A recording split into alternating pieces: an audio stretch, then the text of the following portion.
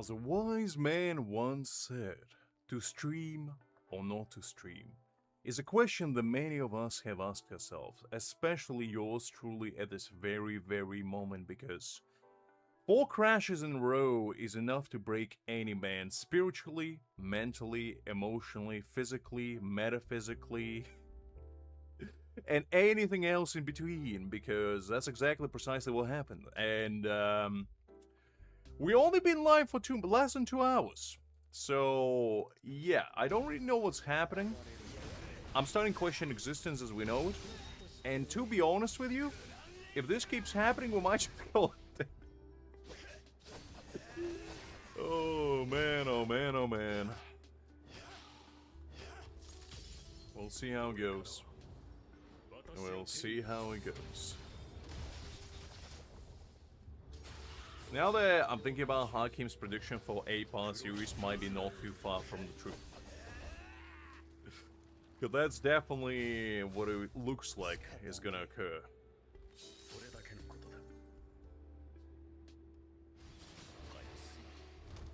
We'll hope for the best, though. We'll hope for the best. That's all we can do. Indeed, Creek. Indeed, we are. But you know what? That's part of life. Sometimes you're cooking, and sometimes you're getting cooked. It's just, you know, the circle of life as we know it.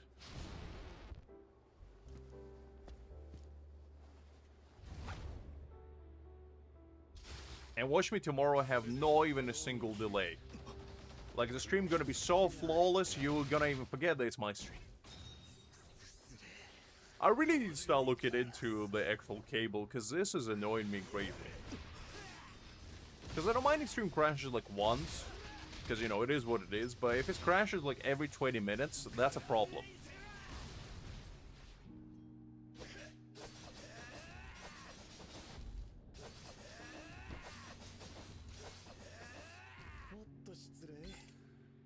Alright, let's go with this one. And let's see. Full assault. No, that's not what we need.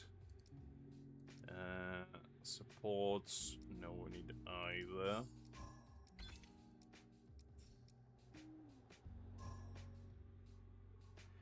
Liz, listen, that's not the kind of enthusiasm I need around here. Unbelievable. Look, I'm just a man. What do you mean, Tan Creek? No. First of all. Second of all, no. Unbelievable. You just guys pray for my downfall, don't you? You don't want me to have fun today. Alright, let's see. Take that. No, we go Fall Creek. I don't know what you're talking about.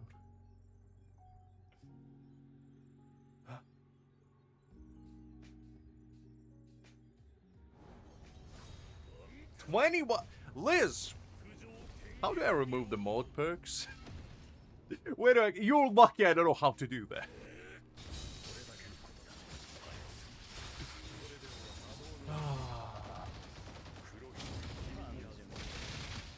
I'll have my time under the sun. You just wait.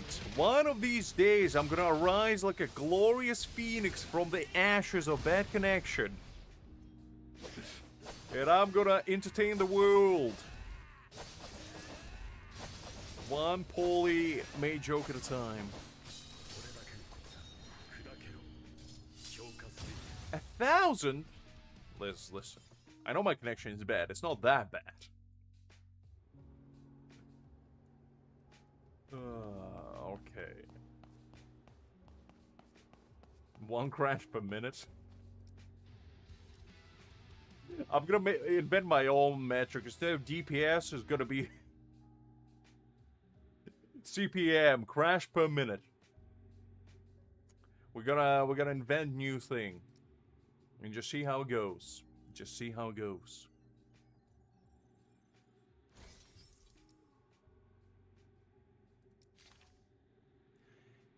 But where else can Liz power trip, Creek? I mean, come on. That's the only place you can unleash your full power. With no consequences inside because I wouldn't know how to revoke it. Hakim, don't get too excited. Calm down.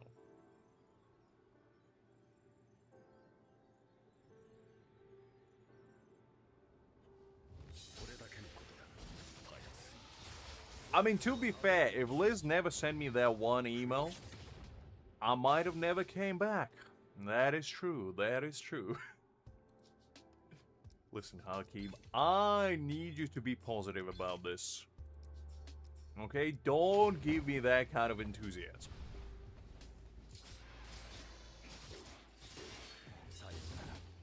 You're welcome. You're welcome. Actually, hold up. We don't need to do this one. Because we already done it. Hold up. No, this is fine already. Because we already done that. I never joke, Liz. I'm always 100% serious. Because we done that already. So now what we need to do is just run this one. Get the tickets out, and then actually do a proper run.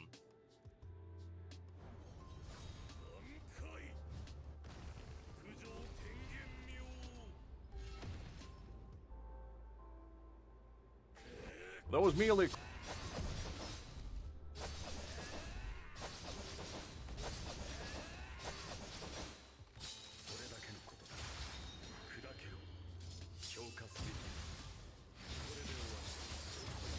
What are you laughing about, Creek?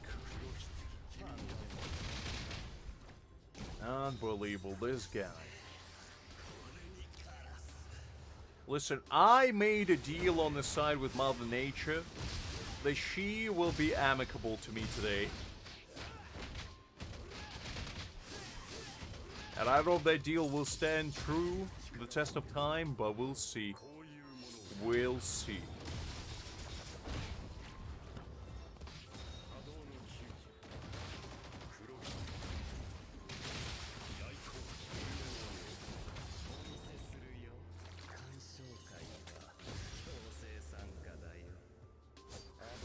Listen, Greek, that just to keep you on your toes.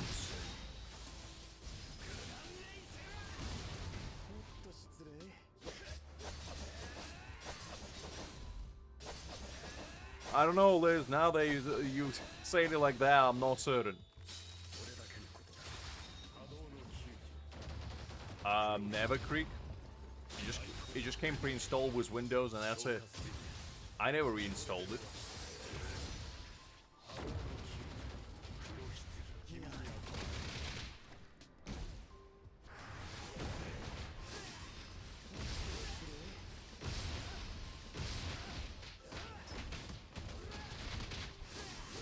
Why would I need to reinstall it, Creek? What would be the reason for that?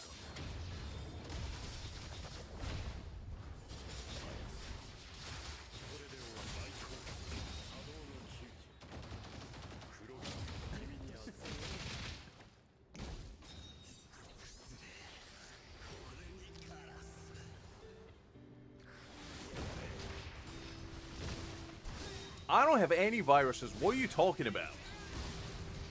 Creek, just because you go on a dodgy website doesn't mean I do.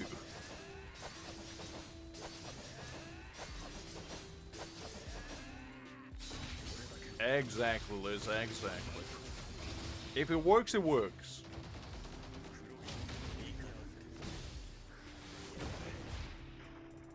Well, neither have I, Creek. I don't like you assuming otherwise.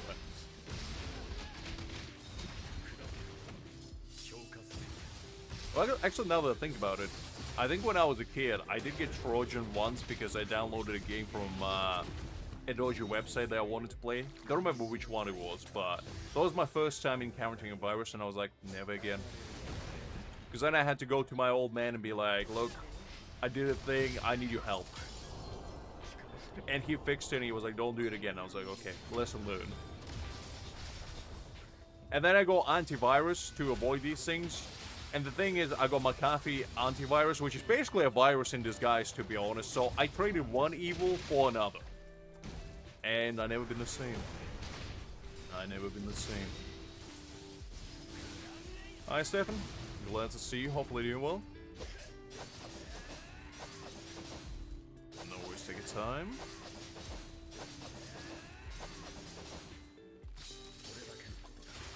I just don't see a point of reinstalling the Windows, because you're wiping out all your data. Why would you do that? If it works, Creek. That's what antivirus checks are for. You get yourself an antivirus, you let the thing run, and if it says you're good to go, you're good to go. That's kind of its whole point.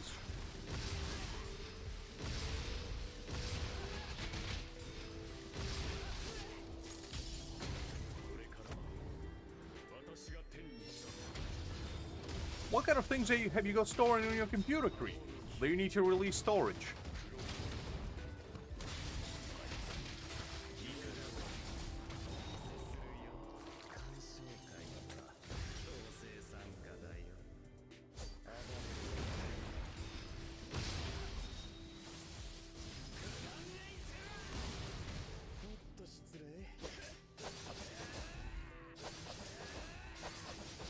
Well, yeah, because it's operating system, obviously it's storage. You can't just have it out of thin air. That's what Windows C is for. Your C drive is your Windows stuff. You never download anything on it.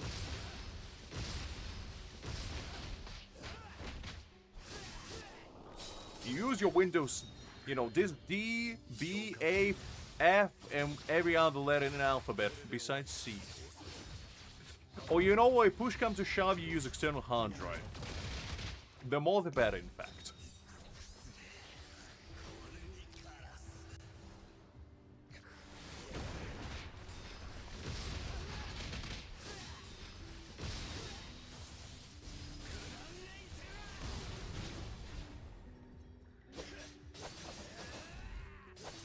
Alright, we go past to stage 10, so the rewards should be bountiful.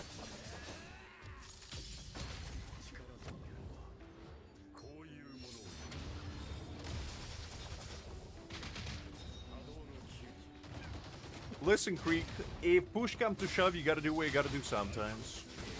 Such is life.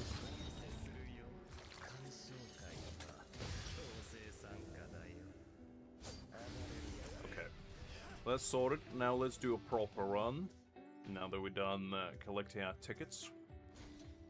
It's a weird requirement to have Aizen and Grimmjow on the same team, but you know what? That's fine. Now, let's do... I'm probably gonna run... Should I try Kisuke? Because now that my Kisuke is pretty good, I kind of want to see if this team would do better than just with Ulquiorra. You know what, just for funsies, let's do it. Why no? Why no? Let's give it a try and just see what happens. We'll run... should we run Kisuke first? Yeah, probably Kisuke first, because his one takes a while to get going. So we'll do that. And let's see what happens, basically. Let's take that one. Alright. I like that at least you're completing your weeklies on this as well, so you don't have to do a separate 2 runs. Because this actually is probably my favorite team, right now at least. I don't think there's any team that I prefer more, for now at least. But something about just having 2 supports and 1 DPS just works so well. I don't know. That's why I'm still on the fence about getting like characters like Ichigo, because I feel like in the future at least, the main strat will be for like high damage. Probably 1 tactical unit and 2 supports. Because having 2 supports just buff your 1 unit just feels better. I don't know. It's fine, Liz, you can run out an auto. If you're heathen, that is. You don't do the weeklies, but you're missing so much. You're missing like 4 standard tickets, Liz. Golly, what would your B6 Ikaku think of you?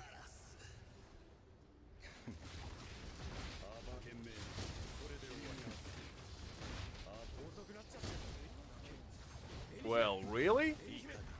Hold up. Thousand Year Blood War exclusive? But didn't they confirm Ichigo was a thrust unit? What do you mean? Or do you mean like in the future? Because, that would be interesting.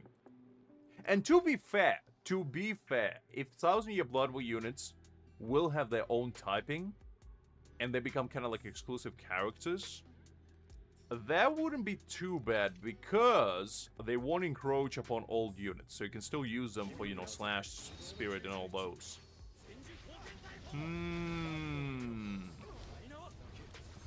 Just run it on auto, Liz. There's literally an auto function right here. You press it, and it does it for you. You don't have to press a single thing. Just leave your phone for like 10 minutes, and it'll do it for you. Golly. The boundary ascension.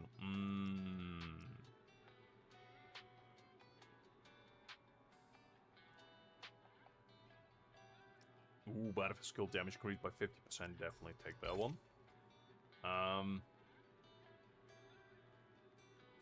Boundary ascension of support units, yes please. That would be good. Okay.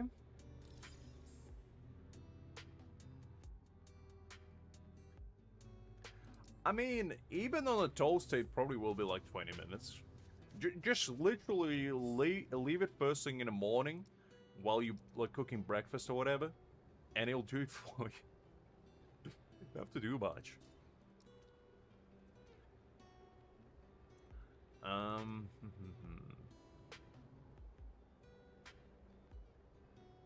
Ooh, this one might be nice.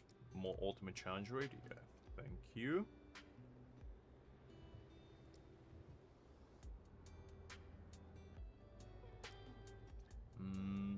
All attack type penetration increases by 10%. We'll take that.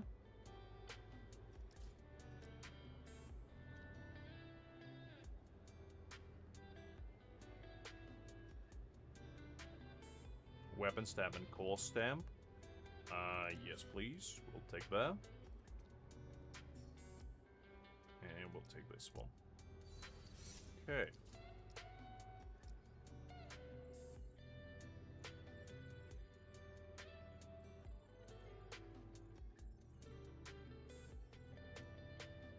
Liz, you literally just don't have a reason not doing it besides you don't want to. Just say you don't want to do it, it's fine. It's okay, you don't have to, but I'm just saying.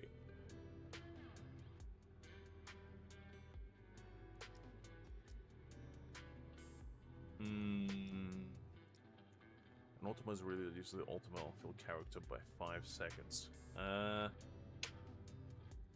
could be a good one. Let's see, do we have anything better here?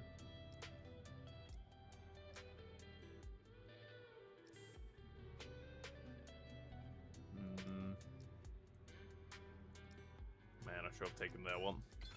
Oh well, it is what it is.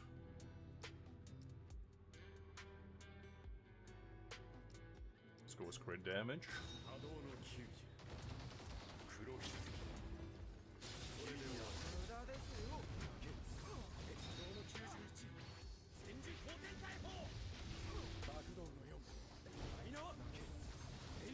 I mean, fair enough, Liz. As I said, you just... if you don't want to do it, it's absolutely fine. Nobody's gonna force you. It's just, you know, you're missing out quite a big chunk of rewards.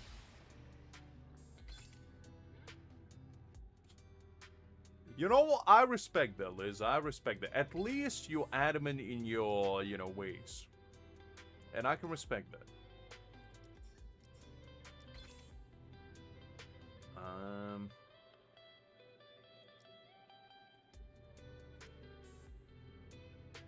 Damage taken is worthless. Dojo increases the on-field character. Okay, let's go with this one. Creek, do you think I got time to do even my own? The only time I got to play games is on the weekends.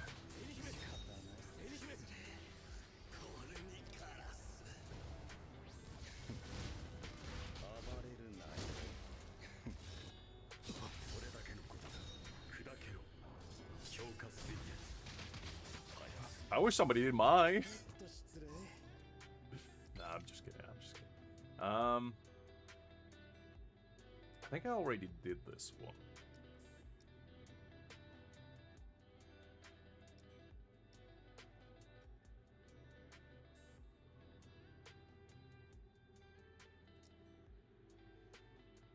Okay, let me take a peek. What did I have? Maxed out weapon stamp and maxed out boundary ascension. Of the supports. Oh, okay, so it wasn't Aizen's. Okay. So yeah, I do need then all of them. Yeah, because this is weapon stamp and core stamp. Okay. Yeah, because this is ultimate charge, which would be nice. But to be honest, I want my Aizen in B6.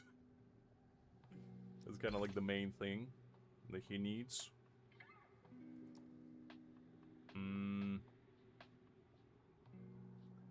I probably will get this one. Not that it would be good, but it's fine.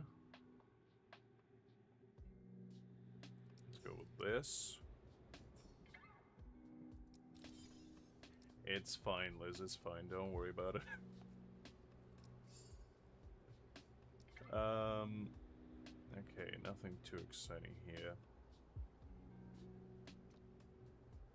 And damage day by ultimates, yeah, that's not really that great to be honest, but let's see, anything else exciting here? Healing, yeah. I guess let's take this one because 5% cooldown reduction is pretty decent. It's not too bad. And let's do this one.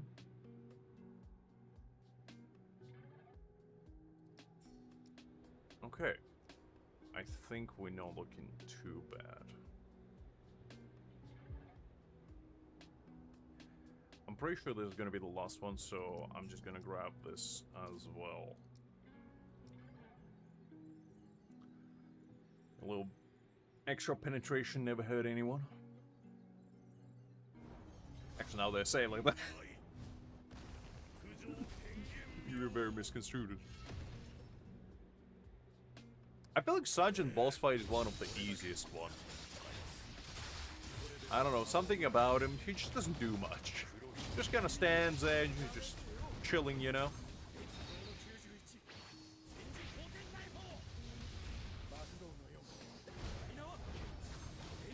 Why are you both turning British? What was the bro? What's with a random bro all of a sudden, huh?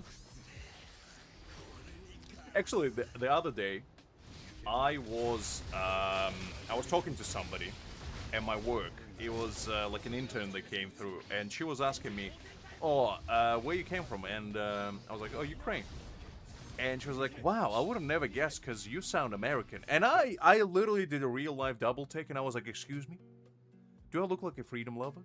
Because if I do love myself some freedom, but I don't come from the Eagle Land. Thank you very much." And I just don't get it. You see, I don't get it. Do I sound American, guys? Tell me how it is. Tell me straight. Do I sound American to you? Do I sound like freedom is coursing through my veins? Do I sound like if the oil is mentioned, I'm there? Do I or do I not? Yes, Creek, you absolute heathen. Hi, this is Advic. Glad to see you. Hopefully you're doing well. Good, Liz, good. At least I can trust you. Creek, I can never trust that little man. Full of deceit. Prayed for my downfall. Sadvik, I thought you were the only man I could trust in this world, and this is how you do me. Unbelievable. I don't have a strong accent, to be honest, but I don't sound British. That is absolutely correct, Sadvik. I can vouch for that, but call me American is like, come on. Do I look like I overpay for healthcare? No, I get it for free. As Lord intended.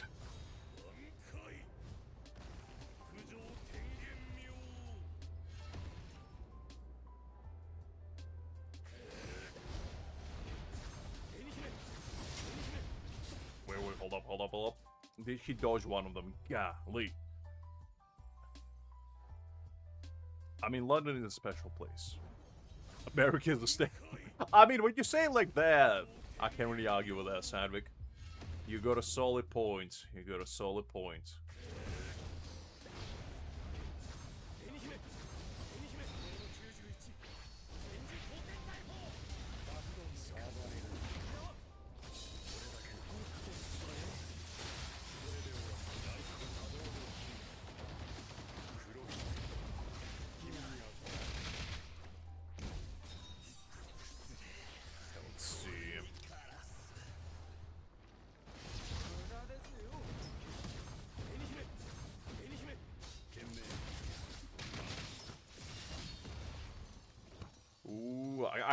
I completely forgot that he actually even does that, to be honest. That's how long it has been since I actually fought him properly.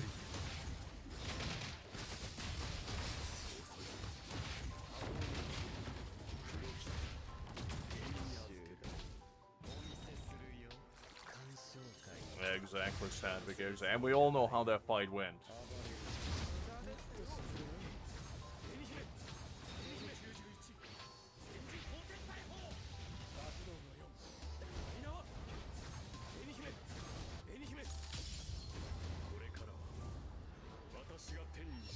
America's no. I don't know about that, Liz. I don't know about that.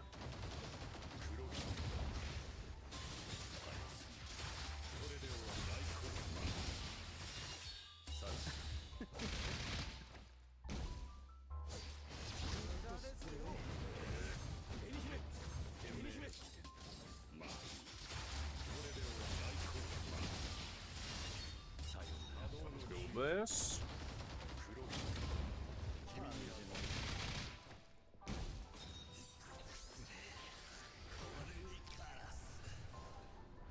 If Uru is a new typing, I will probably get him then. Because that's, I feel like, is the only way that man has a chance to be summoned for. Because otherwise he's probably going to be the least summoned for unit in a hot while since Kenpachi.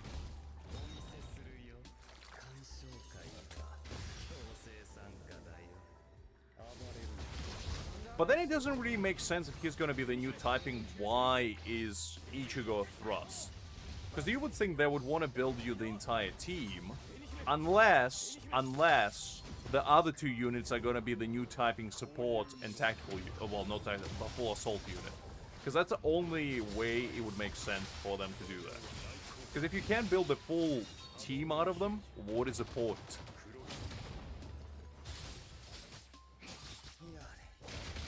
Okay, let's see.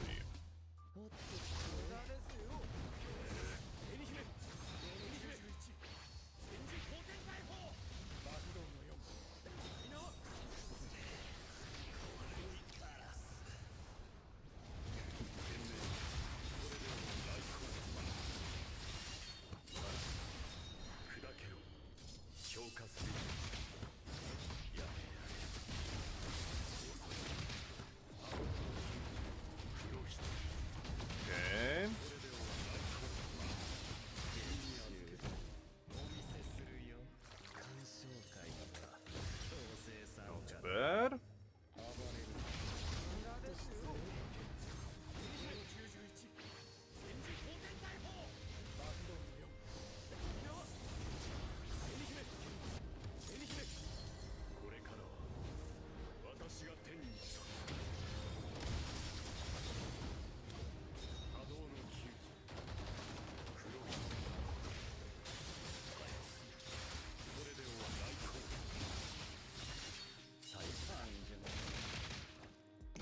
Man, the damage feels way lower than the first stage.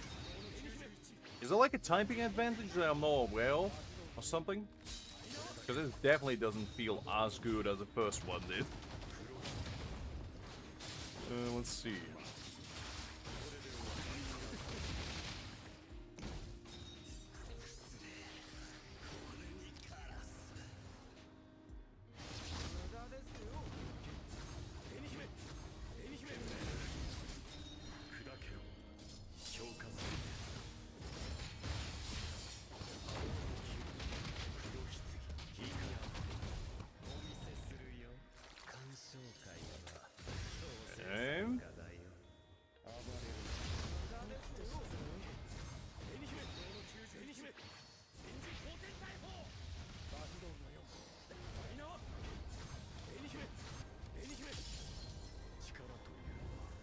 I'm not sure, Creek, to be honest. I'm not well versed in religious stuff.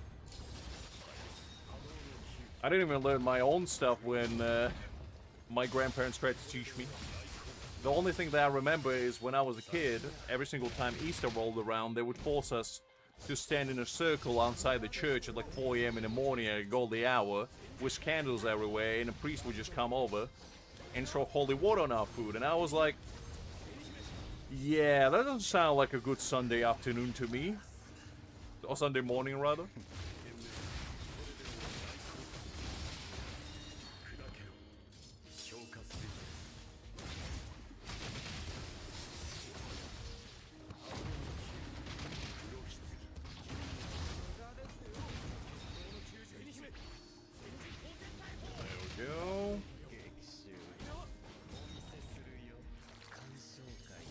I mean, Angel probably knows.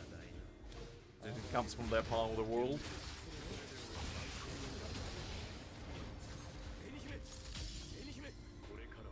Let's see.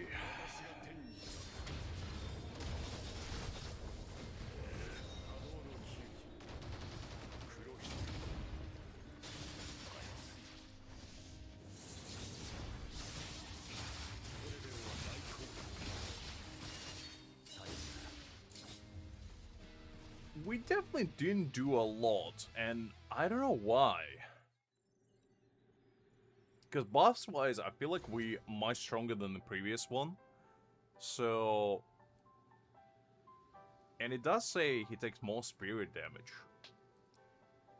So I just don't know why...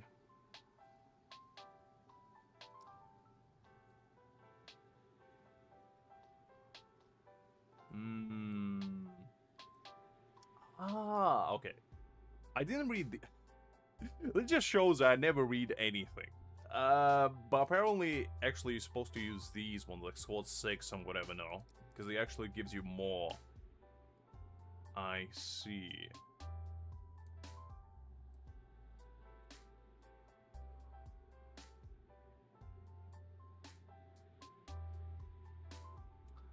Okay, that makes more sense. Listen, Liz, what do you want me to do? What do you want a man to do? Do you want a man to read? Because that's not gonna happen. Or do you want a man to play the game? Because that's barely happening already. Look, I'm the man of dedication, perseverance, and unyielding charisma unlike any.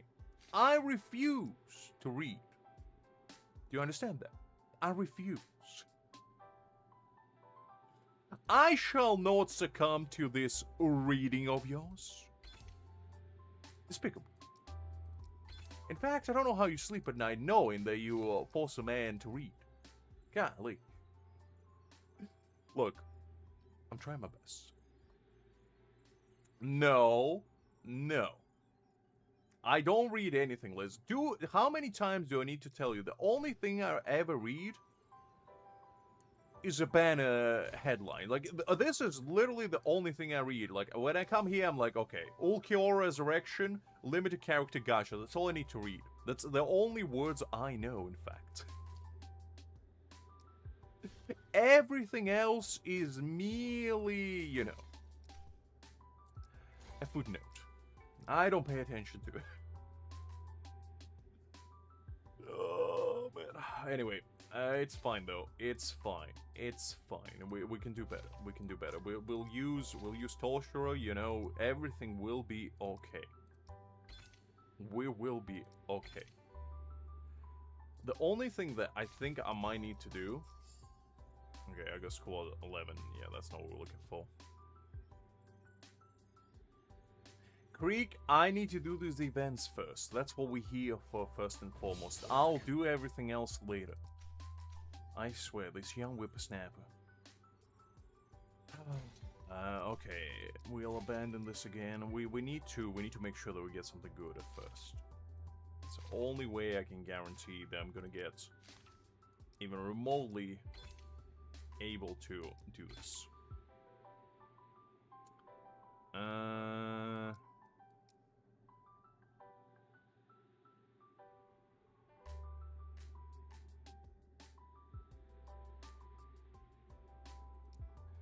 Let's probably go with this one.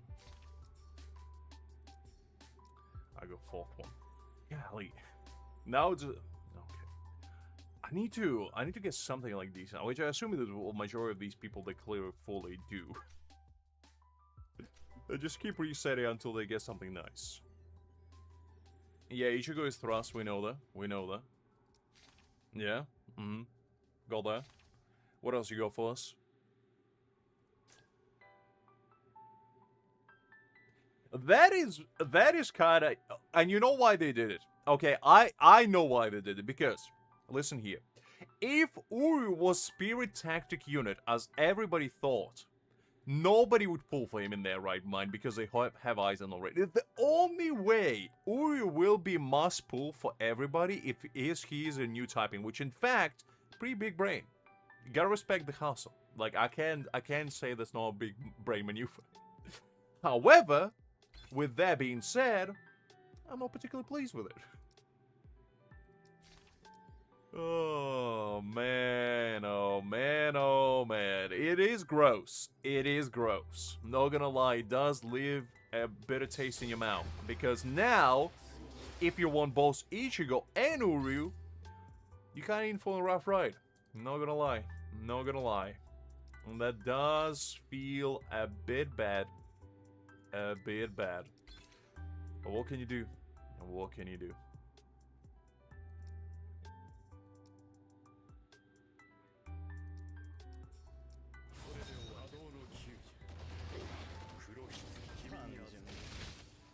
Well, that's what I'm thinking as well.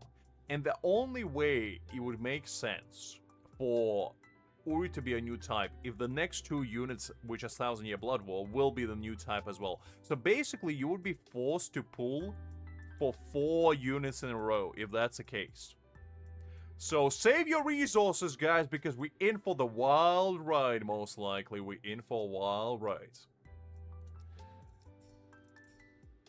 Exactly. Exactly. As he should be, Hakim. As he should be. I think they do, Liz. I think they do. Well, the thing is, I'm still hopeful because I still preying on the idea that it's gonna be like an jack of all trades kind of typing. So you know how in a lot of gacha games, there are no like hoyoverse and whatever, they have like light, dark, stuff like that. And I'm just hoping that the new 5th typing gonna be basically, you can put them in any team and they work. And they bypass the debuffs that every single stage has. While not gaining a buff if, you know, if it's a specific typing, like let's say thrust 20%, they're not getting that. That's the only way I feel like it would make sense for it to be a new type and for them to avoid a massive backlash. Otherwise, if people are going to be forced to pull for 4 units in a row, that's going to be rough. And I will do it because, you know, I want to make good stuff for you guys and just for the sake of content. But if I was free to play, I definitely would be kind of peeved. Not gonna lie. I would be pretty peeved about that.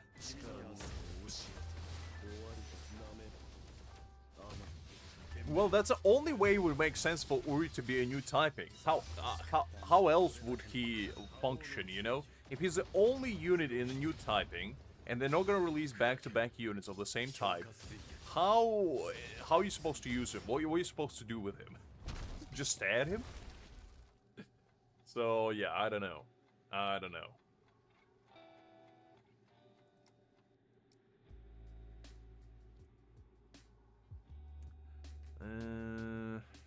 I probably will use...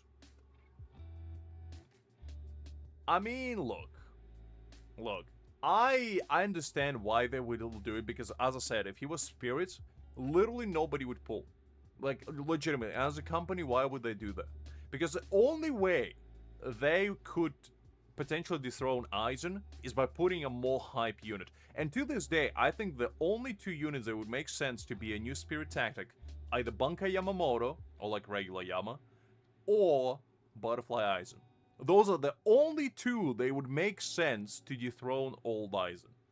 And I feel like considering they're rerunning Aizen every single, like they're already rerunning 5 times. Like 5 times. Literally the most rerun unit in the entire game. Why would they stop? Because people are still gonna get it. Rugia Bankai, I mean, maybe, I don't know. But personally, I wouldn't be that excited for it. But I understand if some people are. Alright, let's go with this one.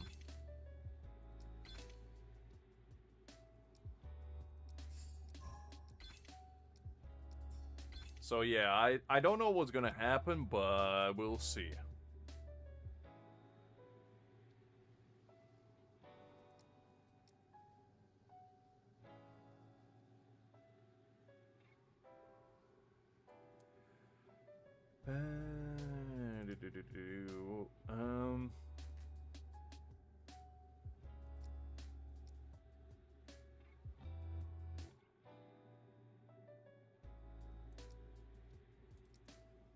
Let's see, let's go with this one, I guess.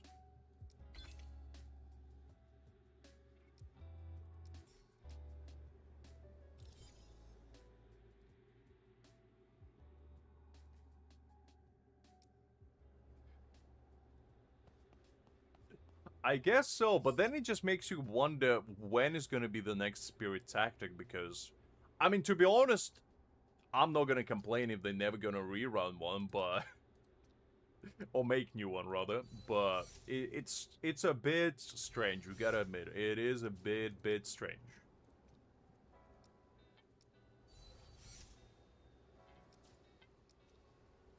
Okay, let's go with this one.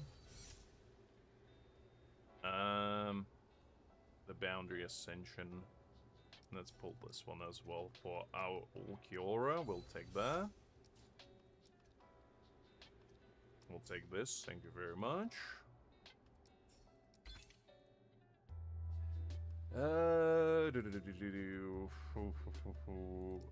Let's go with this one. Okay, I'll save it for now.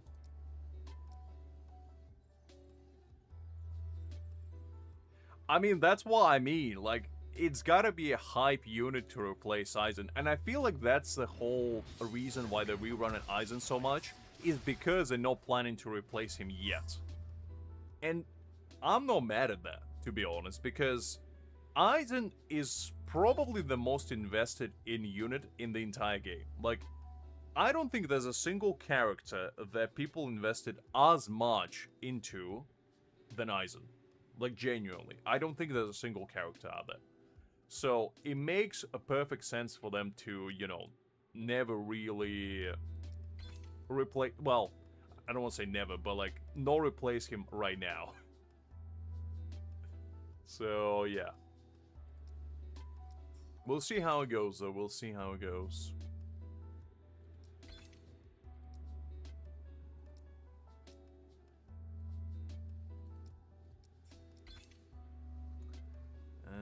Okay, nothing too exciting here. Ooh, we'll take that.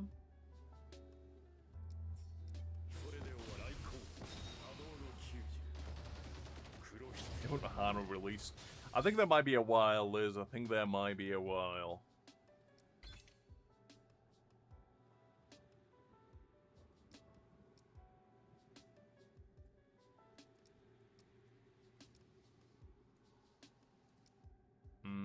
Let's go with this one.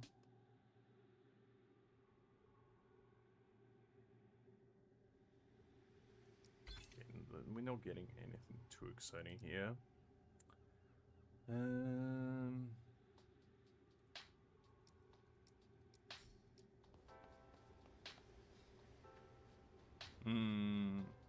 I mean, it would make the most sense for us to load Ichigo to be Slash. So, yeah. It would make the most sense, at least. I just don't see anybody else being, like, a Slash DPS before him. Because some people speculate that he was going to be Strike, and I personally just don't see it, because why would they double up on the same typing, with the same, you know, role, for 2 anniversary units in a row? It just wouldn't make sense, to be honest.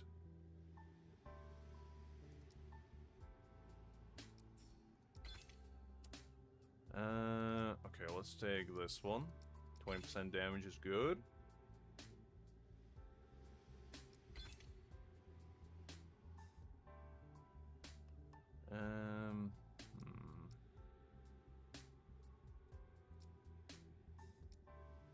Ooh, this is good. We'll take that. 25% attack damage. That's pretty good. So yeah, I don't know how I feel about the fact that Uri will be a new typing.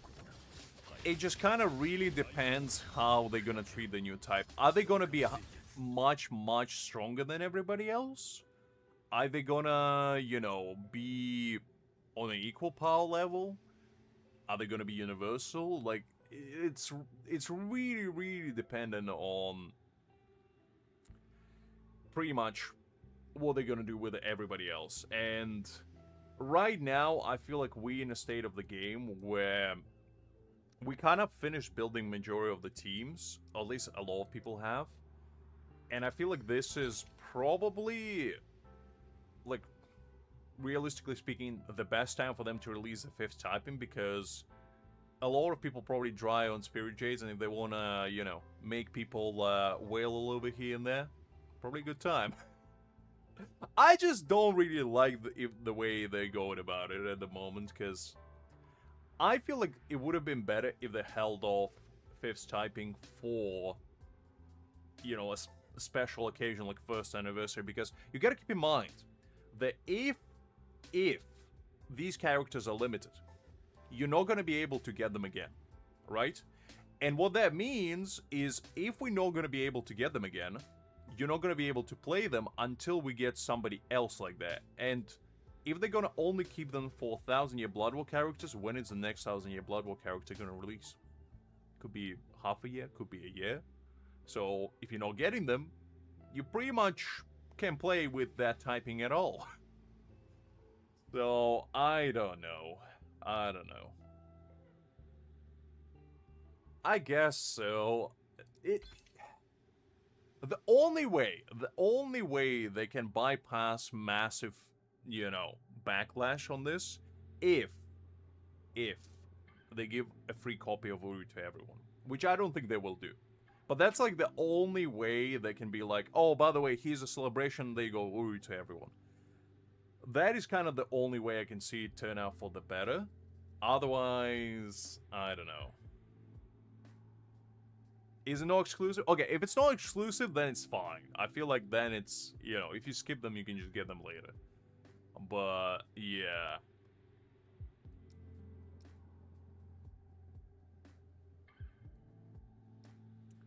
Ooh, this might be good.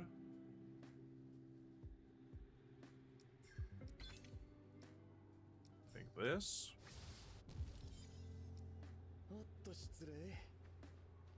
It's a collab with Bleach. Listen, they're collabing with themselves, Creek. It's like Bleach Brave Souls back in the day used to collab with not 1000-year, blah blah. Burn the Witch, and Kuba is the one that made Burn the Witch, so it's basically Kuba collabing with himself, which I always found pretty hilarious. But you know, it is a collab, Creek, and don't you disrespect it. Don't you like collabs? Oh man, oh man, oh man.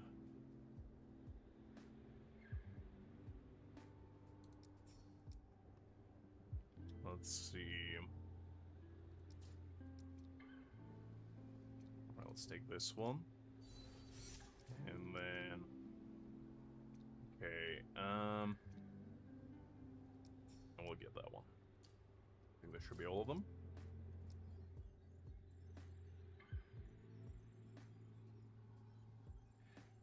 Look, I feel like there will be transparent whether it's going to be basically one and done, or if they're going to be permanent characters. For the longevity of the game, I hope they're not going to make them exclusive, because exclusivity usually causes more problems than issues it solves.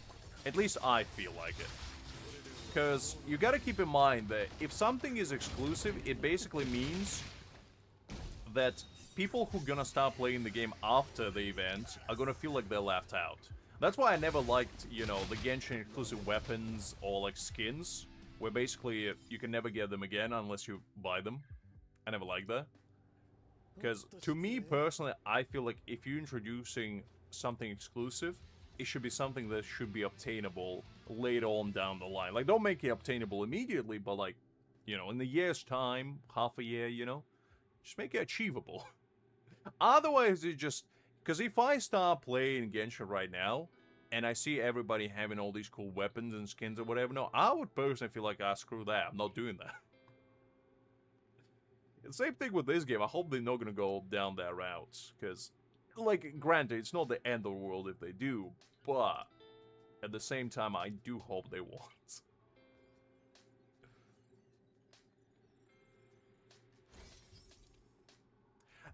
I mean, rerun after the 1000 Year Blood War story would make sense. I get that. I just hope it's not, like, exclusive basically as in one and done. Because if it's one and done, what it's going to do...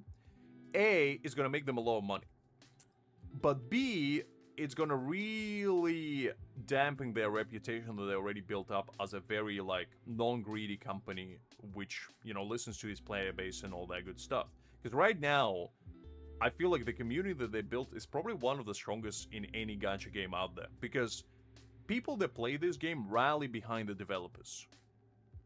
Tremendously. Like, I don't think we ever had, like, any sort of drama in this game, to be honest. Like, I'm trying to think, the only time where people were a little bit upset was like corridor keys and the fact they were so random.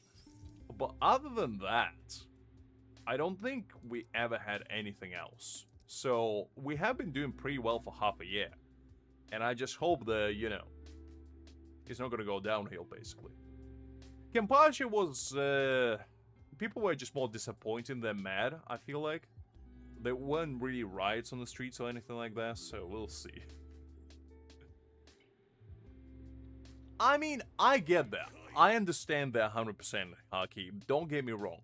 However, I feel like exclusive stuff should be skins. You know, the skins that we have right now, you can't get them anywhere else besides playing the game. I don't mind that.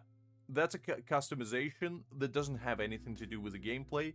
It's fine. Like, if in the future somebody want to join and they want to have, like, I don't know, Ulquiorra skin or Soifon skin, tough luck that you can't get it. It is what it is. However, if it's something that influences the game entirely, like a new unit, new typing, I feel like it should be available to get. Simply because otherwise you're not going to have an option. And if you don't have an option, how are you supposed to even, you know, compete with other people at that point? Because nowadays, you know, the new player is already struggling, I feel like, quite a bit. And the fact is that if you start playing right now, you most likely will never catch up to people who started playing day one. It's just not going to be possible, unless you get every single unit B6. Like, even as a whale, I feel like you will have a hard time catching up to even free-to-plays. Given with time, obviously you will, but for the most part, it will be extremely, extremely difficult to do so.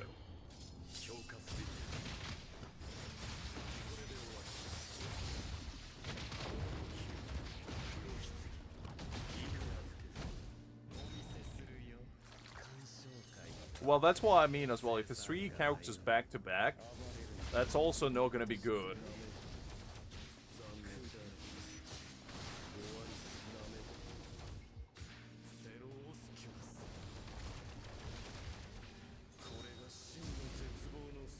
I don't, Liz. I don't know what you're talking about. I'm as unBritish as it gets. Just because I like to partake in afternoon tea doesn't mean I'm British, Liz, okay?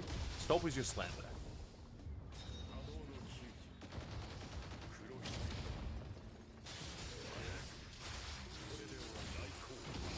Well, that's why I said I feel like if he is spirited, it's gonna make them a lot of money because a lot of people gonna get him just from the fact that he's a new typing. Even people that don't like Uri will get him. It's basically gonna be, you know, like Mayuri 2.0, because a lot of people, like, how many people were excited for Mayuri? Probably not a lot. And then people saw that he was one of the most broken supports, and they're like, well, I gotta get him. Because you need him in, like, strike team, you need him in thrust team, you need him for Kenpachi. Like, who do you not need him for is a better question.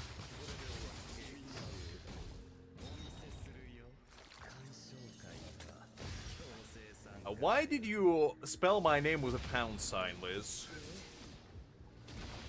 Don't say my street name that casually. Unbelievable.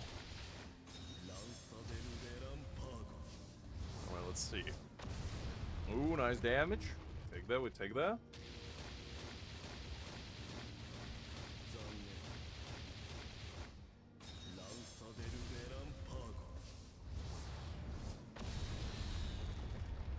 Exposing me like this. That's gonna be my rapper name in the future. Okay, don't you be laughing too much, Hakim. When I conquer this world one mediocre song at a time, we'll see who's gonna be laughing next. I will not be changing, thank you very much. My rap career can wait.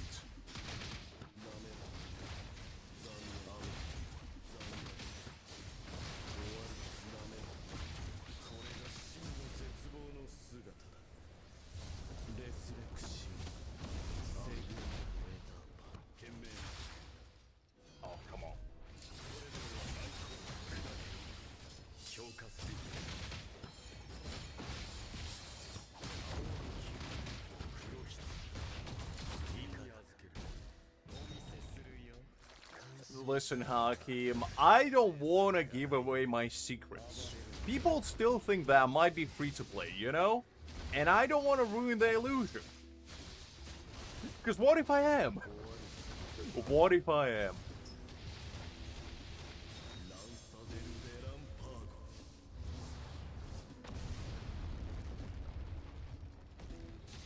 I don't know, Liz, I don't know. I'll find a way.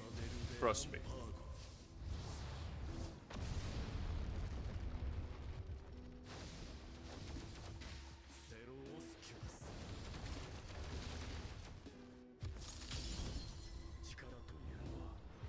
Cheese indeed. Hakim, cheese indeed. That woman has horrifying thoughts in that head of hers.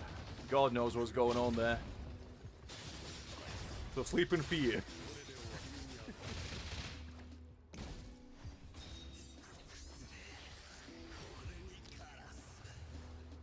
I don't know, to be honest. Because the whole point was the fact that I'm not gonna summon on my main Furyu, but now that I know, well, we don't know 100% obviously, but we kind of know that, you know, Uryu might be a new typing. All my reasoning basically going outside the window now, and I don't know what I'm gonna do, to be honest with you. We'll see though, we'll see.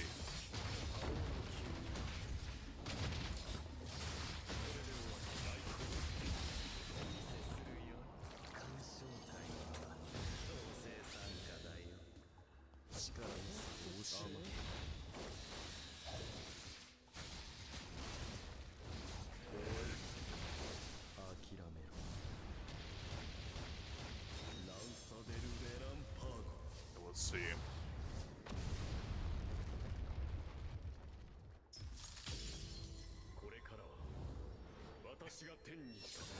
I don't know, Liz, I don't know. We'll see how it goes. I trust you, but I don't trust myself.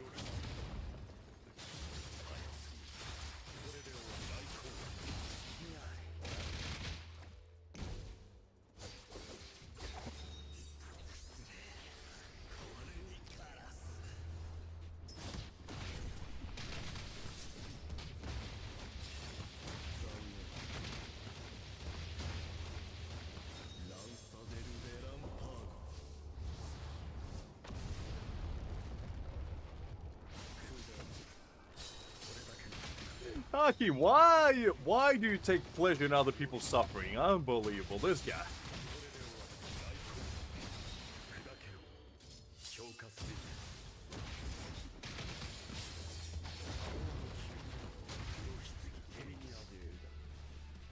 Okay, I got 13 million. Not the best performance ever, but it's fine. This one's definitely harder than actually the Rango one. But You know? We didn't do too bad, I guess. We didn't do too bad. Alright. Let's see. Should we run it back again? You know what, let's do some other stuff for a bit, and then might come back later. Because I'm gonna do this on my free-to-play anyway. As well, so we'll see that again plenty of times. I actually need to do my deadlock as well. Let's do deadlock first.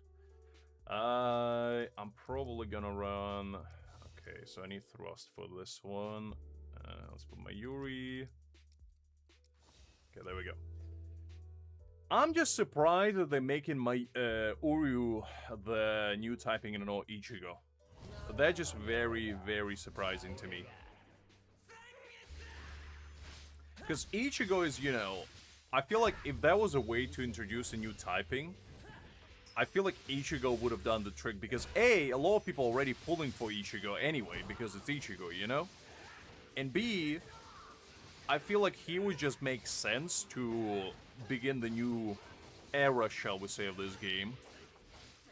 But with Uryu, it's like, man, I guess so, but that just makes it a bit more scummy in that regard. Because, I don't know, if Ichigo was a new type slash DPS, oh, not slash, but the new type DPS, right? Uryu could have been the new type tactical unit and just give, like, whatever supports, we could have put Kisuke in there, you know? Like, don't even need to give us one. But, yeah, I don't know. It just, it's a strange thing they're trying to pull, I feel like.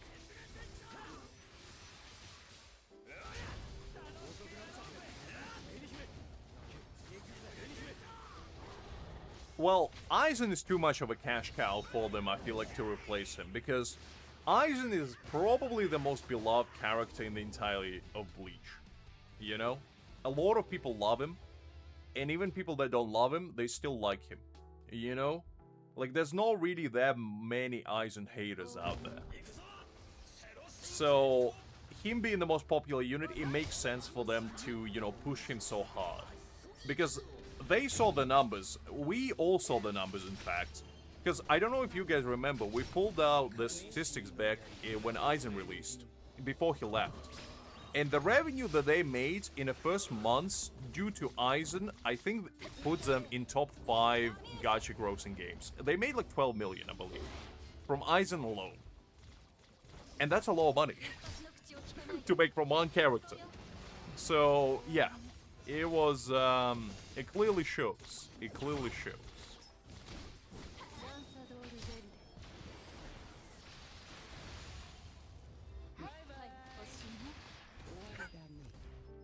We all had a good run, huh, Keem? We all had a good run at being free to play. Look, Creek, it's fine. Just don't stress about it, you know? At the end of the day, even if you can't pull the units, I feel like, actually, now that I think about it, okay, let's think about it logically.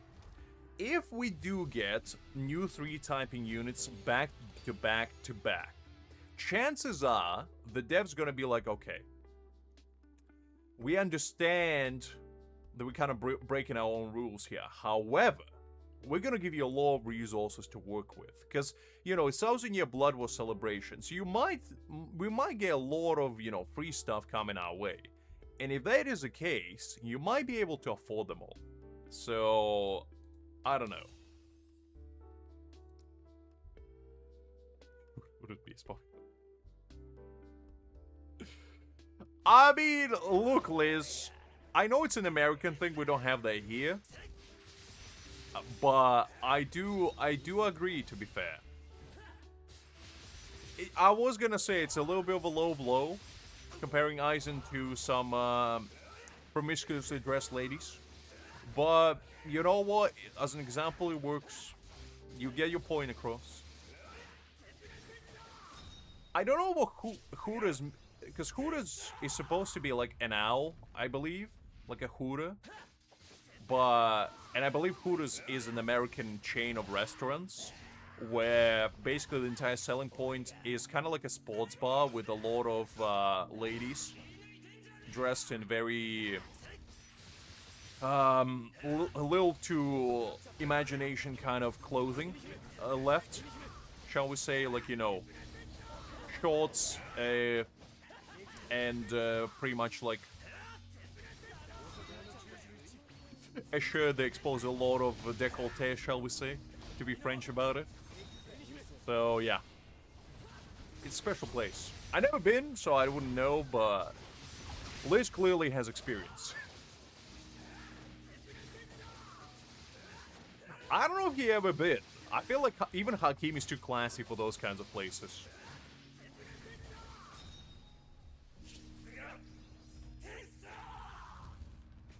But then again, you never know. You never know. Well, you spoke like you did, Liz. I'm just saying. I'm just saying. I'm not pointing fingers, but you know.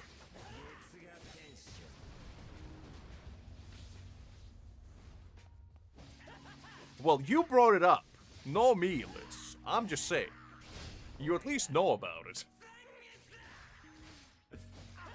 I just imagine Liz on a casual Saturday afternoon with her harem. In Buddha's just sitting out, eating some boneless chicken wings, having the time of her life.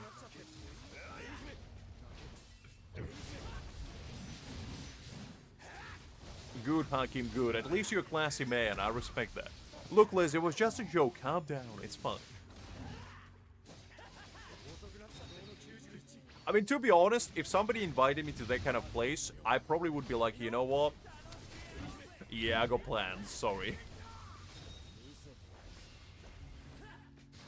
Because, like, I just don't like the idea of mixing, you know, food enjoyment with scandalously dressed ladies. I feel like that shouldn't be hand in hand, you know? You should enjoy both of those things on separate occasions if that's what you're into. Not together. It's like that thing that I told you about before, you know? Where in very, very, very fancy sushi bars, sometimes you have a service of basically eating your food off of a naked lady. And you think I'm joking. I'm not. There is a service that you can acquire if you pay enough. Is basically what they do as a lady coming in, laying on your table, and the chef comes over with a sushi boat and just starts putting food on her body. And basically what you're supposed to do is just grab your chopsticks and hope for the best. I never experienced it personally, but I know some people that have, and they said that was quite an experience. Quite an experience. So, yeah. I don't know.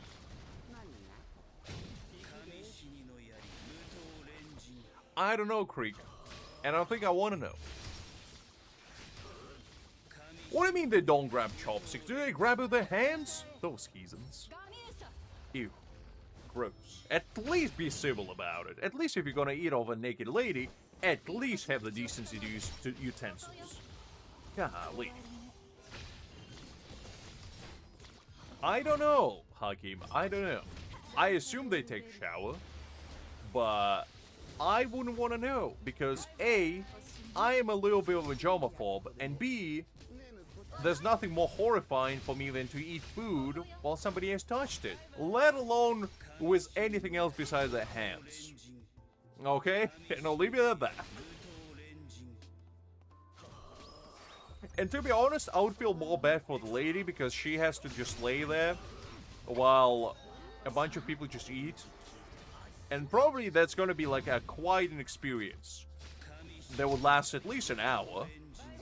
And, you know, the cramps are going to get the best of it, I tell you. Because I can't lay still for an hour. It just ain't going to happen.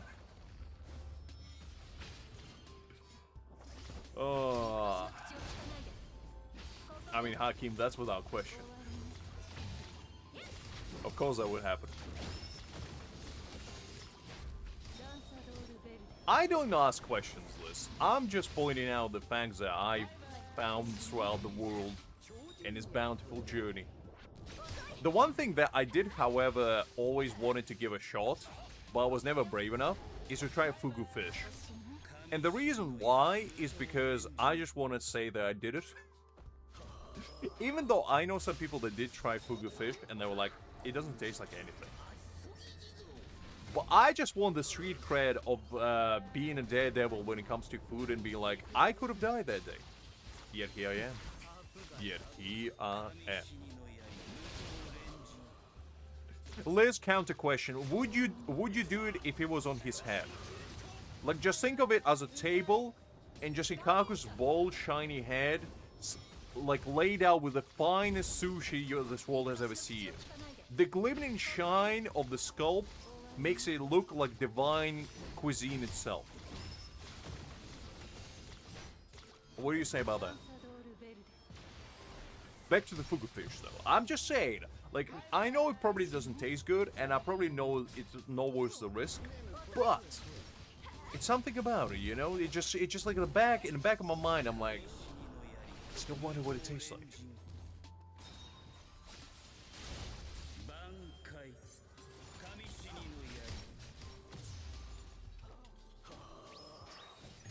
And it's not the fact that I wanna, you know, get isekai while eating food. That's not really the case. It's just the fact that I wanna know how it feels.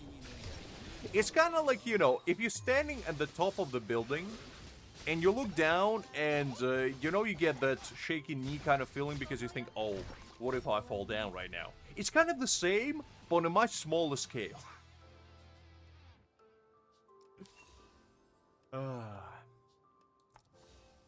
So anyway, who wanna join me?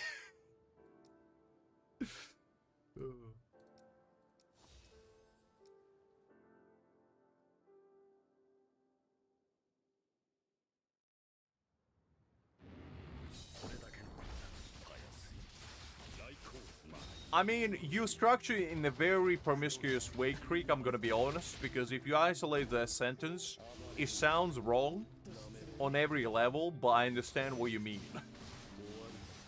I would just use a different word instead of finished, but you know, that's a word you used. I would assume they take a shower. Listen, if I have to eat of somebody's body, the least courtesy I expect is for them to take a shower. At the bare minimum, I mean, come on.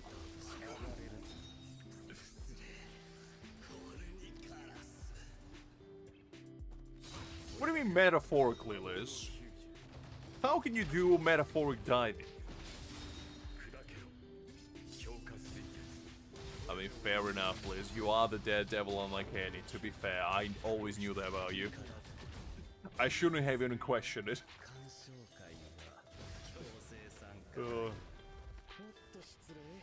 That's why, if I ever have to okay, I would never commit a crime. But, if I ever had to, Liz would be like, you know, my right-hand woman, and Greg would be my getaway man. While me and Liz will be scrambling in the bank, you know, in the vault, trying to unscrew the screws, you know, combining our one powerful brain cell in order to find out the way inside, Greg will be standing outside, you know, drinking a bottle of Corona or something, and just keep honking at us, being like, guys, hurry up! There's a new episode of SpongeBob I need to watch. And I'll be like, man, so do I. We got business to do here. We're on a tight schedule. So, you know, me and Liz would break the door, you know, put some C4 on that bad boy, break in, take a bunch of comically oversized money bags, stuff them in the trunk, and, you know, Greg would, in his infinite prowess, would drive us in Eastern European roads, where it's more holes than roads. It's gonna be a very bumpy ride, I tell you what. You know, police cars from every direction. It's basically gonna be 5-star GTA style of escape. Helichoppers on the right, left, center. You name it, there's helichopper there. And all it would take is for Greg to make a tactical maneuver to swerve into a ditch. And our adventure ends before it even starts. And then, you know, we're gonna assimilate, become one with the corn, and become corn people. As we know it, our true destiny.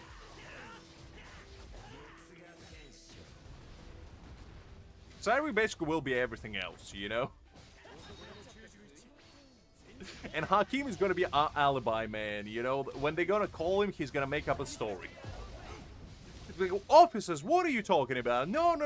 They weren't robbing a bank yesterday. In fact, I have photographs right here where we were, as a group, together in a nearby Hooters, just assessing the decor, because we really like 19th century decorum that they have going there. And here is the pictures of us doing so, in fact. Like, that deer head right there, when you can see it, such peculiar. I'll tell you what. Listen, Liz, we gotta put the location where everybody can be realistic. Because what are the chances they're gonna go and check?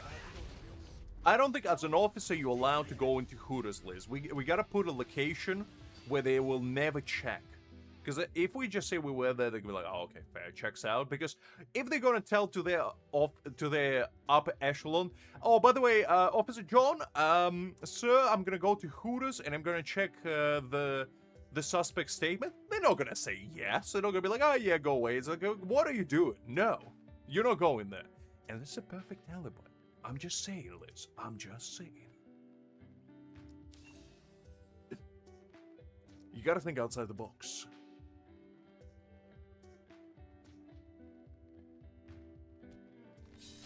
Good, Creek. Good.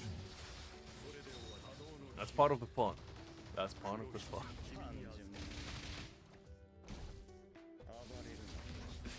You can join Creek in making an alibi. Hakeem.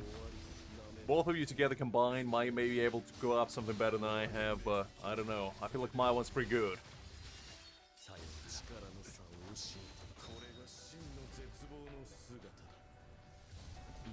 What's next? Well, obviously, when the law officers refuse to go and, you know, search, they're gonna be like, okay, I guess you're good to go. After that, we take all our money, we go to Las Vegas on first charter, you know, first class and everything. And basically go to the biggest casino we can possibly find. Go inside dressed up in a nice Man in Black kind of outfit, you know, sunglasses and everything. Go to the nearby table, surround the croupier, and basically just stare him down while pulling all our money together and putting it all on 21 black. After that, as I proceed to stare them down, Hakeem, out of the corner, goes to croupier, knocks them out, swaps in their outfit, sits in a table. While all that's happening, there's going to be total blackout, which Cypher is going to organize. So basically, it's going to be like, you know, a little swipperoony type of situation. The next thing you know, Hakeem's sitting there. We give each other knowing nod. He gives us royal flush. We win big. And we escape into Horizon, prancing, holding hands, on a beach in Santa Monica Beach. Never to be seen again. I feel like that's a perfect ending, if I do say so myself. There will be some other adventures along the lines, but you know, that's a kind of gist of it all. No. No. You can only wear the tux, Liz. Dresses are not allowed. You gotta look menacing. You can't look menacing in a dress. It just doesn't happen. You gotta wear a nice, tailor-fitted, bespoke suit. That's the only way you will command respect, Liz. You know it. Alternative, you can wear a full suit of armor. That is also an option. You have between those two. Whichever one you decide is good enough, I guess. Because I know I'm showing up in a knight uniform, you know? I'm gonna pull up like looking like a shogun himself. Full samurai attire.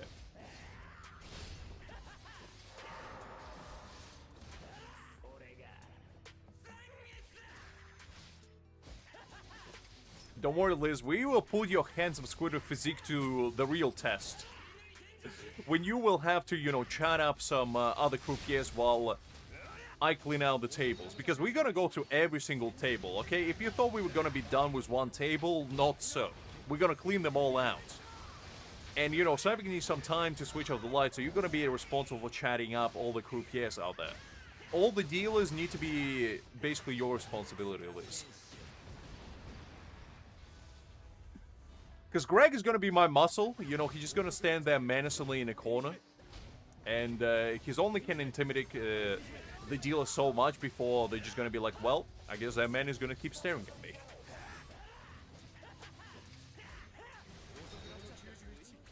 Listen, Liz. Sometimes you got to make tough choices. And if you want to assert dominance, there's only two ways. Either full suit of armor, or showing up butt naked. And which one would you prefer? Tux is a strong assert, but it doesn't assert as much dominance. You know it and I know it.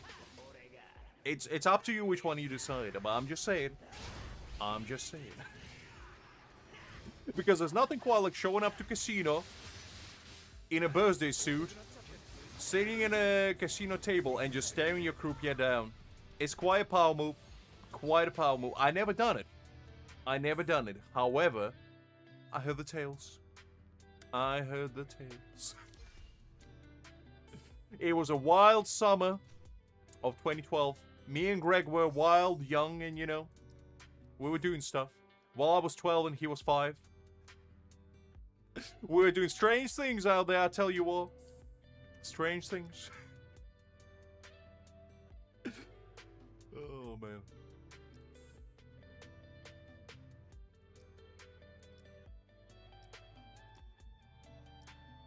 Alright, let's see.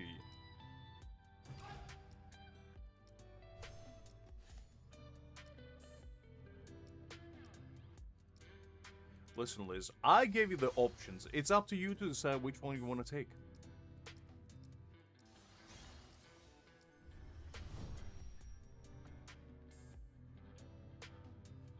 What do you mean I'm your biggest hate? I never hate on anybody.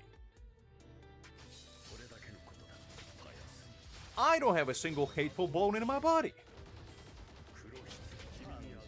What do you mean I be you all? I would never. I'm the most kind, heartwarming, docile individual you will ever see.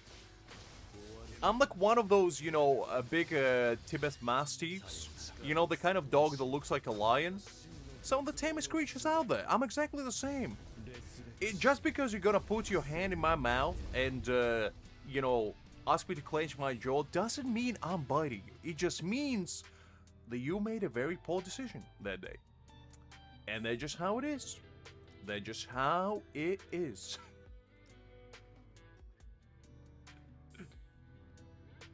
Yes, I do, Liz. Yes, I do. Listen, I wanna look stunning that day, okay? And nothing gonna make me look more stunning than me rolling up in like 20 karat gold dress encrusted with diamonds.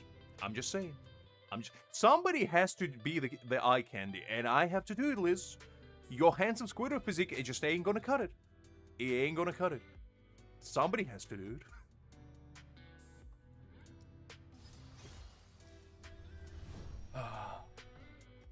It's okay, Creek. We all rusty. We're gonna get back to our game. Get back to where we belong.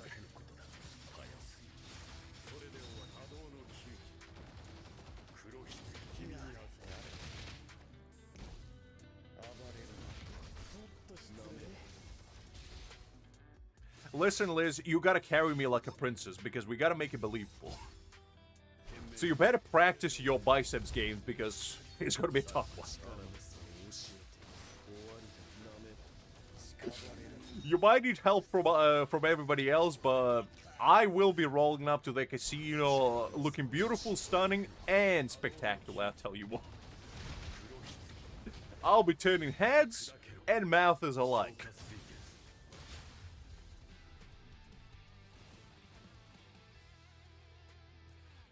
Listen, Creek, you gotta do what you gotta do in this life. Not everybody's cut out to be a criminal, unfortunately. You gotta make do with what you have.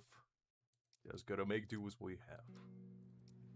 Alright, what do we have here? Strike one. Okay, let's do this one.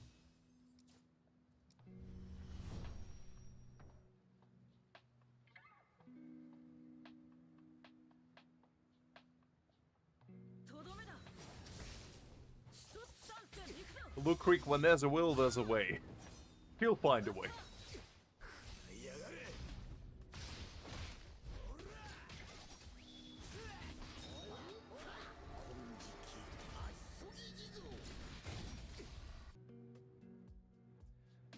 Oh man, did we disconnect again? Don't tell me the stream crashed. I swear if the stream crashed again, I'm gonna say some very strong words. And you're not gonna like it. Oh no, we're back. We're fine. We're fine. Anyways, I was saying. I'm back? Okay, good. That's what I like to hear. That's what I like to hear. I said say some strong words, Liz. Which, you know. You don't want to hear me say frick. I tell you what, if I say it, the mount is start collapsing.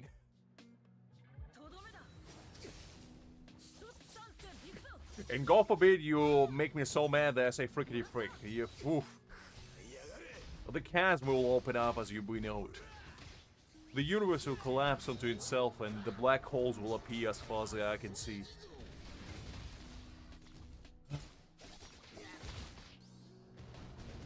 It's gonna hurt like an absolute butt cheek on a stick, I tell you what, Liz. I tell you what. You want me to make me sound... Look, I don't think I have actually a mad voice. But I guess the most I can do is... Frickety frick! Kinda like Beavis and Butthead, I guess. I don't have a mad voice, I don't know. I rarely get angry, to be honest. Which is a price I pay. Right, let's do this one as well. What do we have here? Okay, we got thrust.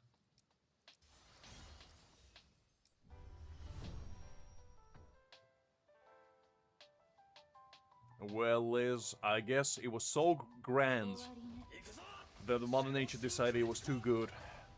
So I shall never see it, I guess.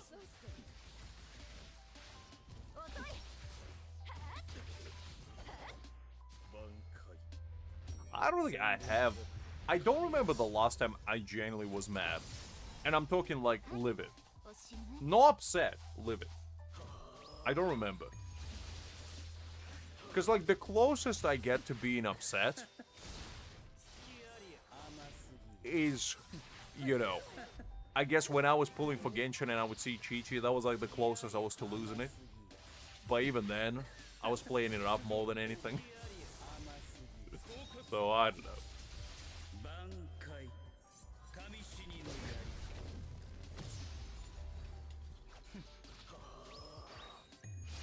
I think so, Hakim. I mean, I just feel like being angry is just not worth anybody's time. I like being angry joking, you know? Like being a little bit peeved, shall we say. However, being genuinely mad, it just, I feel like it's not good for your health, it's not good for your heart, it's not good for your mental state. It's just not good. So why would you do it? You know? I don't mean you need to be happy-go-lucky all the time, but, you know, just gotta do what you gotta do. I'm pretty sure if Liz was mad, we would feel it. We would feel the tremors in the ecosphere. Reiatsu would be so strong, we would feel it all the way from the other side of the world. It's gonna be fee-fi-fo kind of sounds coming out of nowhere.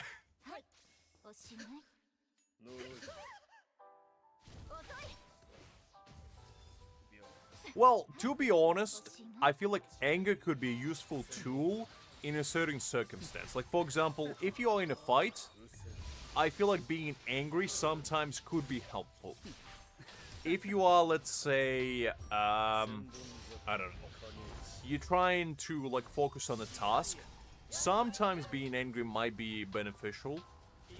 However, more times than not, it's just gonna make you feel worse. So, I don't know. There's definitely, like, circumstances where it could be beneficial, as I said, but in 9 times out of 10, that's not the case. Because, like, let's say, hypothetically, if there was an event in Neverness to Everness that involves scratch tickets, and let's say, hypothetically, there was a very, very silly Eastern European man that thought that he could make it big and win a lot of money from it. And let's say, hypothetically, he did it 4 times in a row, well, actually 3 times in a row, hypothetically, obviously.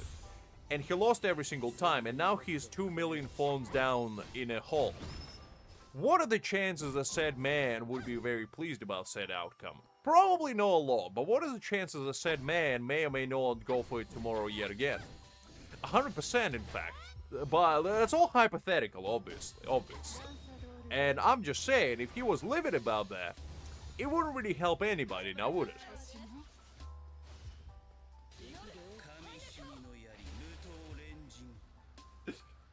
So, yeah.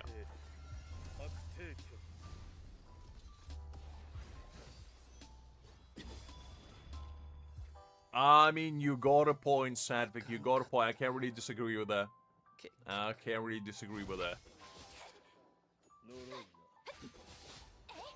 Two causes of most distress in life is A, gambling, B, Eastern European gentlemen. Just how it is. Just how it is. And when you combine the both, poof, you're really asking for some trouble.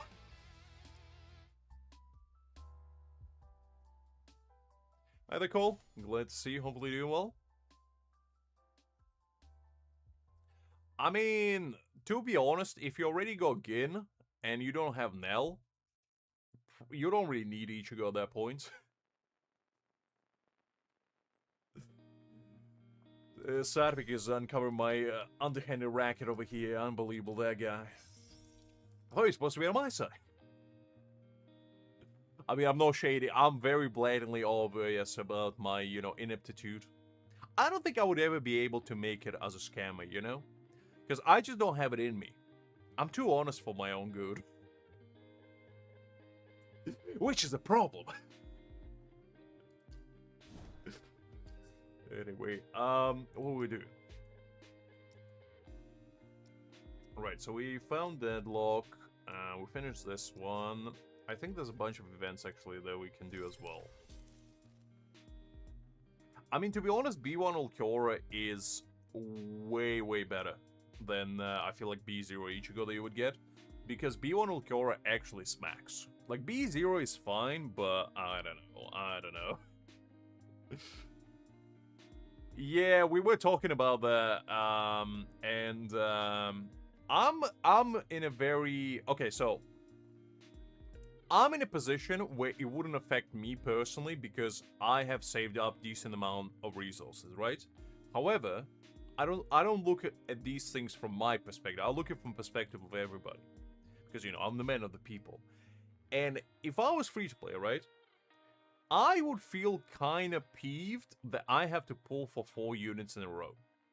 Especially if, let's say, for example, B0 Ichigo is not that good. But his B1, basically kind of like Ulquiorra, transforming into an absolute machine. You basically, if you pull for Ichigo, you have to pull for his dupe. Right? Because usually nowadays, the B1 and B2 is crazy strong. Like, genuinely, it's unbelievable how strong they are. Sometimes even stronger than B6. You know? Because I feel like B1 Ulquiorra and B2 boundaries combined are stronger than B6. Which is crazy to think about. But that's kind of like, you know, the state where we at right now. Where basically you, as a player, if you have every single unit right now, you're sitting pretty good. You know, you don't have to really worry too much because chances are we're gonna have enough resources to have every single unit that they're gonna release because so far that has been, you know, the case. However, you gotta keep in mind that if there's gonna be 4 units back to back that you have to pull, there's 4 units that you have to build. Now, how many spirit pills do you have? Probably not a lot. Probably not, especially if you're free to play. However, every single 3 weeks you have to build another character. Now, usually, it takes way more than 3 weeks to build a character. We all know that. In fact, a lot of people, even if they have like Aizen, still don't have him fully perfectly built. So, I feel like it's not even the problem of characters. It's a problem of building them. There will be the biggest factor, I feel like, for a lot of people. Because you gotta keep in mind, you gotta farm for their resources to ascend them. You gotta farm for their stamps. Where are you getting all the spirit power from? The sky? Probably not. So, yeah, it's not ideal. But I'm hoping that my theory of the fact that they're gonna be universal units still holds water. Because that's, I feel like, the only way they would make sense for new typing to be released right now. Otherwise, if we have to build the whole new team from scratch, it's gonna be a whole headache. I mean, maybe so. And then there's another question. How much stronger is a new typing?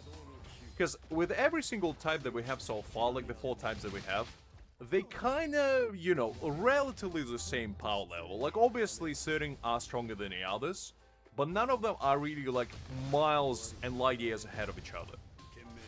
Like, obviously, like, Spirit, I'd say, is the strongest one right now, then probably Thrust, and then I'd say Slash, and Strike is probably in the weakest one because simply they don't have a support right now. However, if you introduce a whole new type in there, how many new events are gonna be required for you to use the new type? Because you gotta keep in mind that all the stages that we have right now have type disadvantage, where you can only use certain type.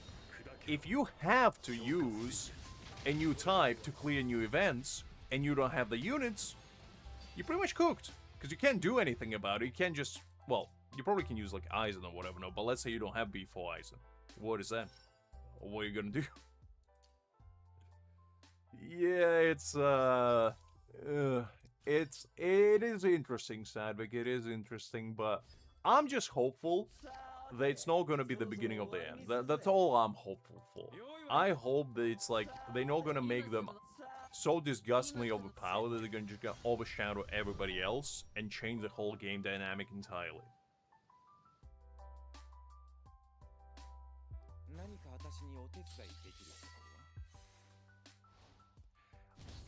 White Ichigo is one of the best additions we had so far, and I feel like people that skipped him probably will have second thoughts about it when he gets his rerun. Because the more I played with him, the more I like... The only thing he's missing right now is a very strong main DPS for him, and he's gonna be flying.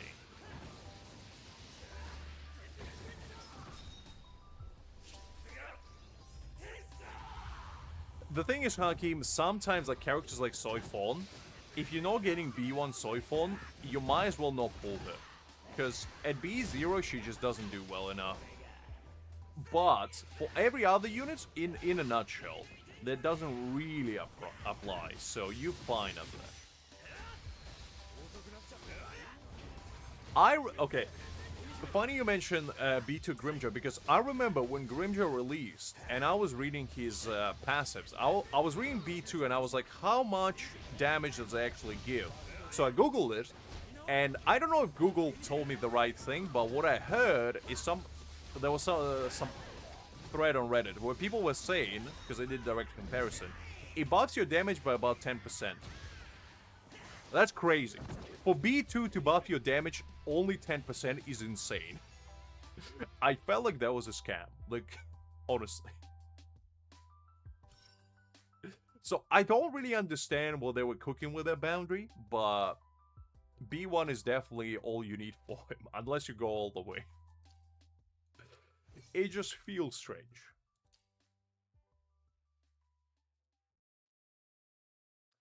The thing is, I don't have Kenpachi, so I don't really have a horse in that say call, but Urahara is like a jack of all trades. You pretty much can slot him into any team, and he will do absolutely fine.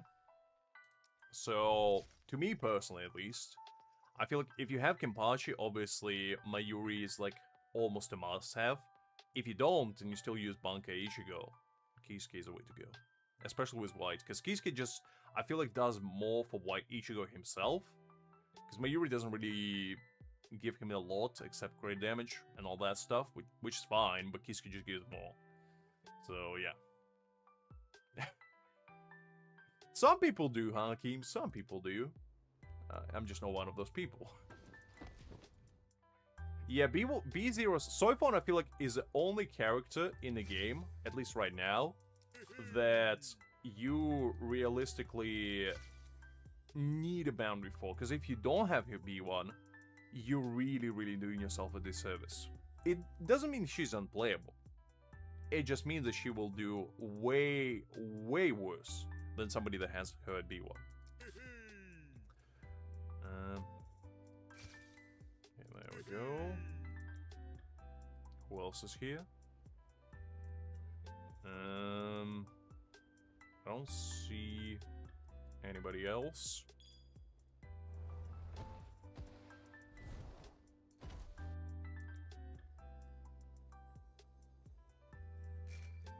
Actually, wait, hold up.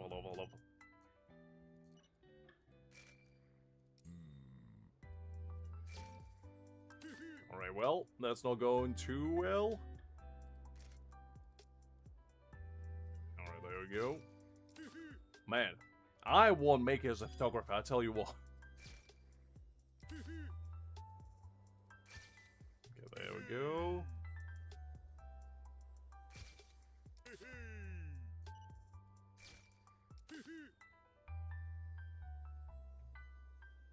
Welcome back, Stefan. Welcome back.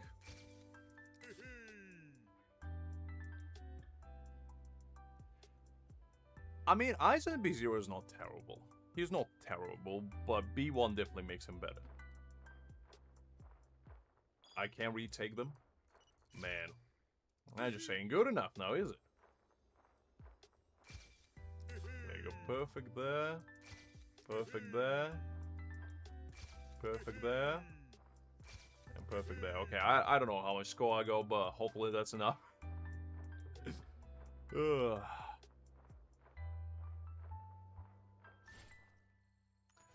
Alright, I didn't get everything. You know what? Let's re-investigate. Because I need to prove that I'm indeed the greatest photographer this world has ever seen. Oh, man, okay. Okay, we got that.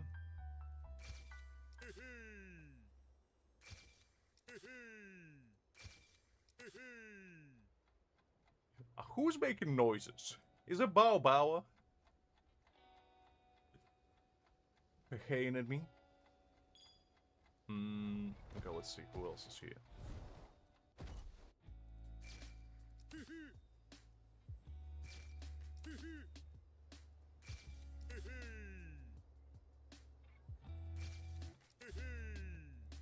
Okay. Got them all. Alright, I'll try my best to be as close as possible, Liz.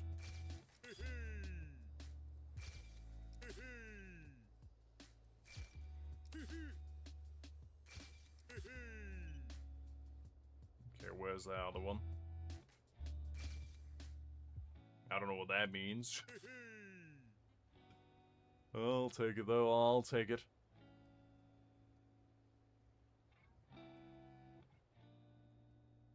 I mean, you're forgetting the greatest thrust DPS hockey, Mr. Ikaku. What do you mean only one?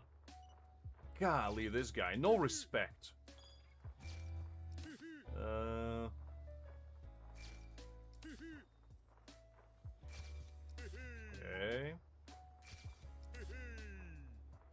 Alright, pictures of all these guys. I did better. I did 4,000, but I don't know if that's enough. Let's see. Listen, Liz. No. What do you mean? How can I stop? It's impossible. Exactly, Random. Exactly. You see? You see? Well, apparently that's what Hakim told us as well, J-Paul. And as I say, I have mixed feeling about it personally. But I'm willing to be proven wrong. Like, if this is actually going to be good, I'm going to be all about it. But I just feel like adding new typing right now, when we still don't have, like, fully functional strike team, and we still don't have limited support for, you know, Slash, is probably not the best idea. Probably. But, you know, we'll see how it goes. We'll see how it goes. I care, Liz. What do you mean I don't care? Listen, if the game becomes pay to win, it's not gonna only affect free-to-play, it's gonna affect everybody, because you don't want to have hold up. The last thing you want to oh, come on. The last thing you want to have is a battle of wallets. Because that's what everybody loses. Okay, well, it didn't go particularly swimmingly, unfortunately, but that's fine. That's fine. There we go.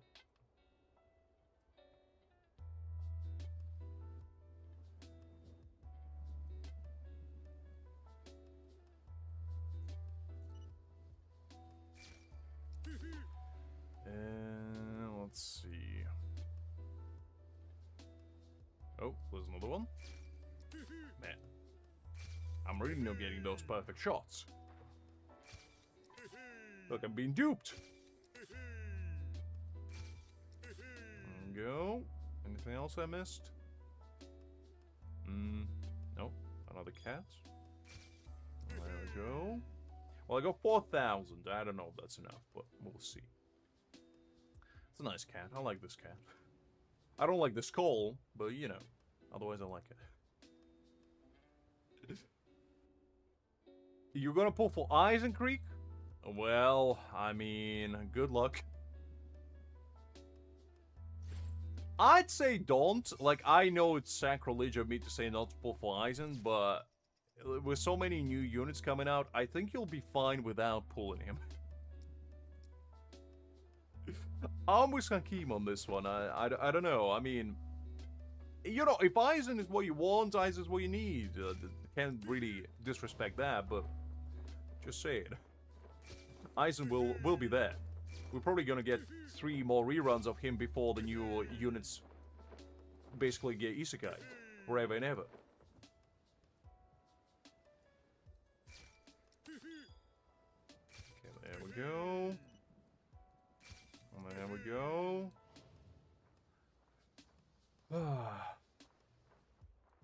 I mean, look, if he wants B1 Aizen, go for a Creek. I respect the choice. I'm just saying it might not be the best one. There we go. Okay, so it looks like if I go in the green, that's when I get perfect shots. There we go. There we go. Alright. Not too bad.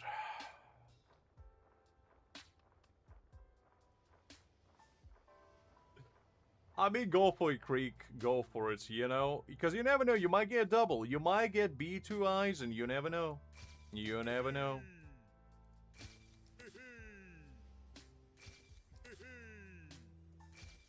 Okay, there we go. Alright, not too bad. This time we did a little bit better. Well, Creek. R.I.P. You did a good college try. You know what? You did a good college try, and I respect you for that. I mean, to be honest, now that you put it like that random, I can't really refute that. You got Chad.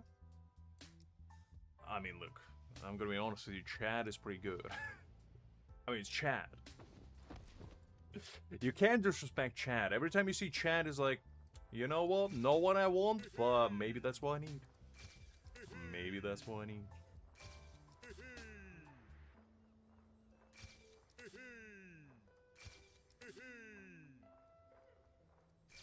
Oh, come on. How was that good?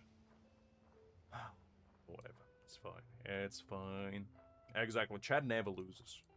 When was the last time you saw Chad lose? Never. That's what.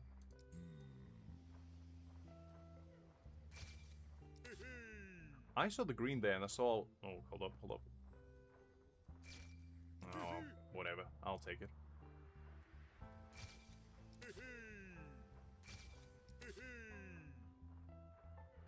I really messed that one up a little bit. Oh, wait, hold up, no, no, no, no. I missed one. Yeah, leave. Whatever. That's fine.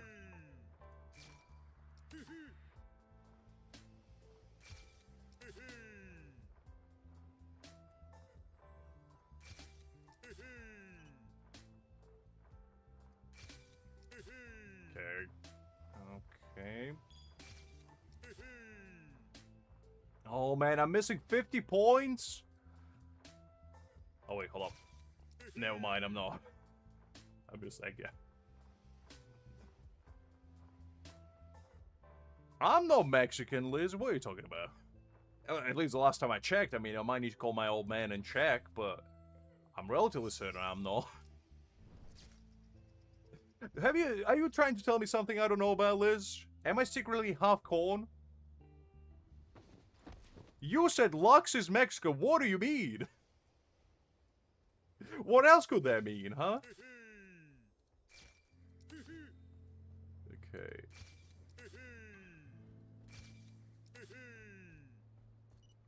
Alright, let's go with this guy. Oh, very nice. Very menacing face. Very photogenetic. Anything else here? No? Okay, let's see. Nice. Spy with my little eye deceit.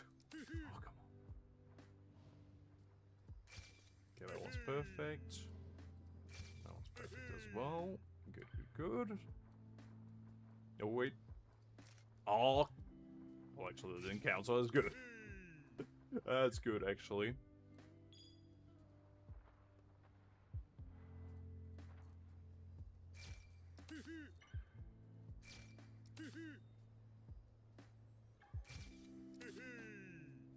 Okay.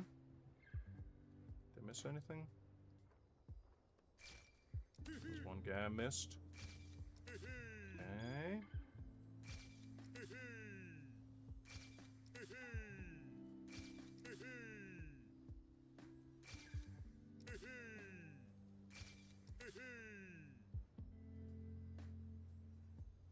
Probably. Oh, actually, I'm already 4,000, so it's fine.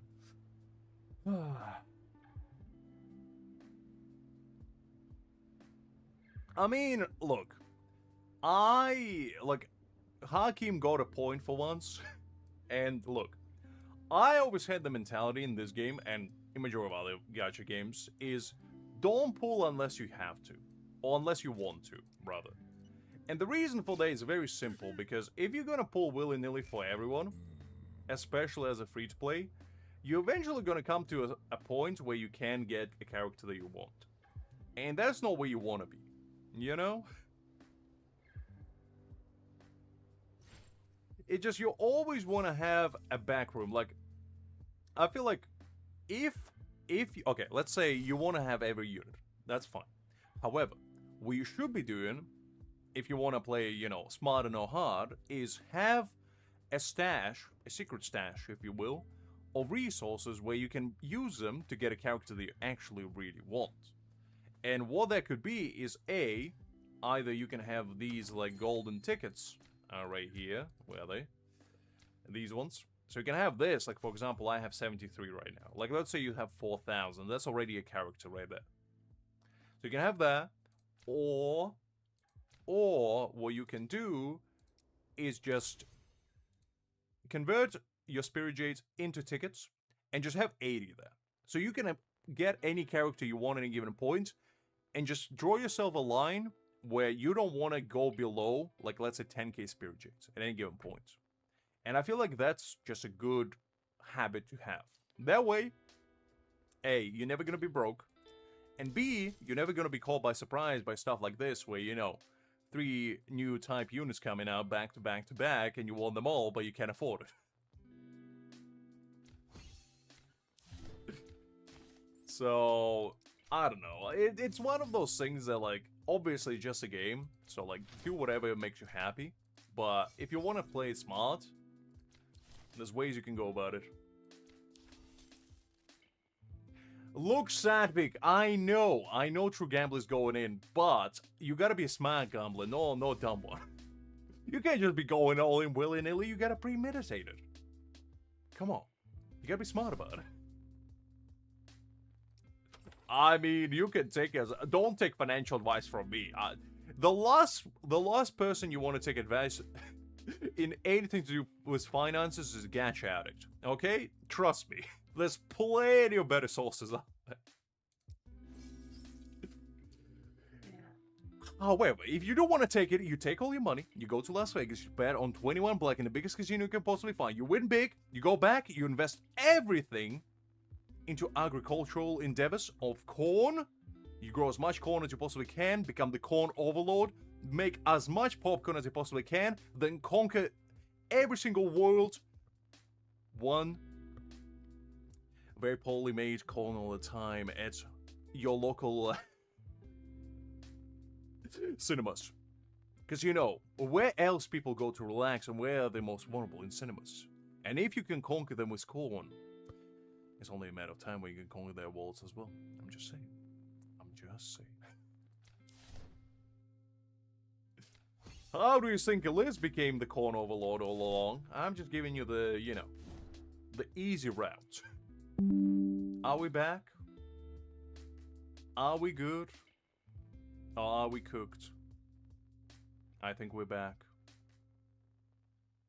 Are we back? I believe so.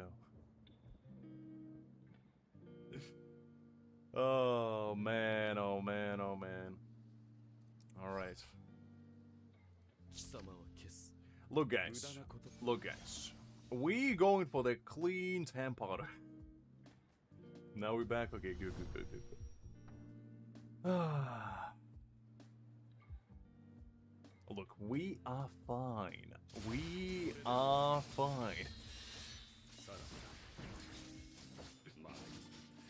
It's really working overtime, I tell you what. My Wi-Fi today is going through the ringer. It feels like Rocky Balboa going against Creed, you know? Just really getting pummeled left, right, and center. Mr. T really unleashing a fury on me today.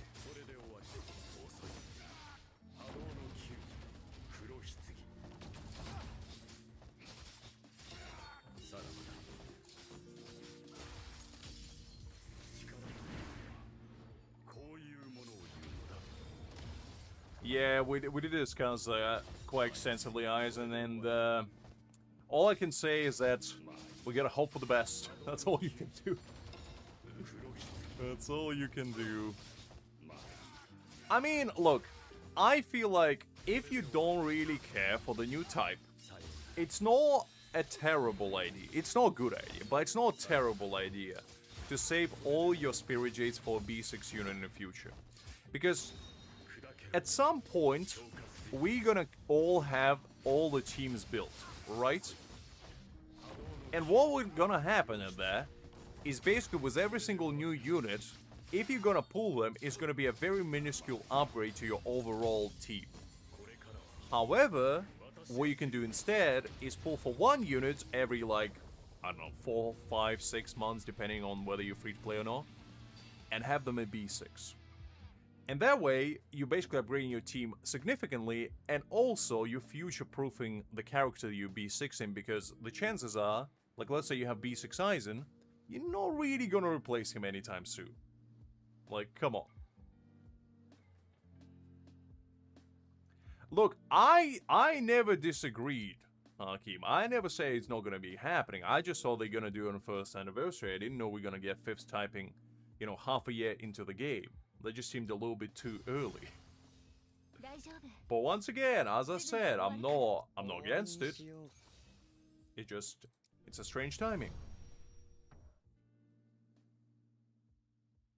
Well, that's my biggest concern, is the fact that if future events gonna have the new typing as a baseline, where basically if you're not using it, you can't do as much damage, and you can't get all the rewards, that's gonna suck. I just hope this trial unit's there. So, yeah. Look, Hakim, I'm not saying it's a good idea. I never said it was. I'm just saying, if you're not bothered by staying up to scratch, you can probably just pull one of them. Like, let's say you pull Uryu, and he's gonna be a tactic. What you can do in the future is just use Uryu with, you know, Kisuke and Mayuri. Theoretically, you know? And just use him as your main DPS. You can do that. You don't have to pull for all 3 if you can't. My advice would be, like, whatever the tactic unit will be, which I assume will be Uryu, that's probably will be the moneymaker. Because tactical units, we already know, are, like, bread and butter of every single team, and without them, the team just doesn't feel as good. Because just look at the Slash team. All it took is for, you know, White Ichigo to show up, and he transformed the Slash team from one of the worst to actually really good.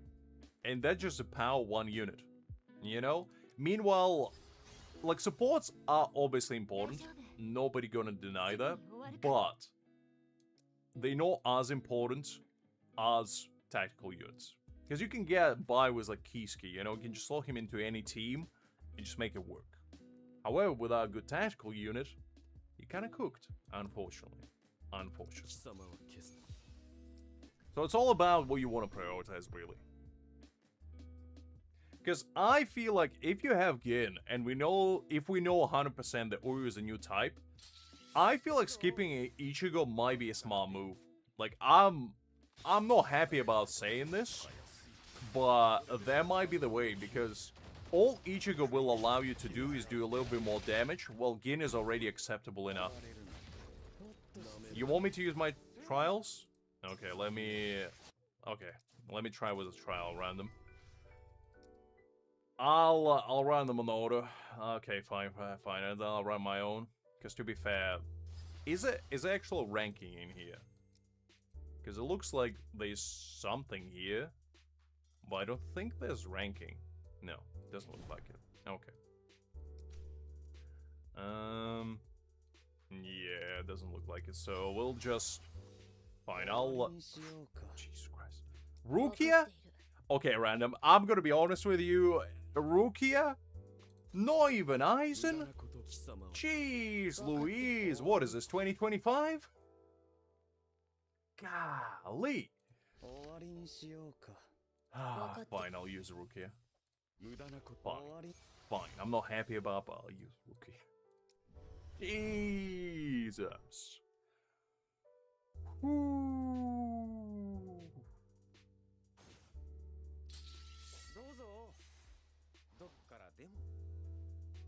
Alright, let's see what the auto is gonna cook. Because I refuse to play with the Rukia.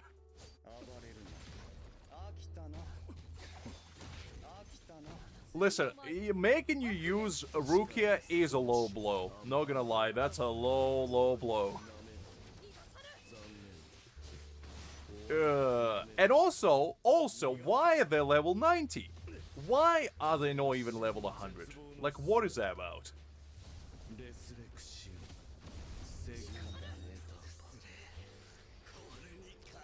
I know, Hakim, I know, but let's be honest, if you're using trial units, chances are you're probably not playing this game that seriously already.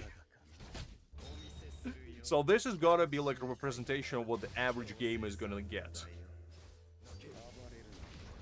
No, Liz. Okay, no, because I use Rukia on my free-to-play, thank you very much. No, that's just a lie. I use Rukia on my free-to-play. I'm not happy about it, but I am using it.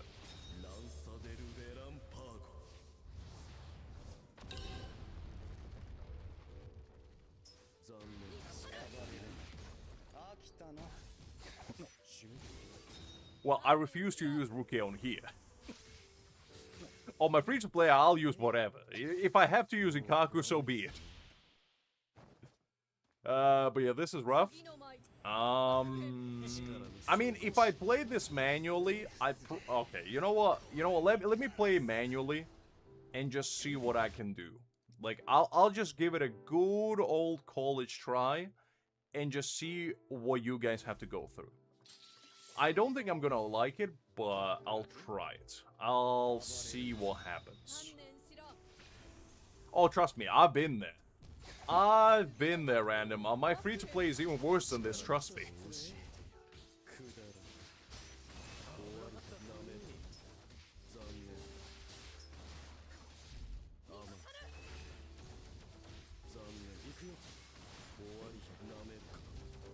Okay. Let's see if Ulquiorra is at least B1. Because if Ulquiorra is not even B1, ooh, man.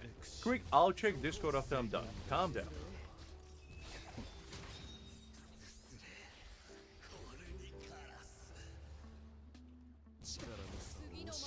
I know, J-Paul, trust me, I know.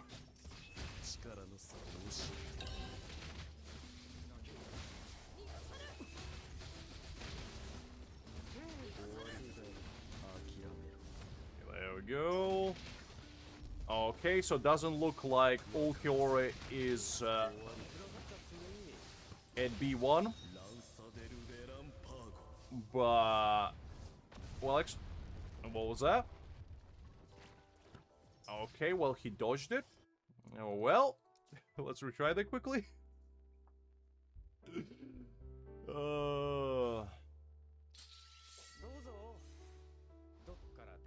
I mean, it's mostly for people that just started, to be honest. Majority of free-to-play players who started day one, they obviously don't have that issue, but if you're a new individual that just started playing this game, this is what you have to use. And let me be clear, this is not good. Because back in the day, the trial units that we used to get were good. Like, genuinely good. Now, yeah, I don't know. Because the thing is, with this, you can't even use Szayelaporro properly either, because Aizen allows him to have a clean rotation. With this, you don't really have a choice. You kind of have to do some weird stuff. Not gonna lie. Oh, man. At least this Ulquiorra seems B1, so, you know, there is a little saving grace there.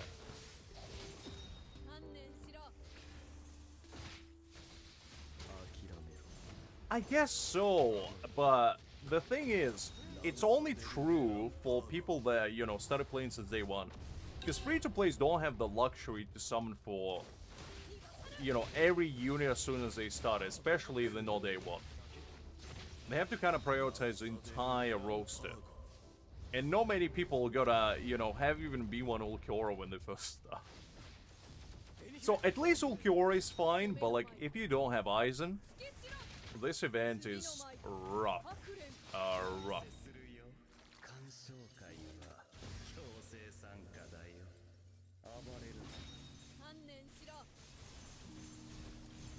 Okay, so let's see if I can at least get an S rank score. Because we are at A right now, so it's not terrible.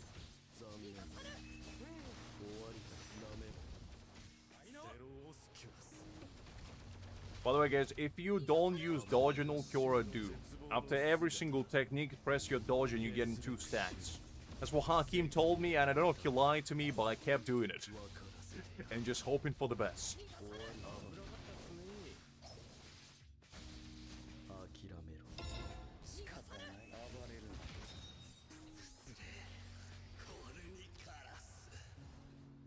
Well, I get that, but even B0 Aizen will do better, let's be honest. Random. Okay, 6 million, no, respectable, no, not terrible, I guess.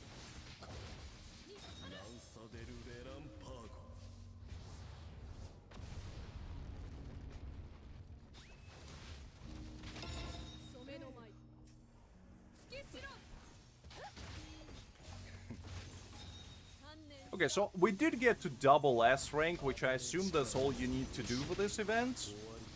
So it is possible. It's just it's not fun, you know? Like, this team is just not fun.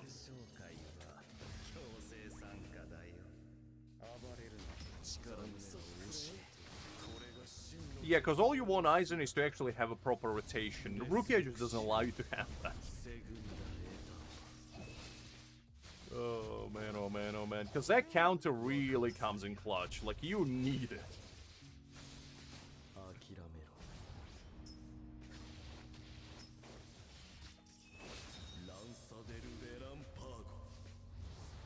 Yeah, there we go. Like, it's not terrible, you know? It doesn't feel awful. It just doesn't feel good. And I feel like that's a problem.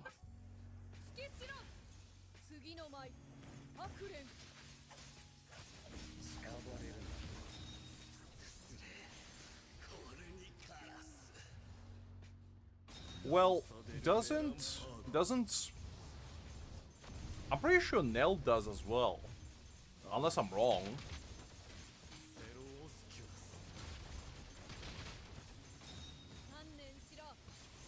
Nell's count is just not as good, unfortunately.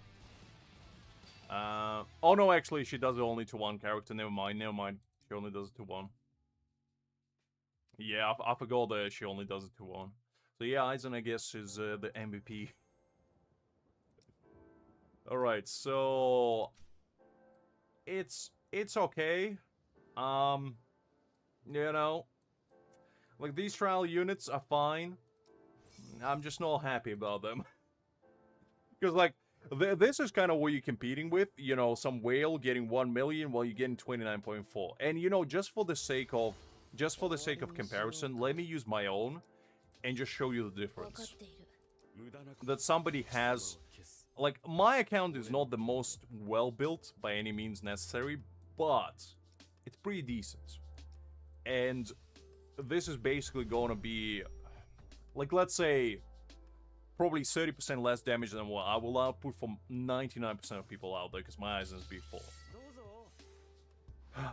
Listen, Liz, you have him B4 as well. Don't you give me that. But you see how much cleaner this is? You see how much smoother it feels? Like, this actually feels good, you know? You're doing this rotation and you're like, nice. This actually feels fun. That doesn't feel fun. Exactly. Exactly, Aizen. Exactly.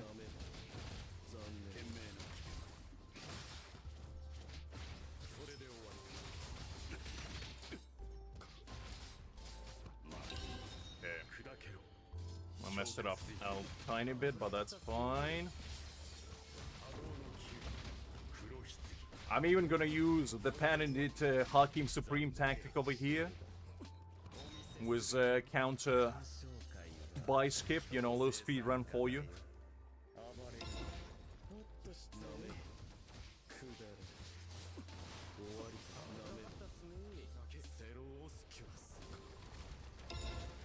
There we go. And then what I like to... So this is might not be like a true proper strategy for Ulquiorra rotation, but what I like to do is I get Ulquiorra's ult on a first rotation, and then I pop his technique once. And then I basically stack it up until Aizen gets his second ult, and then do it then. Like, pop it all off at the same time, which I know might not be the best way of going about it, but to be honest, it just feels good. And like, during this time, I just basically get his full charge and use this as well, and then I switch back to Aizen and basically pop off the ult again on Szayelaporro and then go back to Aizen and just hope for the best. And then you get there. And as I say, I don't know if it's the best way of going, but it works. And if it works, you don't fix it. And now when you go here, you go to Szayelaporro, get his ult done, technique, and then you're back to Ulquiorra, and now you pop off your ult. You can even save the techniques for here, I just usually spend them. And this way you actually get some decent chunk of damage, and then you just unload. You basically just pop in because you have your Ravage stacks, you know, you're doing good, and then you pop off the ult again. And then, you know, the easy 40 million right here, and then, you know, you go to his technique. And then you pop off the battlefield skill on Aizen. And this way you kinda, you know, I feel like maximizing your damage output to the best way possible.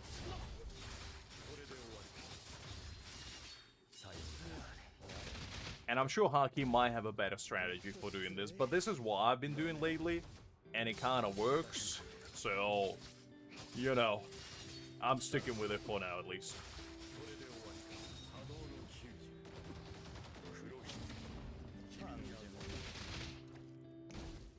Nice. I mean, I haven't, you know, B1 Aizen is a big one.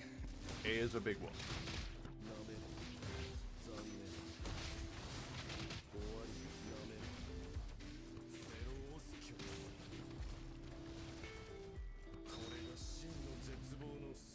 Let's follow the ult.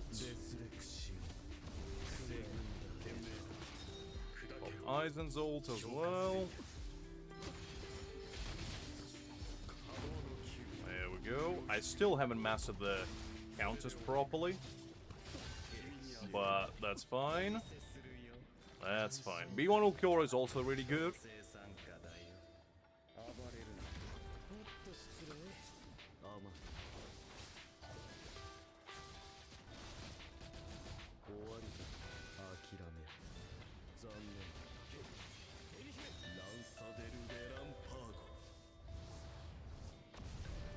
Nice, 32 million, we take that. Pop off Aizen's ult.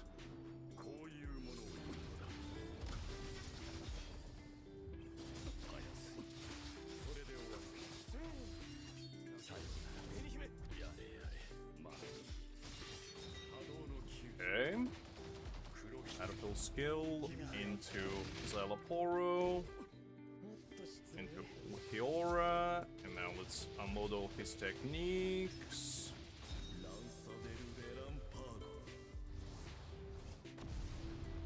Okay, we'll take that. Oh, Szayelaporro's ult.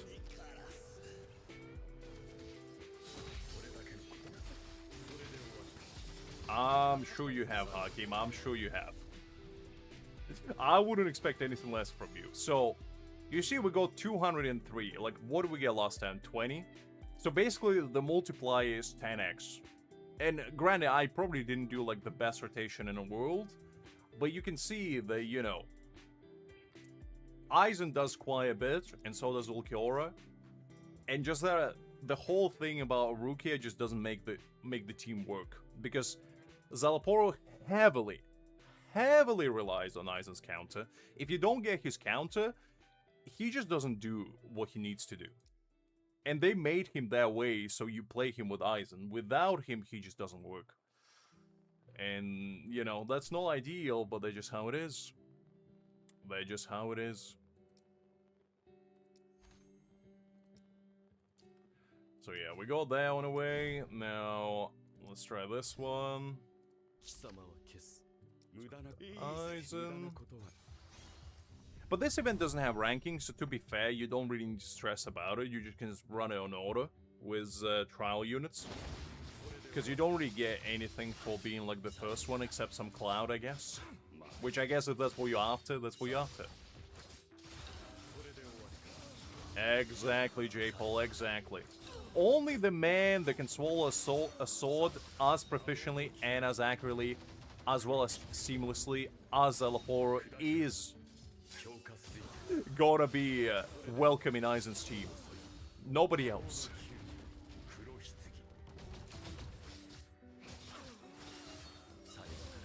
I feel like Aizen will probably age the best out of any unit we have right now. And the reason for that is A, because he's fun. And I feel like that's a big contributing factor. B, he's super easy to play. Like, you don't really have to pay attention to a lot of things with Aizen. The only thing you need to pay attention to is when you go into your ultimate, to your stacks. Like, at the bottom, you gotta have 40 stacks to get his crit damage buff, but that's the only thing. Otherwise, he's super easy to play. He's super forgiving because he has automatic dodges. So even if, you know, you have a caveman brain like me, you're still not gonna get hit. Which just makes him so good due to that.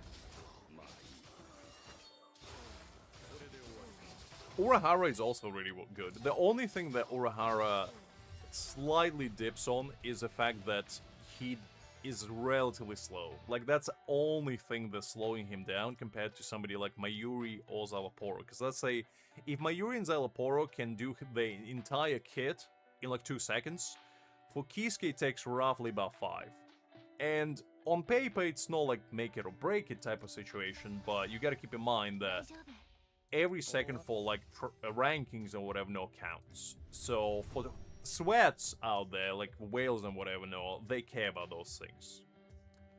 However, for most other people that, you know, are not really sweats and they just want to play the game for fun, they don't really care that much.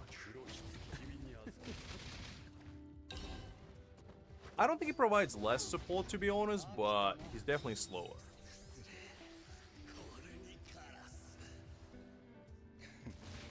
That's true as well, Hakim. And to be honest, at his B6, he might do some decent damage, because, you know, he gets 60% crit rate.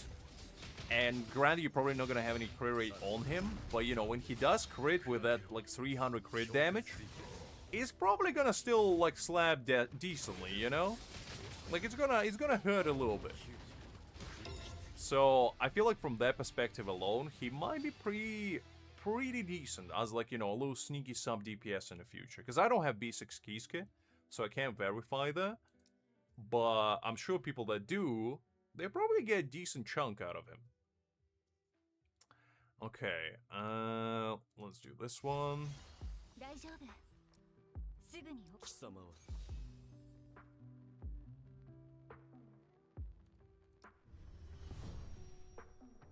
I mean, Kisuke is the only standard unit that is worthwhile duping out, to be honest.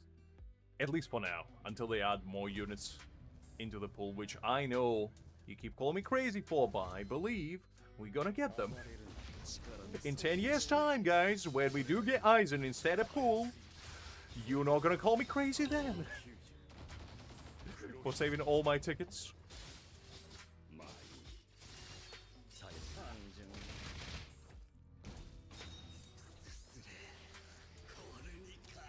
Well, let's see.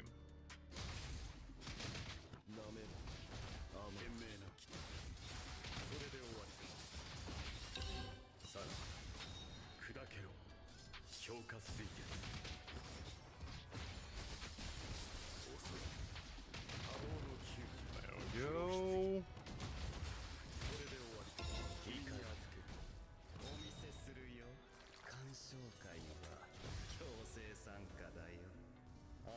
Exactly, Aizen, exactly. That's a smart way of going about it. Because I save mine as well, and I feel like that's the best way of going about it.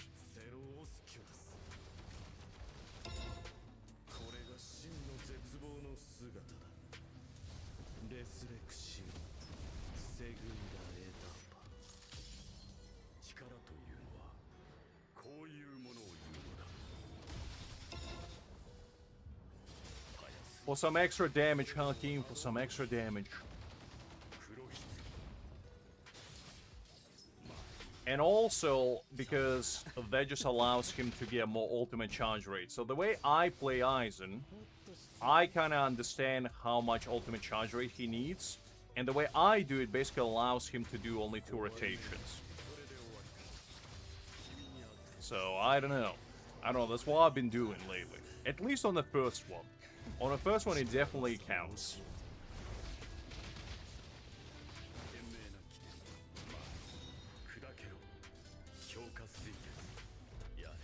Oh, come on, Yami, you absolute swine. I hate when he does this.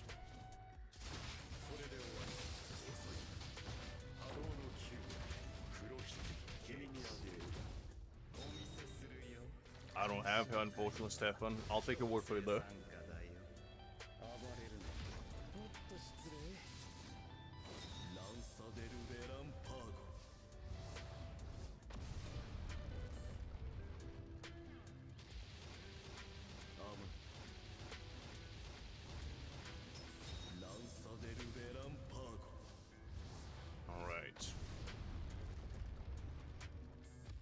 This is not my favorite fight just because that jumping mechanic is cursed. Because it just ruins your entire steez.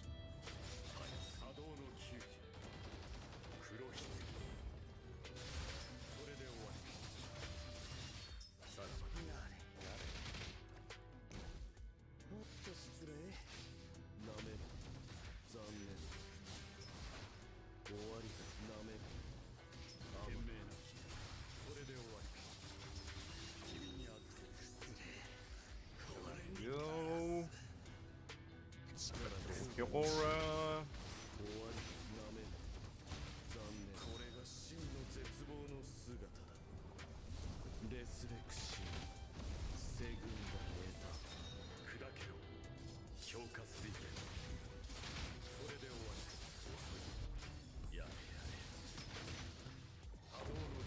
Okay.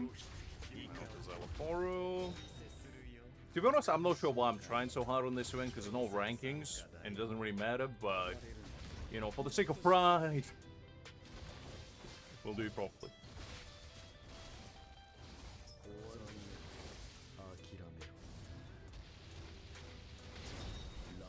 Okay, we got some spiritual dissipation by the sounds of it. Nice, 23 million, we take that.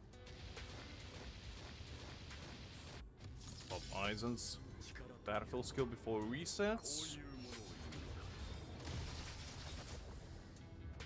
Black Coffin. Into counter. Into skill.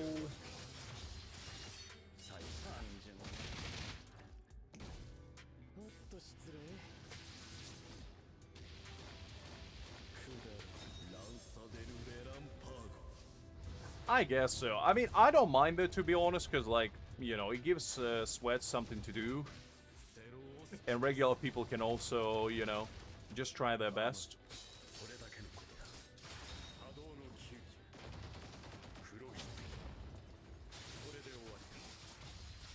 Because this is basically just like an advanced version of Training Dummy. With like different bosses and whatever, no? Ooh, actually, Ulquiorra somehow damaged my Aizen on this one. Interesting. That's pretty peculiar. I mean, to be honest, my Ulquiorra is pretty well built, so I would expect him to do pretty nicely. Okay, let's collect all this stuff.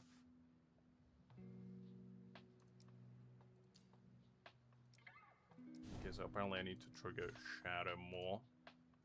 So let's just run this one quickly, I guess.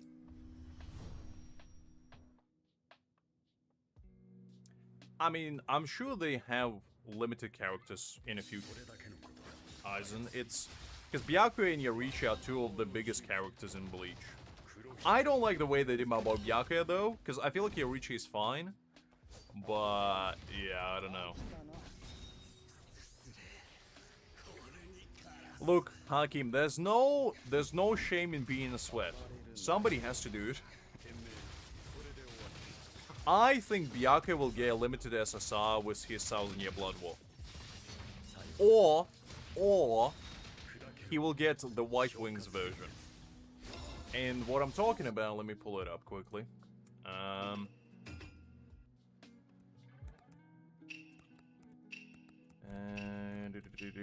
Because most of you probably don't remember this, but because he only did it once. It was at the very beginning. But remember when he was fighting Ichigo and he unleashed his like White Wings form? In Bleach Brave Souls I had it. And I feel like this is worthwhile, you know, limited as suckers. Look at this. Look at this guy. I mean, come on. You can't be saying that this doesn't look cool. And he only used it once as well. I've never seen him use it again. So I feel like this is basically the limited Byakuya. Yeah, I think that's what it's called. I don't remember the name, to be honest, because it has been... He literally uses it at, like, episode 51 time, and that's it. So yeah, I feel like that's a limited SSR material right there. Other than that, I'm not sure.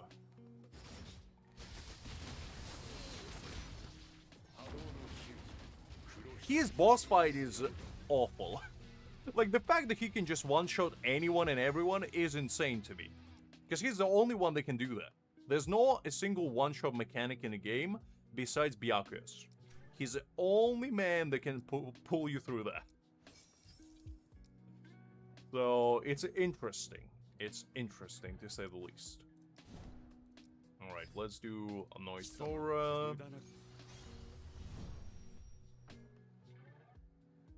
Liz, who needs to remember their own name when you can remember every single gacha raid in every single gacha game that you play? That's more important information, let's be honest.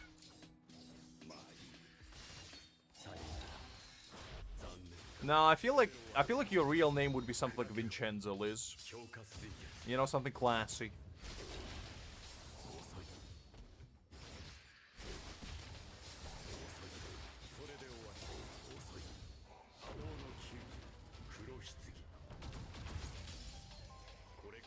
It's okay, Creek, you'll re-download it tomorrow. It's all good. It's all good, it happens.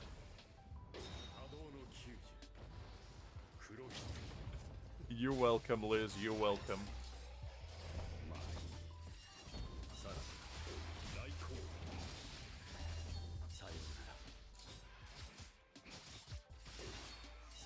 To be honest, Vincenzo is one of those names that you feel like they are obligated to attend like fancy cocktail parties and swirl and have like a glass of wine kind of evening where they're swirling around, never drinking it really, and reading some posh book near the fireplace in a velvet robe and like some reading glasses while, you know, menacingly staring outside the window, pondering about meaning of existence. Which I feel like the more I say it, that's definitely what Liz does.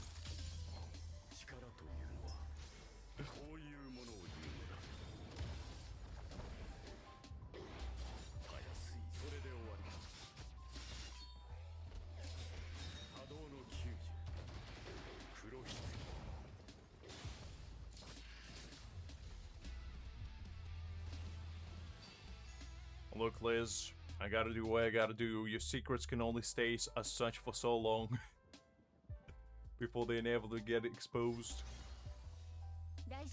Alright, let's do Szayelaporro. See what happens. Look, Angel, they're just part of the deal, part of the art, and part of the family. She has too many secrets to hide. Sometimes you gotta do what you gotta do.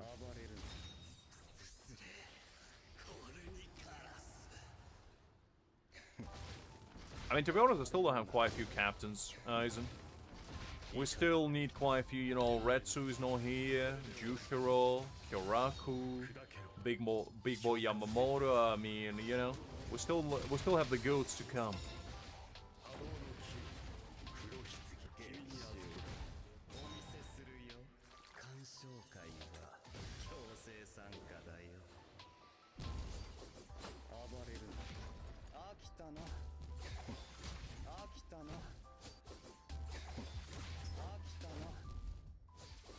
It's a little bit less. I don't know if she likes it, Creek. I don't know if she likes it. If she liked it, she wouldn't complain about it, I feel like.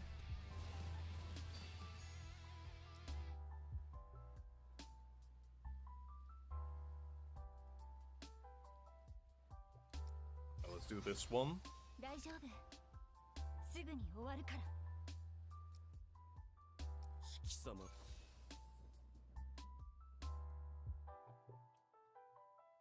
Right, I'll do proper rotation myself on this one. Not that it matters, to be honest. I probably should be clear in order, but just for the sake of, you know, seeing how far I can come, we'll do it manually. Listen, the only Unohana I respect is 1000-year Blood War Unohana, and if you know, you know. Because that woman puts fear of God and anime into every unsuspected soul that dares to cross her path.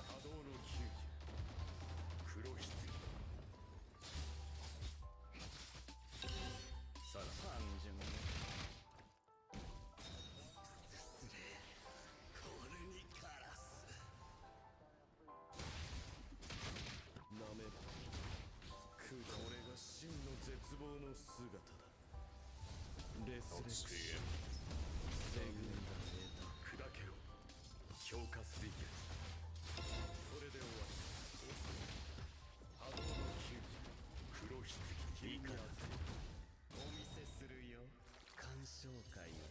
I can see her be... Well, if it's gonna be a regular Reiatsu, you know, like captain form, then she's definitely gonna be support, because what else can she be?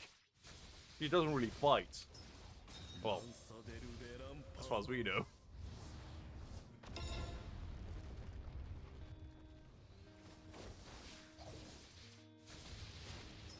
Oh, come on, Noitori, you're absolute swine.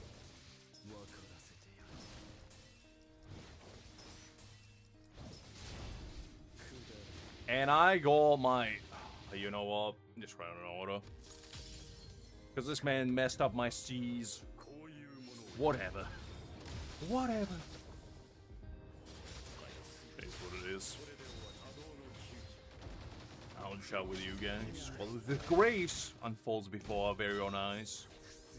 I can't believe he blocked my skills like that.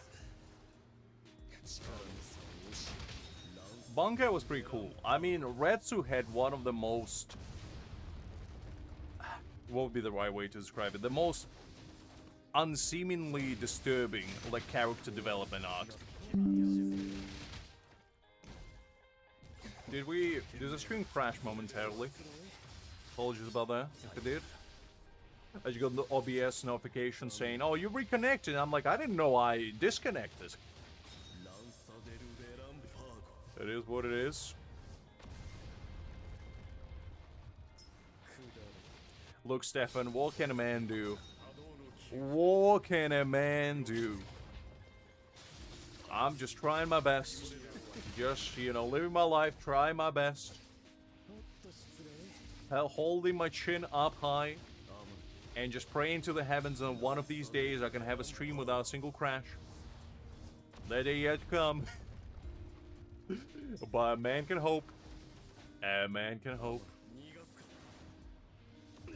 I need to get Greg on a case so he phones up all the internet bridge providers and be like, look guys, I think we have a problem.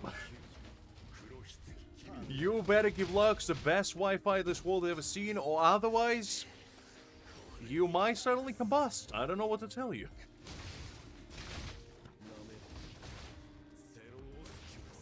I know, that's a problem, Akib. That's a problem.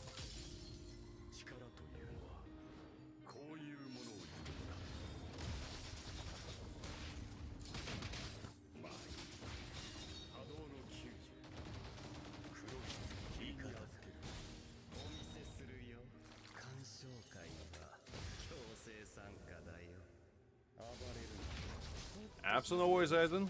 Get a good night rest, and I'll catch you later. If I don't see you tomorrow, have a good Sunday. Don't have too much fun, I guess. Have moderate amount of fun, not too much. You know, you don't wanna blow all your fuse in one day. Wanna leave some for imagination.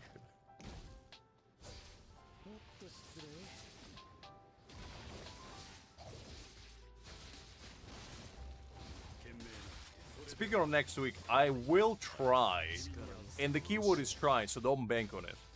I will try to come on Thursday at like 8 PM or something, and maybe do like a quick, you know, celebration stream of the fact that I'm getting older. But I still don't know if I'll be around, basically.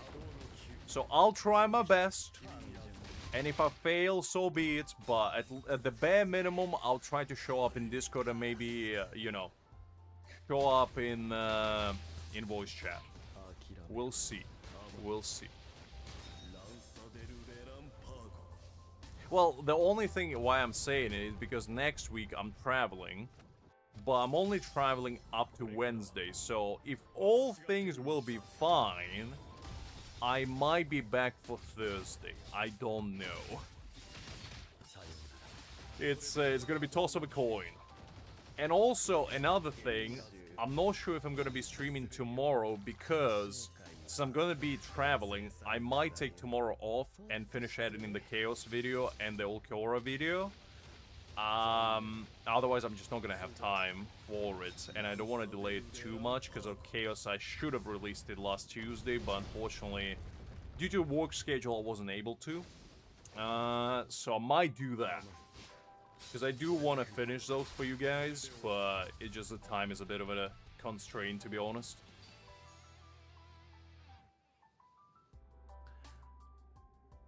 Kinda, Liz, kinda. No, trust me, if I was going to Ibiza, you would know.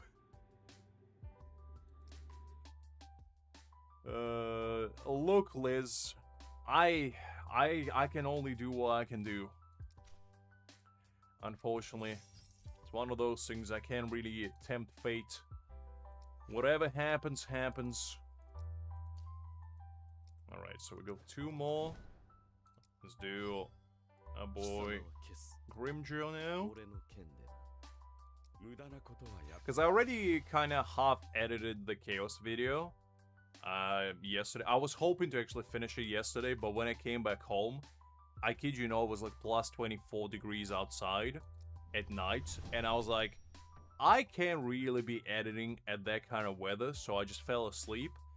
And I never had more unrestful rest in my life because I had the window fully open and I still could feel my scalp pulsating from how hot it was. So, yeah. That was a problem. But otherwise it was fine. Otherwise it was fine.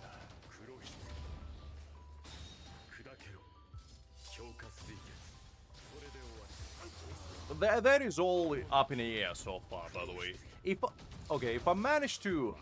If I wake up early tomorrow and if I manage to finish Chaos video, I might do a stream in the afternoon, but I might finish it earlier so I can start editing Ulquiorra video and then probably finish it at some point on Wednesday, I guess. That would be like the best cause scenario, but I don't know.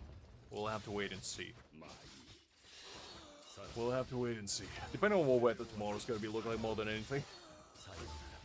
Because if it's gonna be another plus 30 degrees, screw editing. I ain't gonna do that.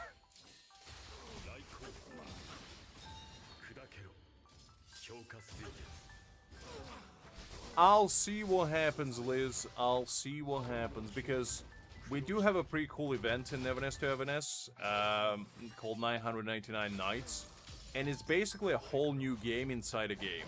It's kind of like JRPG, where you go and you fight enemies with like 4 class, Barbarian, Magician, Warrior, and whatever else was there. I think Berserker. Which reminds me of the good old times with, you know, JRPGs I used to play. I appreciate you saying that, Creek. I'll try. I'll try. We'll see what happens. We'll see what happens. Alright, let's go with this one.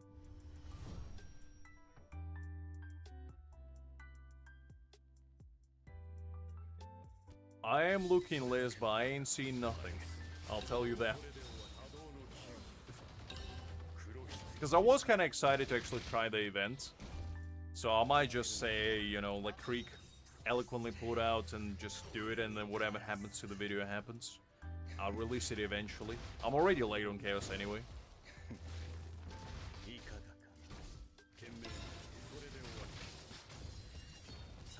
I mean, I enjoy streams more, trust me.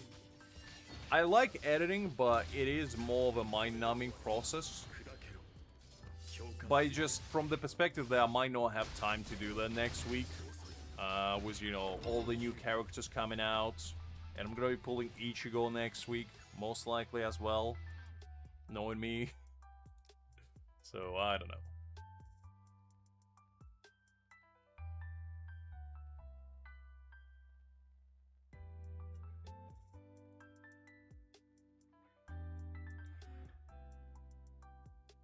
I do occasionally, Creek, on a very, very special occasion under the cover of moonlight, when I sit hovered in a corner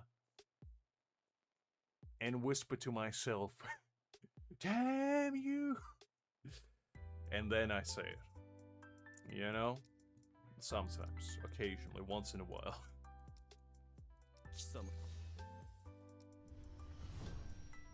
To be honest, I don't really swear that often. I used to when I was a kid. I used to have a sailor's mouth. But that's just part of growing up in Eastern Europe, you know? Part of the trade, part of the deal. But no, as I grew older, I became less crude. I don't know. Something about it. Plus, to me personally, I'm making a challenge to myself to be funny without swearing. Because it's very simple to just, you know, drop a couple F-bombs and get a couple laughs here and there. But it's much more challenging to make something funny without doing so.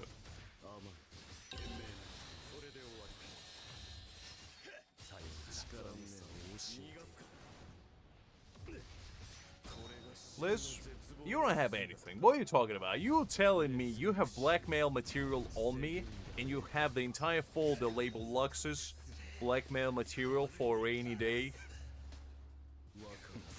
that you keep updating every single time I go live? Are you seriously gonna tell me that, Liz? Because if you do, I will believe you 100%. Evidence from evidence, Liz. Listen, evidence is just state of mind. You know, it could be fabricated for all I know.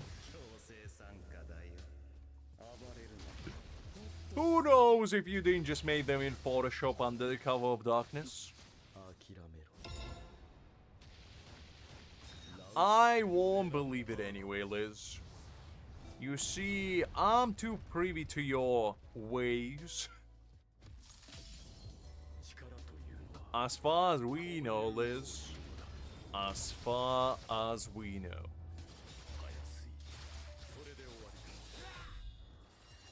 I mean, that's a fair point, Creek. That's a fair point. How old was? Was it before the Big Bang or after? Because that's the only unit of measurement I know. How many Big Bangs ago was it? 2? 3? 10?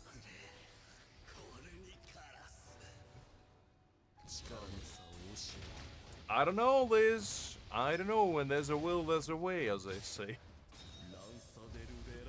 Knowing you, you'll find a way. You'll probably be able to make TI-33 calculator into a very elaborate Photoshop machine if you put your mind to it.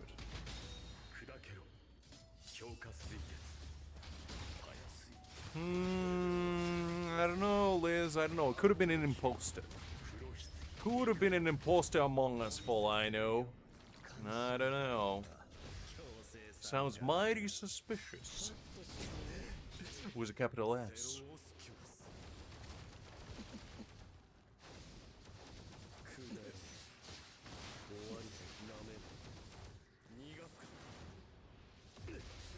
Yeah, but then again, Liz, then again.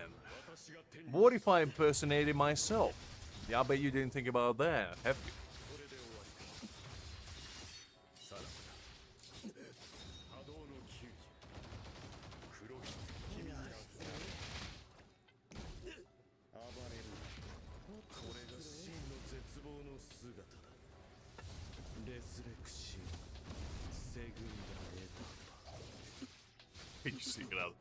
Listen, Liz, I have so many emails, I have barely any time to keep up.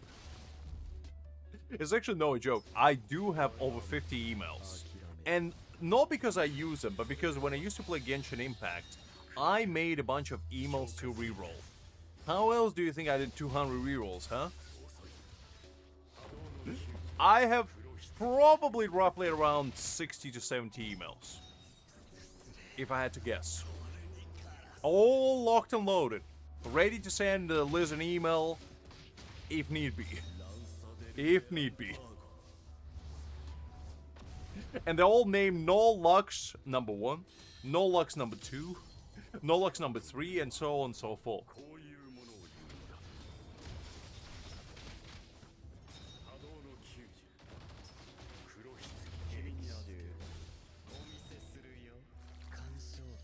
It does work Creek, but you can only make 30 accounts. Because the only way Genshin salty accounts used to work is if you put dots in between every single letter. So I used like 7 different emails to do so, but before I knew that method, I used one email, you know? So I would just make new email and I keep reusing it. But then I realized that was a dumb idea and I googled how to reroll better. And you know, I discovered the salted way. Listen, Liz, there's nothing quite like waking up to 70 identical emails once upon a time. Early in the morning.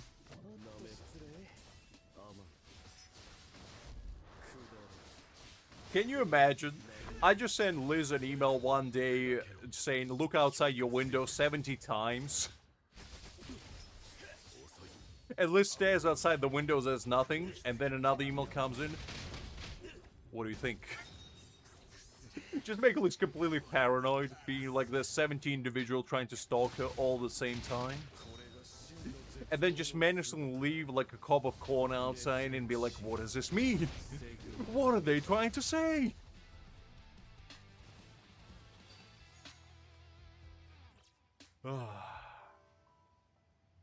Exactly, Liz. Be careful what you wish for.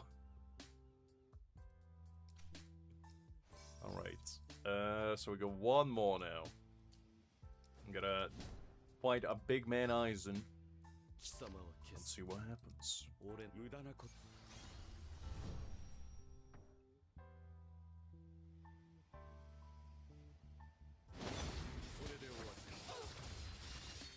Well, even more reason to be concerned, Liz. Because sometimes what you don't wish for comes into fruition. You never know. You never know. You don't have to remind me about anything because I don't remember anything, Liz. In order for me to remember something, I had to put it inside my brain to begin with. How many times do I need to tell you that my brain is like a block of Swiss cheese? Information coming in and coming out. Straight afterwards. Nothing retains.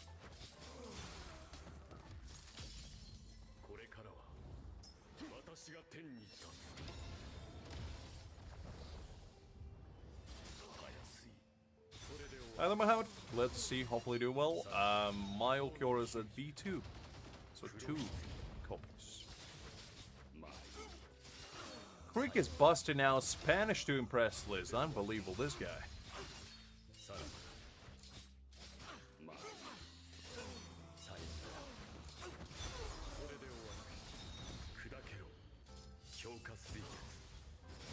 Delicate topics? Liz, I wasn't abducted. What are you talking about, delicate? Well, actually, now that you think about it, I did go on self-realization journey. It do be like that. I did go into the Alps mountains to rediscover myself. And spend, you know, a whole year meditating on top of said mountain. Just contemplating life choices.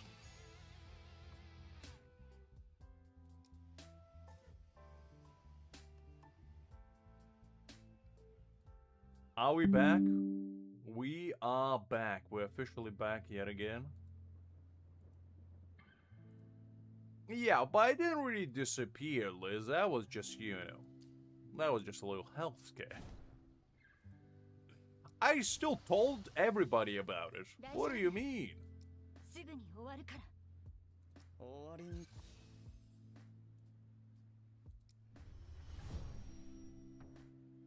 Szayelaporro is pretty good. I personally, I feel like Szayelaporro is more worthwhile if you have Gin. If you don't have Gin, kind of up to you, but if you do, definitely Szayelaporro would be way, way better. Because he just allows, especially if you have Aizen. If you don't have Aizen, he's not as important, because you can get by with Momo. But if you do have Aizen, Szayelaporro is a must.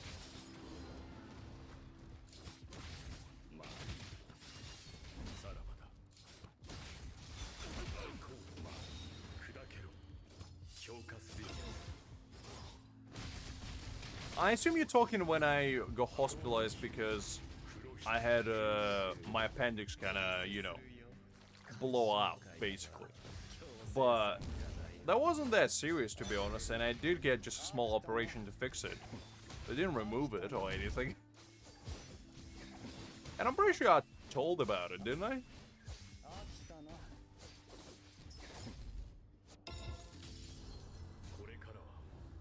I'm relatively certain I told you guys about it. Yeah, I mean, well, one of those days I was just sitting down, and, you know, my stomach suddenly started to combust from inside out, and, you know, next thing I knew I was in ICU, and, you know, getting a little operation done, but it happens to the best of us. It was nothing too serious, to be honest. It was just, you know, well, I did have a lot of issues with my stomach back in the day. I'll give you that. I'll give you that. But they are better now. Now I'm nice, strong, and big boy. They're always meant to be. Because I fixed my diet, you know, at the time I was just not eating that well. And, you know, my lifestyle just was all over the place. Nowadays I sleep better, I eat better, I feel better. I even gamble better. It's one of those things, you know. Just yeah, I wasn't properly taking care of myself, and that kind of showed in my state of health. But now I take much better precautionary methods, shall we say.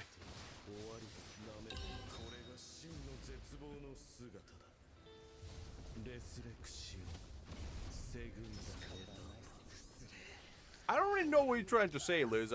You're just being cryptic about it, and I thought there was something I'm missing. I didn't disappear during that time. I was still around Discord, just didn't stream for obvious reasons. The only times I disappeared, one time was due to, you know, my trip to Florida, which is very well documented on Discord. In fact, you can go back and check it out, the whole saga. And the second one was due to work. I mean, I was pretty open about it. I don't think I hid anything. It wasn't like I was Mission Impossible style going out. Being like, alright guys, I'm going.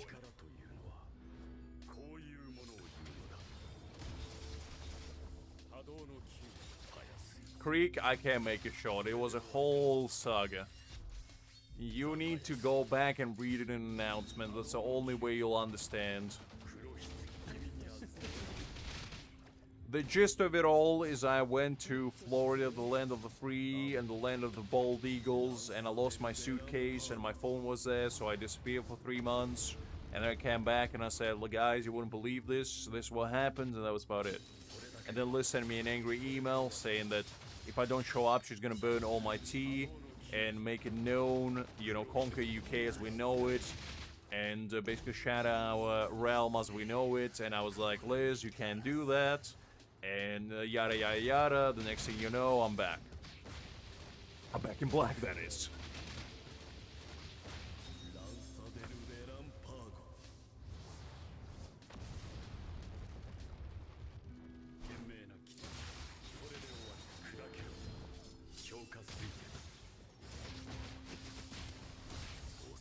Exactly, Creek.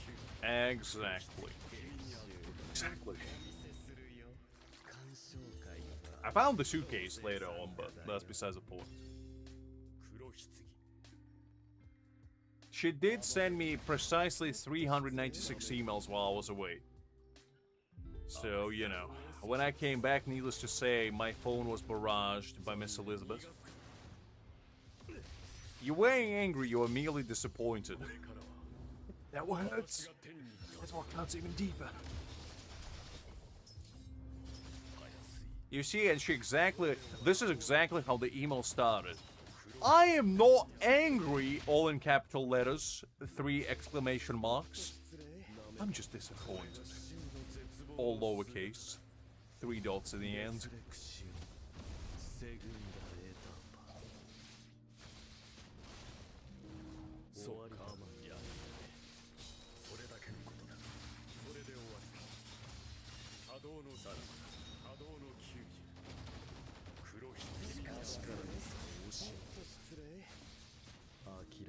Ah, I see, Creek, I see. I didn't know you were a linguistic expert over here. I see, I see.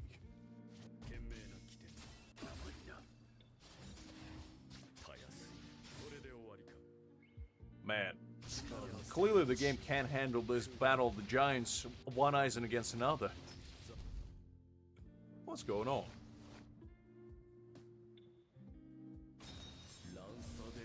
Usually don't get lag, I don't know what this is all about. Listen, Liz, just because you were worried doesn't mean you weren't able to be angry at the same time. You can be angrily worried or worriedly angry, but the fact that you were angry still remains.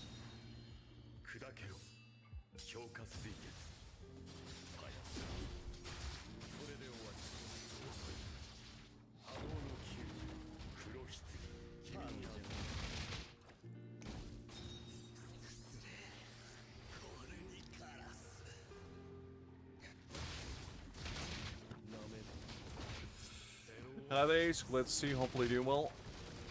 If you can't log in on the website, that's most likely due to the fact that you're not using the correct login website. They have 3 different ones, one for CA, one for EU, and one for NA, I believe. So it just depends which server you're on.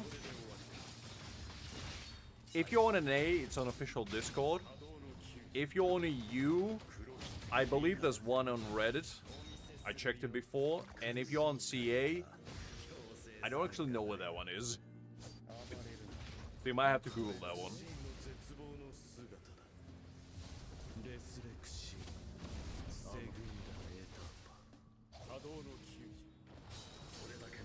If you're on an A, just basically, let me see, what was it? Because I've seen it before. Let me see if I can find it.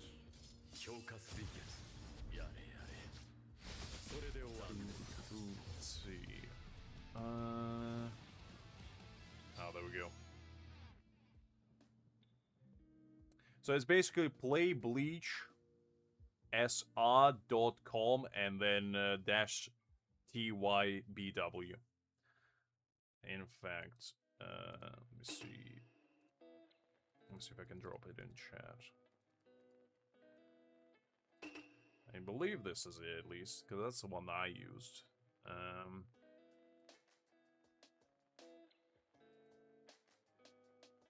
I can drop it in here.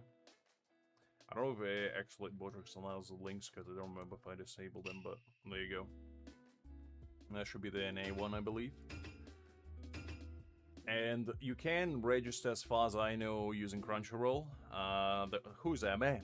Golly, sending links. Let's ban that man. Sending links in my holy sanctum, unbelievable. Who's he? Who does he think he is? Having Crown next to him as well? Golly, some people.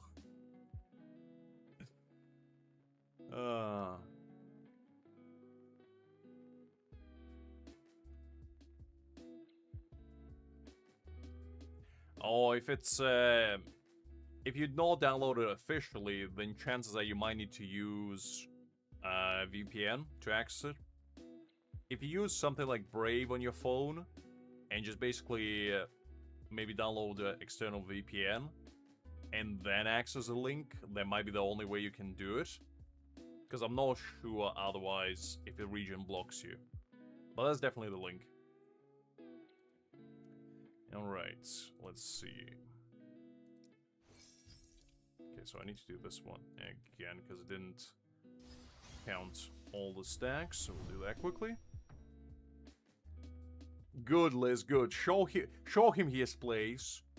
Unbelievable, that guy. Who does he think he is?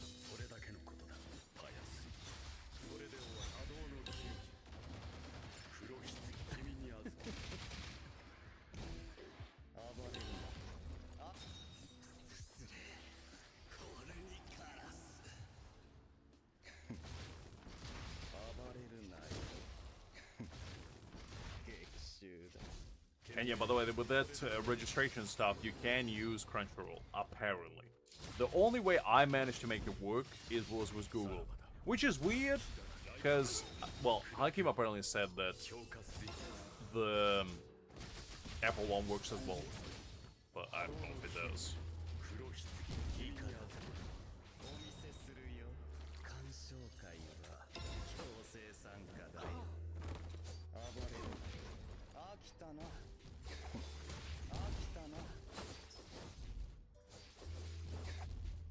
I mean, to be honest, I don't know what the region lock does, Ace. So, that would be my best guess. Because, to be honest... I mean, would they region lock in? No, because if you already pre-made an account, as long as, you know, it's still the game files, like, did you pre-log with Crunchyroll or Google?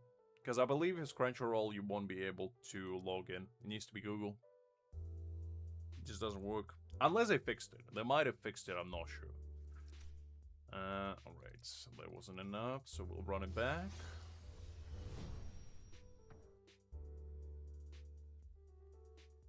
Yeah, I don't like that name, to be honest. Who does he think he is? He thinks he's very relaxed? Not on my watch. I bet he's not relaxed now. I bet he's fuming on the inside. No worries, Ace, no worries. Hopefully you'll manage to get it work. As I said, I don't have like experience bypassing region locks myself. Because usually I just download from Play Store. I don't go with TapTap, but hopefully you manage to figure it out. There might be some videos on YouTube, because I'm sure there's other people in your region who probably did the same and might have the same issue. So it might be worthwhile checking out some videos if they have any.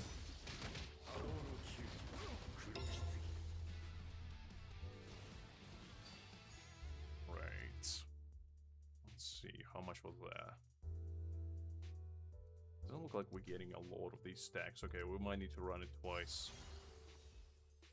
2 more times, rather. Actually, let's collect all of these. Let's see. Did we get anything exciting? My Ulquiorra is fully built, but if I do get some upgrades, I won't be too upset about that. Probably not. Not a terrible one, but not great. Spirit. Yeah, no ideal. Ooh, this one's not bad. I think I already have. Ooh, this one's pretty good as well. Crit rates, crit rates, crit rates. Yeah, no ideal. No ideal. Attack. Attack. He needs ultimate charge, but that's pretty good. Yeah, nothing too exciting. And I'm pretty sure his middle piece is really good. Yeah, because I think my middle piece on my Ulquiorra right now is pretty solid, I believe. Let me just check. Yeah, so he got 1 crit rate roll, 1 crit damage, and 1 attack. And to be honest, he got another attack, so even if I do roll like 2 or 3 crit rates, I just don't think it's going to be worthwhile swapping over. Because the third type stat is kind of, you know, whatever. And I mean, I can probably do this one because it has ultimate charge rate on it. And he does benefit from ultimate charge rate a bit more than he would do from attack because it converts it straight into crit damage. Yeah, but that flat defense is just, it ain't it. Like, flat defense just always ruins a party. Man, should I try? Alright, you know what, we'll roll it once. We'll roll it once and see what happens. But I'm not like super excited about it. Because I doubt there's gonna be anything that was, well, let's see. Crit damage, okay. Crit damage, okay. Oh, defense, yeah. It had potential. It had potential. But unfortunately the last roll ruined it, so... yeah, it ain't gonna be it. Ain't gonna be it, unfortunately. But that's fine. That's fine. It's alright. I mean, my Ulquiorra is already built, so it's not the end of the world. I'm fine with it. Because as I said, this is good enough. Like, attack roll, you never can, you know, be mad about attacking. Considering Ulquiorra doesn't have a lot of attack, any attack you can get is good enough. So it's all good. I'm not looking really for upgrades for my Ulquiorra, because he's pretty much sorted. Like, his build is really good, and I'm not really looking for upgrades. If I get them, great, but if not, it is what it is. So it's all fine. It's all fine. Now, let's go back to the events and see what else we go. Okay, we done this one. Blind box. I think we can probably do this one as well. Because I believe you only need 40. So probably can get a majority of them. Well, so do I, Creek, so do I. Because you know what ultimate charge rate does? Converts it to crit rate. And he also gets 20% from bond. It really doesn't matter how you build Ulquiorra, whether it was crit rate or crit damage, because he gets both. If he gets overflow crit rate, it converts into crit damage, so it really doesn't matter for him. Okay, so we got majority of those. That's good, we got all the Spirit Jades. Now, let's see, what else can we do here? This one we'll probably leave until next week, because we're gonna have something to do. If we're not gonna pull for Ichigo, since I'm still a little bit on the fence about that. I don't know what this one is. Let's check it out. Let's see what that is. Oh, is this the maze again? I see. Okay. Fair enough. It's basically the same one as we used to have with the maze that you need 2 people for. But unlike that one, this one's a little bit easier to do. Okay, the chocolate one is gonna be harder. This is basically like Battleship. So, oh, there we go. Found it. And let's go with this third one. Yeah, but yours doesn't have enough ultimate charge rate. You need more ultimate charge rate, Creek. Because that's where he really, really shines. Ooh, we're in the scout first time. Nice. Okay, this milk one is going to be a problem. No, actually, never mind. Never mind. We found it just like that. Okay, now let's do the fourth one. We're really cooking over here. Okay, so bag of cookies. Oh, man. I'm really popping off today. Okay, nothing here. There we go. There we go. Yeah, but you need more, Creek. You need more. It's never enough. It's never enough. Okay, there we go. The bag of chips. Now, all we need to do is find the cookies. What is that? Oh, so there's like actual little cheats as well. Very nice. Very nice. We'll take that. Now, okay, so this one's gonna be a bit of a toughie. Okay, we found chocolate. I was never really good at battleships. I played them as a kid a little bit, but maybe I gave myself no enough credit. Maybe I am pretty good. Okay, nothing there. Okay, well, we didn't find it. That's fine, though. That's fine. We found 5 of them. It's good enough. Good enough. Now, let's do the True Blade. Because I've been doing these quite systematically, and we are doing pretty well in the actual ranking with 15 so right now, and we are looking like we're gonna stay that way because the 20th is like 60 million behind us, 60 billion rather. So we're not in a bad spot, to be honest, and we're kind of in a weird place where the people ahead of us are much more ahead of us, and people that are behind us are pretty significantly behind us. So we'll take that. Let's go fight Mr. Byakuya and see what happens.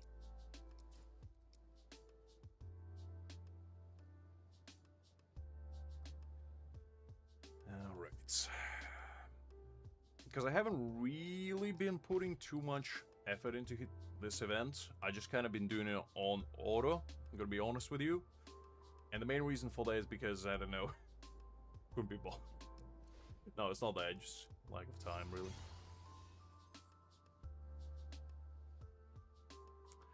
I don't know, Creek. I don't know, perhaps. Alright, let's run Thrust Team, why not? I've been running my Thrust Team, my Slash Team, and my Spirit Team for this one. And to be honest, they've been working out relatively decent. Nothing too crazy, but, you know, it works. It's got all you want.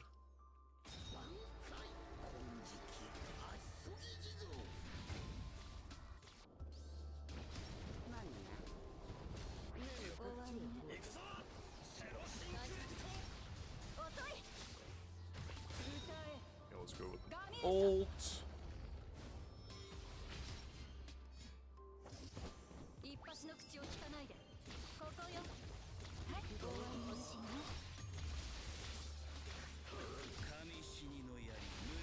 Okay, now it's Mayuri. Let's reapply the ult.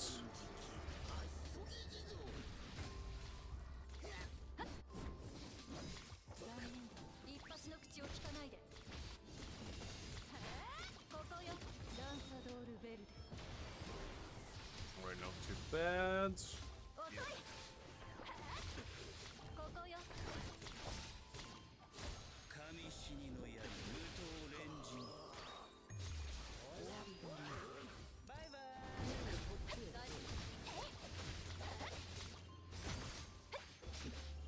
Okay.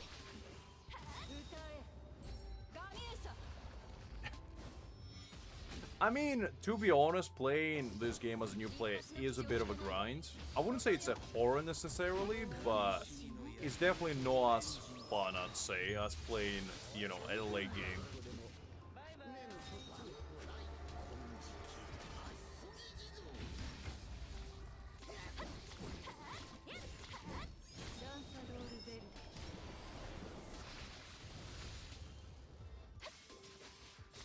Oh, come on, Byakuya. Don't do me like that.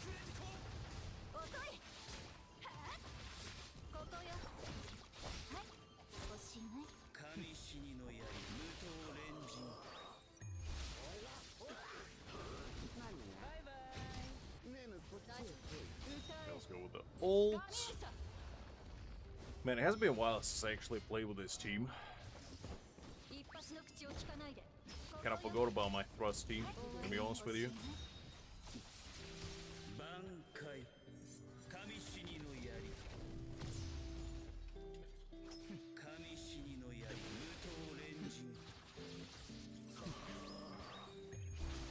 Let's go with Mayuri. Do the ult. I mean, to be honest, day to day I'm the same, but I do try to actually play the game as well. Just not as often. The only thing that I actually play manually nowadays, to be honest, is probably the raid boss and the guild boss. Everything else I do on auto as well, for the most part at least. Let's see.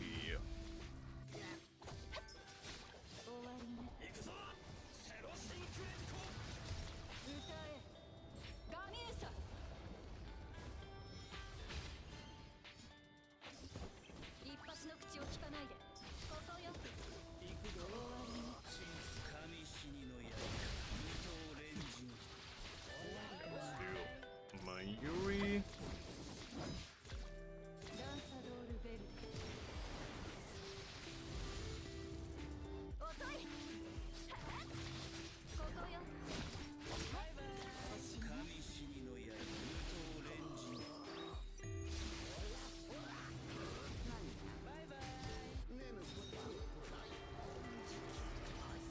You don't know how to. I mean, to be fair, Creed, at least you're honest about it. And I can respect a man that admits that he doesn't know what he's doing, because I'm that man as well. I just press buttons and hope for the best. And I feel like that's what majority of us doing.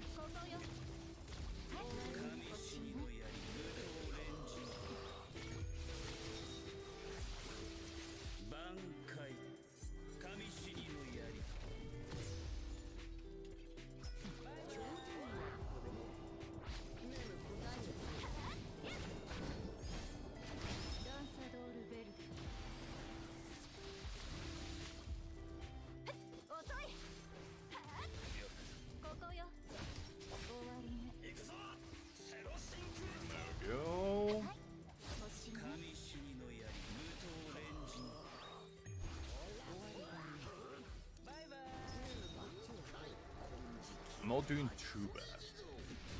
Not great, but not too bad.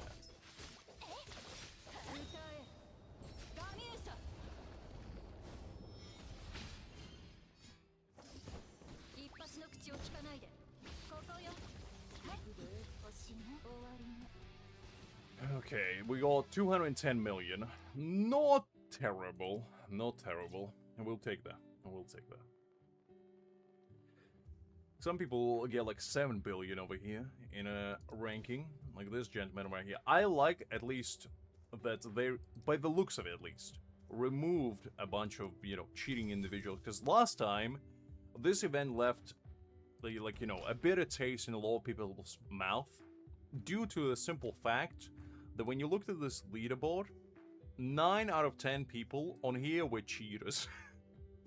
And that's just not good, you know, because it just makes you feel like, okay, well, it doesn't really matter what I'm doing at the end of the day if, you know, if I'm just not gonna really compete. And the only man that managed to squeeze into, I believe, top 10 was a legitimate player. Everybody else was a cheater. In fact, some people were so brazen about it. They had such unbelievable scores that it was just physically and mathematically impossible to get. Like trillions of damage, we're talking. So, yeah. Interesting times. It didn't happen that long ago even. It was like, I believe, April, I think? Alright, let's try a key skin action. just see what happens.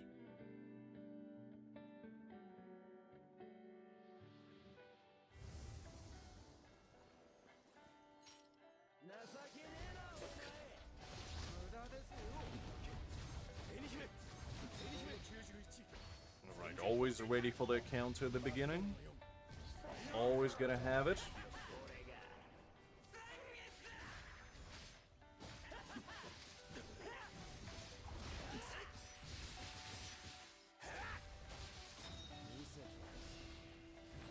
And why is that Creek? What did they do?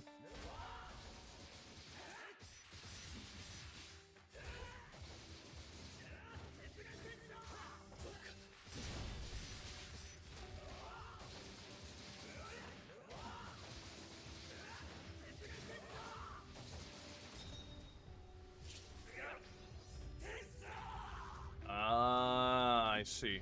So no, they're good. Fair enough. I mean, you know, if the game is good, I feel like it will have its dedicated player base. Because Arknights has its dedicated player base, but yeah, if the gacha is bad, it kind of dampens my enthusiasm for it personally.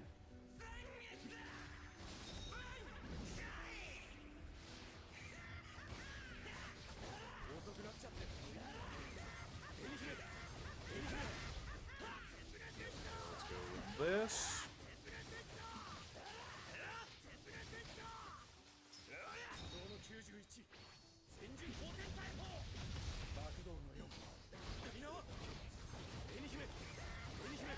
Yeah, let's do the ult.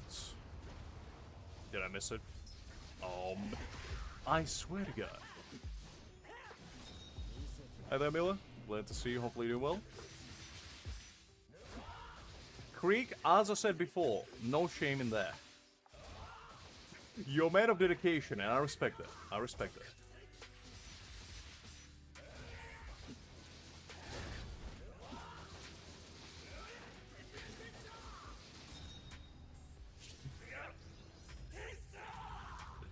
Listen, Creek, as I said, no shame in that. No shame in that. It would be more shameful if you pretend that you know what you're doing when you don't. At least you're honest about it. And nobody can blame you for being honest. Because it's not a sin to be dumb. It's a sin to, you know, be dumb and pretend like you're smart. Which I never do. I always say outright, I'm as dumb as a bag of bricks. That's why nobody blames me for it. Because if you're upfront and honest about your ineptitude, nobody can blame you for it.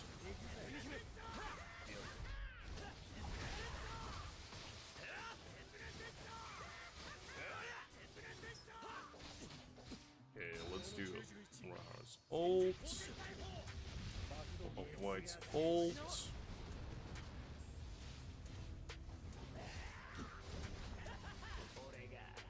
I probably should have run actually 2 supports with White, because Ichigo just doesn't do enough, unfortunately. Like, it's fine, but yeah, it just doesn't feel as good. Okay, let's do the counter. That's good, Creek, that's good.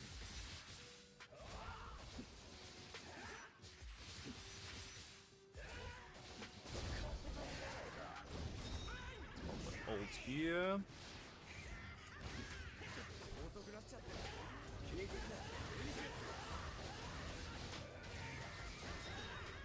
Right, we're kind of running on a tight ship over here. Ult.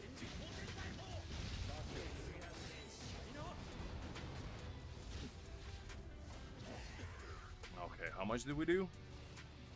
174. Not terrible. Not... Ichigo actually did more than I expected. I still feel like, you know, if I put him with Mayuri, probably would have done better. But then again, I need Mayuri for my thrust team. That is true. I haven't actually done those training thingies in quite some time, but you can get some Jades out of them. In fact, I haven't done them precisely since game came out. But you can get them. You can get them. And I believe there's also some for these, like, basic ones.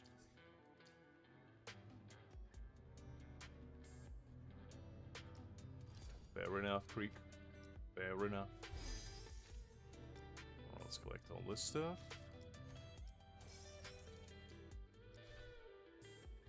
Alright, I think we might have... Oh no, we got one more. Never mind.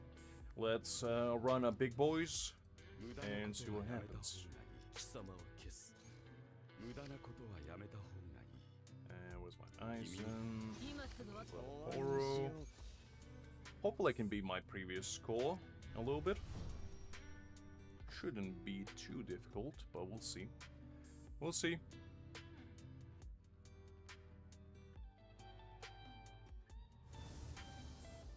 Alright, Byakuya, I'm back for more.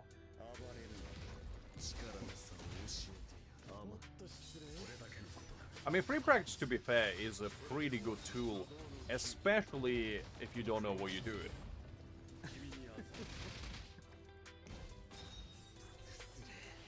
I used it a couple times just to familiarize myself with like rotations.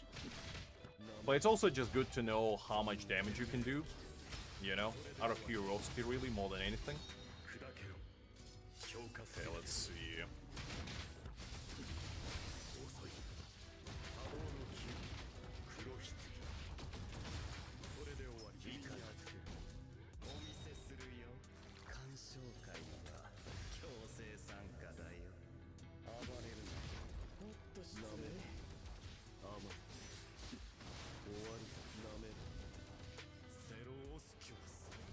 Alright, so far not too bad.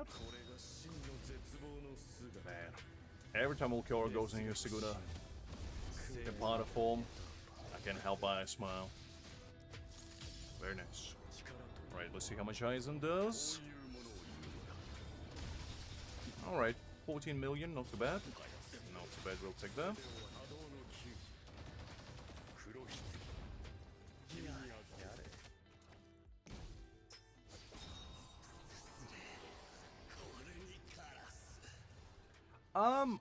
I definitely enjoy, like, all jokes aside, you know, actually learning more about the game and understanding how it works.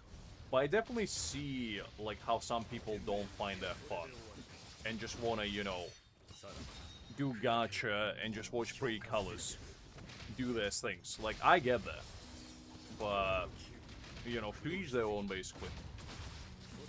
To me, personally, the most fun thing about this game is building the characters. I enjoy the process of actually, you know, making them work, essentially, and seeing the result in form of battle. I feel like that's the most fun for me, besides, you know, gacha itself. But I do understand that that's not for everyone. Oh no! You absolute heathen, Byakuya. I hate when he does that. I dodged it in the last minute. It's fine, whatever. It's fine, we'll take it. Whatever.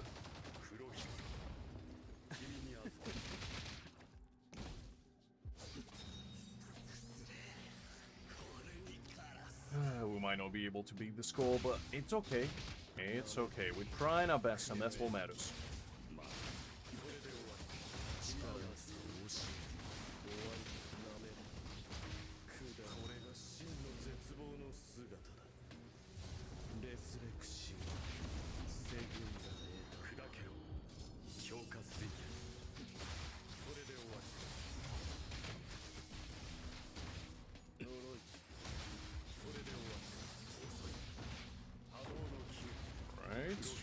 Didn't really like how he ruined my combo there, but that's fine.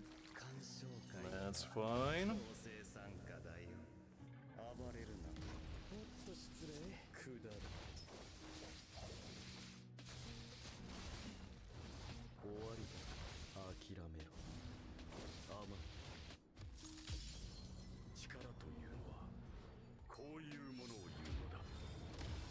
Byakuya, I swear to God, stop dodging. This absolute swine. Ruining my combos like nobody's business. I swear. I hate this man. You know which boss fight I like in this event? Sergeant. You know why? Because he doesn't move. And that's all I want. I just want him not to move.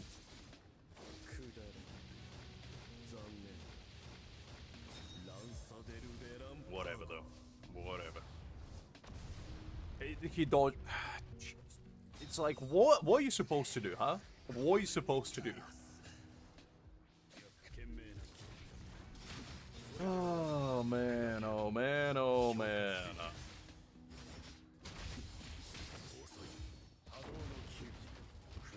It's fine. I mean, it doesn't really matter at the end of the day. But, yeah, definitely not the most pleasant outcome when, you know, you're doing your rotation and then you see no numbers popping up and you're like, well, that sucks. It's fine, though. It's fine.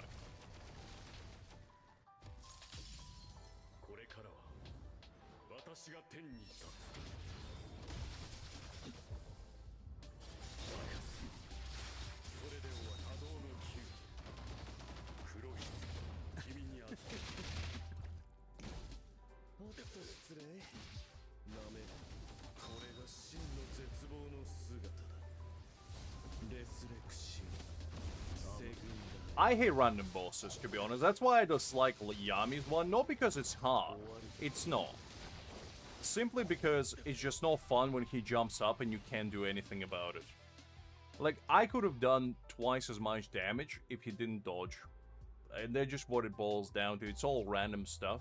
And if I was smart about it, I would have reset the fight and done it again. But to be honest, this is just, you know, I wanted to show you how I actually usually is. Because to get this score right here, I had to reset a couple times. Because I swear, this guy over here, just an absolute pain in the backside. It's fine though. It's fine. It's fine.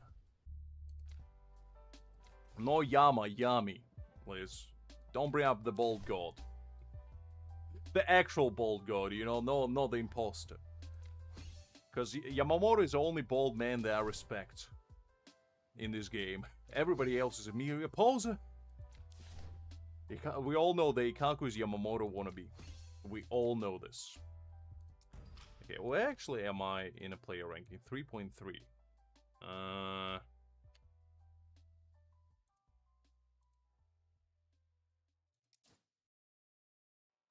No, you can't. Because the thing is, even if you deplete his rage bar, you can't actually stop it. Like, he still jumps because he becomes invulnerable at that very moment. I don't think you can stop it. 3.3 is fine. I would have liked to go into top 100 to get this, but to be honest, they ain't happening because I believe top 100 is like 4 billion.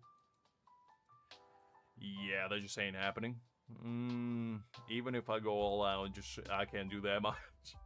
Which is fine. It's fine. Alright, so how am I still looking on these rankings? 24th and 30th. That's fine. That's fine. As long as I'm not in the low 50s, that's pretty safe. I think we did all of the events on this account, so we might bounce to my free-to-play now. Just double check. Yeah, all of these are done. It's all complete. Okay, that's good. Let's do this one. I don't know. Do I need to level up anybody's skills? Don't think so. Upgrade Ulquiorra, I don't know. I'm slowly but surely upgrading this Ulquiorra because eventually when I do get him at B6, I might use him for something. What I'm gonna use him for, I don't know, but I'm gonna use him for something. And thus I'm slowly upgrading him. Let's do Bow Rewind actually. Might as well.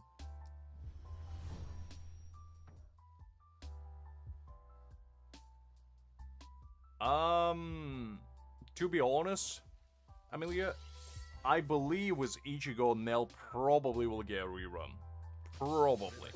Because so far, we had every single character that released recently with 2 other units to make up the full team.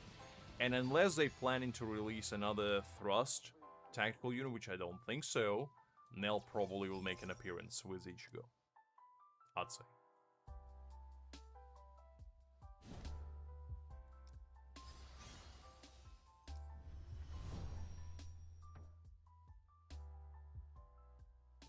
I mean, if you can stop it, that's cool, Liz, but to be honest, it's one of those things that it's just annoying more than it's difficult. Because it just wastes your time. And I like boss fights that waste your time. Because it's one thing if the boss fight is hard, like Ulquiorra's boss fight.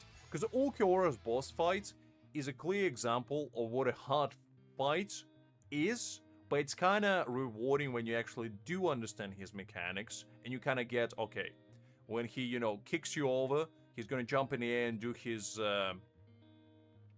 massive beam of death. So you gotta, you know, jump into it and just avoid it.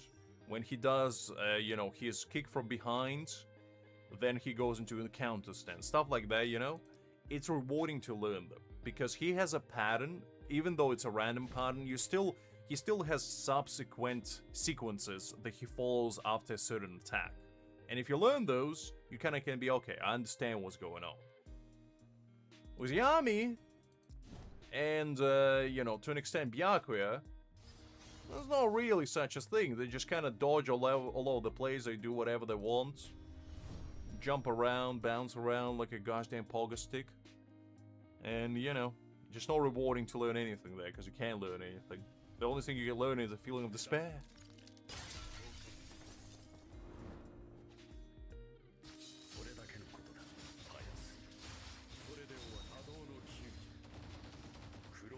I mean, the only way I feel like you can attack, because the thing is he becomes invulnerable in air, and the reason why I know that is because whenever he jumps, if you have your Aizen's, you know, dimensional slash, he doesn't actually do damage.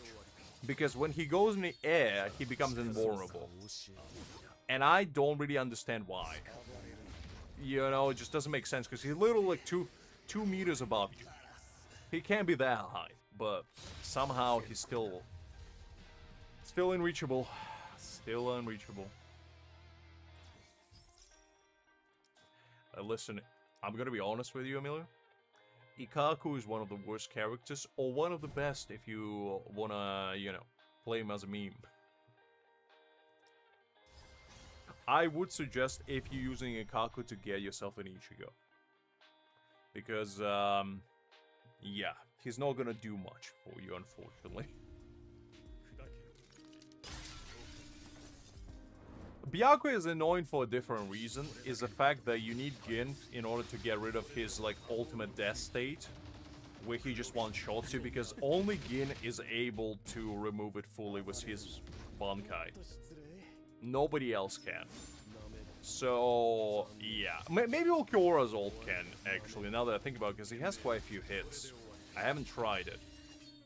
But they might be the only two, and I don't really like that. I mean, his shield form is pretty annoying too, so I get that. But as a boss fight itself, he's not that challenging, to be honest. It's just the dodges that annoy me tremendously, to be honest. Yeah, but Kenpachi by itself, like the fight itself, is not that challenging. The shield stay is definitely annoying, but otherwise, like, he's fine. It's the same principle with, like, Mayuri. Like, Mayuri, in all definition, is an annoying boss fight because of Nemu. But if you don't get Nemu, you know, he's easy as all get out.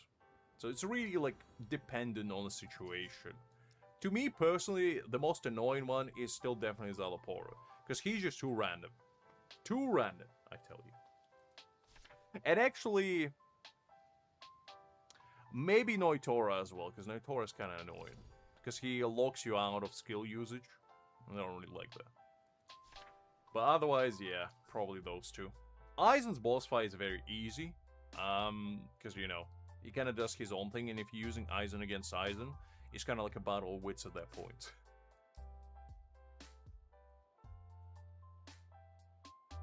Well, that's what I mean with Szayelaporro, and I think he's the most tanky boss out of them all, because I'm not sure if it's just me, but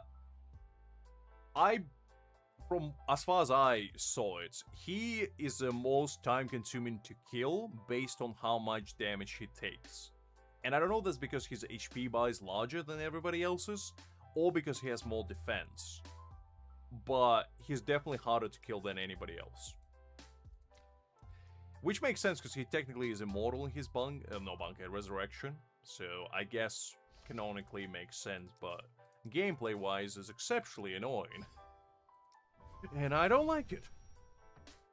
That's fine. But to be honest, there's none like boss fights in this game which I would classify as too challenging, shall we say. They're just annoying, some of them. And annoyance is no equivalent to hardness. It's equivalent to just a time waste.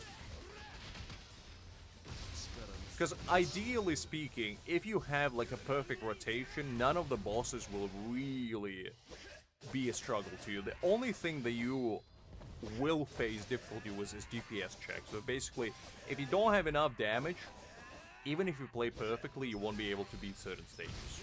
And just how it is. And the perfect example of that would be like the ranking events. In some of them, like, doesn't matter how well you play, you just won't be able to beat them. Due to the fact of the boss being in an absolute HP spot.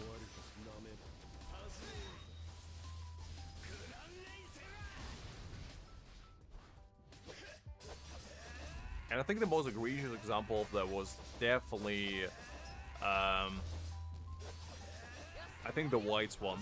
Like, the White Ichigo's one was definitely one of the worst ones. Because his one was just so challenging to do. And I think Szayelaporro's one was close second to that. To be honest, I haven't really played with Grimmjow, so I don't have that much input on him. I played with Yaoichi quite a bit on my free-to-play, and I do like her gameplay. But to be honest, the fact that Essa plus Grimmjow ignores defense on his B2, I feel probably will put him over the edge. Unless you have Soifon, because with Soifon, Yaoichi might be better. Maybe. It really depends on how many boundaries you go in Yaoichi, but his boundaries are definitely good.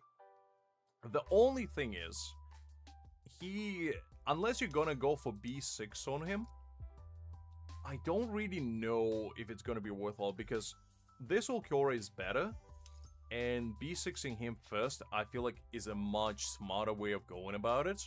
Especially if you don't have, like, if you didn't pull for limited Ulquiorra, let's say. He's definitely a much, much more worthwhile long-term investment, because in 4 months' time, when you unlock this, and ignore 85% on all attacks, I feel like that's a very, very powerful boundary to have on your account in general. Even if you have limited Ulquiorra, just for the sake of, you know, we might need multiple spirit teams in the future, and just having that is very valuable. If you have B2 Yaoichi, I mean, I don't really know what Yaoichi's boundaries do, to be honest with you. Because I haven't looked at them. Let me see. Spiritual Pressure, that's pretty good. Lightning Seal, to increase crit rates. Well, the thing is, I feel like if you have Yaoichi B2, is really who you enjoy more. Because I feel like Yaoichi's gameplay is easier to get a hang of. And Grimmjow is he's probably the hardest actual character to play in this game, due to the fact that you need to keep track of so many things with him. And his rotation is very cumbersome. So, if you like Yaoichi more, I would say stick with Yaoichi. But Grimmjow is probably in the long run will be better. Just really hard to tell, to be honest, without having him played with my own two hands. But from what I've seen people do, people prefer Yaoichi if they have Soifon. Without Soifon, there's a good argument to use Grimmjow instead, I'd say.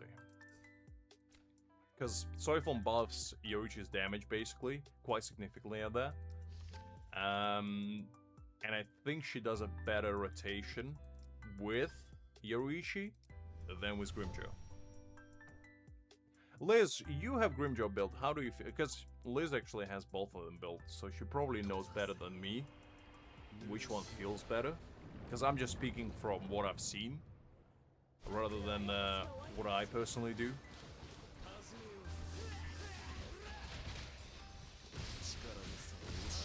Hi there, Kine. Glad to see you. Hopefully you're well. I'm alright myself. We've been up to, big man? Anything exciting?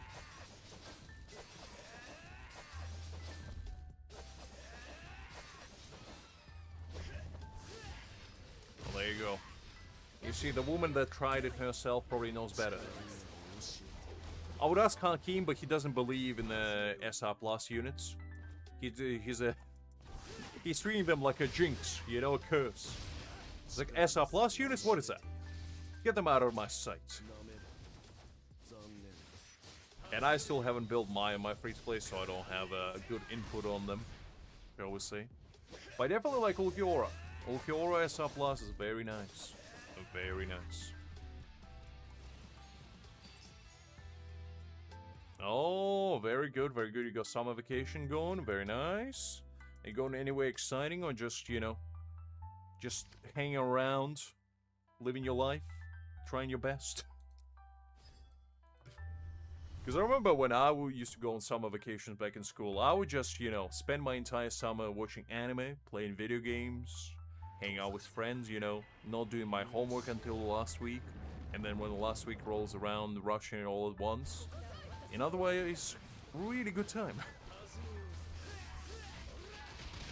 But then realizing when I go back to school that I did it half-assed, and then teacher asking me why I didn't do as well as I should have, and I'll be like, look, I tried my best, and they could clearly tell I'm lying. One of those things. One of those things.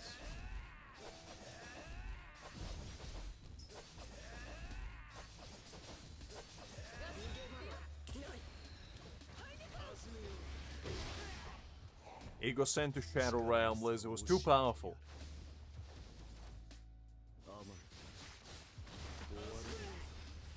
Nice, nice, kind. It's good, you know, just to get away from hustle and bustle of everyday life occasionally. Just go out there, explore, become one with the nature. Just have a good time. We all need that occasionally. All gotta remember our roots and where we come from. Because whenever I visit my old folks, or like my grandparents, it's always, you know, one of those eye-opening experiences where it's like, man, I'm gonna be this old one day. And then the next thought comes in, man, one of these days, I might need to consider, and I dare say it, retirement. And I'll be like, man, that sounds fun. Just sitting on a lawn, shouting at youth of society, shaking my cane, and eating plum pudding? Sign me up. I can do it right now.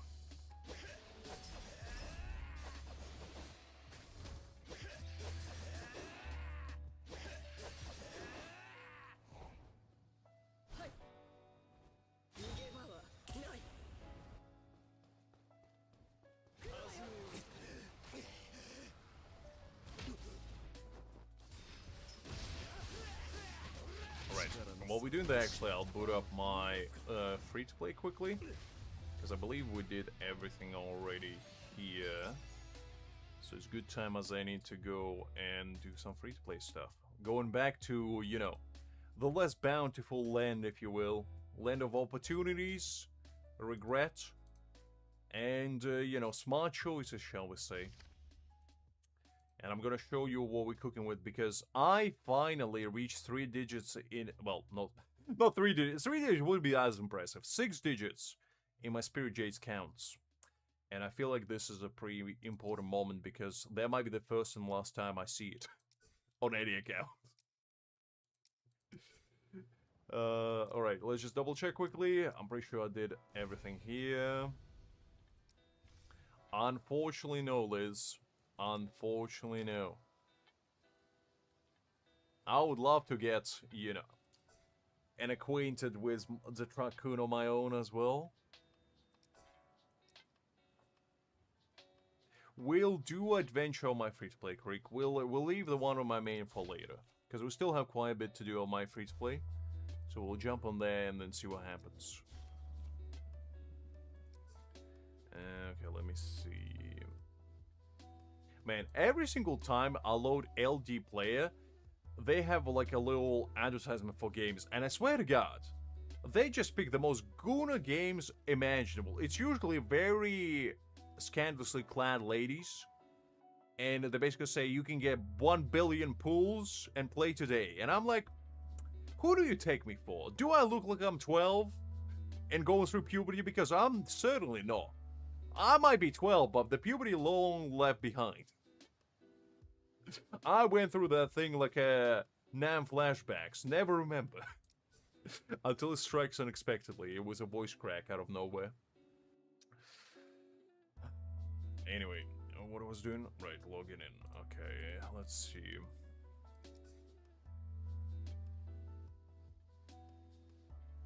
Look, Hakim.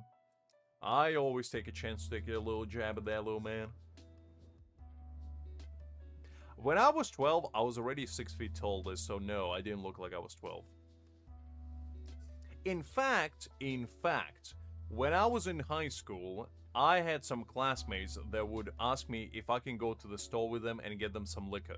Now, I don't advertise underage drinking by any means necessarily. However, if you're in a high school and, you know, you want to fit in with the cool kids sometimes, you might be tempted to do so. I never did because I don't believe in that kind of, you know, initiation, shall we say.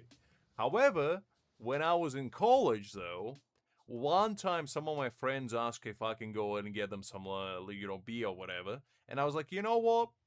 It was the first week in college, and I was like, you know, I don't know anybody here. I might as well make some friends. And, you know, we go chatting and went to the store. And you can imagine that I believe I was 16, 17 at the time. And you can imagine that I looked already like I was 20 probably. So I went to the store and asked, basically they grabbed a bunch of beer and they basically handed it to me and be like, can you go to the counter and get it out of there? So I went and I was like, there you go. So Cashier stared me down and she didn't ask originally for any like documentation or anything. So she scanned them all. And then as soon as I went to grab them, she was like, oh, by the way, do you have a passport with you? And I was like, no, sorry, I left it at home. And then I looked at my friends, I looked at me, and she was like, oh, sorry, I don't think I can sell it to you unless, you know, I can see your passport. And I was like, okay, I'm gonna go and grab it, I'll be back. And then I just walked out of the store, and my friends sneakily followed me behind, and I was like, well, that didn't work out now, did it? They were doing their job, gosh dang. And I'm proud of them for that. Good on them. Putting prepubescent Lux in his place, as they should. As they should. Alright, let me quickly change this.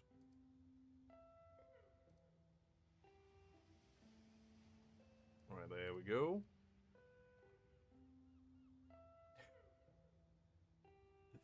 Fair enough, Cohen. Fair enough. Look, they asked me to do, and I actually did tell them, look, I don't think this is gonna work out, but I was like, if you want me to do it, I can try. Because all they said is just to cash it for them. And I was like, okay, I'll give it a shot. But I was not gonna lie or anything. I straight up told them, if it's not gonna work, I'm just walking out. And they're like, oh, it's fine, it's fine. Yeah, I'm still actually friends with a few of them. They were good lads. Like, they weren't bad kids or anything. They just, you know, they wanted to try some beer, and, you know, the evil cashier didn't allow them to do so. By the way, none of them drink nowadays anyway. And I feel like that might be why. There was like a turning pivotal point in their life where they were like, you know what?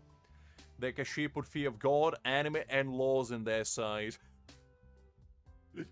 So their cranium never forgot. Never forgot. Always remember. Always remember. Exactly, Kane. Exactly. Sometimes all it takes is one life lesson to change your life. Because what if the cashier gave them their beer that day? You never know. There might have been Guy Fawkes 2.0 in a brewing. And that poor lady just stopped them. Right then and there in their tracks. You never know. You never know. Because the next thing they could have been doing 10 years later is burning the Parliament building, and we would have been none the wiser. We would have been none the wiser.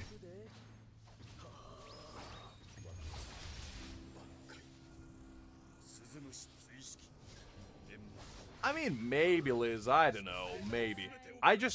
The thing is, I went with them because I wasn't sure what they wanted.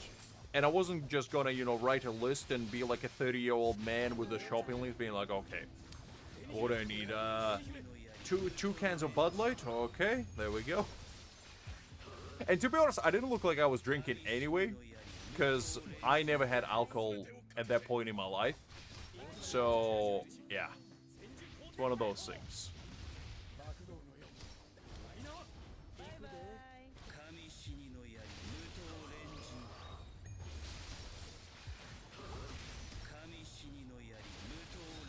I mean, look, it wasn't my problem. If they wanted the beer, I was just like, you know what, I'm walking out.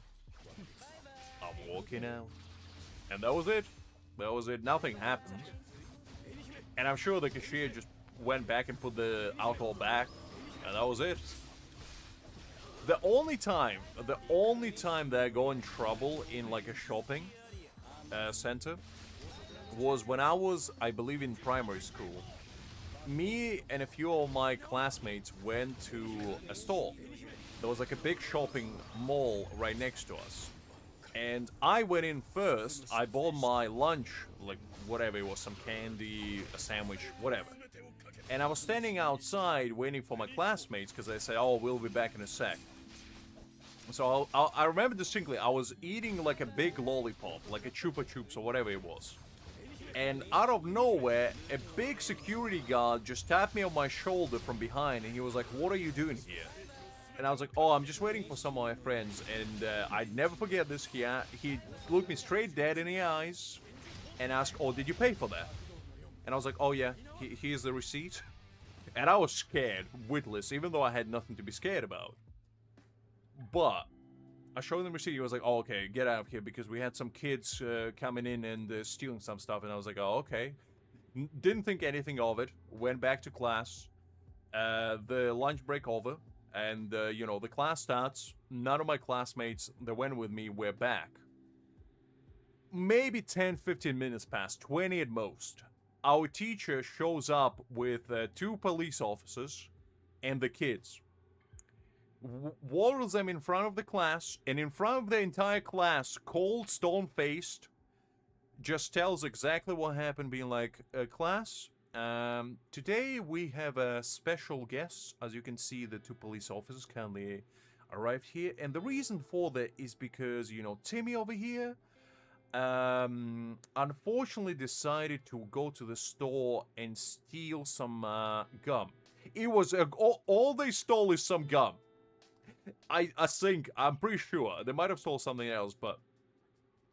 And she was like, so we would have to call their parents, and basically, you know, they would have to pay a fine.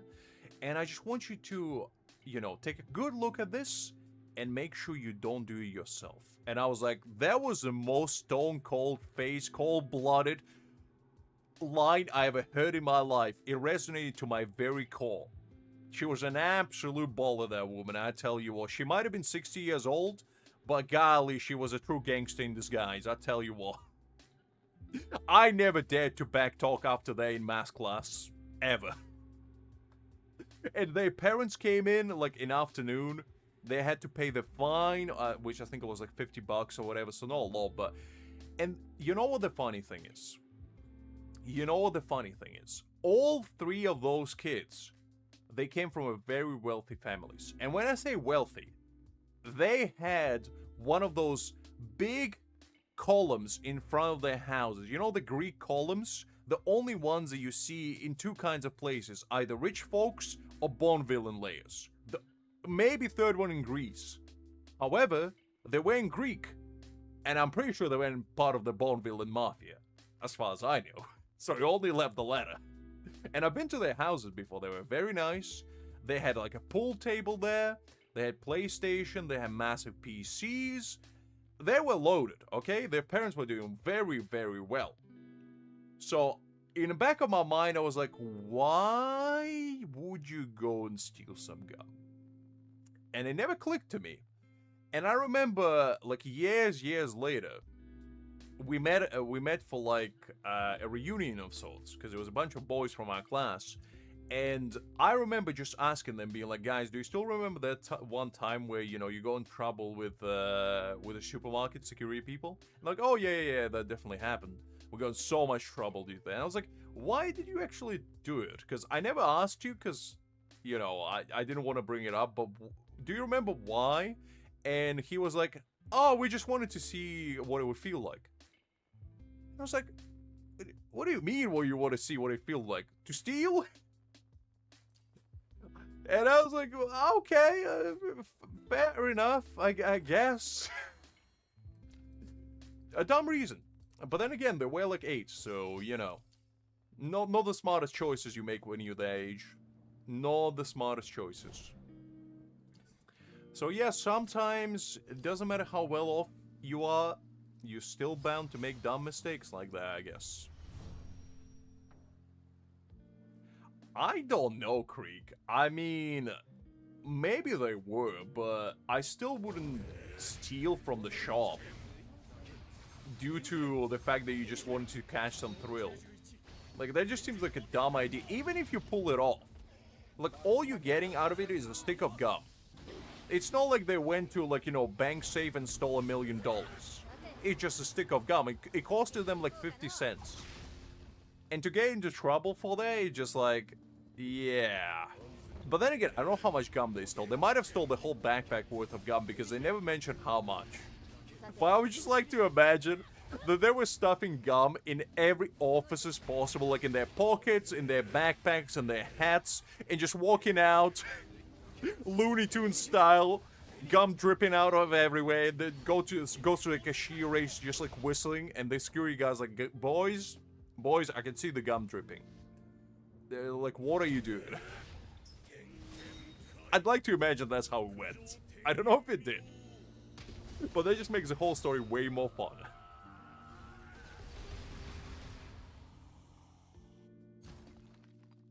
I mean, maybe, Creek. I just don't know why as a kid. Because as a kid, okay? Okay. So, as a kid, I wanted toys sometimes, right? And my parents came from, like, a working background. So, we didn't have, like, a ton of money. We had some disposable income, but usually they would treat me to, like, a nice meal, or, you know, they would take me to somewhere. Instead of, like, buying me toys or games or whatever, they would do that only on, like, my birthday, New Year, stuff like that, you know? Or if I did exceptionally well in exams as a reward.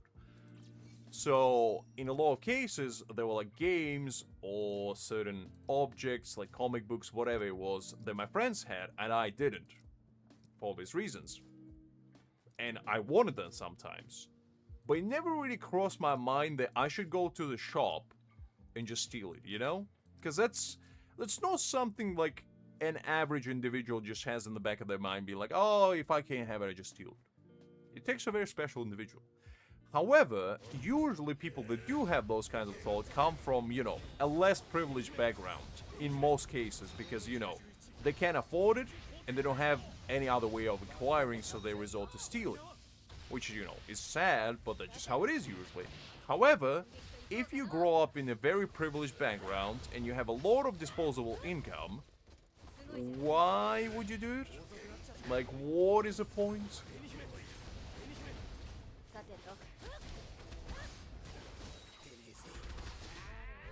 I mean, maybe, Liz, maybe. Because, I mean, I'm sure they knew it was bad. Like, every single child gets told that they shouldn't take stuff that doesn't belong to them at, like, the age of 5. Realistically, you know? Like, there's no kids out there that just take things and then just pretend like it's normal. And I'm gonna be honest with you, one time, when I was probably 6 or so, when my grandma took me to the supermarket, I was browsing the toy shop section. There was nobody inside, and there was one toy. I distinctly remember it was one of those like collectible dinosaur toys, and it was a T-Rex. And I really, really wanted that T-Rex. And I went to my grandma, I was like, Grandma, could I please have this? And she was like, yeah, I don't think, how much does it cost? And it was costing like 10, 20 bucks, whatever it was. And she was like, not this time, but I'll tell you what, next time, you know, after I get my pension and all that stuff, I'll get it for you. I was like, oh, okay. And then I went back, and in the back of my mind, like, I had a thought, what if I just take it? And I started putting it in my pocket, like, literally, and then out of nowhere, I was like, no, no, no. And I just put it back, and I just walked away. So I had the thought of being like, what if I take it? However, the realization kicked in that they was wrong, and I just didn't. As I said, it was halfway into my pocket, I'll be real with you. It was halfway there, and, you know, it was gonna happen if I didn't do anything about it. But I had a sudden realization, I was like, no, I can't do this. And I just put it back, and I walked out. And then I felt so bad that actually I spoke to it with my granddad later. I didn't have the heart to tell my grandma about it because I felt really bad about it. And then I told to my granddad, and he was like, well, at least you know that you did almost something wrong. Don't do it again. And I was like, okay, Grandpa, I won't. He didn't scold me. He just gave me a stern look, and he was like, don't do it again. I was like, okay. Because my grandpa is one of those people that he never shouted at me, but he gave me sometimes a stern look, and that was enough. That was enough. I was like, okay, I'm doing something wrong. Can't do that. Which is silly to think about, but you know. As a kid, you know, who else are you gonna look up to if not your old man or, you know, your old man? For guidance and advice. That's usually how it goes. I mean, it wasn't big. It was like, I don't know, the size of my palm, maybe. So, about, I don't know. How big is it? 15, 20 centimeters? It was decent size, but like, I had like a jacket on, so I stuffed it inside my pocket. And it wasn't outside pocket, it was inside pocket, because I had those fancy jacket with like inside pockets. So I stuffed it in there, almost stuffed it in there. I look like one of those watch dealers, you know, you always see on in movies. With like a trench coat. I almost became that guy. Almost became that guy.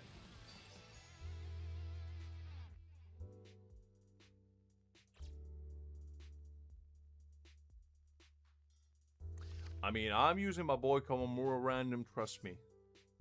He's still dishing out decent numbers. He still got it. Still got it. Alright, let's do some stamp conversion, because I think I got too many of them. Let's see, let's do this stuff. Let's do this.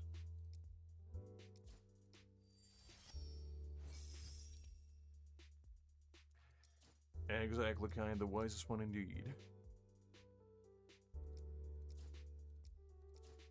Look, I have a choice, Creek. I have a choice. I just choose not to use it. That's the kind of choice we're talking about here. The choice is that. It just, I deliberately decide to ignore it. Alright, nothing too exciting here by the looks of it. That's fine though. Yeah.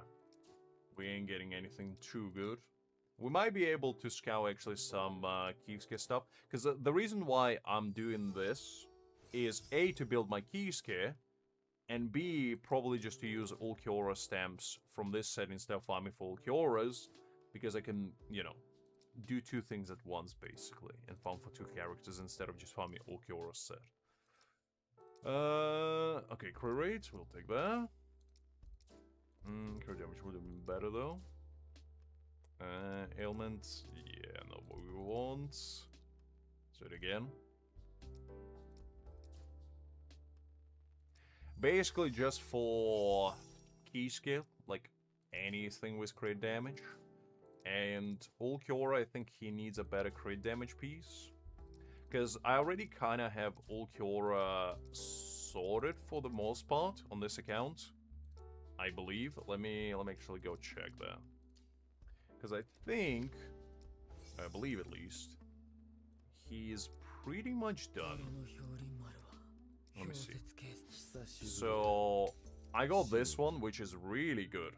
You know, 2 crit damage rolls, 1 crit rate rolls, attack, ultimate charge rates, increases all damage by 9%. Solid.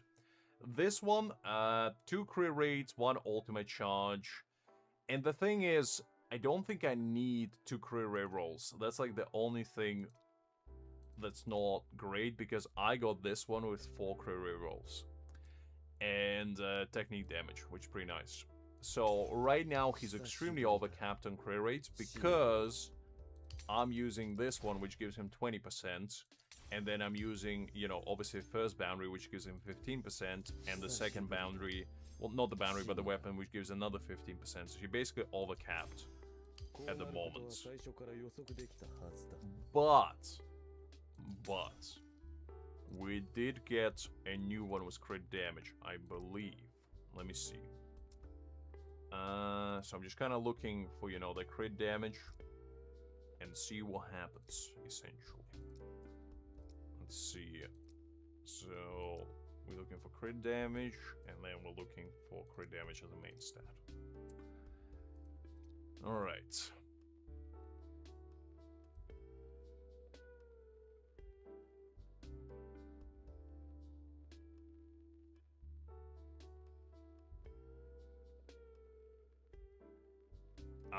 I mean, stealing sweets is not that bad, to be honest, because food is one of those things, you know, if you take it as a kid, it's not the end of the world. But I had things stolen from me, though, because I remember when I was a kid, I had, like, a collection of sport cars.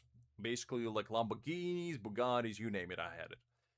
And it was a magazine, basically, with them. And the whole point of it all was collecting cards, and you had like a little metal box with cards written on it and all that good stuff.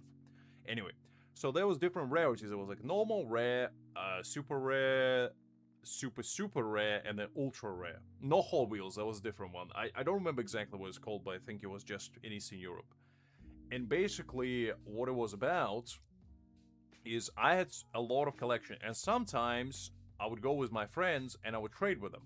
And there was one time where there was this one kid that rolled up. I didn't know him, but apparently he was friends with one of my friends. So I was like, okay, fair enough. And he was like, oh, I really like that card. Would you mind trading it for me? And I was like, oh, okay, sure. Which card are you talking about? And I pull it out, and he basically just snatched it from my hand and started running. And I looked at my friends and I was like, well, I guess I gotta go to work. So both me and 2 of my friends started chasing that guy. And we basically caught him. And I gave him an ass whooping of a century. I'll tell you what, I wasn't a violent kid. But you mess with my cards, and I will, you know, steamroll you as you stand. That's just how it was. And we basically give him a beatdown of century. I took my cards. And, yeah, I just walked out. Luckily, the car wasn't damaged because it was a really cool car. It was like this Lamborghini, and it was ultra rare as well. And basically what it was matte black. But if you breathe on it, like if you put some hot air on it, and you basically just rub it a little bit, it would show a holographic print of a Lamborghini. And basically, if you like twist it around, it would make it seem like it was driving, but driven by somebody. So, yeah. There was one time somebody dared to steal from me. There was another time that I don't know who and I don't know how, but I got my... So I used to play with my old man. He was really into tanks, right? And we used to both play this game. I think it wasn't Tanks, World of Tanks. It was Tanks Online, I believe, which was basically... World of Tanks is like the realistic version, but Tanks Online, I believe, were basically more like just for fun, where basically you can have plasma guns, you can have like miniguns on your tanks, all that good stuff. And basically we used to play a lot. And one time I showed my account to some of my friends because they were playing as well. And after that, I don't know how, but my account got hacked.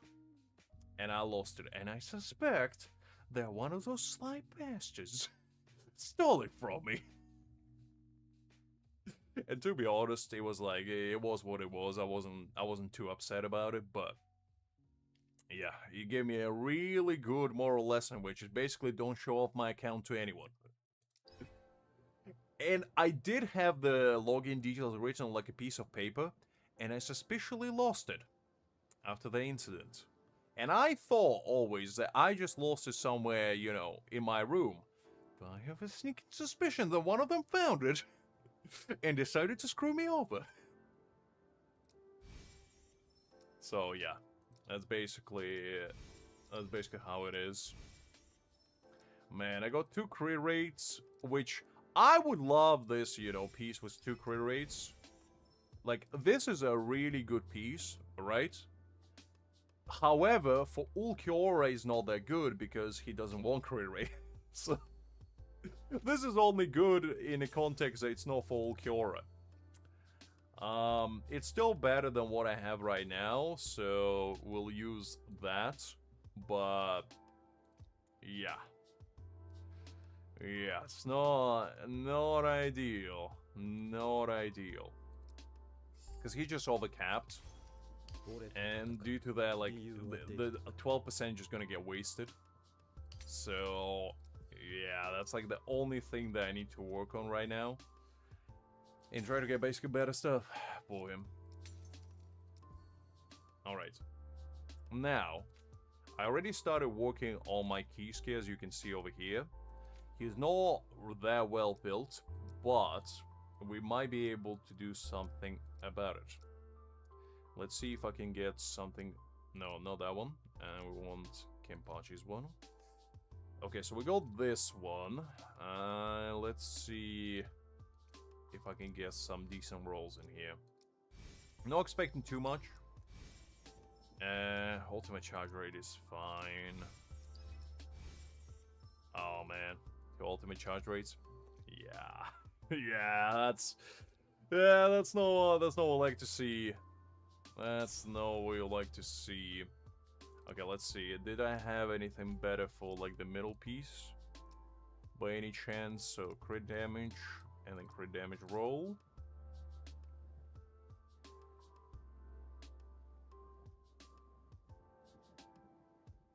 Oh, sorry to hear that, kind. Yeah, some people are just an absolute asshats. It's unfortunate. But I usually didn't really get messed with as a kid. Due to the fact that I wouldn't say I was violent, but I never really gave an opportunity for people to bully me. And I feel like due to that, I got a reputation that basically if somebody messes with me, I would, how to put it nicely, I would pommel them into oblivion. And, yeah. In fact, one time, there was a group of upperclassmen from, I believe I was in 7th grade and they were in 8th grade. And there was basically the entire group was known for being absolute delinquents, right? They were showing up late to class, just, you know, smoking, drinking, whatever. And absolute nuisances. And one time, I go into the fight with one of my classmates. And one of his brothers was in that class, so he got him involved. And he basically started to have beef with me, so we had a fight. Now, well, you gotta understand that at the time, I was already like 6 feet tall. That man was barely 5'6". So it wasn't really a fight, more of a disciplining lesson that I gave him.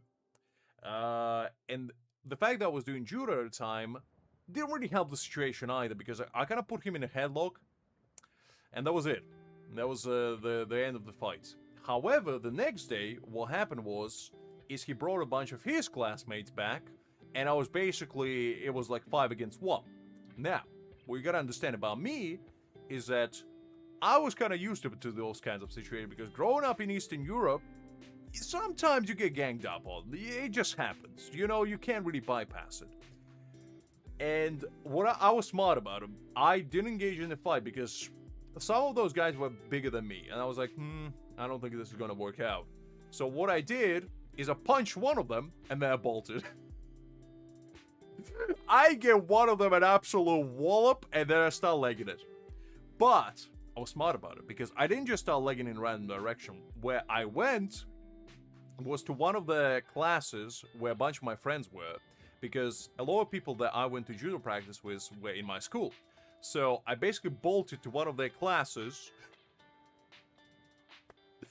And I was like, Jason, they got me! They cornered me, these swines! And out of nowhere, like 5 of my friends showed up, and it was basically turned into a group fight at that point. And that was a really common occurrence in that school. Which is basically probably explains my relatively violent tendencies as a child, which you wouldn't be able to tell by me right now, because I found Zen, as we said, by counting teeth of a lot of people. So that basically ended with an absolute fisticuff situation, and teachers got involved, and yeah, basically it was a whole ordeal. So yeah, nowadays it doesn't happen anymore. As you can tell, I'm a very calm individual. I became one with the Zen, and I don't fight anymore. However, always gotta be ready. Always gotta be ready to throw a wild punch, because you never know. You never know when an opportunity comes. You gotta take it. Man, 2 ultimate charge rates? Come on. Sweat. Such a good piece as well.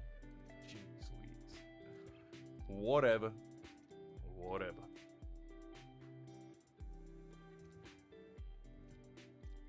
Okay, doesn't look like we have anything better here.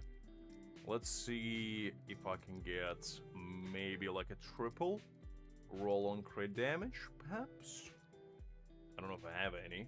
I have this one. Let's try this one. Okay, attack. Yeah, no, we won't. Which is basically, I would actually suggest for you guys to do this as well for your Kisuke. Don't worry about like the other stance, just go with the crit damage one, the first one you can find, and just try rolling it once. If it rolls into crit damage, keep rolling it until you get like double or triple at least.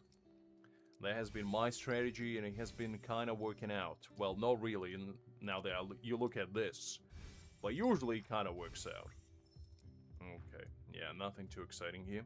That's fine though. That's fine. You win some, you lose some, because my Kisuke on here is not like super well built. It is kind of whatever, but we'll get there. We'll get there. Alright. So, now that we got that out of the way, how much actual, I can probably, well, I'm definitely gonna upgrade this to the max, because I might as well, for now. Like, it's not ideal, because I'm missing quite a bit of damage, but it's good enough for now. I probably should actually start building him, to be honest, because at this point, like, my Toshiro is already built, but...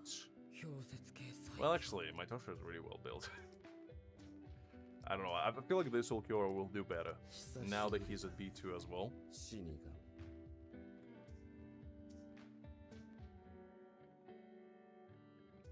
What do you mean he wouldn't give that much damage? Krieg, he gives 40% of his crit damage. That's a decent chunk. Because let's say the difference between my Kisuke on my main and my free-to-play one is roughly about 264... not 264. 64% crit damage. Now, Urahara gives 40% of crit damage of his own crit damage. So the 64% is basically 16% of damage that I'm missing out.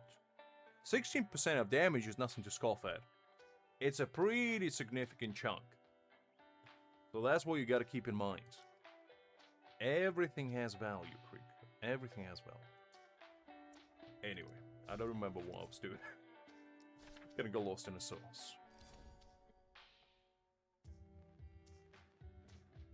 Alright, let's run this one more time. And just see what happens.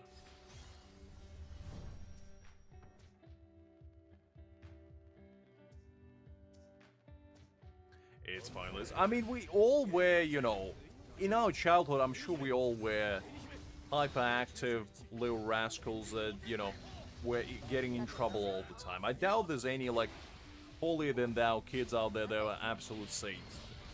Because the part of growing up is getting into trouble.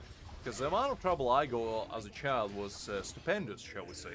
I was always a good kid for the most part, but I never go into trouble unless trouble found me. And unfortunately, trouble found me a lot of the times. So, yeah, it was kind of in the cards.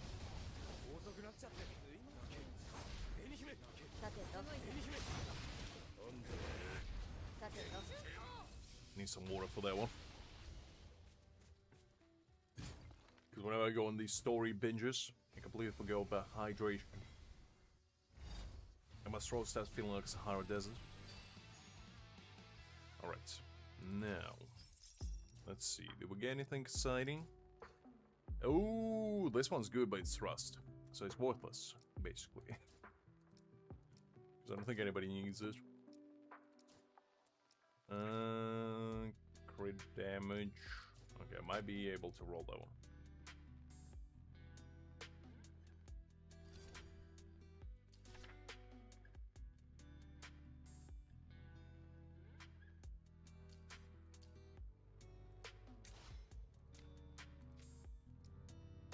Yeah, because the thing is, when you're growing up, you always have all these pent-up, like, emotions, energy, frustrations, or whatever, no? And as a kid, the only realistic way you have to let those emotions out is unfortunately through violence. And, you know, a lot of us probably came to conclusion... Ooh, crit damage roll? Okay, hold up, hold up. Ah, defense. Too excited for a second. Anyway, as I was saying, a lot of us probably had a lot of pent-up emotions, and those emotions usually lead to us making a very, very poor decision, such as punching people around us in various places, shall we say. So it's all about recognizing that, you know, what you're doing might not be the best thing, reflecting on it and be like, okay, I don't think I want to do this anymore.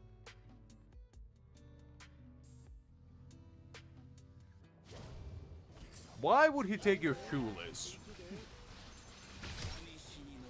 I mean, listen, payback for taking one shoe is logically taking another man's shoe. That's just how it is. Eye for an eye, as they say. I just like to imagine that Liz was chasing this poor man across the school. And she just, you know, when she finally caught him, she lifted him by his shin, took his shoe away, put him back down, stared him down, and said, "What are you gonna do now?" In the deepest voice you can possibly muster.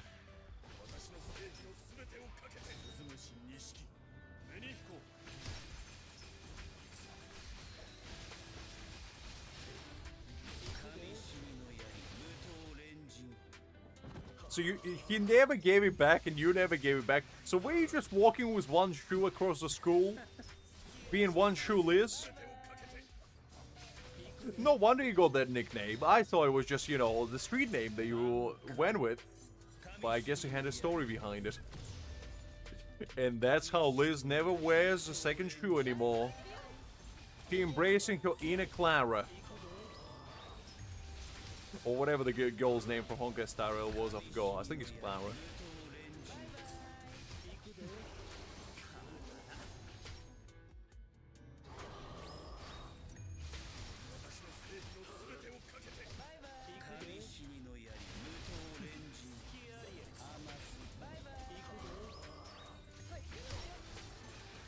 Don't worry about it, Liz. Don't worry. We know. We know. You are wearing his shoe? That's even worse. At least you could have had a cool street name, One Shoe Liz. How did he manage to put your shoe on? Because I understand you wearing his. However, your foot was probably twice as small as his. How did he manage to pull out that maneuver? Exactly. See, Kind gets it. Kind understands.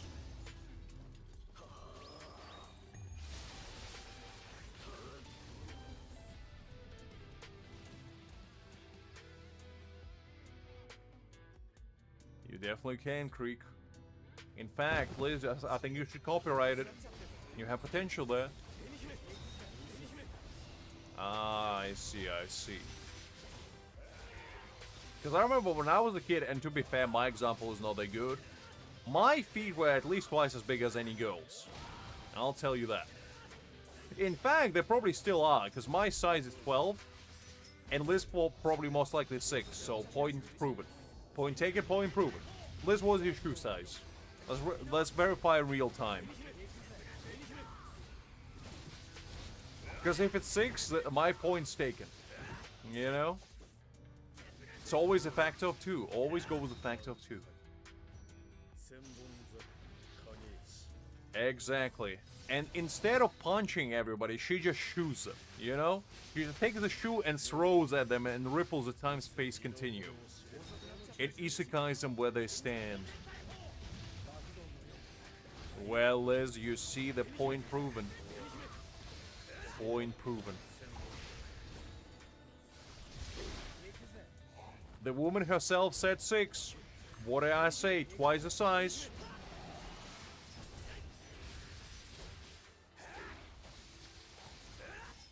Thank you for verifying that, Liz. My very philosophically in-depth theory that has been verified with a very large sample factor of 1. And now that's just the fact, you know? Exactly, Kai. What can I say? I'm a man of deep philosophy and deep scientific research that I do just for the betterment of humanity. Exactly, Liz. Exactly. That's what I mean. That's what I mean. Take that knowledge to the bank, guys. Next time you wonder how big is your shoe size, just find any random lady and ask, excuse me, miss, what is your shoe size? And whatever number she says, multiply by the factor of 2. And that way, chances are it's going to be your shoe size. Thank me later. In fact, thank me now and then thank me later.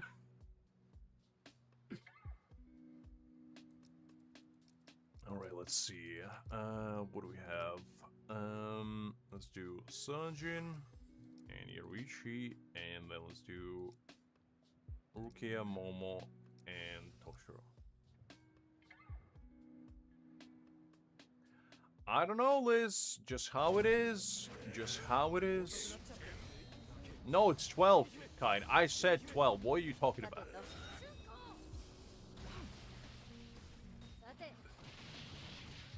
Now, you see, the only flaw with my theory is if you find somebody with big feet. Now, that takes the whole premise out of loop. Make sure to find somebody with moderate-sized feet, okay? Don't go out there looking for, you know, Toto the Clown kind of feet. You don't want a size 20,000. You want a nice, respectable size.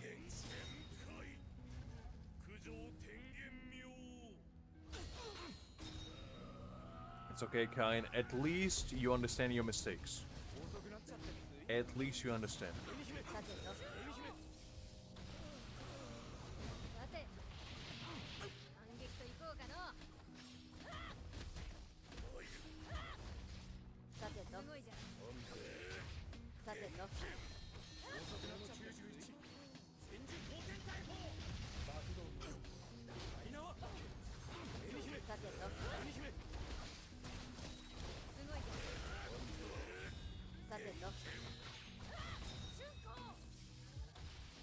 I don't know, Kain. I don't know. Probably not. 6 is probably very small and 12 is probably very big, but you know what? Sometimes you gotta do what you gotta do in life. You know, the bigger your own food, the smaller the margin you should take, okay? So, like, I'd say, if you're 11, you take 1.8 factor. If you're, you know, 10, you take 1.6 factor. And just keep going down. And I feel like that way, you will find your size very easily. We just need to have a big enough sample group, and we will verify that in due course. But I'm pretty sure 12 is, with the amount of hassle I have to go through to get my shoes, is probably not very common, because, unfortunately, sizes above 10 just don't really exist in UK, because they discriminate against people with big feet. And where does Bigfoot shop is what I want to know, because I want to go to the same place, because me and him clearly are in the minority over here of people with big feet, because apparently there's all that people with big feet over here. And how does that work out, huh?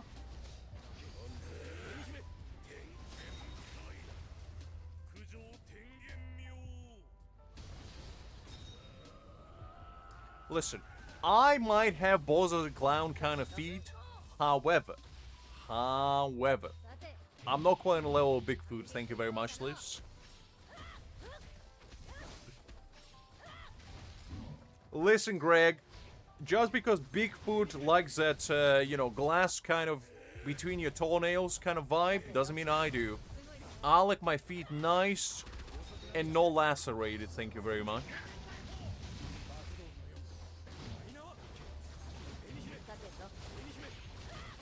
I mean, to be fair, I would probably say The Rock, because The Rock is kind of more my height. Shaq is much bigger than me.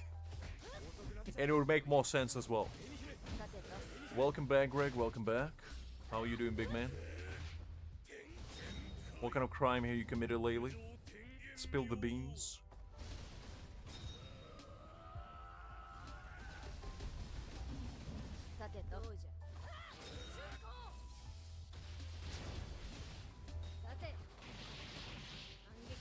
And also, Greg, now that I think about it, why do you think Big Feet runs with his grippers out?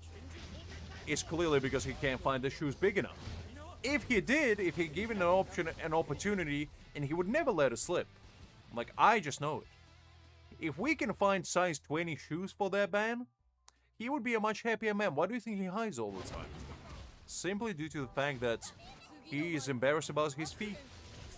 And that's a sad reality of it all. You know, somebody has to give the man the nice pair of shoes. Give him a nice pair of, you know, Jordans or something. Nice sliders, you know? Some classy stuff. Some nice loafers, perhaps.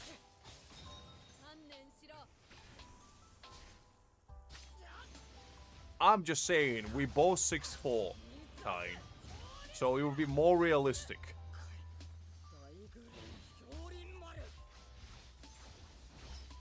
Because Shaq would towel me. The man could pick me up and throw me like a basketball. Exactly, Greg. Exactly. I'm just saying, missed opportunity. Exact. If somebody was big, like size 20 feet, shows up and he wears a nice loafers, you know that man means business. Like, you just can't disrespect a man wearing loafers. Because they know what they do. Sometimes. The only situation where I wouldn't trust them is on a slippery surface, because those things slip and slide, I tell you what. I wore loafers once, and I made a mistake to go on the basketball court with them. Big mistake.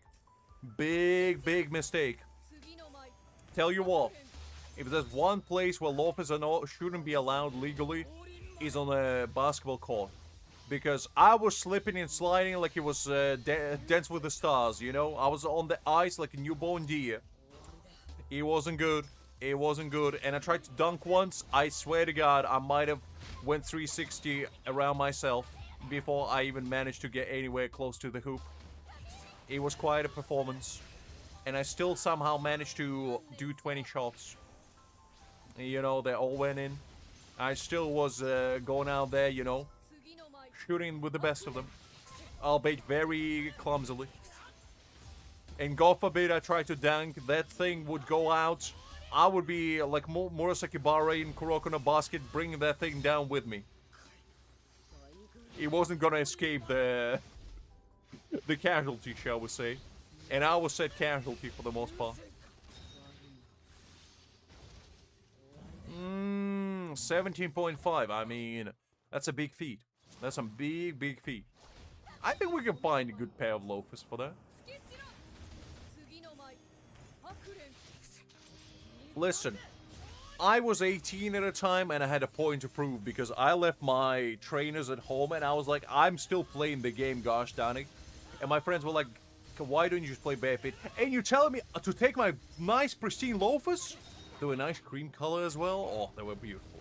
I'll tell you what, I miss those shoes. I don't have them anymore. After that game. Actually, after that game, I remember I did break them and then I fixed them and then I broke them again. And after that, I couldn't fix them again.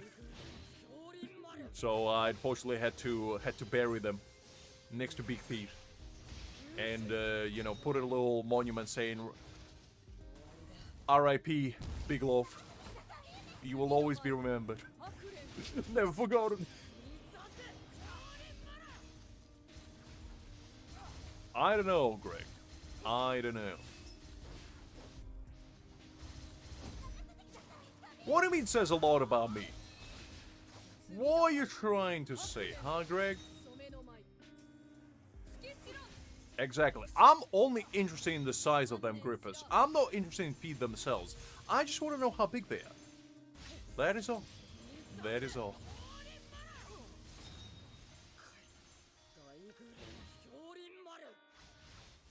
I'm just kidding, Kai. Calm down.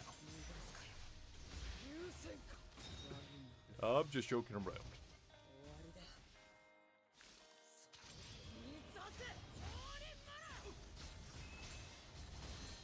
I'm not into feet. No. Feet are like one of the grossest part of the human body, let's be honest. I don't like them. In fact, I don't even like my own feet. Even though they're big. Not as big as big feet, but you know, pretty sizable.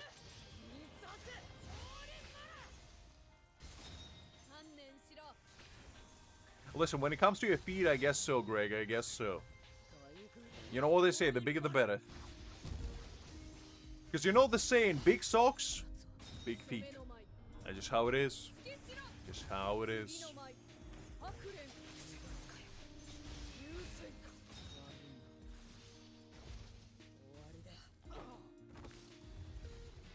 Well, I mean, they were made out of cashmere, so I believe they were biodegradable kind, I don't know. So, I put them in a shoebox. No, I didn't. I just, you know, I gave them to, I believe, my grandpa to fix, because he's really good at, like, fixing stuff. And he was like, well, Lux, I don't think those can be fixed. And I was like, alright, PB glove! And basically, I just, you know, I just closed my eyes, and I wound my arm like Popeye, and just send them into Horizon to loaf around, never to be seen again. Probably hit some random pedestrian on the way, but you know what? That's just how it is. Just how it is. Somewhere out there, somebody might be loafing around them loafers, prancing in the horizon. I wish it was me. I wish it was me.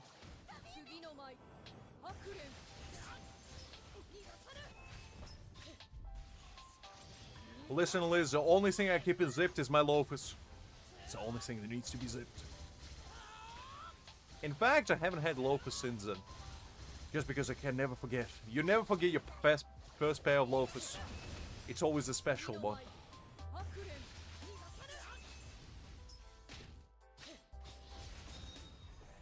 One of these days, I'm gonna show up and I'm gonna be happy, smiling to ear to ear. I'm gonna be like, guys, you won't believe it. I got some loafers. In fact, I'm wearing them right now. The only thing that prevents me from conquering the world as we know it is having a pair of loafers.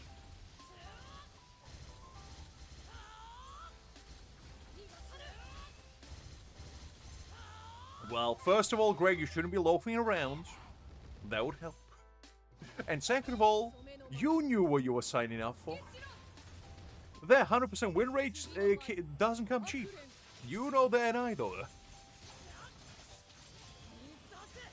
Exactly, kind. Exactly. You never judge a man by the size of his loafers. You judge him by their character. Their character, okay?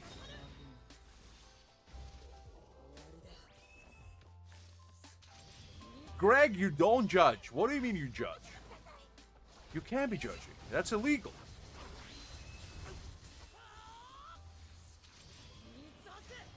This is just gonna... Just like the email, one of these days I'm gonna show up to my doorstep and there's gonna be an ominous black box sitting there, just ticking.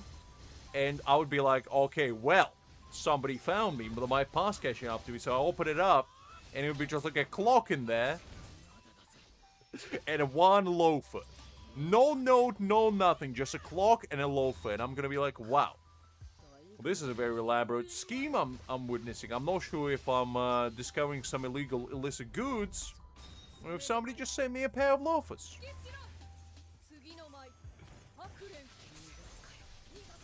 Listen, Greg, what do you mean? We don't do anything. I don't even know what taxes are, in fact. That's why I never pay them. I mean, I always pay them. Always. Wink, wink.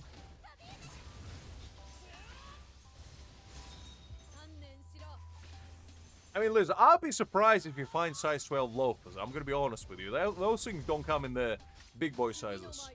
They're made for very tiny men, unfortunately.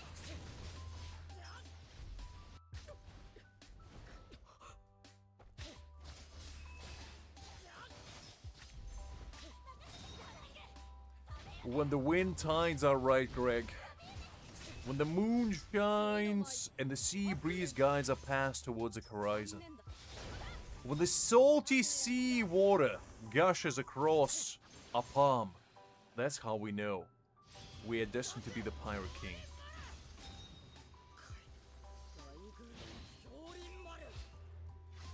And perhaps the video coming out at the same time. I don't know.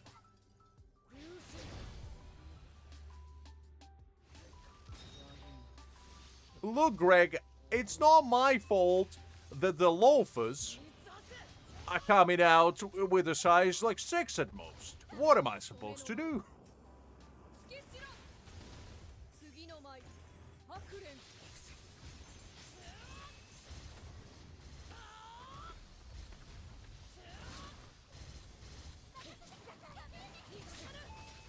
In fact, Greg, you're gonna be proud of me because I modified the last bit that I'm gonna do for the video, and I think you will enjoy it particularly because I felt like your voicemail just wasn't gripping enough. So I added some extra spice by my own accord, shall we say, and I think you'll like that.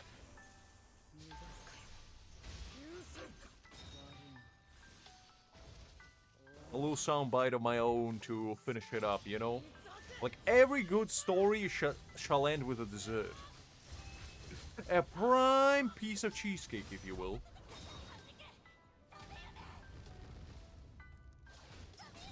The only thing I need to do is finish editing, which I probably will do tomorrow morning.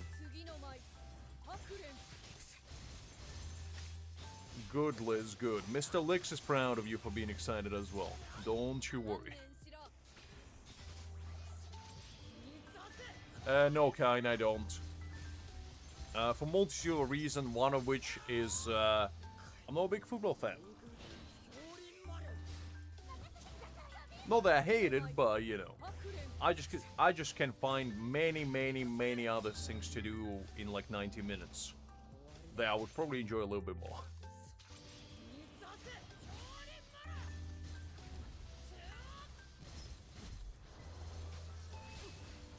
Greg, what is that? First we laser cut.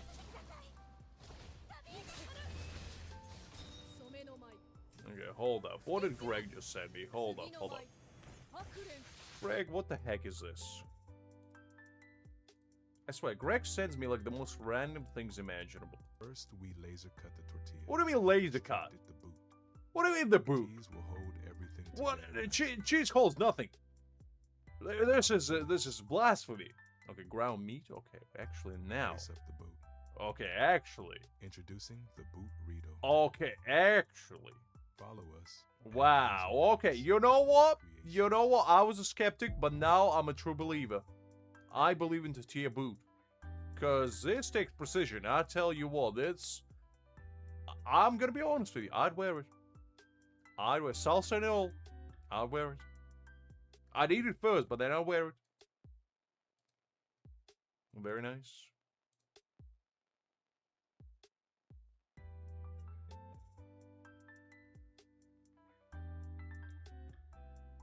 I mean, you can't be mad at it, Liz. You can be mad at it. It looks good. It looks good. I mean, it's a boot. You know? It's a boot. What else do you want?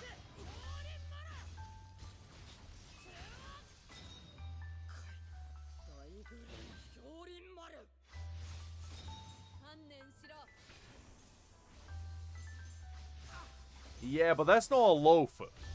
That is a proper boot, Greg. I need me some loafers. I need me some prime moccasins. You know, the kind that Georgian men like to wear? That's the kind I'm talking about. You know, the true stylish ones. Okay, let me pull up Some nice prime loafers for you.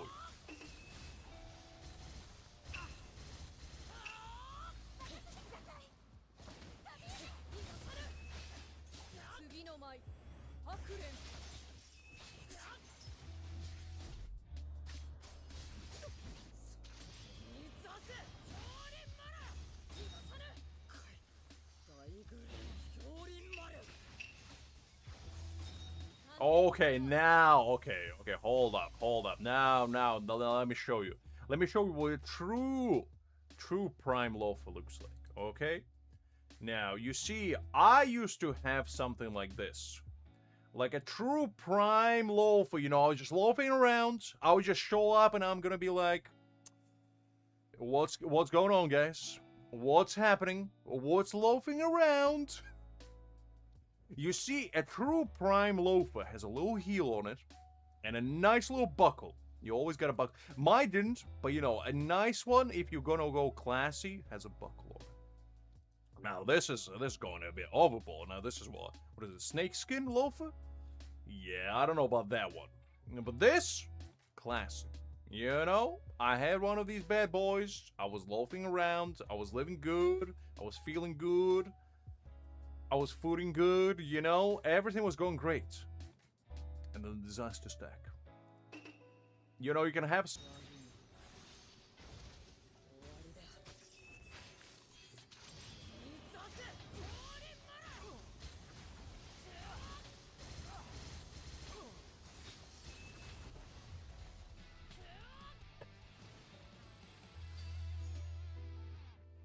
Alright. Man, it's getting boiling in here.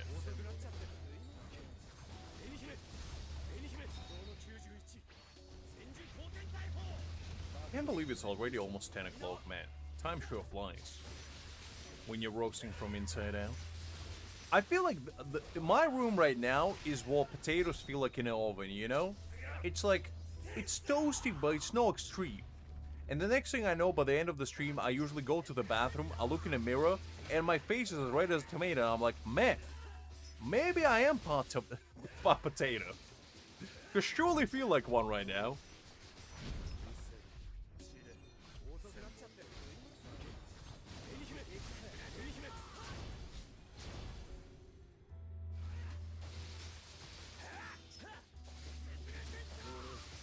What is this supposed to mean, Kain, huh?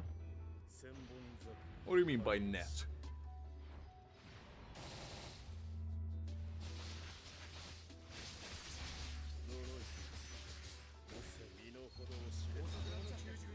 Hi there, Fuji. I believe I agree you're ready behind anyway.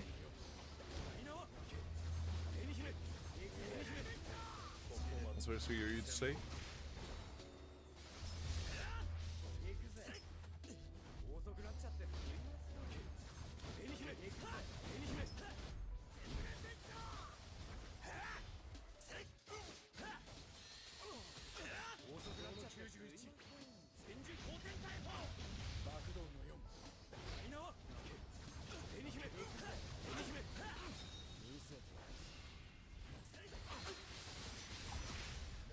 I don't think it was on my end, kind.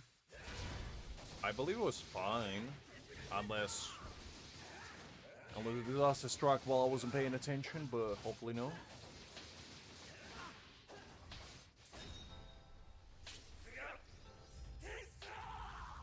Good, Les, good. It was on my? I didn't see anything. Like, the game was fine. I don't know. Listen, kind, I ain't taking blame for nothing. Ever. Always deflect the blame. That's the best way of going about it. Never admit to your faults.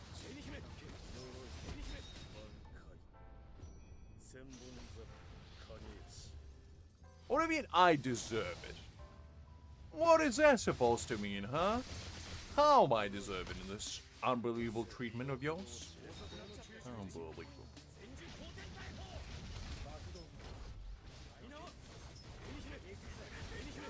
I don't know what that means, Fuji. I'm too afraid to ask. So I won't.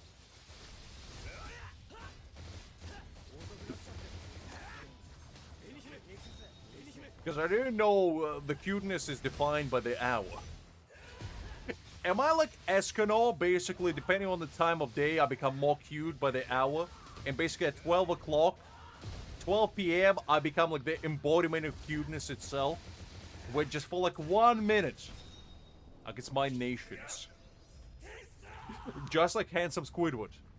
Was one stare.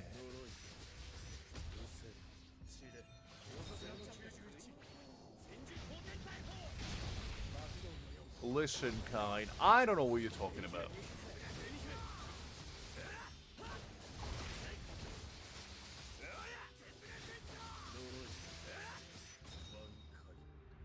I mean, I hope he's fun, but to be honest, it's one of those things where if he's not, it is what it is. I'm still gonna get him because I want to play with all the units, but if he's not good, I might just get him on free-to-play Call of Day. I'm sure he will be fun, but we'll see. We'll see. Look, kind, what do you want me to do about it, huh? What is a man supposed to do? Listen, I have the prime Eastern European spud as my Wi-Fi provider, okay? Don't you disrespect. Listen. Stanislav is a very good internet provider, okay? A prime Ukrainian soil coming straight from the ground. Prime minerals and everything. I got the first-rate internet over here.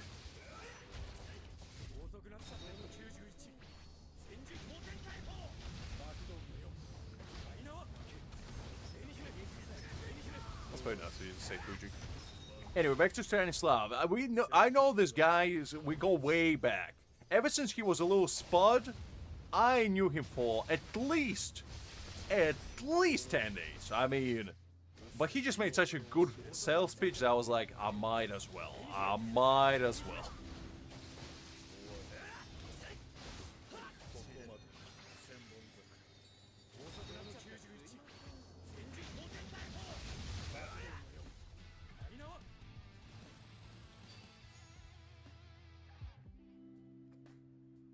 That's a very specific requirement, Liz. That's a no kissing and no invading personal space. And God forbid you kiss while invade personal space. Jeez Louise, we'll fucking waste that. It's like, okay, let's calm down. Calm down.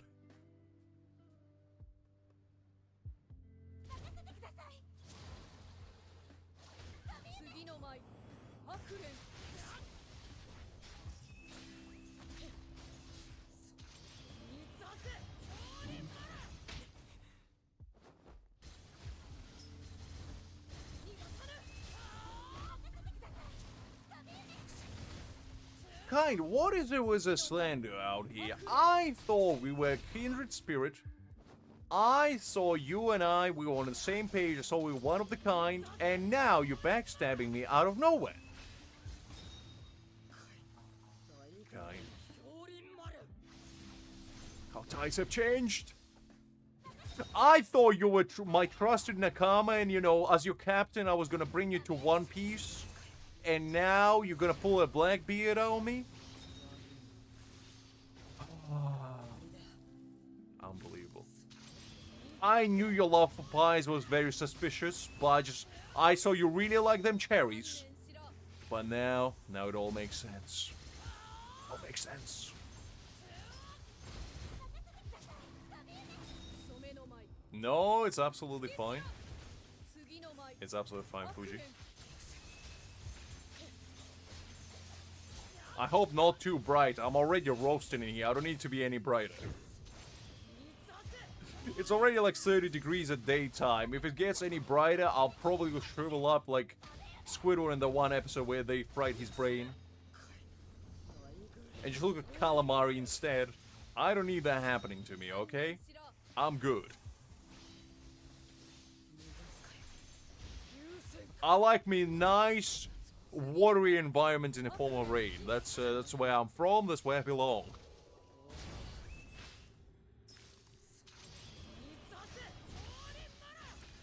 Listen, kind.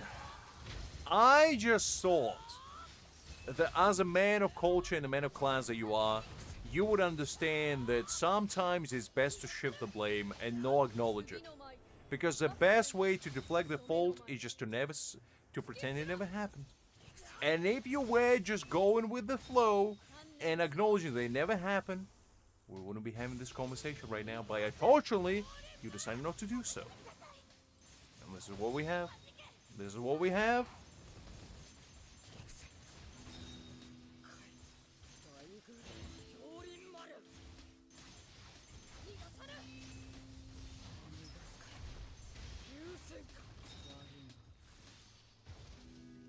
I mean, everybody calls her Liz, to be honest. Or, you know, Space Conqueror 69420. The Devourer of 10,000 Worlds. Whichever one strikes your fancy, really. But those two she goes by the most.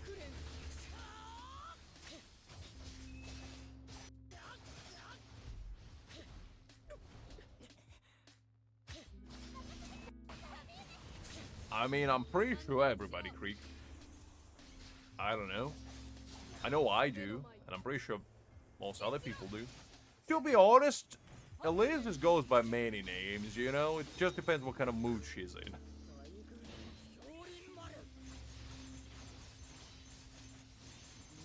I don't know, ask Liz. That's just what she goes by. I don't know what to tell. Yeah, but that's because you like to be official, Krieg. You put business first.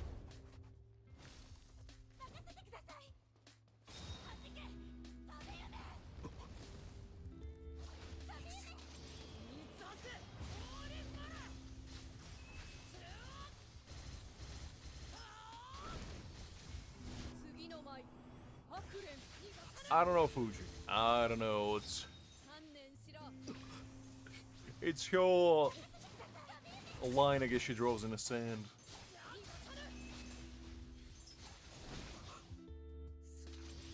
Listen, kind.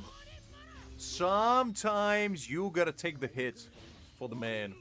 You know, if somebody blamed you for having potato net, do you think I would stand by and say that that is exactly the case? No. I would stand forefront and center and be like, no, it's your fault. And you just wouldn't do the same for me, unfortunately, and that just shows the dedication to the oath is not good enough.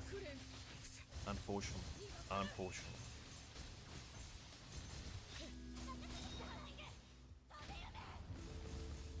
I felt like Pikachu being abandoned by Ash, you know? You know that one episode where Ash sets Pikachu free and Pikachu just starts crying? That's how I feel. Betrayed, abandoned, and unwanted. And I'm that Pikachu. Pikachu. I haven't watched Pokemon in a whole while.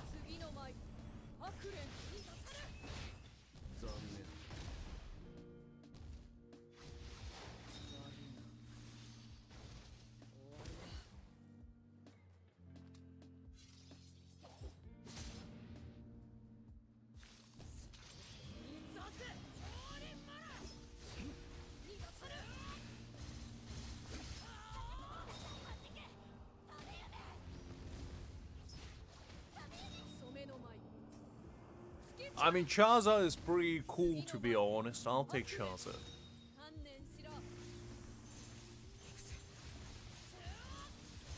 He's the coolest out of the starting Pokemons, you know? So Bulzabar, whatever his name was, like the turtle one's pretty cool. The flower one is whatever. I don't remember the other one. The like... What's the other one? Because it was the flower one, the green one, Charizard, the bee one, the blue one, and the last one I don't remember, unless it was 3. It has been a while. I worked Pokemon since I was like 6.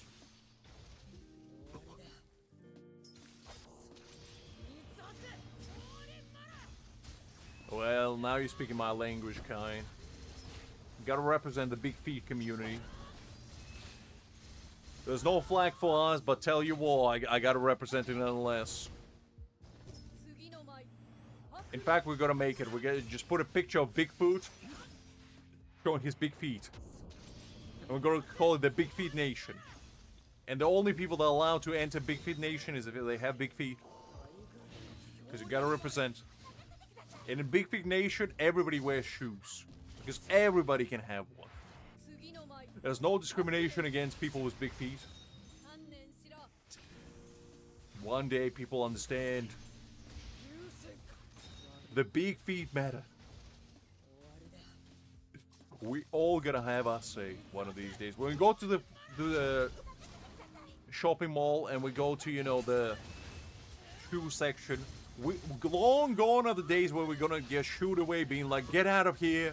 Skedaddle out of here. We don't serve your kind around here.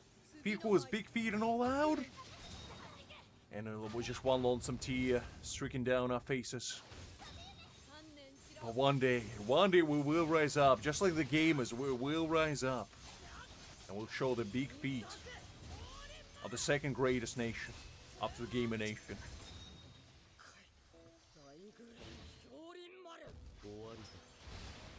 Listen, kind, somebody has to do it. Nobody speaks up for us, big-feeted people. I gotta do it. I gotta do it. Bigfoot doesn't really do us a lot of good street cred over there. You know, he keeps hiding, keeps leaving big footprints everywhere, but, like, he's not speaking up about the deeper issues.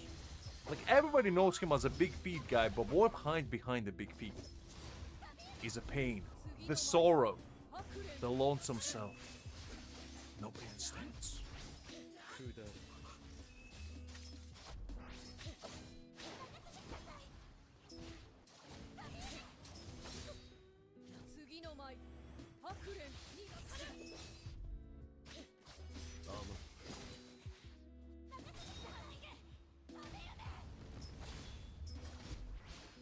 Hey, it's alright, Fuji, it's alright. Just be yourself. That's all that matters. If you're having fun, that's all we need. Is that so, kind? Is that so? I mean, to be honest, I'm not a big fan of football, but just for the sake of peace of mind, I'd say, you know, let the best team win. Which hopefully will be Norway. To be honest, doesn't really matter. It's one of those things. Just a game. Whatever happens, happens.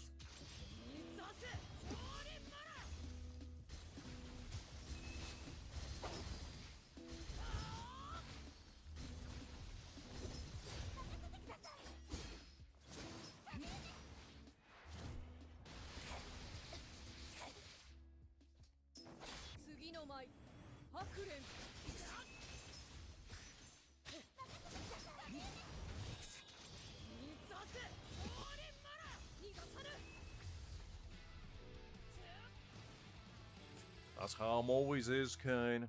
How I'm always is. And to be honest, none of my friends... Well, that's a lie. Some of my friends are passionate about it, but... Me personally, I'm just like one of those people that it's like, I can't be bothered. Because to me personally, I always, when it came to sports, I was always the kind that I would play rather than watch. Because watching to me is just not as fun. But I don't know.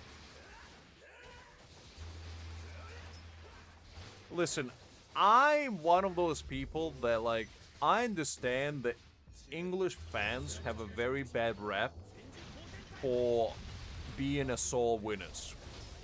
And what I mean by that, if they win, they never let you forget it. They'll never let you forget it. So just to avoid that, I'd say I would support Norway. But if England wins, good. Like, you know, I'm not gonna cry about it either. It's just one of those things. Plus, Norway is a bit of like an underdog, aren't they? Because I don't believe they ever won. So it would be a cool like underdog story as well. So I don't know. Absolutely no worries, Fuji. It was a pleasure seeing you as always. Get a good night rest, and I'll catch you later.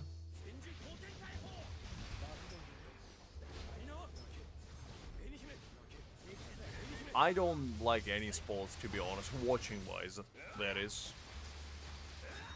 It's just not really my kind of fun. Which is surprising because I actually used to love esports back in the day. I used to watch esports all the time. But something about, like, you know, actual sport just doesn't really ring a bell to me. Even though I used to play basketball all the time, you know, play football occasionally, I was pretty big into sports, but playing them, not watching them. So, I don't know. Maybe I'm just a weird one that way. And to be honest, it's probably true, but it's just how I've always been. Play, no watch.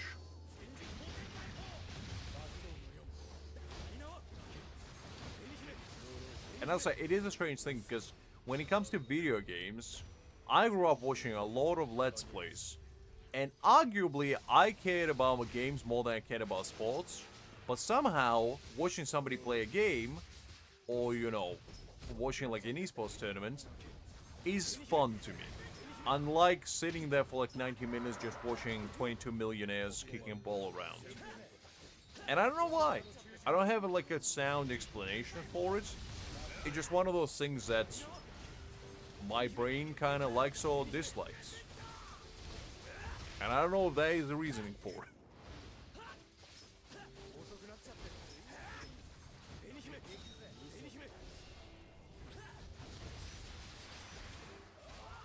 Yeah, I don't know, I guess it's just, if you grew up with it, maybe it's a bit different, because when I was a kid, like, I never really had anybody in my family who was really, really passionate about sports, thus I never grew up watching them, and none of my friends really were that passionate about either. The only time that I had like people in my immediate circle who were really, really passionate about sports is when I came to UK for school. And during that time, I discovered that, yeah, quite a few people are very passionate about it. And I was like, well, that's fair enough. But to me personally, that just wasn't my cup of tea, and thus, I never really partook in it. Because I remember during lunch breaks, in a lot of cases, I would just stand there, and I would just, you know, listen to conversation my friends would have about who played last night or what they did, and I would just be standing there blank faced being like, yep, right, oh yeah, absolutely, not knowing exactly what's going on, but just, you know, trying to fit in, trying to support their interests like a good friend would. But you clearly could tell, but if you look at my face, I wasn't even in slightest bit interested. Because the thing that I would say is like, wow, yeah, really? Oh yeah, man, totally.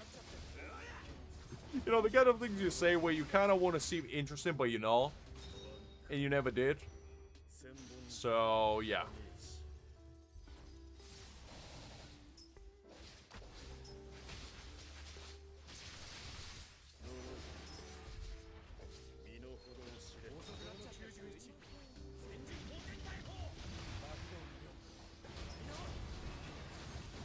We're not doing too bad by the looks of it.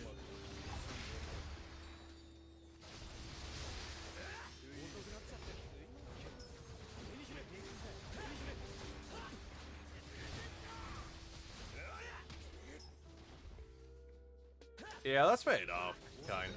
It's all about, you know, I understand when people get together and like watch the game together or something, and, you know, experience it as a group. That's absolutely fine. I totally get that, like, social activity. However, if it's like just sitting and watching by yourself, I never understood that. Because to me, it should be like a social activity. And then it would be fun. But if you're doing it by yourself, it just ain't it. Just ain't it.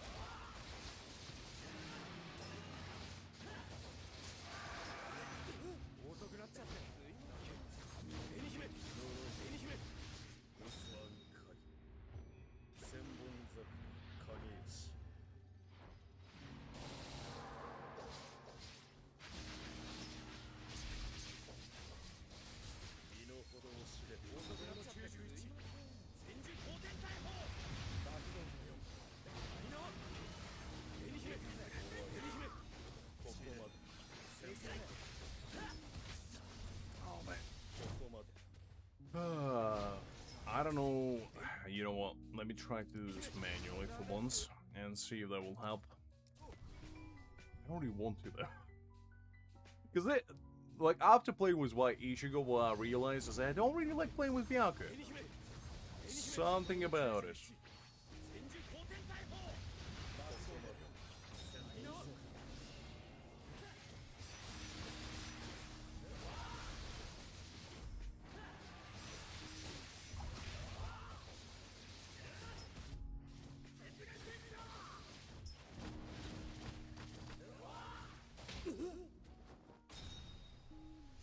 Alright, let's do this.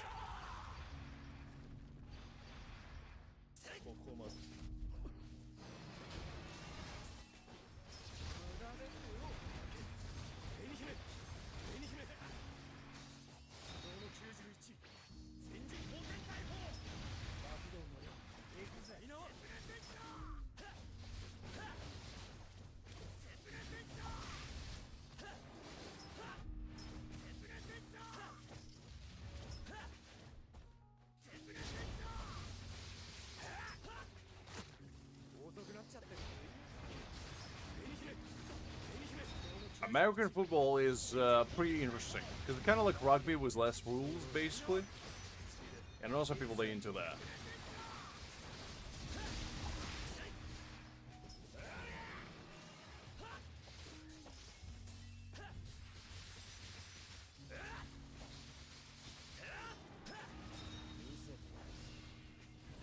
Wow, Creed coming out of the woodworks.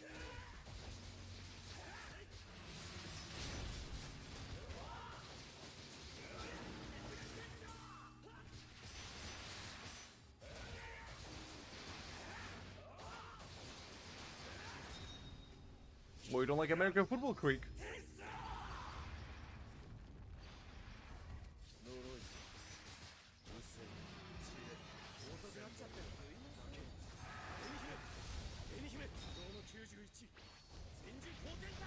Alright, it's going a little bit better now. Now that I'm actually doing it manually. Don't leave, Liz, it's fine, it's fine. American football is rugby, basically, with less rules. It's kind of like a more contact sport.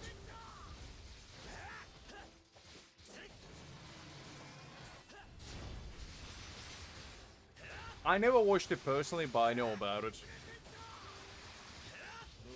I mean, it seemed interesting, I guess, but definitely not my kind of sport, I'd say.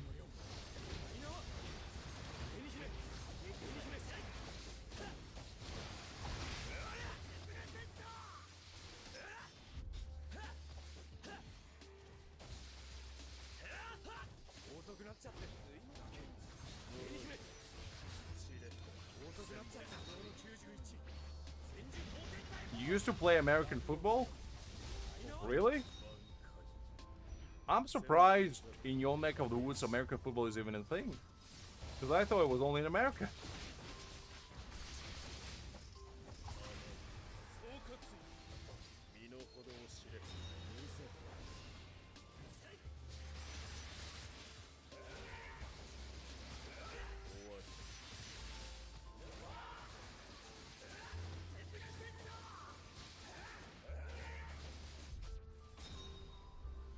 Oh, you're talking about rugby. I see. Yeah, I used to play in the school as well, just because our physical ed teacher would force us, but I never enjoyed it personally either, because I never liked getting dirty. And to popular conscious belief, I don't like getting piled up by a bunch of men either. Not a very pleasant feeling, I'll tell you that.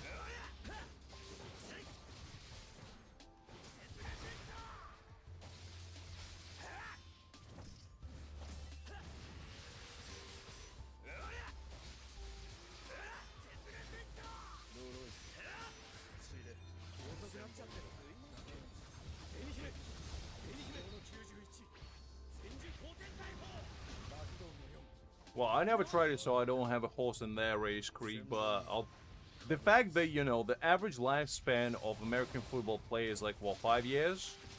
Is not really making it look particularly appealing, shall we say, as a sport.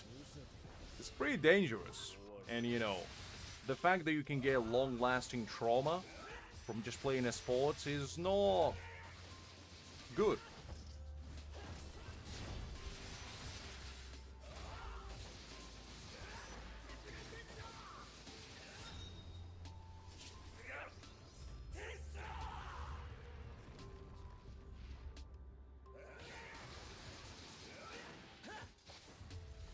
There we go. Alright, not the clearest run, but you know, we managed to do it, and that's all that matters. That's all that matters. Okay, we'll take all Spirit Jades. Very nice, very nice. Now let me show you something, guys. Avert your eyes, because look at this. How many numbers do you see in front of your eyes? There's 1, there's 2, there's 3, there's 4, there's 5, and there's 6. I never felt more like Count Chocula in my life. So I got 101,000 Spirit Jades, basically, is all I wanted to say. Anyway. Let's do battle rewinds. Listen, Creek. Listen. I will never summon on this account. Ever. Until I do. And you can hold me to that.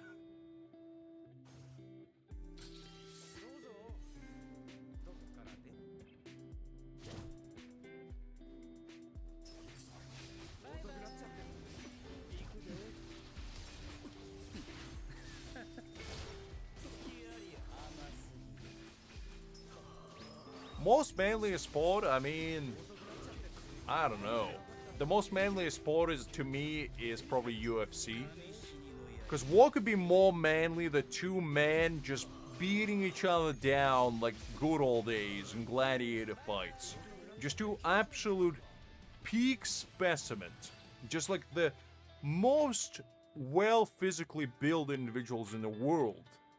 Just showcasing their prowess to each other. I don't know, something very, very simple about it. Like, very archaic, but at the same time very refined. I don't know. I don't know.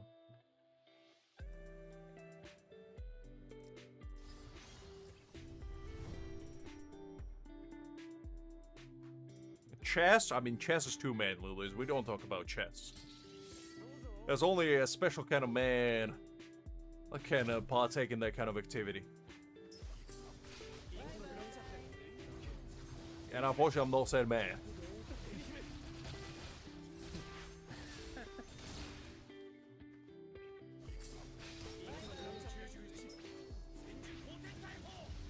Kinda don't really know what you're on about either, to be honest. I didn't say it. I was just talking about UFC.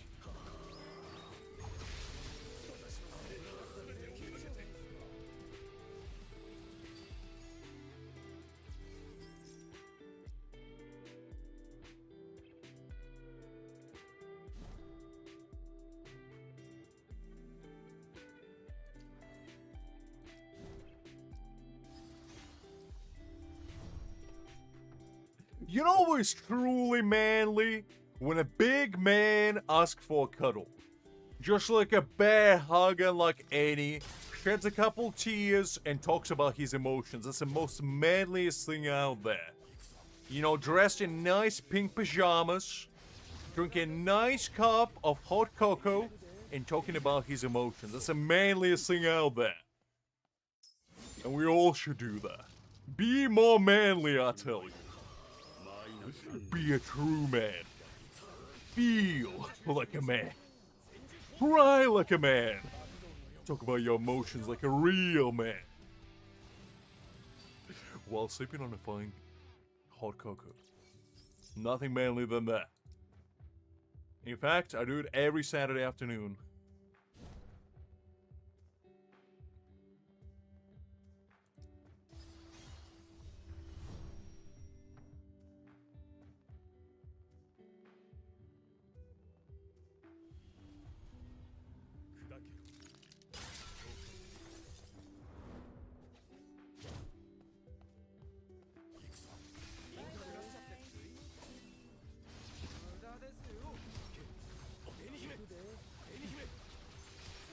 Listen, kind. No shame in that.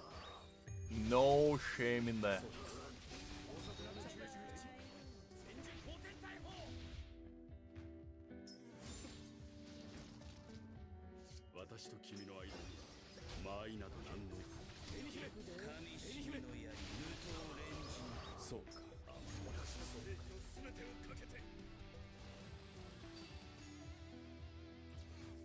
Let's see. Well, it wasn't confirmed yet, Creek, to be fair. It wasn't confirmed yet. For now, it's merely, you know, an assumption. The Jamoy, glad to see you. Hopefully doing well. Alright, let's do Frenzy Feast now.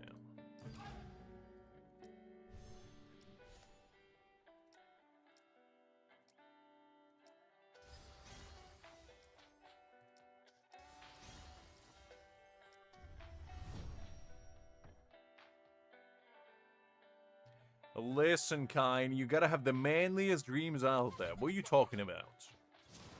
The manlier the dream, the better.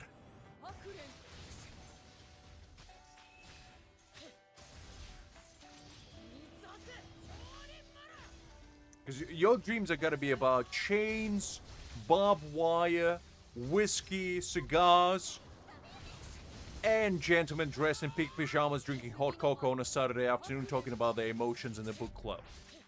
The manliest things out there, basically.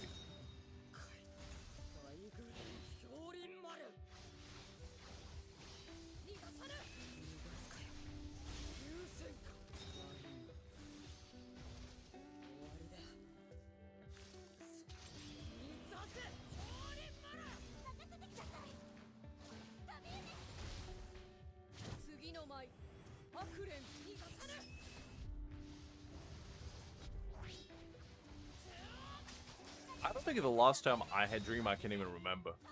Like, genuinely. I don't have nightmares either, which I guess is a blessing in disguise, but I don't have dreams. Like, at all. Which, I'm not sure that's because my brain works in a weird way, but I don't dream, for better or for worse.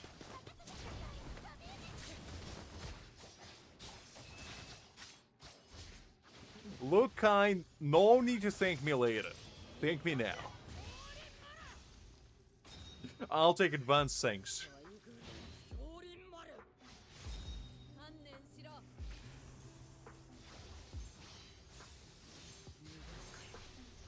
About the man in pink pajamas chasing you for a bear hug, Liz, happens to the best of us.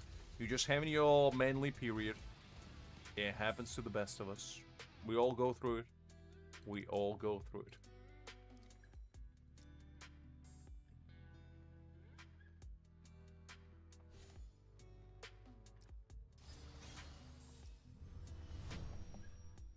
Ulquiorra?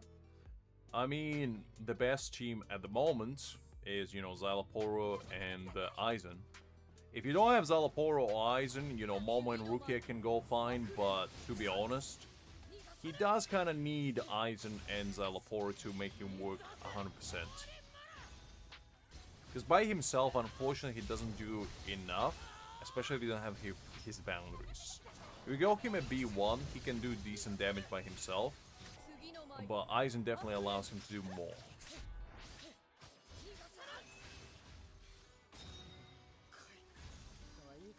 Cook a tiny dinner, Creek. Come on, keep up.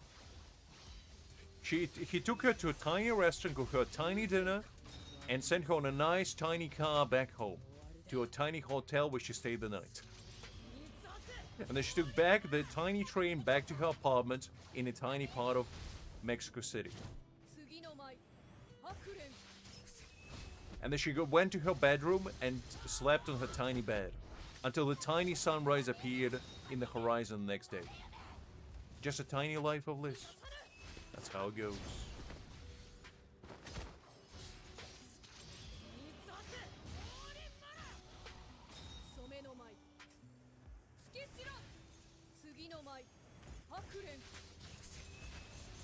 You'd rather drown in big, warm bear hugs, kind? Say more.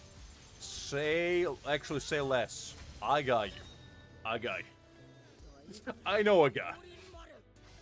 He'll hook you up, don't worry. His name is Greg. The best dealer of hugs I know. He knows all the people, in fact. You want goods? He got you.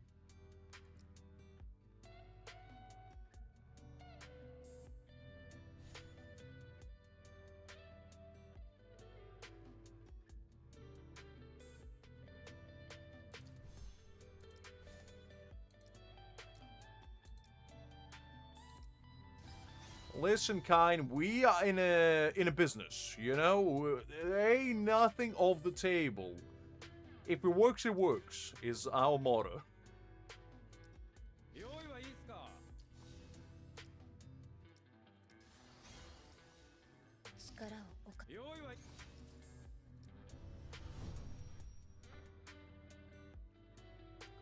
I mean, if you don't have Aizen or Szayelaporro, only Momo and Rukia.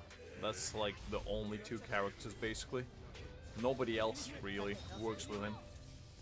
I mean, you could use Kisuke, I guess. Kisuke would be fine. But your best option is using two supports. I mean, Mayuri would be fine as well. And just basically use your Ulquiorra as a main DPS. But the only problem is you're not gonna have any tactical skills. So you're kind of stuck with using basically Rukia unless you go for Aizen.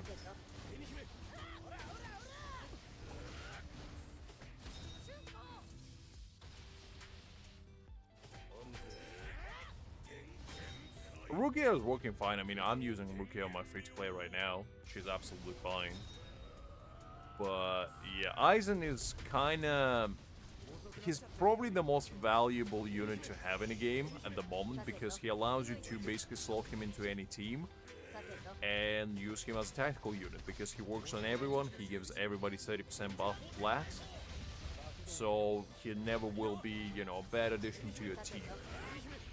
So if you can afford him, I would say definitely get him. But if not, Rukia is your best bet.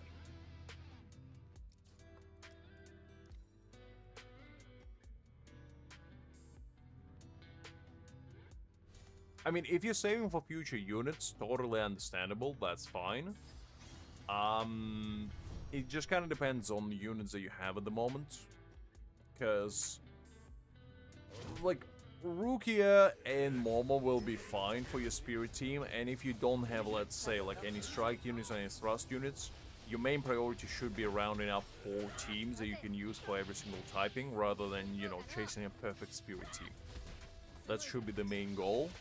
And after you do get all the 4 teams kinda in order, for the most part, then you can start thinking, okay, what can I get now to, you know, boost my overall performance of, like, spirit team, slash team, strike, or thrust, whichever one you would prefer. And by the sounds of it, we're getting out of the typing, so there's gonna be a whole other headache for a lot of people. But, yeah, it's kind of how it goes for now. Basically, your first, I'd say 3 to 6 months of this game is going to be building the characters and just hoping for the best. And nowadays reruns are actually pretty nice as well, where you can get the full team going with new units. So it's always a good idea to basically just see where you go and like fill up the gaps. Like in the future, Szayelaporro would be a very nice pickup for you. Aizen could be nice, unless it's going to be like a new tactical unit by then. So yeah, just don't stress about it, just play the game at your own pace, and just enjoy it, basically. That would be my best advice, I'd say. Alright, let's do this one.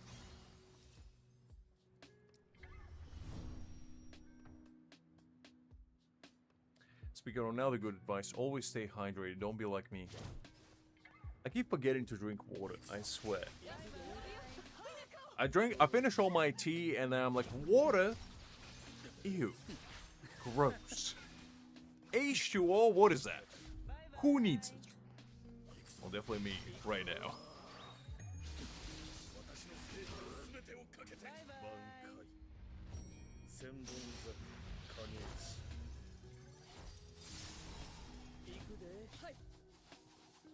Listen, Liz, you're not reminding me to drink water. How am I supposed to remind you to drink water when I don't remind myself to drink some?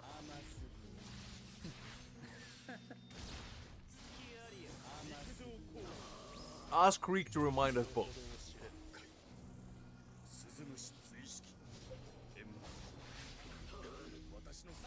Well, you see, what I started doing, and I don't know if it's healthy, probably not. But, what I started doing is basically, every single morning, I down 2 liters of water. As soon as I wake up, I have a water bottle by my bedside, and I just down that thing. And it's 2-liter water bottle. I just finish it whole, and basically throughout the day, I drink if I need to, but usually I don't. And then in the evening, I fill up another 2-liter water bottle and I down it again. So that way, I always have enough liquid in my body and just go about my day. Yes, 2 liters, kind. I just chug it down like nobody's business. Listen, kind, try it. I tell you, you would feel like you went through war and back. It's quite a feeling. Quite a feeling.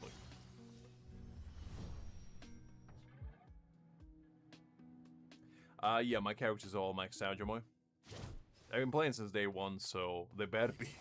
If I can max out my characters of playing for 6 months, that would be a problem. That'll be a big, big problem.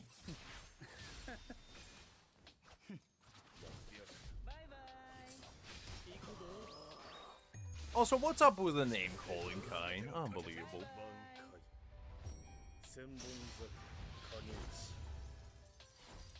That's good. Just keep working on all your teams. Make sure you can build all 4 of them. And after that, just, you know, kind of fill in the gaps. As I mentioned before. Best way of going about it. And when you have all 4 teams nice and sorted, then you can start going for your wants rather than needs. Or just enjoy the game, to be fair, it doesn't really matter. At the end of the day, if you don't like a unit, don't pull for them. It's the best way of going about it, I feel like. Because the enjoyment of the game should be first and foremost. Don't treat the game like a job.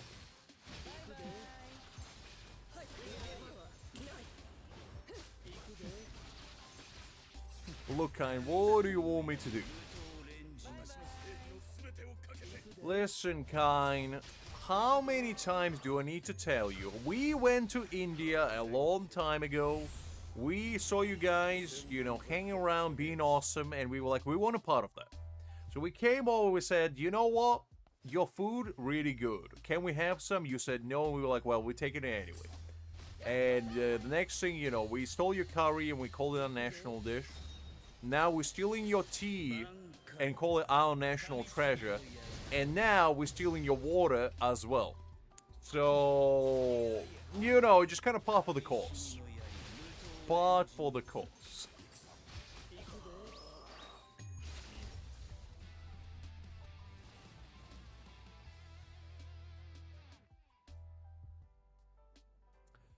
Basically, all the events, like the most profitable Jade-wise is the limited events, to be honest. Frenzy Feast is like the best one for weekly resets, because you can get roughly about 2 temples every month from them, I'd say, give or take. I think it's a little bit less actually, but it's about that. So that's like, this game mode is probably the best, because you will see right now, you can get 680, which equates to 4 pulls, basically. So you can get 4 pulls every week, which equates to 16 pulls a month. Which is pretty good. You know, it's already almost 1/4 of a character. Actually 1/5, now that I think about it. I don't have Nell random. I don't know what Nell you're talking about. Because Torsen is the GOAT. Where do you see these so-called Nells random? Do you see a single Nell in here? I don't think so. I don't have these Nells you speak of. I don't know who they are, in fact. Alright, that's sorted. And let's finish our deployment, actually. Alright.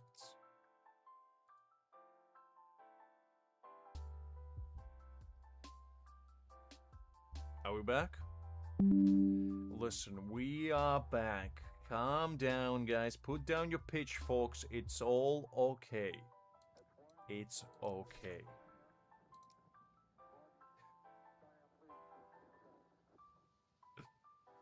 Oh, man.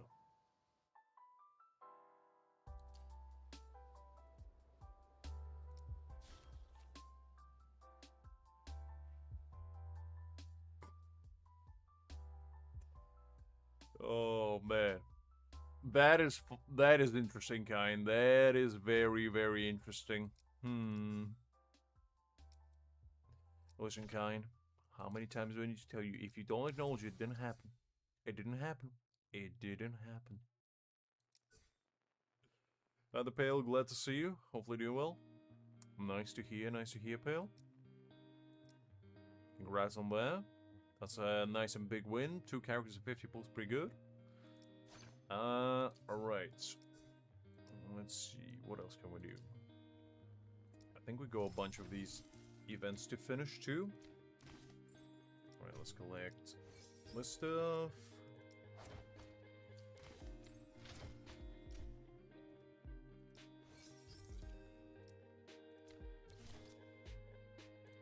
Alright, we'll do that one a little bit later. Let's do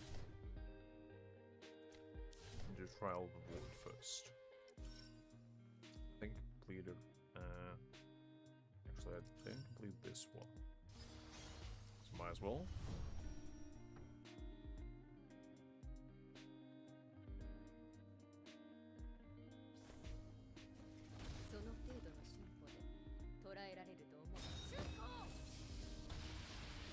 I'm definitely skipping her though, Pale, because I'm just, you know, Zanko is coming out and I'm like, I like the character way more because something about the villainous 2D pixels just speaks to my soul. I don't know, something about it.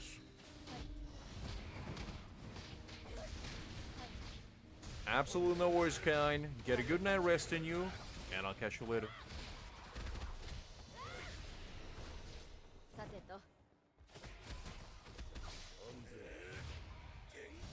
Exactly, Liz. Just like you're gonna be donating all your corn to us willingly soon enough.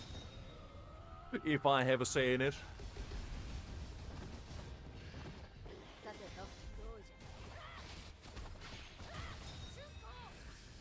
What is up with you being British today? Unbelievable.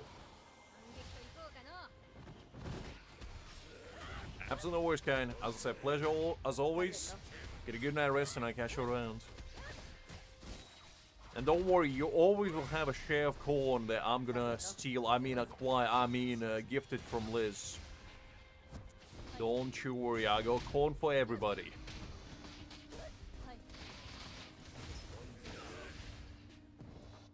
Liz, just right here, right now, in the presence of everybody, acknowledges that she's gonna donate all her corn possessions to me, personally, in my possession. And I will distribute it like Robin Hood around. I don't think so, Hakim. I'd never got a single day off if England won. If I did get a day off, I would be rooting for them. You kidding me? That's a sweet deal. To show your dedication and your aspiration to the T-Land, Liz. I never stop, Savik. I never stop. That's my secret.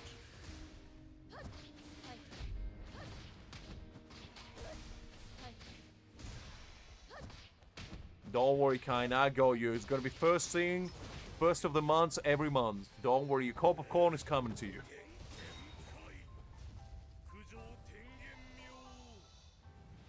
I'm not taking it, Liz. I'm acquiring it by your very generous donation of your corn to me. That's not theft. That's not taking it. Okay, let's not call it big words. Let's call it how it is, which is a gifting. You gifted it to me.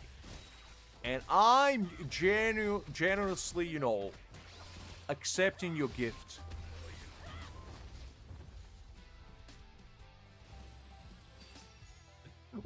you mean pillaging and plundering? Do you think I have a pirate hat right now with a pirate eye patch?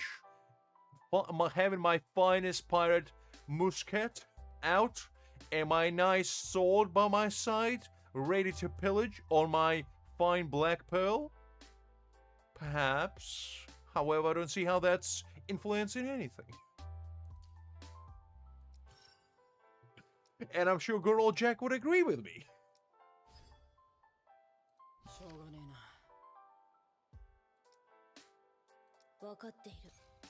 Alright, let's do this.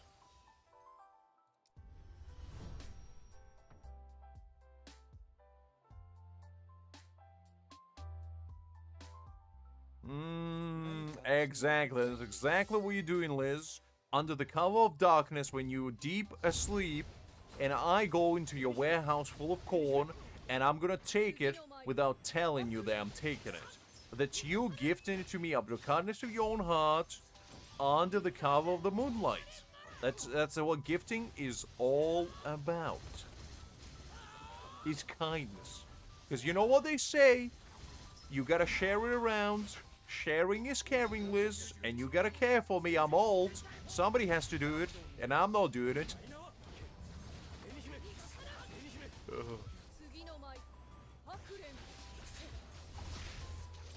Exactly, Savik. You see, you get it. I mean, no, Savik, no, definitely no. I mean, you get it, but no, I mean, definitely get it, but no. No. What do you mean you coming up to me, Liz? Well, what did I do? I'm merely accepting your generous gift out of the kindness of your own heart of every single corn you ever had, will have, and have at the moment to be in my possessions. As soon as the corn grows, it magically teleports inside my hands, and I will take very, very good care of it by sending it to undisclosed location in undisclosed box to undisclosed individual that may or may not do stuff with it, like make popcorn, roast it, or use it as a weapon. I don't know. It's up to them to decide. I don't ask questions. I just send corn. I'm like Santa Claus. I send gifts, but no toys, just corn. And you never know where I acquire it from. You will never know, in fact. I gotta put that, holy jolly red wearing, beard having son of a gun to in his place. I'm gonna replace him, I'm telling you. It's not gonna be Christmas anymore, it's gonna be Cornmas. Where corn is gonna be everywhere, plentiful and bountiful. As it was intended.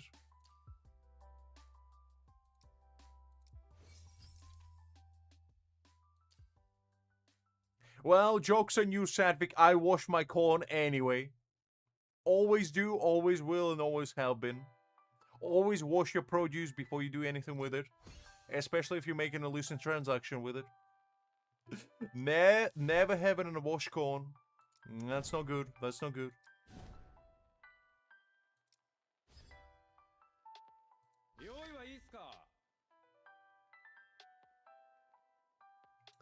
Alright, let's, I guess, use this Ulquiorra, see what happens.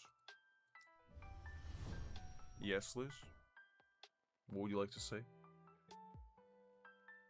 Listen, Liz, I don't judge. I don't ask questions. I just, I have answers. I don't have questions, I have answers.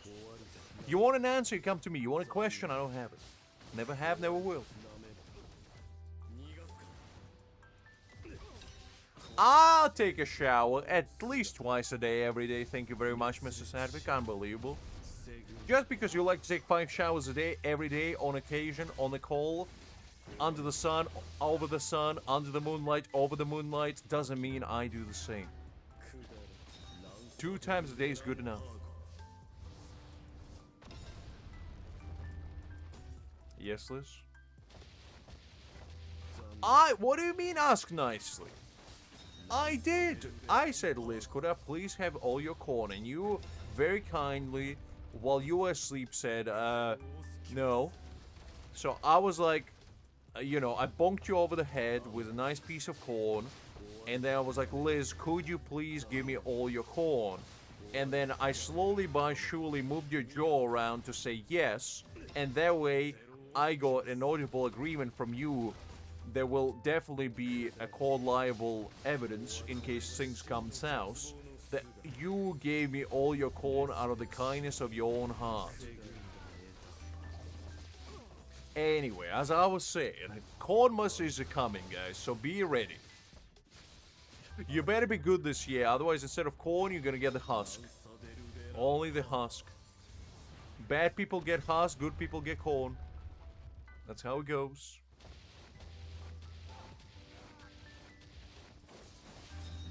I am polite. What do you mean? I'm very polite, Liz. In fact, I'm so polite that before I knocked you out, I asked Liz, would you mind if I knock you out? And you said no, I wouldn't like that. And I said, well, I have to do it anyway, I'm sorry. And then that rest is history. I'm just saying. I'm just saying, Liz. It had to happen. It had to happen.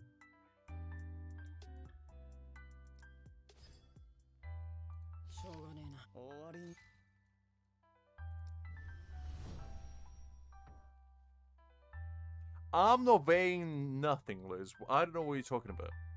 The only thing I'm weighing is my corn. That I will have plenty of. Precisely after 23:45 today.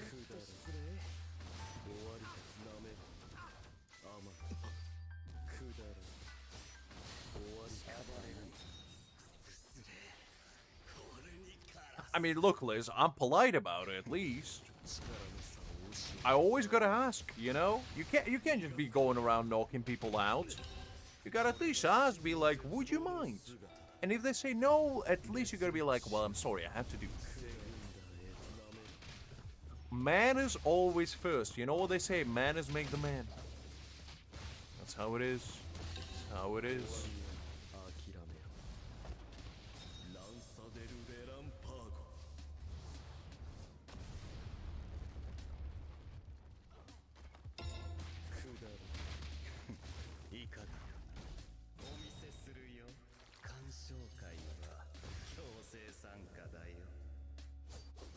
Look, Liz. It was in the spur of the moment. I didn't have a lot of time because I know that you would wake up precisely in like 5 minutes. I was on a tight schedule. And, you know, I just had to do what I had to do. And I know that you like to sleep on the floor. Like a wild cat. You know how cats usually sleep in like random boxes and whatever, no? I'm pretty sure you're the same. Maybe you're parquet. I don't know. I don't know. I just know that you like to crawl into dark, tight spaces and sleep in a little yarn ball position. It's just how it be. So I thought you might be very welcome there on the floor where you like to be in. Oh, at rather. Hiding away from the prying eyes of society.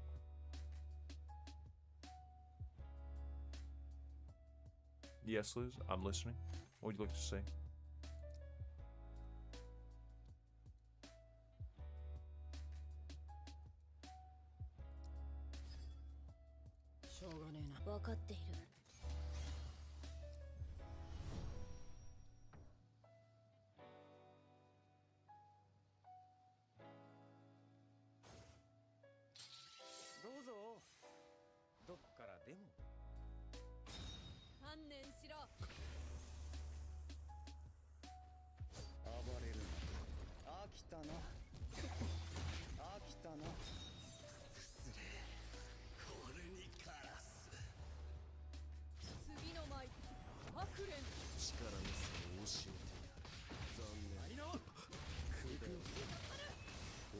I feel like Liz is typing a very menacing message.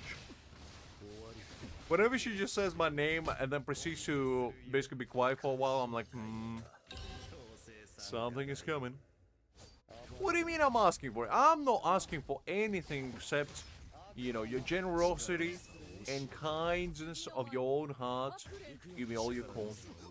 That's all I ask for. That's all I ever ask for. And is that really a lot to ask?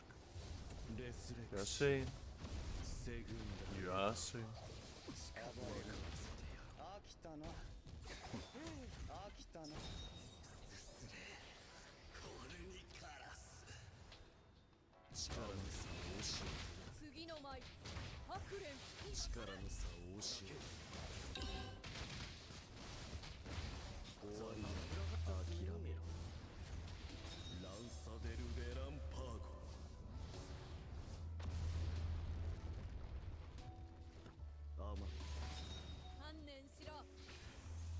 Yes, Liz? What is up? What would you like to say? What kind of secrets would you like to unveil upon this world? What kind of confession would you like to do this time?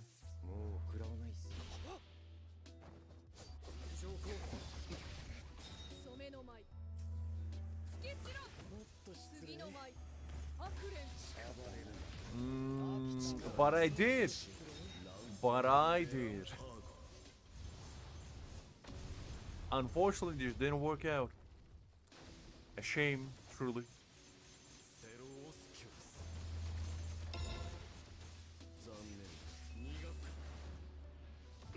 What do you mean I didn't? You telling me a polite way of asking somebody for all of their possession of corn is not politely intruding upon their territory unannounced, knocking on their door saying, "Excuse me, miss, would you mind if I take all your corn, pretty please?" And them saying, "Who are you? Why are you here? Get out of my sight, otherwise I'm gonna call the cops." And, you know, you proceed to take out the corn and be like, "Ma'am, would you mind if I knock you out?" And you say, "What? No, I would mind that, thank you very much." And I'll say, "Well, I'm sorry, but I have to do is proceed to knock you out." And then, you know, getting a confession that may or may not have been against your will to the fact that you agreeing for me to take all your corn and run away like the wind. Then proceeding to take all your corn, moving them to an undisclosed location in the span of 5 minutes, and disappearing from the horizon, never to be seen again. You telling me that's not the most polite way of asking somebody for a generous donation? I don't know, Liz, I don't know.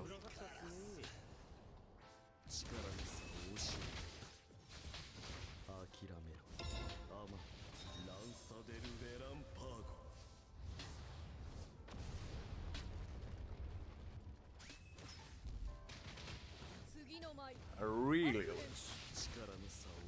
You make a good point.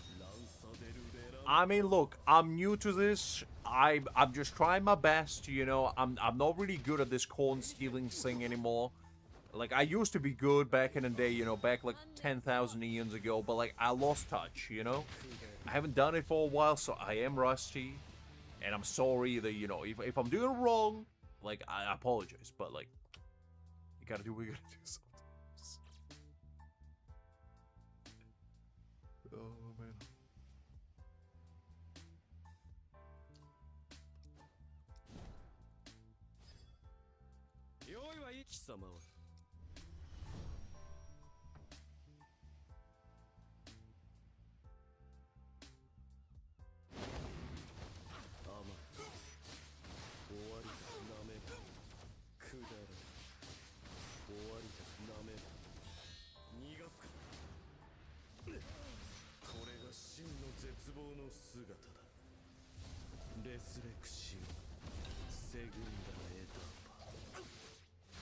I don't know what that means, Liz, but I'll take note. I'll take note.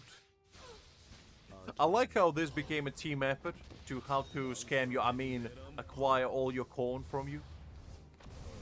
I like the team spirit, you know. You know what, Liz? Would you like to join me on this corn stealing adventure? What would you say? What if we both get all the corn together? You know, and then proceed to make our own corn mess. Spread far and wide for everybody's joy to be beheld, and decrown the absolute holy jolly red wearing, beard having, cookies eating, milk drinking son of a gun that's an absolute fraud. What do you say, Liz?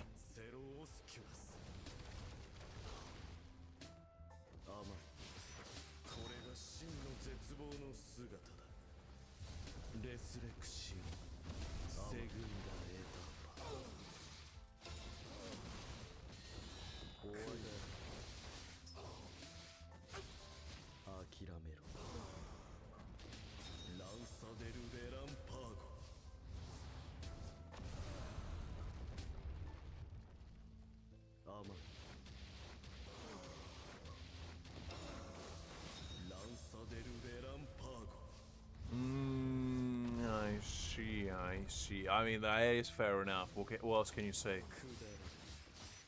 What else can you say? Fair is fair. Fair is fair. Can't really argue about that.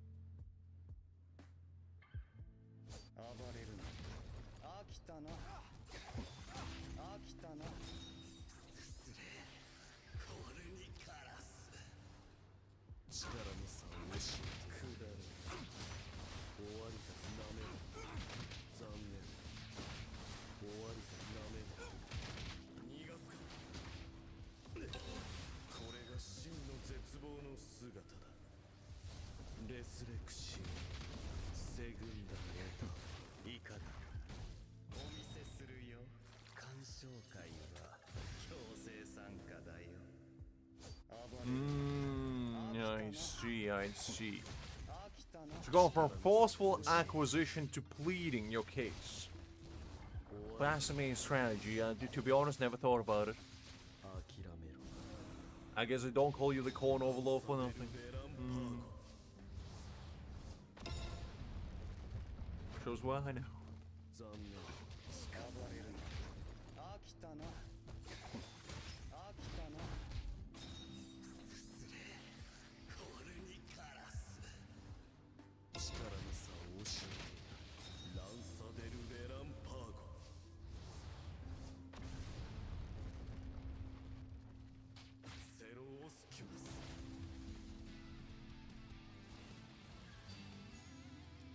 Alright, that one's sorted. Let's go for last stage.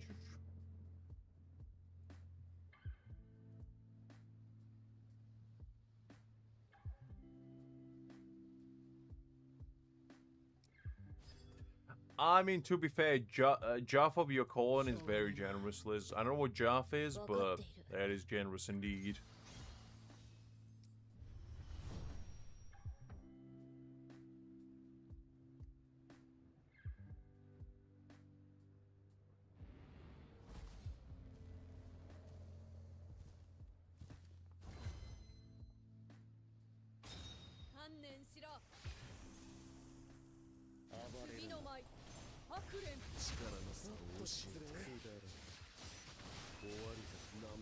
Look, Liz, what do you want me to say? I'm just asking, you know? I just want to know, what is Jaff? It's not my fault that I'm ignorant, like, come on. Don't shoot the messenger. Well, unbelievable. What did I do? I'm just merely asking questions here.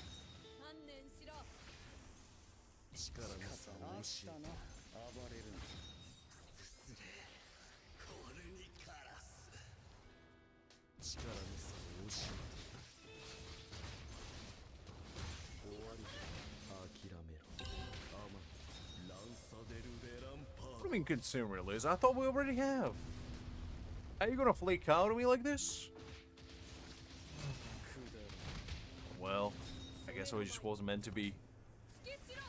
I gotta go back to my old partner, Mr. Greg. Haven't talked to him in a while. Well, I guess you gotta do what you gotta do. Sometimes you gotta go back to the trusted source. You know the saying, old ginger is still spicy. And Greg might be getting on with years, but he still got it. He still got it.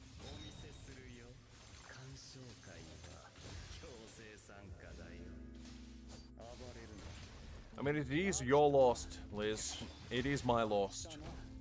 It's not your lost, it's my lost, unfortunately. And it's just how it goes. Sometimes you win, sometimes you're lost. And I just lost. How it be. How it be.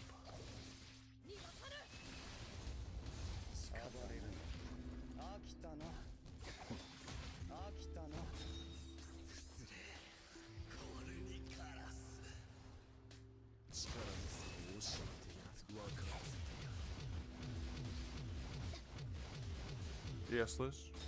Or you have to say?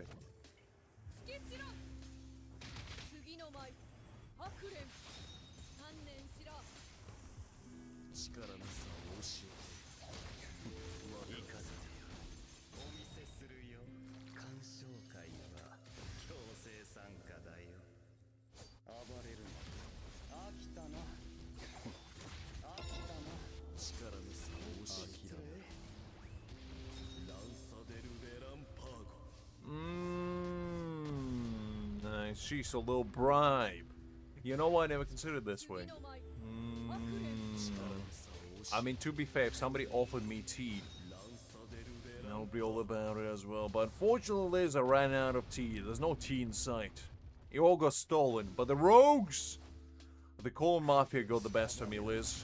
And they holding my tea ransom. I'm gonna be real with you. I gotta level with you. They asking me for a lot of corn to bail out my tea. The corn mafia is furious with me.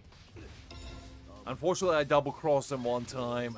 I got all their corn and ran like the wind without giving them any tea in return. And now they're back on my case.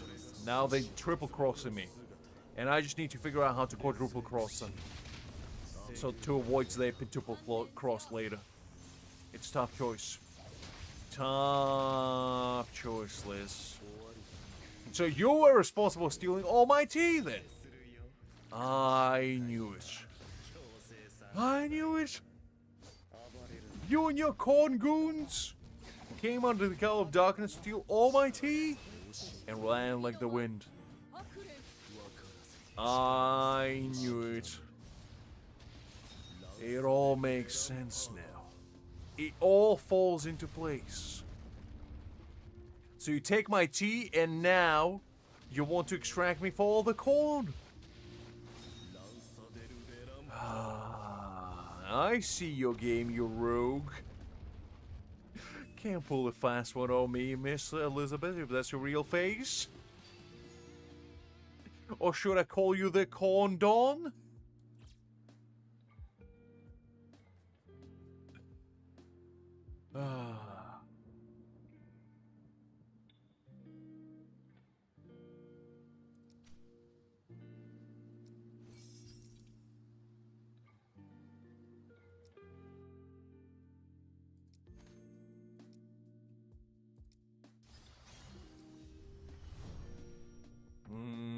What do you mean no, Liz? What does no really mean?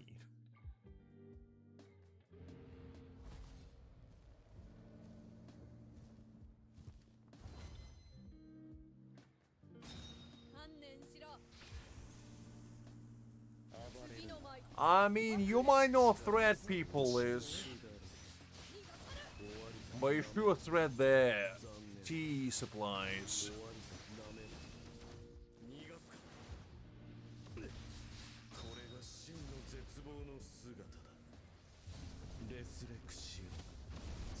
Welcome back, Cole. Welcome back. I don't listen to Drake, to be honest, so I don't know any of his songs. I'm not a big rap music guy.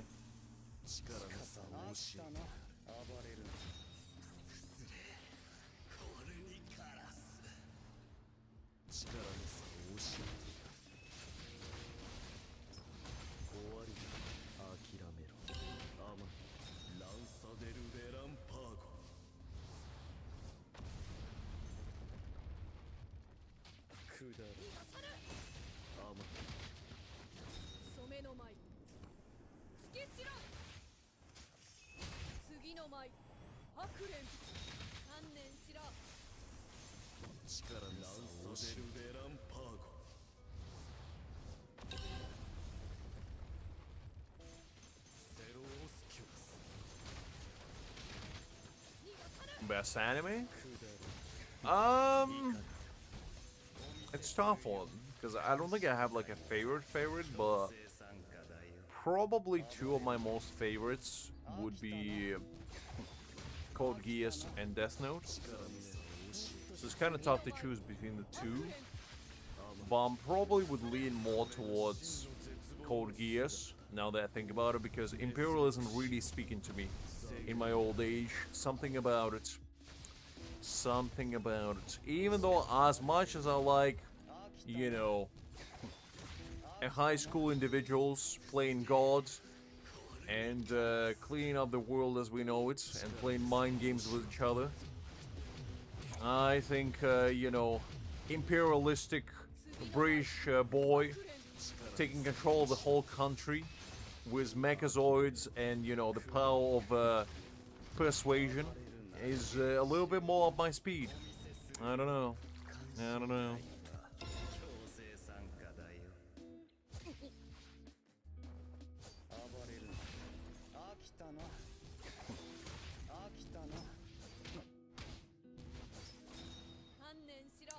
I don't think so. Cole. The name doesn't sound familiar. Is it like an anime or something?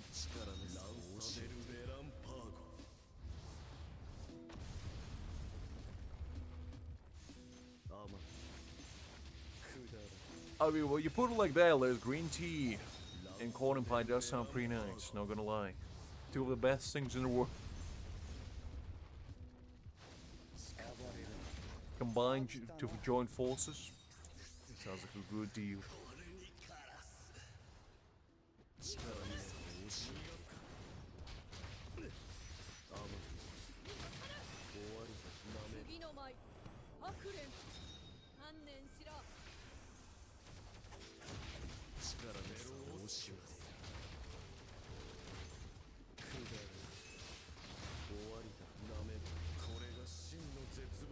I know of, like, the story about Three Kingdoms.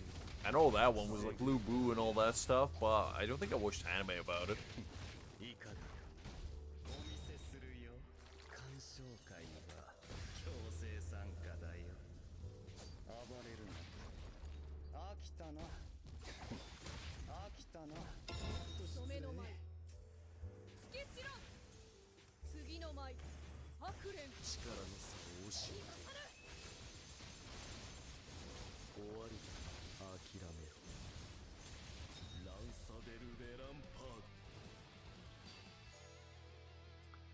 That didn't quite work out, but that's fine.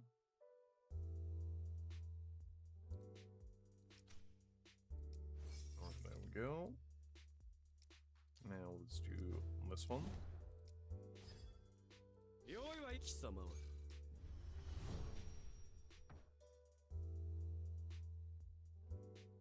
I mean, I'm gonna be honest with you, Cole. I haven't watched anime in a whole while. I've been reading manga, manhwa, and manhwa mostly.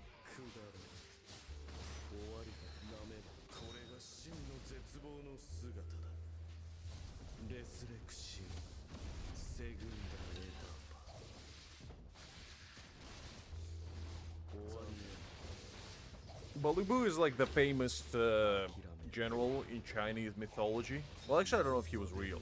He might have been real. But it's like Three Kingdoms, a whole era.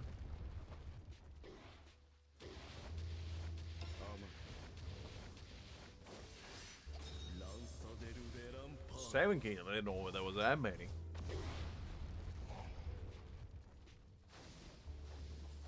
That might have been something different then. How many kingdoms do they need?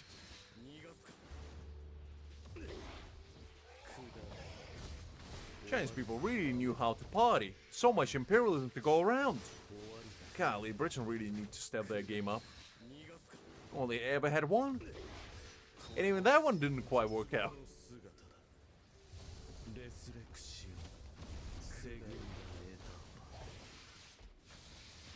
Neither have I, to be honest, Liz.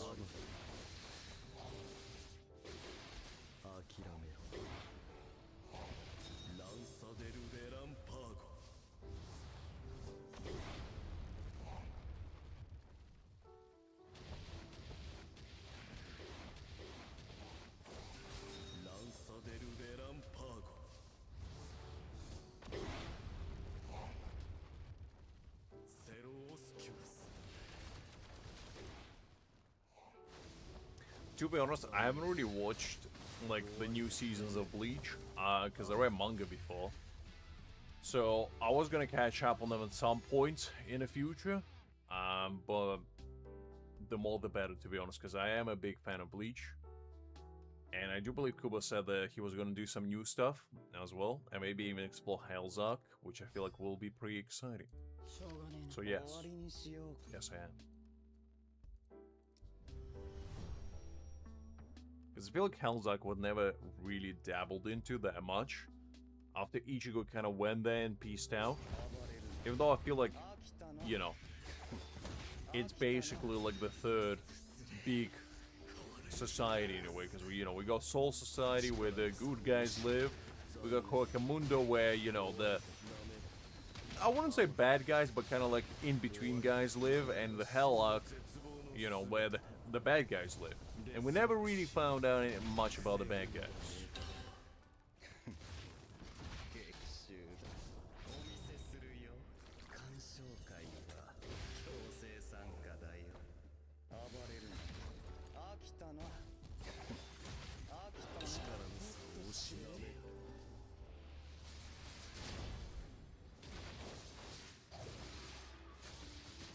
I mean, I feel like it's a good thing because Kuba, like, I feel like Bleach in his manga form had always had a bit of a shaky Thousand Year Blood War arc.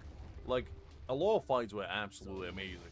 Like, hands down, some of the best fight sequence ever. However, the exposition that certain characters go, like, you know, the Squad Zero, for example, was absolutely atrocious. Like, they were hyped up as the greatest unit ever in Soul Society, but they didn't really do much.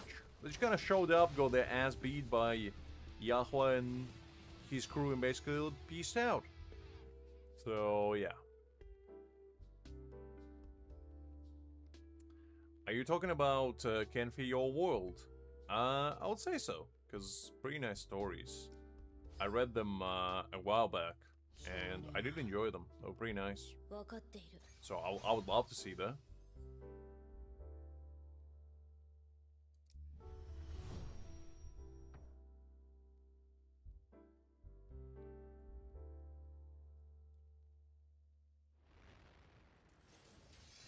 Look, Liz, if you read it, you would know exactly what I meant.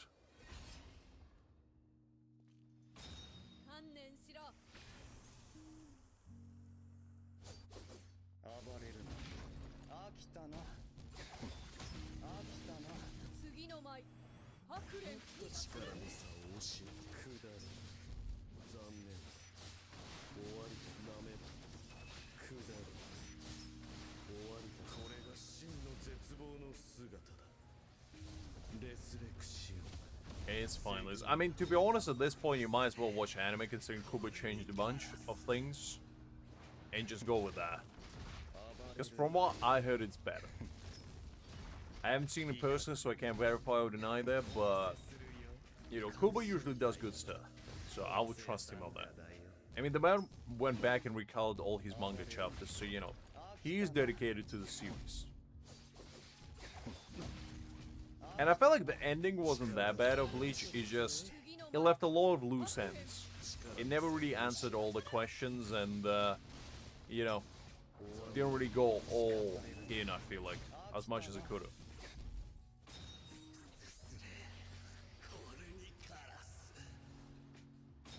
He might be cool, he might be, you never know. You never know. Might be the next Slash character for all we know. Because the model is already inside the game. All they need to do is just, you know, flash it out. And give him a cool ultimate animation and he's good to go.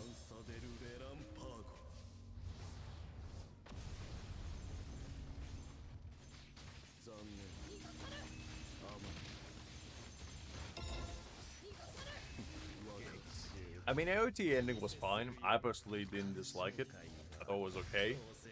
It wasn't the greatest thing. But to be honest, how many endings in anime history were good? Not that many. Let's be honest. Not that many.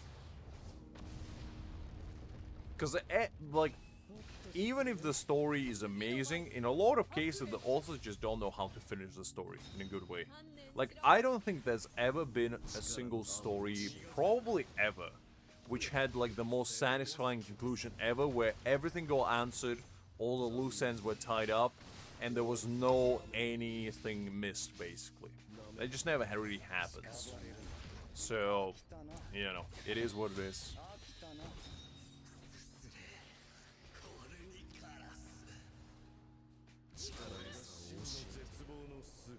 Yeah, pretty much, Liz. Because, like, I feel like in a lot of cases, endings either get rushed, or they usually have probably a couple, like, different variations, and they just pick the one that they think works them both the best. And in a lot of cases, unfortunately, it doesn't. But it is what it is.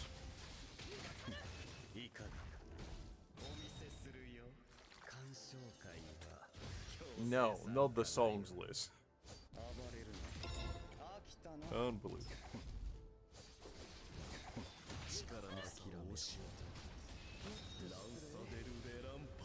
Full Metal Alchemist ending was pretty decent, but I'd still say it wasn't perfect. Like, as I said, I can't think of a single anime out there which I personally felt like it was perfect ending. And I feel like that's kind of the point of it all, that you can never have a perfect ending because nothing will be like hunky-dory at the end of the story and everything will like make you feel satisfied with the conclusion. In a lot of cases, some loose ends are probably purposefully left there, you know, to kind of make you do your own guesswork. And you can argue that they're just poor, you know, writing, and to some extent maybe, but you know, it's artistic interpretation basically in its finest. Alright, let's do this one. It's fine, Liz, it's fine. I know you like to do your adult activities while listening in the background. Don't worry, it's fine. It's fine.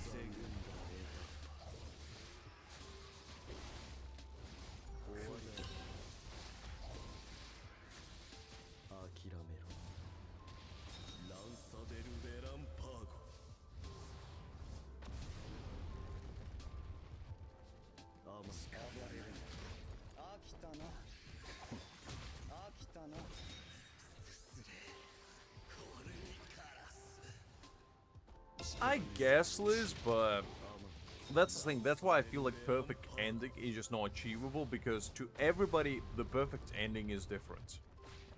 Like, some people might argue that, you know, something like Death Note's ending was perfect. To me, it wasn't, because I felt like my boy Light go down dirty. But, you know, it's to each their own. And it's one of those things where everybody's perception on stuff like plots, stuff like character development, stuff like, you know, exposition and ending in a lot of cases is very skewed towards the personal beliefs and personal ideals. And to some people it could be good, to some it could be bad, to others it could be mediocre at best. You know, it's all about really how you see the plot and what you want to get out of it. Because to me personally, in a lot of cases, if I watched like an anime or I read the story, I'm just there for the good vibes. I'm just there for cool fights. I'm not really invested that much in the story. And as long as I can see cool animation or like cool drawings, that's all I'm really looking for. If I can get a cool story with it, great. If not, it is what it is. Well, that's what I mean. That's what I mean, Liz. So it wasn't perfect because you didn't like it. That's kind of the gist of it all. Because a perfect to me is when you're satisfied with the ending and you love it. You enjoy it. You know? If it makes you feel sad or it makes you feel disappointed, not because necessarily the writing was bad, but because of the ending there was, it's not perfect then to you. And that's kind of the point of it all. That's why you never will have a perfect ending.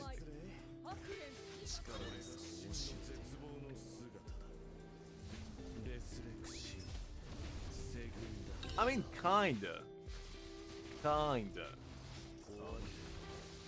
But then again, I mean, if you're in Kira's shoes and you do everything he did, which is basically thread on a razor blade edge for majority of the series, you know, playing mind games with L, you're bound to slip up occasionally and do something dumb. Because I feel like it made him seem more human.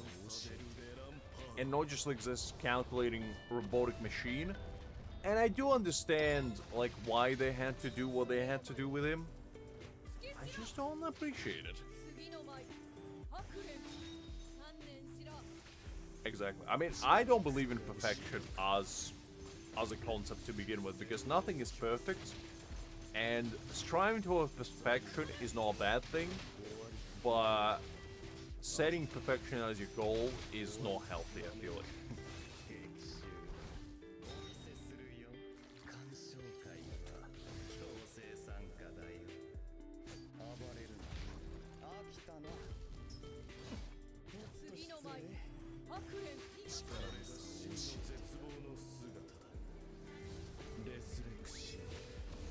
軍が終わりなめ残念 Well, yeah, I mean, I personally didn't like the fact that, you know, Kira did what he did to L. Because I, when I was watching it for the first time, I thought at the end of it all, you know, Kira is gonna admit to L that he's, you know, who he is, and they're just gonna have, you know, this like come to Jesus moment where they basically just gonna have a good old conversation about it. You know, hug it out, shake on it, and be like, you know what? Let's just forget this ever happened, and let's go and wash our feet, as we always do, because there was a scene where L washed, no, actually Kira washed L's feet, and I thought that was the most important arc in the entire anime, to be honest, because clearly without it, the anime wouldn't be as good as it is. But no, I don't know, it's one of those things that the more you think about, the more you understand why Kira probably felt like he needed to get rid of L, but at the same time, you know, I do agree that L kinda, at the ending of the show, pretty much realized who Light was, but decided to ignore it. And all he got in return for that is, you know, a TikTok to the face, shall we say.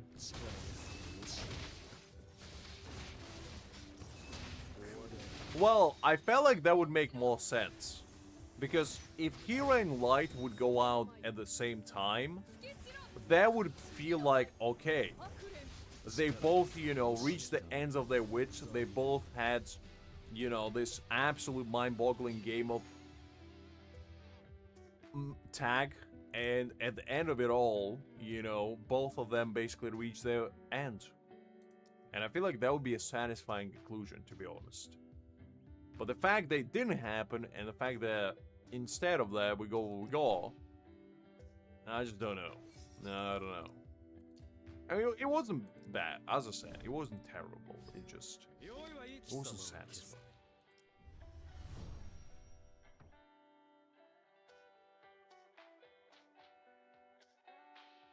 Hi there, Abbotson. Glad to see you. Hopefully doing well. And don't expose Liz like that. Come on. Got woman some slack.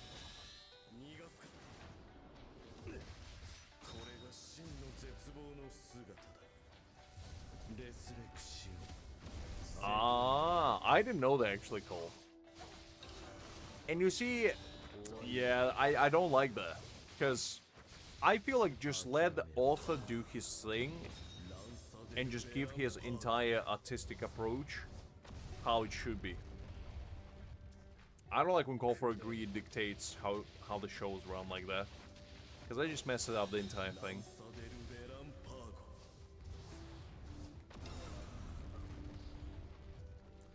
It's the youth of today, Liz. No respect for the elders. Just how it be. Just how it be.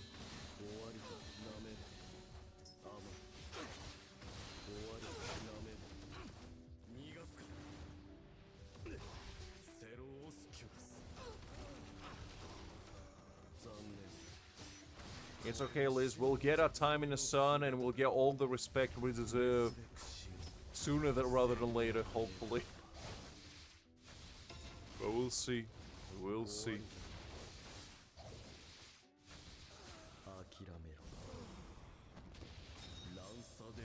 You know what other anime I'm bummed out that we're never gonna see the ending of? Is Berserk. Man, Berserk is one of those animes that I watched back in the day. Well, actually, no anime. Excuse me, manga. Because anime is rough. Anyway, manga. And man, I remember when I discovered Berserk at like the age of 12. It was an experience. It was an experience I will never forget, in fact. Many sleepless nights I had due to Mr. Berserk haunting my deepest, darkest secrets and nightmares alike. But, you know, it was a special journey. It was a special journey that I'm kind of sad that we're never going to see the ending of. But at the same time, I'm kind of glad because, you know, I feel like it would never have been the same. Even if they continued it, I just feel like we would never get the same kind of quality.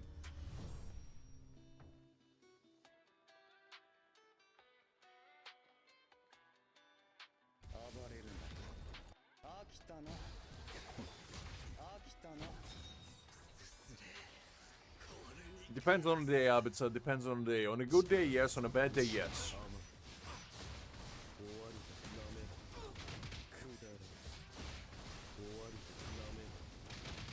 It is indeed, Liz, but, you know, they're just life for you. I mean, the Dragon Ball creator passed away as well. But they carry on with the show, which, you know.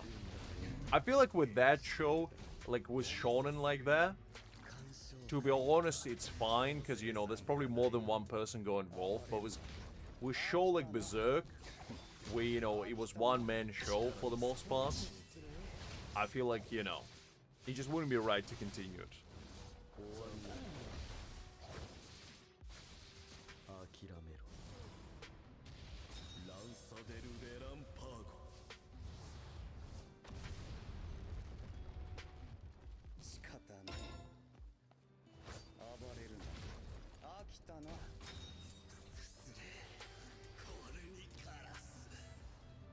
Well, that is true as well, Liz. I don't like you exposing me like that, but it is indeed true. The greatest airline this world has ever seen. Taking you to a destination in the fashion of green tea. Everybody on board gets green tea in unlimited supply. And if you don't like green tea, we don't like you. Just how it be. That's a slogan. That's a slogan of the company. Unless you're prepared to drink 10 liters of green tea on board, unfortunately, you're not going to be able to board.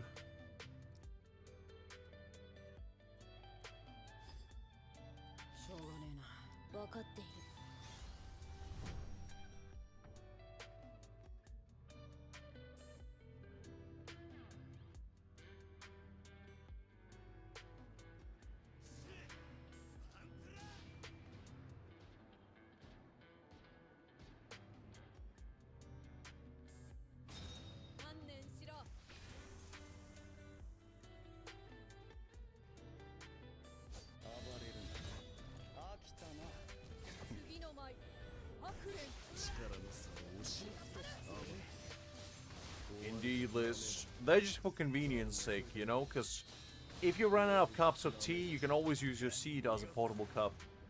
That's what it was intended for.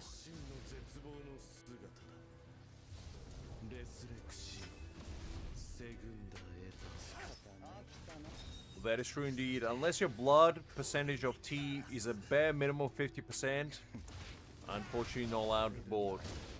You gotta be more tea than man. And only then are you allowed to board.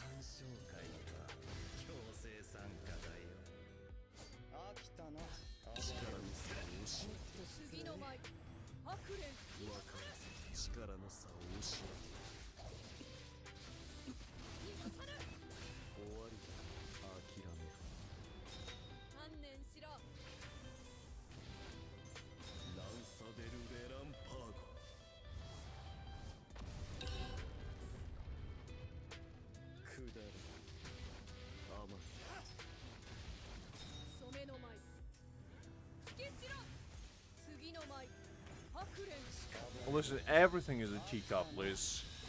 Wait until you see the pool. You're gonna be really surprised about that one. It's an elongated cup. It has the finest spring water this world has ever seen. So you just dip your tea bag in there and start drinking.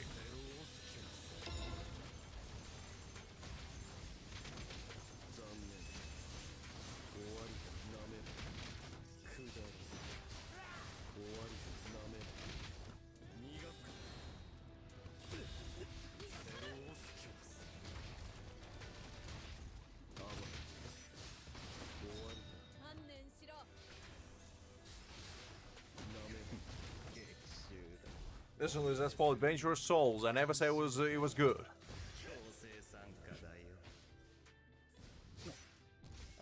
Listen, Liz, there's no chlorine in there, I'll tell you what. Safe to drink, as long as you don't see, you know, anybody inside of it, because there's no entries in the pool. Like, you can't go inside, you can only drink from it.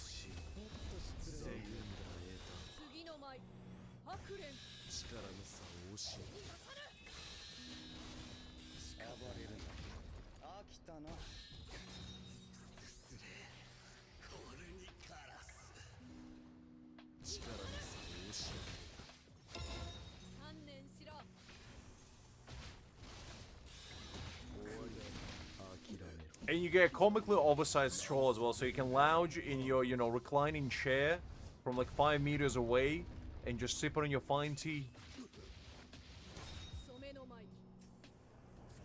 What do you mean it's just a fountain, Liz? It's a very deep fountain, thank you very much.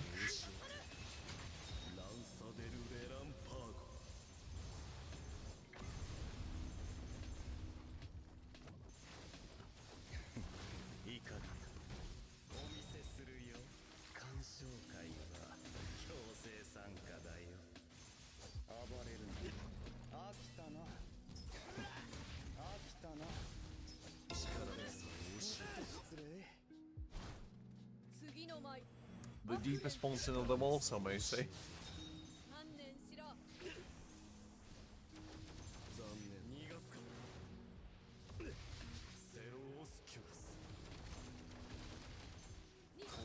VIPs get their private pools, private jacuzzis, and a custom-made teacup from none other than the British imperialism representative, Mr. Lux himself, engraved by his own 2 hands. In the volcanic region of Hispaniola, under Mount Vesuvius, like Hephaestus, he's crafting those teacups from the greatest lava this world has ever seen, from the Mother Nature itself. So when you drink your tea, you feel like you're part of the nature, part of the cosmos, and part of the universe. And also you get a little signed, you know, picture of a teacup saying thank you very much. And I hope you enjoyed.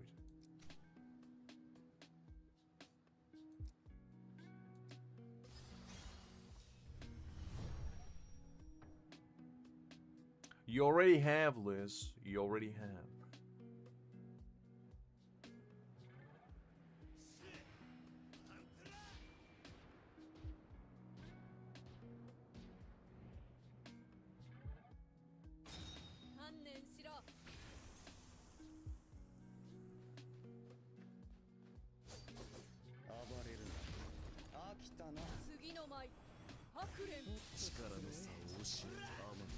It's like Willy Wonka's chocolate factory, you know, you gotta get an invite. You can never buy it, you can only get invited to this helium paradise, shall we say.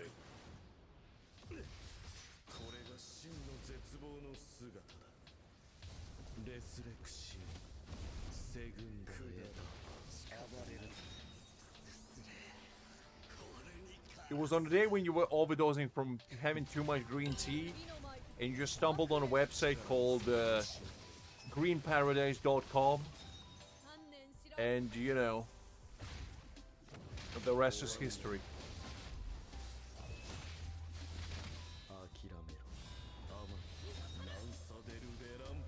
Because in that place, everything is green. The trees, the tea, the cups, the interior, the people.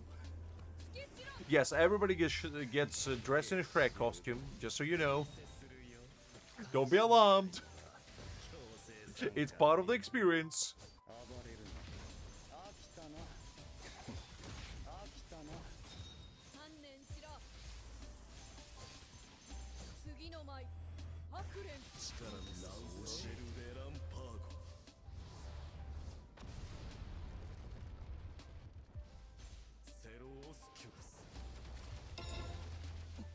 Well, great mind think alike. 終わりだなめだくだら残念暴れるな飽きたな飽きたな失礼これにからす力の差を教え絶望の姿だレスレクシーセグンダへ次の舞白蓮 力の差を教えて I'm talking about tea. I don't know what you're talking about, Liz.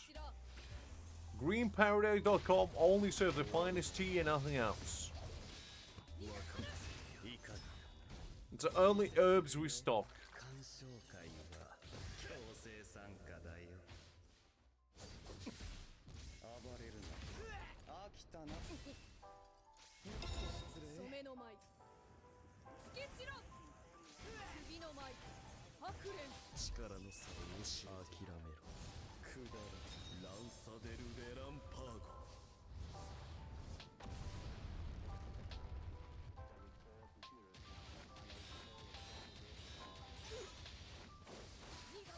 ランサデル・レランパーゴ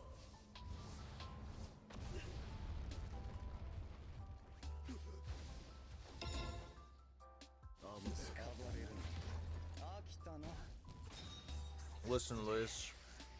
Don't disagree with the sacred place of Green Paradise. 次の舞白蓮 Just because you have, you know, your own agenda to portray doesn't mean Green Paradise is part of it. 終わり観念しろ だなめだ Exactly, Liz, exactly. You only get the invitation. You can never go there otherwise. レスレクシーセグンダエタパ終わりだ激臭だお見せするよ鑑賞会は強制参加だよ暴れるな飽きたな力の差を教えて染めの舞 Good, Liz. That's what I like to hear. 分からせ次の舞 There's no time to wait. There's no time like the present. 諦めろ The tea will not wait. ランサデル・レランパーゴ It's already steeping.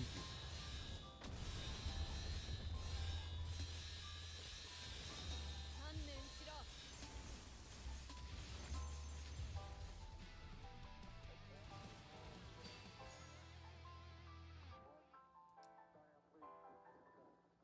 What did you do, Liz?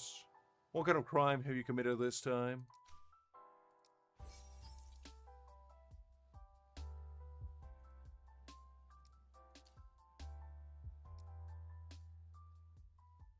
Actually, I need to run this one more time as well.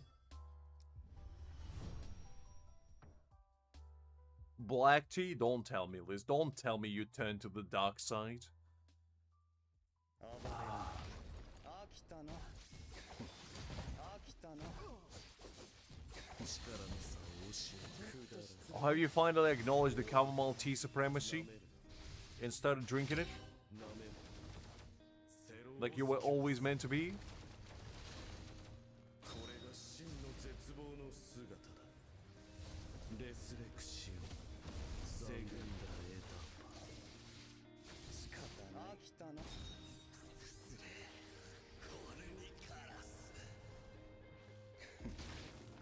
暴れるなよいかがかお見せする I'm not a big fan of black tea, to be honest. It's fine. 強制参加だよ Okay, so you finally acknowledged the chamomile tea supremacy. I knew you would come around. Listen, Liz, it doesn't matter whether you want to or not.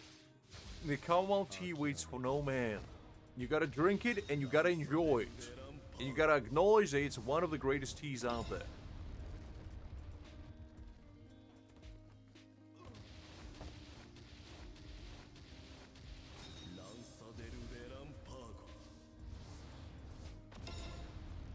Listen, Liz, you enjoy it, you love it, it's one of your favorite teas ever, and you would drink it all the time if given opportunity. Am I right? Or do I need to get Mr. Kaku to tell you otherwise?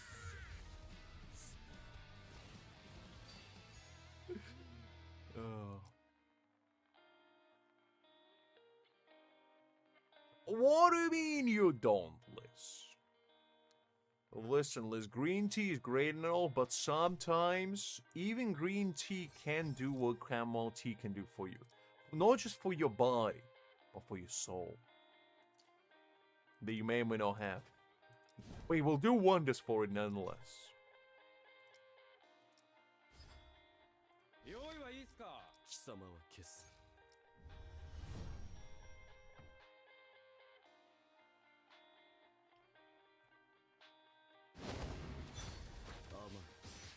But what if Ikako dresses up in a maid outfit and brings it to you in a little nice porcelain teacup?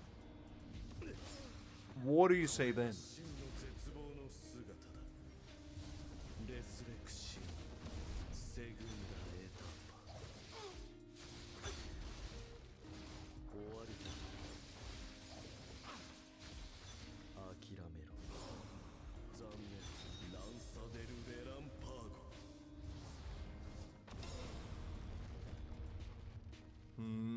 You're a tough client, Liz, I'll tell you what. That always does the trick, usually. Fascinating. Anyway, tell me why you appreciate chamomile tea like you always meant to be.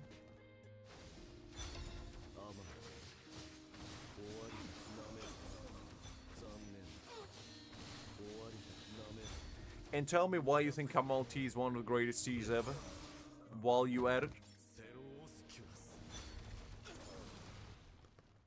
くだらこれが真の絶望の姿だレスレクシーセグンダエタ終わりだ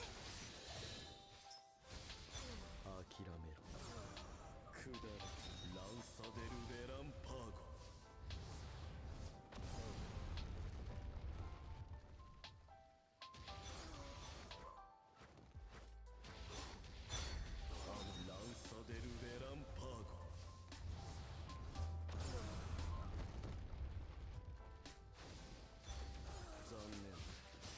Oh, it's okay though, Liz. Hopefully you're feeling better now.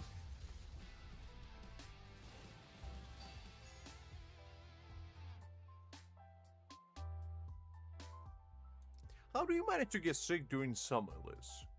It's quite an achievement, honestly.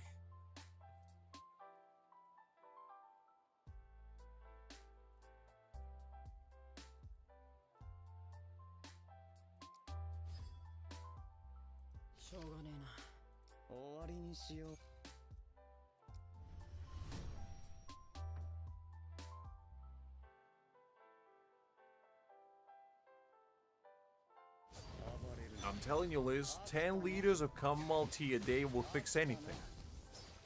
力の差を教えてもっと失礼終わりかなめる残念だ終わりかなめる暴れる失礼これにカラス Listen, Liz, you gotta do what you gotta do. 10 liters of chamomile tea a day. And you gotta drink them in the morning, in the evening, and in the afternoon. So 30 liters a day. You gotta do what you gotta do. You gotta get your straw out and get to drinking. Because there's more chamomile tea to be had. We're gonna convert you from a chamomile tea hater to chamomile tea believer. In fact, you're gonna be singing Supremacy of Chamomile Tea before we're done. Before long. You will be in the forefront line saying the chamomile tea is the greatest tea out there. And I'll be right behind you being like, that's right. That's right. You tell him. 力の差を教えランサデル・レランパーゴ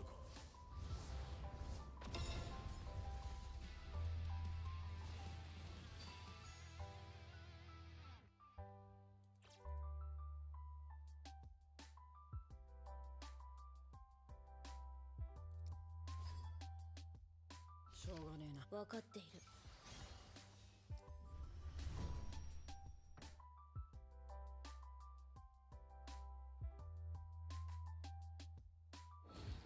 Are you eating a lot of acidic stuff? 暴れるな飽きたな飽きたなそうか You will love it, Liz. Don't worry. You don't need to learn. You will love it. 観念し It ろ will be in the second nature. You're gonna be like, Kamwal T, yes, 次の please. 舞白蓮 力の差を教えてくだら終わりなめる残念 You know what? You gotta get some nice Kamwal T. You get some nice proper Kamwal T and you'll understand. You'll understand the errors of your ways 接するよ before long. 紹介が強制参加だよ飽きたな暴れるな飽きたな飽きたなたやすいたやすい観念しろ染めの舞突きしろもっと次の舞失礼白蓮力の差を教えてセロオスキュラスこれが真の絶望の姿だレスレクシーセグンがしか暴れるな飽きたな I see some childhood trauma. That will do it. That will definitely do it. 次の舞白蓮力の差を教えて諦めろアムランサデル・レランパーゴ Well, Liz, you know what they say. Sometimes you gotta do what you gotta do. And appreciate Kamwal T was meant in your cards when you were young, but you refused the path of enlightenment. And now the path of enlightenment, instead of you seeking it, seeks you. And you know what they say. You gotta do what you gotta do. Now, all you need to do, Liz, is convert your entire residency into Kamwal Paradise. Have Kamwal Tea everywhere. Like, you shouldn't step 3 feet without having Kamwal Tea bag at your arm's reach. You always gotta be ready for Kamwal time. Can never refuse it. Listen, Liz, before you told me that you're adding milk to Kamwal Tea, I thought you were joking. Before I realized that you were going through the heathen ways and sacrificing the pristine taste of Kamwal Tea was milk. 次の舞 And I was thinking, man, that woman ain't right. For more than one reason, but the woman ain't right. We gotta fix it. We gotta put her on the right ways, on the righteous ways of Kamwal supremacy. Even if it's the last thing I do. Even if it's the last thing I do. And finally, we're getting there. We're getting there. 残念観念しろアマンいかがかお見せするよ鑑賞会は強制参加だよ暴れるな飽きたな I don't know what you're talking about, Liz. I don't know what you're talking about. 力の差を教えて Back to Kamwal topic. How much Kamwal tea you drinking, huh? 波動のセロオスキュラス次の舞白蓮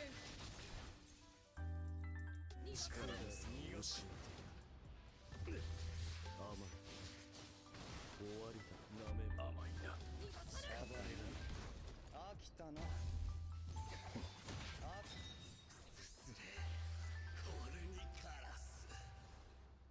力の差を教えて絶望の姿だレスレクシーセグンがネタたやすい染めの舞突きしろ次の舞白蓮力の差を教えて観念しろ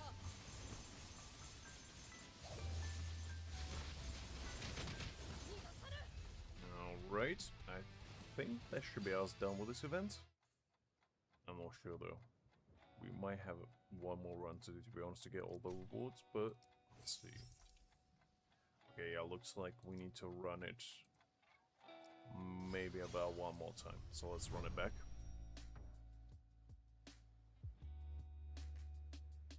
Good, Liz. Good. Not that you're sick, that's bad, but the fact that you're drinking a lot of chamomile tea is good. You see, it's gonna make you appreciate chamomile. It's gonna make you worship it like the deity that it is, and appreciate the fact that, you know, it allows you to bask in its glory. 観念しろ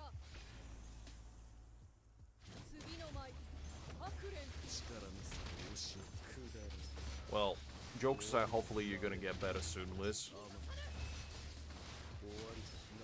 So obviously chamomile treatment. I mean, that's the greatest medicine out there. When in doubt, just drink chamomile tea until the alignment goes away.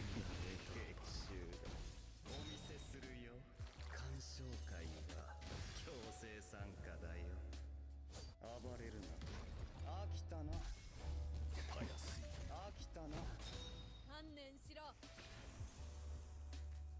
次の舞白蓮。力の差を教えて。逃がさぬ。終わりだ。 No worries, Liz. Always glad to be of assistance. To convert you from a heathen to a true chamomile-loving individual.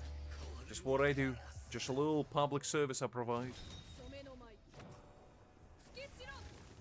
次の舞白蓮。力の差を教えるベランパーゴ。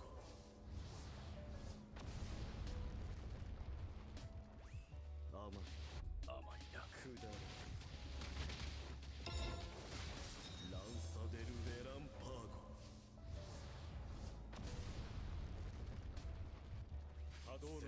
I always do, Liz. I always do. People just don't know it. But I always get my way of putting you guys on the right path, on the justice path, on a righteous path towards enlightenment. You just don't know about it yet. Listen, Liz. As they say, a victory is a victory. A W is a W. Came in clutch. And it sucks to suck. Better luck next time. You better be holding the L really high, Liz, so everybody can see it. Is all I'm gonna say. Is all I'm gonna say.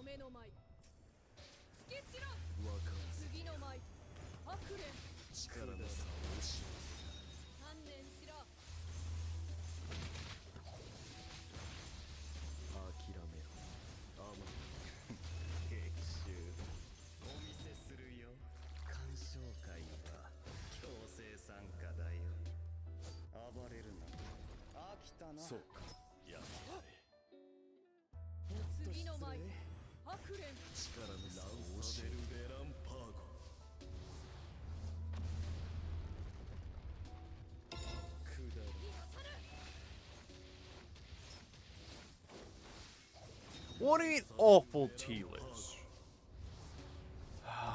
Unbelievable. Unbelievable, this woman. I thought you was finally starting to correct your ways, and now you bring it all back with this. Unbelievable.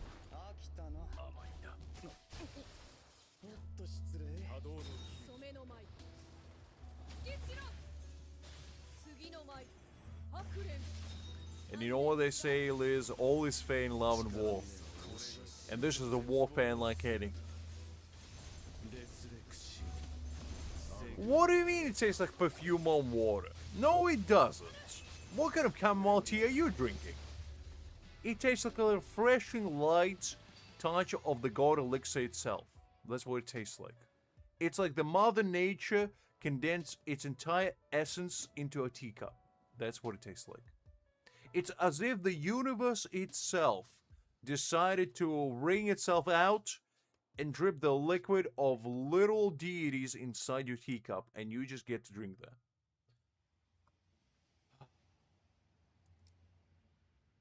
Unbelievable.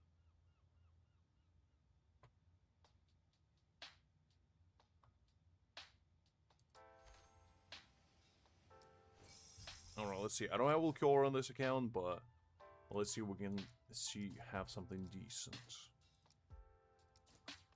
Might as well, like, a good stamp is a good stamp. You can never knock it down. And doesn't look like we have anything. Which is par for the course. Yeah. Doesn't look like there's anything good. That's fine though. That's fine. You can win them all. Or maybe any if you meet.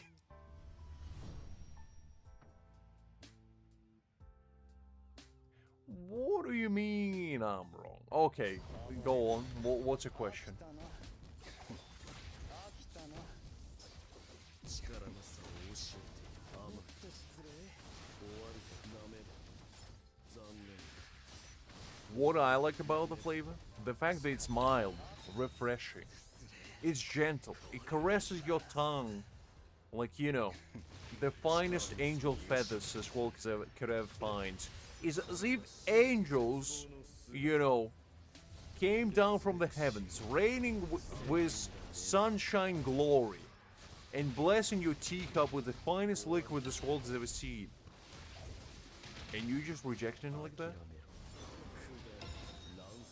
Okay, think about it this way. You sitting on your porch. You're 85 years old. You're sitting on your porch, damning the youth of today, saying, "Get out of my lawn, you ham kids!" You're eating your pudding jello. You're having the time of your life. And then out of nowhere, it strikes the thirst. Your arch enemy. And you're sitting there. And you're pondering to yourself, how can I possibly quench this thirst? I never sleep. Sleep is for the wicked, angel. So buckle up, because I got a story to tell. So anyway, as I was saying, you're sitting there, pondering to yourself, what could possibly quench this thirst of the ancients? The alignment as old as time itself. And then you go to your cupboard. You look at your all possessions, and you have nothing. They're all empty. As far as the eye can see, nothing is in your cupboards. You go outside, you go get on your knees, and you curse the heavens for cursing you with this alignment. And you refuse to drink tap water because you might rather die of thirst than drink that devil's liquid. So you spawn into the heavens and you're like, why? Why must you forsake me? And then from the corner of your eyes, you see it. In the background, hidden behind the green marsh, the bag of tea. But not just any tea, the chamomile tea. Just sitting there, nonchalantly, in a wild, as it was always meant to be. You look at it, you stare at it dearly, and then it hits you. That is it. That is your path to salvation. You go there. You crawl your way to the bag of tea. You pick it up. You look at it. You throw it to the sunshine like you throw in Simba. And you're pronouncing that everything the tea can see is their kingdom. And then you go back to the kitchen. Huddle away. Never to be seen again. You go to the kitchen. You put your kettle on. You wait for the liquid to boil. Every moment of that liquid boiling, it feels like a century. A millennium. An entire eon. And you sit there. You wait. You wait some more. And you wait yet again. It feels like 10 years passed, even though 10 seconds only passed. Every second feels like an absolute eternity. And then the water boils. You hear that click at the end. And that's how you know the tea is done. You go to the tea. You pour it into the key. You pour the hot water into a teacup. You open the bag of tea. You take out the one singular tea bag. That's all it was in there, nothing else. Just one tea bag. You put it in the hot water. You let it steep for precisely 4 minutes, 59 seconds, and 47 milliseconds. No second more. You stay in the horizon. You take the teacup, you put it towards your lips, and you think to yourself, is this life? You take the first sip, and it hits you. The mild, gentle floral flavor that could only be described as a taste of the Mother Nature herself, condensed in a single drop. And then it hits you. What about the second sip? You take the second sip, and there it is. A mild, gentle sweetness that cleanses your palate. And dissolves all of the nasty stuff that you may have in your palate. Maybe your dinner was having a little bit too much garlic. Maybe you ate way too many onions. Maybe you're cosplaying Shrek himself and you want to live that swamp life. But you don't want to have the onion breath. Very easy solution. The chamomile tea fixes it all. It dissolves it. Rinses it away. And all you have is just this refreshing taste in your mouth. The floral notes are like any.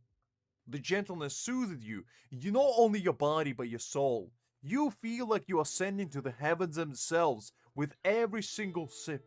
And the more you drink, the more you realize that this is what life is all about. And then it hits you. That you could have been living this life all along, and the only thing that prevented you from doing so all this time is your own hubris. And then you stare into horizon. You look at the golden rays of sunshine slowly slipping away behind the dusk. And the moon arrives. And under the moonlight, you turn into the werewolf, your true form. You howl to the moon. You finish your teacup. You put it away. And then you run into horizon, to the nearby hill. And you howl in the moonlight. Proclaiming the true certainty that chamomile tea is a reigning supreme champion of the tea Super Bowl. No teacup could be ever the same to you. After the moonlight goes away, the sunshine arrives. You wake up, butt naked in the forest. With nothing in sight. Only squirrels, little critters, maybe Bambi in a horizon. Just coming to you, checking up if you're okay. You stand up, and you're like, dear creatures of the forest, I must proclaim to you the true nature of this world in the form of chamomile. Follow me to the great horizon. And there you go. There you go, striding the horizon just like Adam and Eve, paving your new path. In finding more chamomiles to milk them and make tea out of them. Maybe grind them into dust. I don't really know how chamomile tea is made, to be honest. I just assume you milk it. Just like the cows. Anyway, as I was saying, you go into Horizon. You establish a chamomile empire. You milk all the chamomile you can possibly find.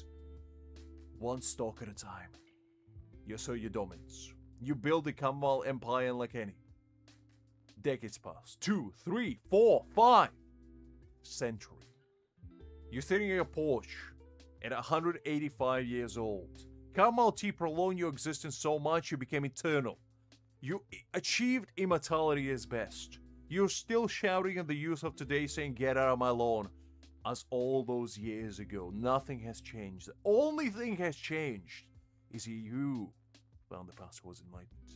And you also become the richest individual this world has ever seen, one chamomile stalk at a time. Because you spread the good word of chamomile far and wide as far as the eye can see. And that way, you will achieve the true status of chamomile deity unlike any.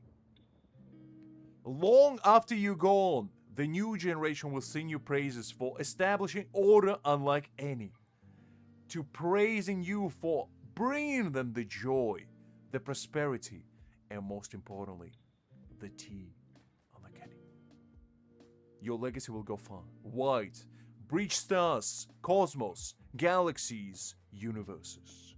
It will spread so far that every single known entity to the universe itself will know of your deed. And you will perish at the very moment, knowing that you have achieved greatness. You are the greatness you always meant to be. And with that, your story ends. You may be just a little footnote in the great cosmos, and in the grand scheme of things, your existence might have not been as tremendous as some others. However, the impact that you unleash on the universe will always be fondly remembered. You might have not been the brightest star out there, but gosh dang it, you're the chamomilist of them all.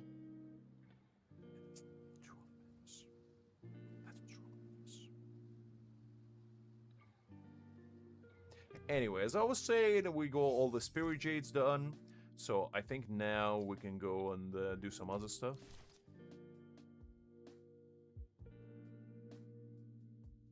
I think we can go take some images and see how that goes.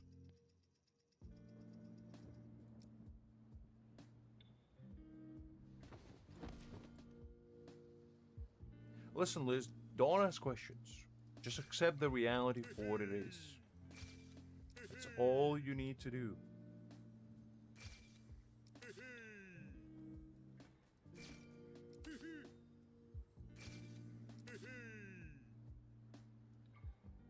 What do you mean you don't know, Liz? Of course you do. You understand what world is all about now. You understand the reality is all about what you make out of it.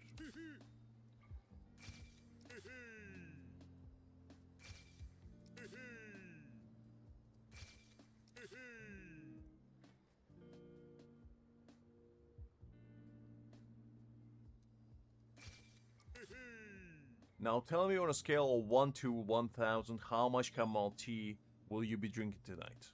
After hearing the profound story that I just bestowed upon you. Because if the answer is not 1000, I will tell you another one. And I will keep doing so until you say 1000. Okay. I kind of forgot what I'm doing with this event, I'm going to be honest with you. Unbelievable, this. Unbelievable. Not 1000.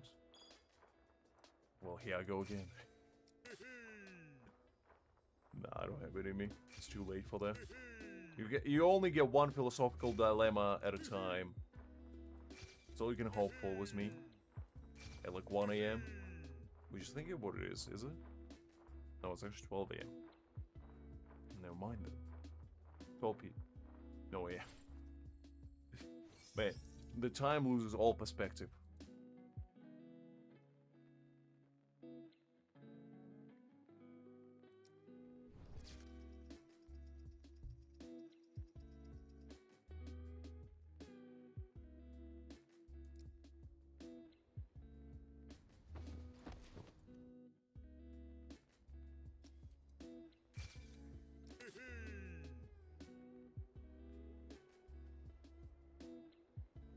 Let's see what do we have.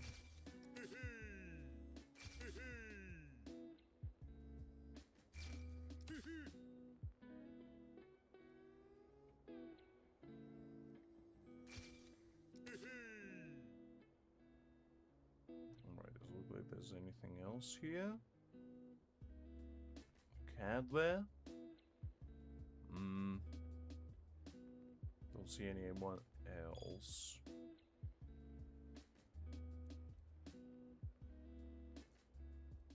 Unless... Oh, never mind, there's a dog there.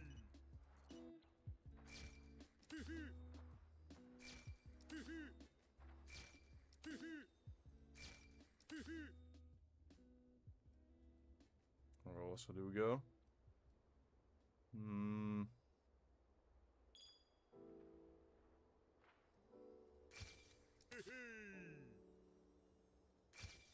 There go the cats.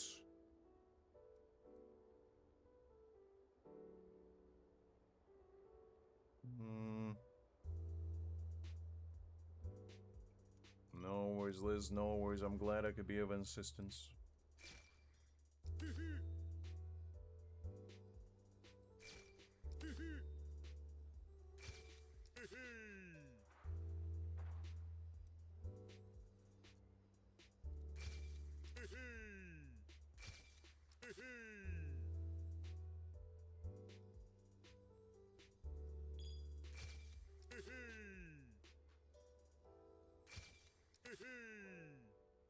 I think that's all I need.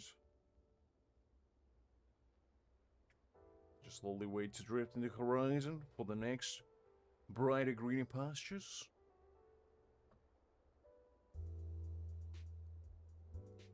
Exactly, Liz. Exactly. What do you mean you will laugh while you cry, Liz? Always better be tears of joy.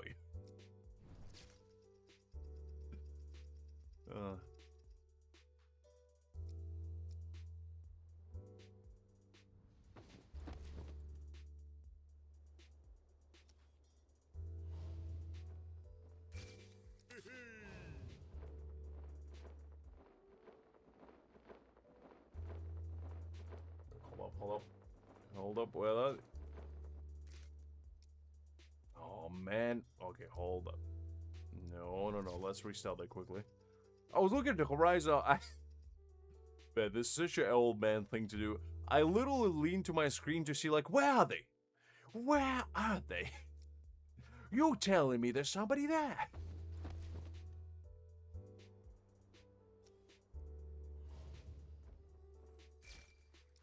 Here, hold up. Not perfect, unbelievable.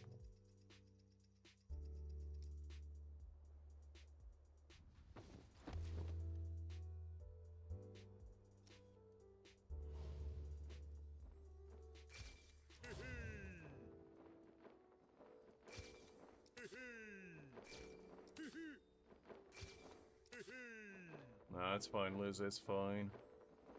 I'll figure it out.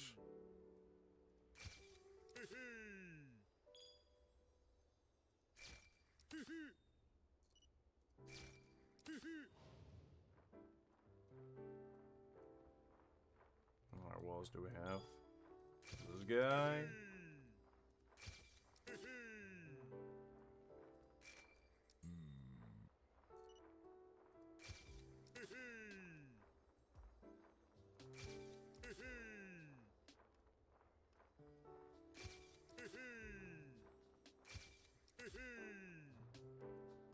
Okay. Not too bad. So far, so good. Let's see what else we go. Oh, there we go, another guy.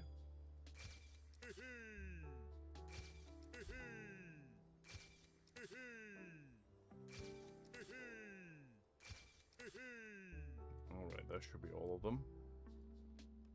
Man, they're really going ham at each other, these two guys. How much money do you think these guys got bet on them? I bet the orange one will win. I don't know, something about it. You got the spirit of a warrior. I can feel it.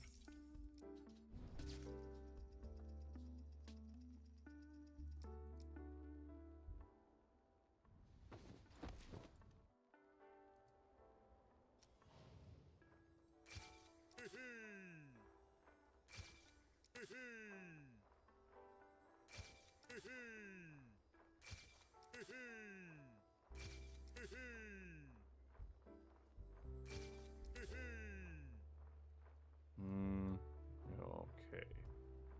Nothing too exciting here, but looks like I think I got them all. Wait, hold up. There's something there. There's a cat. There's a guy eating another guy there.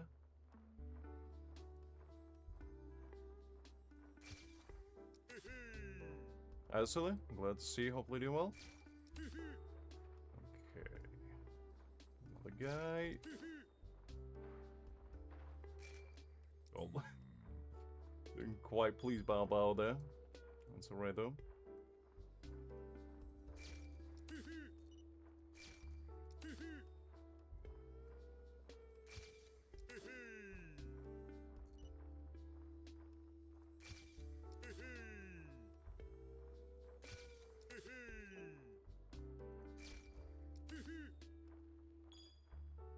Oh man, I didn't get all the... Aww. Well... It is what it is. No, I got somebody else. Never mind, I guess I killed them all. Alright, let's see about this one.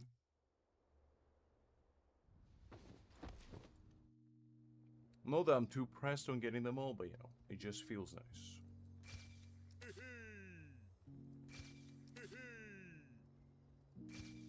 It somehow did this. Somehow did. Alright. Do this guy. I think I missed somebody, but that's alright.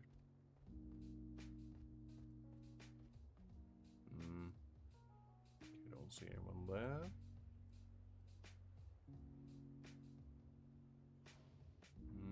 Oh, there we go. One there.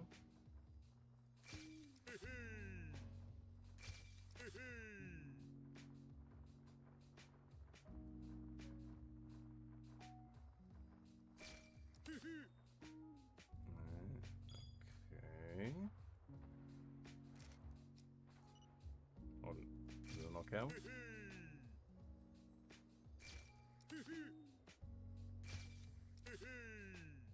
I mean, you can get her from Selector, to be honest, if you do like 300 pulls or whatever, no? But to be honest, nowadays Yorichi is not that exciting. So you probably should prioritize characters like Kisuke. And maybe Tosin if you don't have Nell.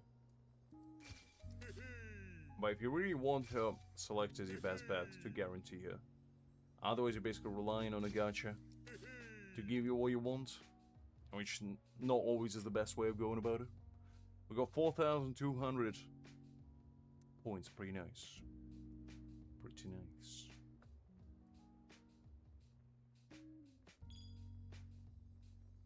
I don't think I'm gonna ruin it, so I'm sorry, guys, but I don't think I can take pictures of you. Because it's a very nice number and I just don't want to really ruin it. So I'll let you be yourself. I'll let you be, you know, Mr. Ladyfingers over there. And I'm just gonna be on my merry way into the giant... Wait, hold up. Is that Manos Grande over there? I didn't even notice that. I was gonna say giant pillar of light, but then again, if Manos Grande is the one that we were going for, maybe not so much. Okay, we'll finish all those. That's fine.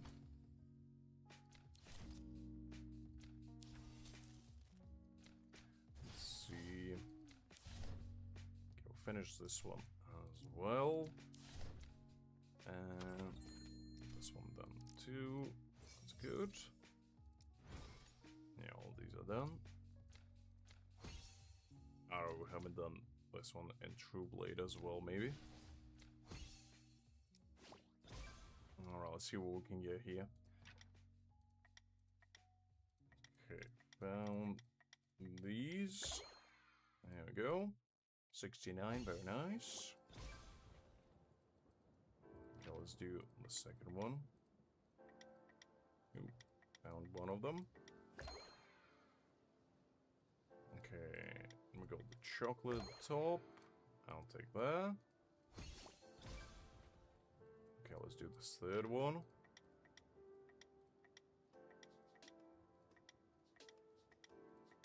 Ooh, I got the milk.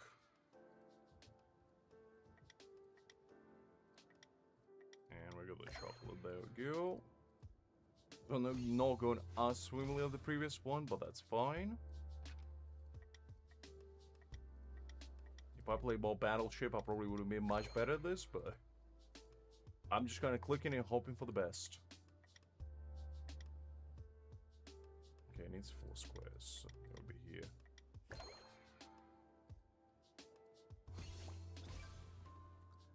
Alright. Oh, go on this one. Now, I just need to find a bag of cookies. There we go, found it. Actually, I think this is a stage that I go to on my main as well, so we'll take that. Let's see. Ooh, there we go, found the kind of... I don't know what that... Leto, I guess it says. Don't know what that is, but I don't have energy. That's fine. Okay, so we'll finish these now. So nice and done. Let's do this blind box as well while we're at it. Get some more spirit jades to our name. Okay. Back to battle pass.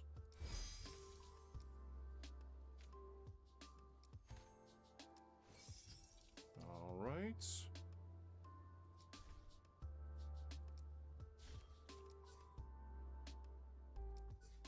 Now, all we need to do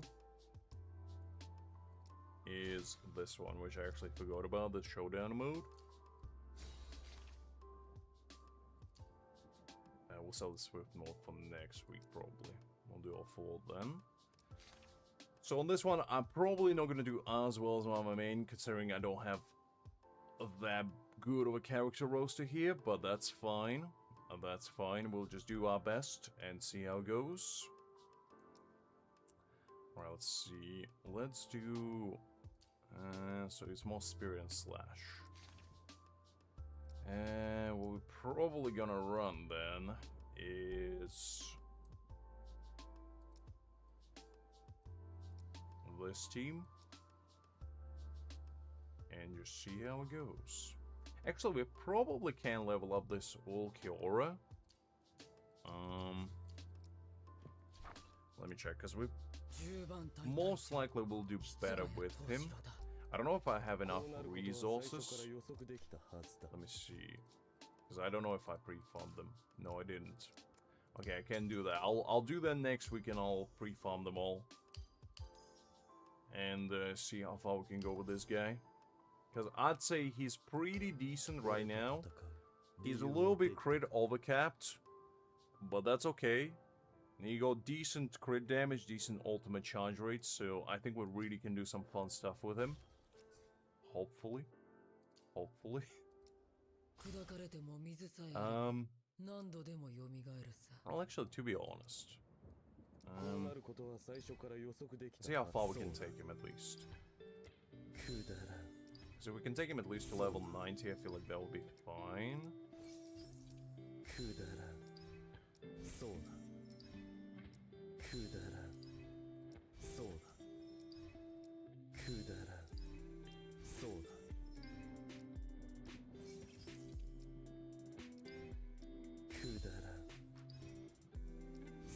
Okay, level 70. I actually got him to level 80. So it's not too bad. Let's see how far we can go with his weapon enhancements. Okay, I can't re-upgrade his weapon that much. Let's do this.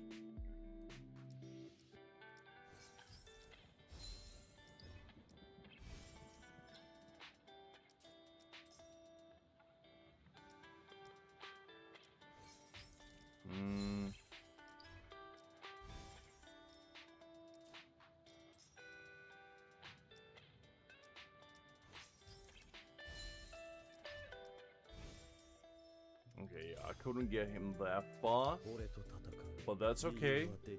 That's okay. I can definitely... what I'll do next week is I'll upgrade him a little bit higher. And actually, well, it's not looking too bad. Like, how much attack does my Toshiro have?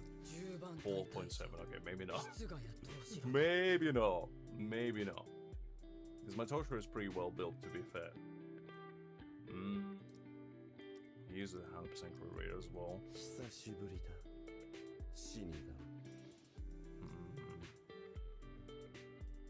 Let me see.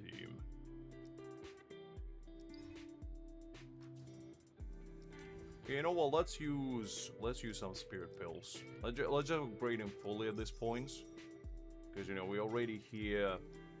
Might as well finish it.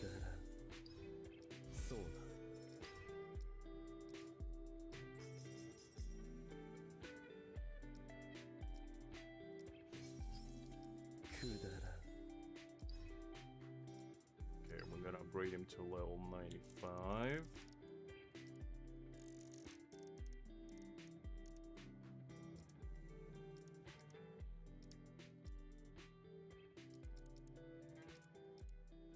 There we go. And this way, I can upgrade all his skills.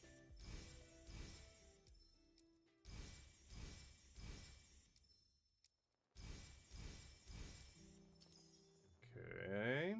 And now let's upgrade his technique. I probably have enough actual skill ups to upgrade him fully. So that should be fine.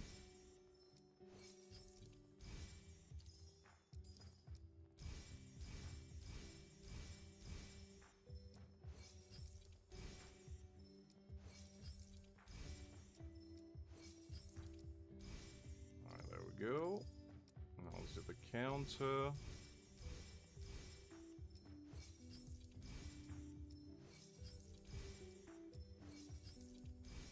Okay, nice. Upgraded all that. Now all we need is to upgrade his weapon a little bit.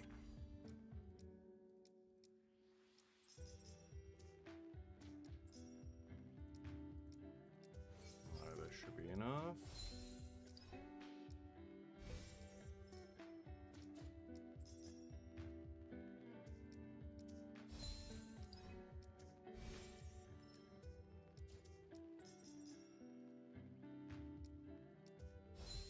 Level 90. Nice. And now we need... Oh, actually... I think I need 7. Yeah, that should be enough. Alright. Now we can upgrade him fully.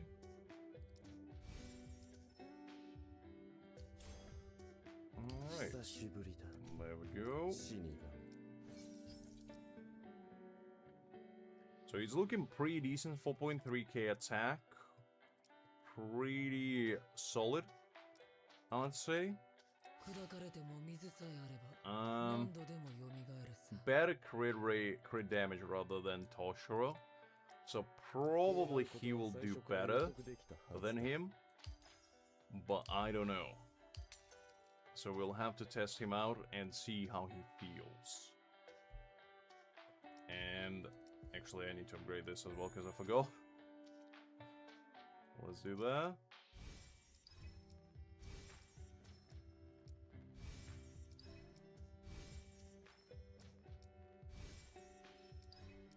And we'll upgrade this.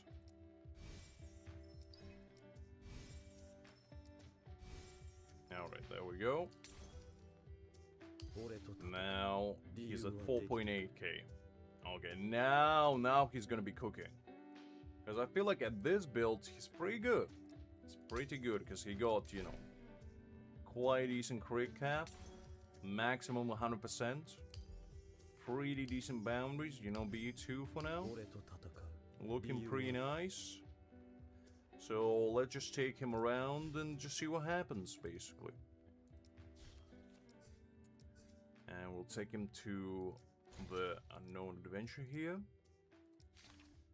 Probably the team I'm gonna be running is... would Momo be better for him?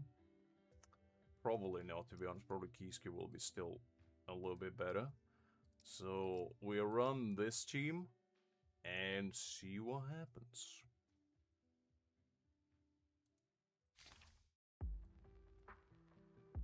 And which one did I need for this one? Hold up.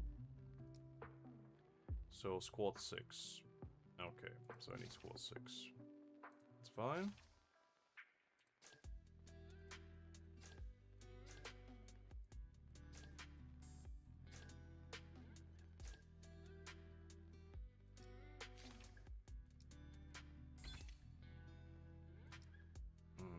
Let's go with that one. I've already played with base Ulquiorra, so I don't really know what to do with him. But we'll just hope for the best.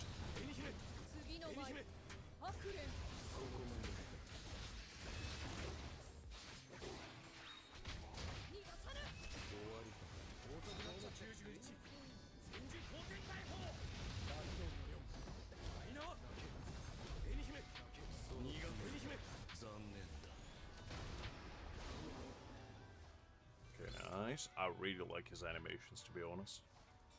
Very nice.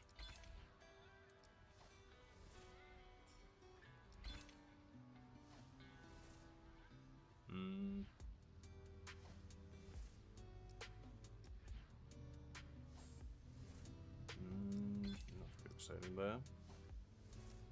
Like this.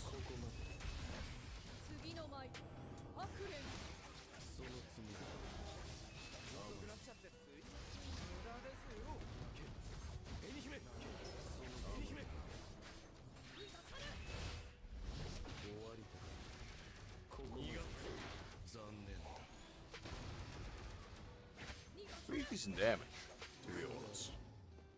No looking too shabby.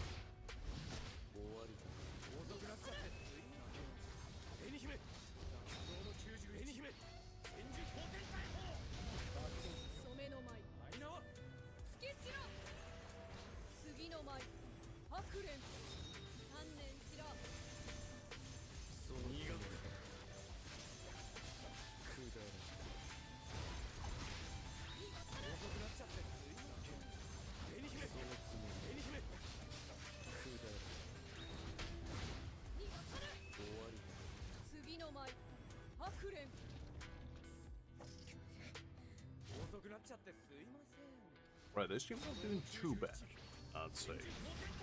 Like, Ruge obviously is the weakest link of this team, but even with her, I think the damage is kind of there.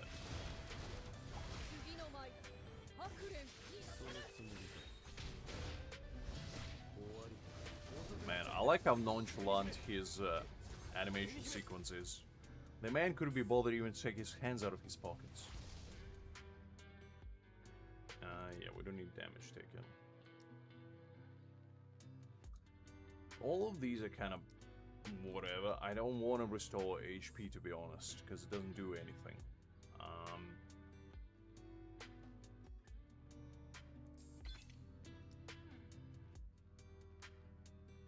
go with this one.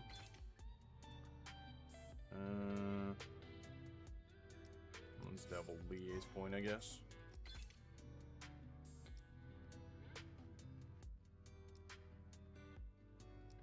Let's take that one just for the sake of camp anymore. I still feel like Aizen's probably would have been better because it gives you a full spiritual dissipation immediately, but let's try with this. Hi the dog. Glad to see you, hopefully doing well. How you doing, big man?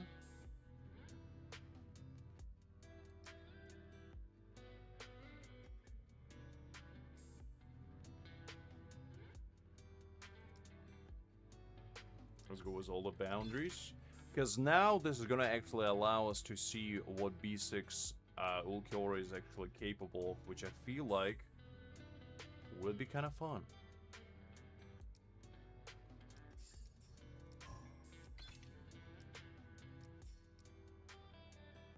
Yeah, doing pretty well.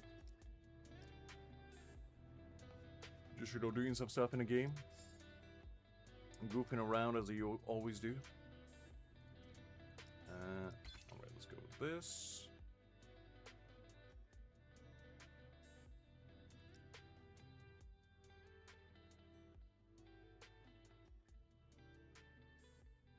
Okay, let's go with this one.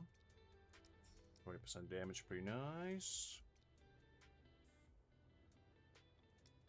Let's go with this one.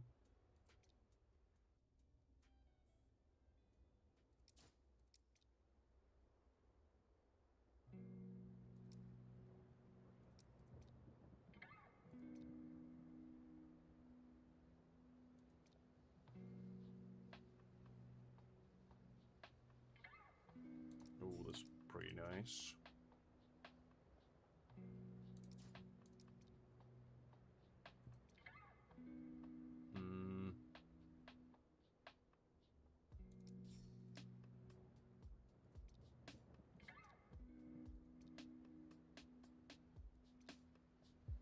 Attack penetration, pretty nice.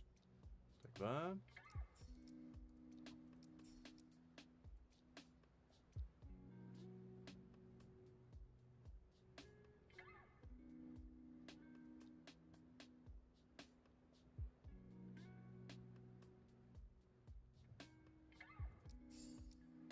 Okay, I'll take that.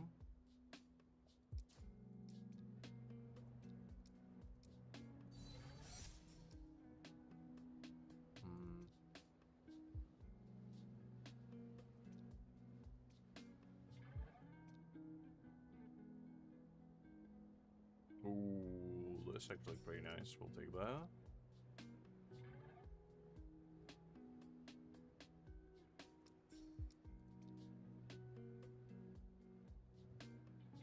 Alright, we'll go with this for now. It's about to rain, Liz. Well, I guess I brought you some prime British weather. First rep charter.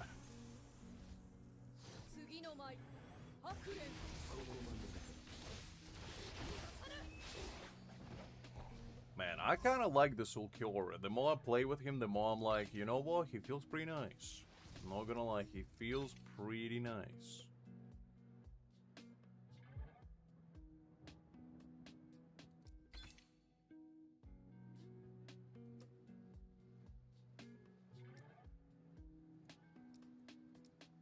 Let's go with this one.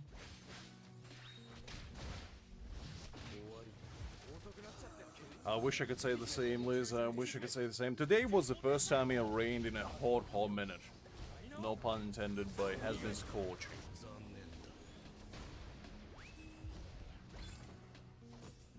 Listen, Liz, you have Ulquiorra as well. What are you talking about? Next woman, I swear.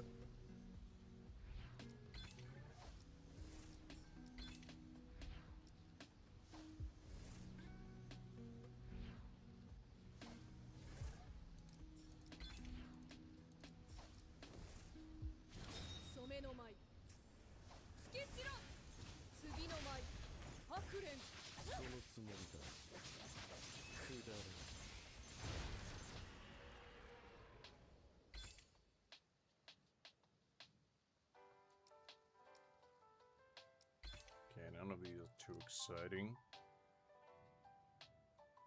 Okay, let's go with basic attack. None of these excite me, to be honest.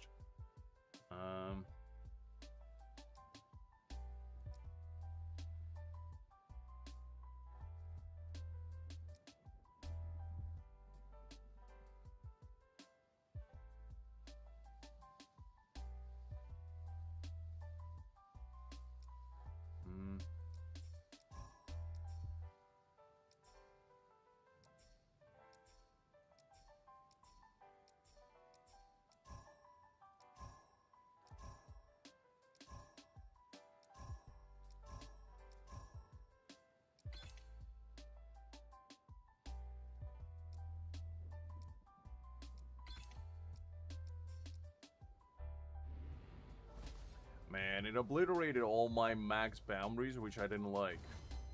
Because I kind of wanted those max boundaries. Man!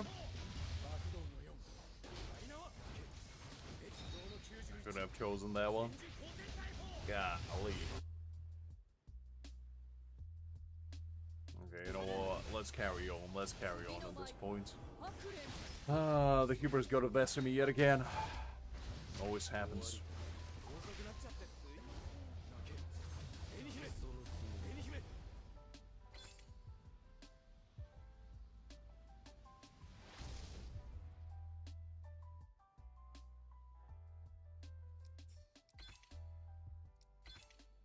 Well, as I wanted to see what happens. Oh, golly.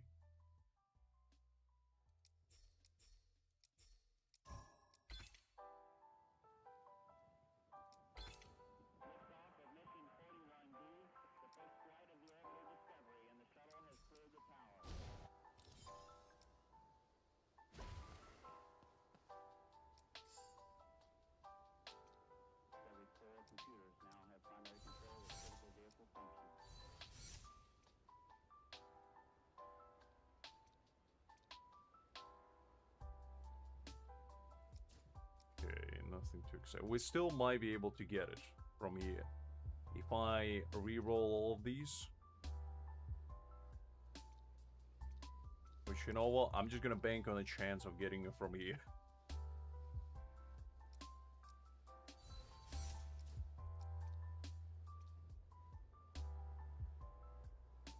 Oh, man. Okay, this is gonna be the last chance of us to get it. Do you get it? It is what it is.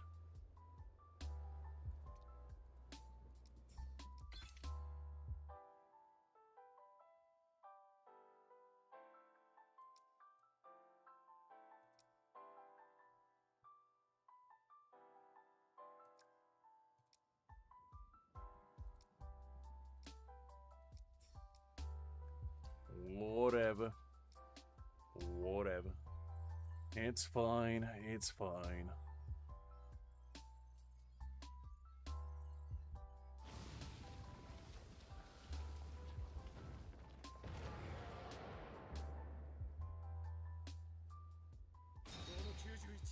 I don't go clear enough, Liz. I think for people in the back, they didn't hear that one.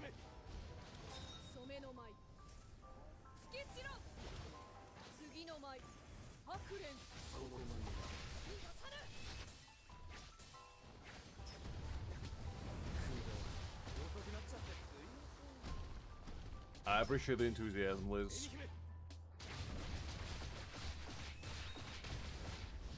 終わりだ。次の舞白蓮そのつもり。ここまで。残念だ。遅くなっちゃってすいません。紅姫道の91紅姫千住光天大砲爆道の4大縄紅姫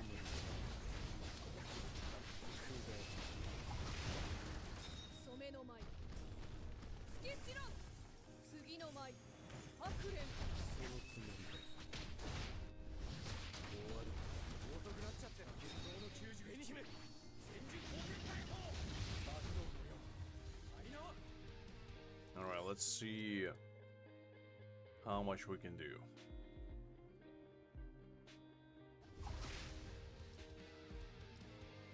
This could have been a really good run if we didn't get a little bit greedy and unfortunately chose to destroy one of our really good boundaries, ascension ones. There we go, but that's fine. That's fine. We got decent setup, so we might still have a chance. Alright, I guess let me do this manually and just see what happens.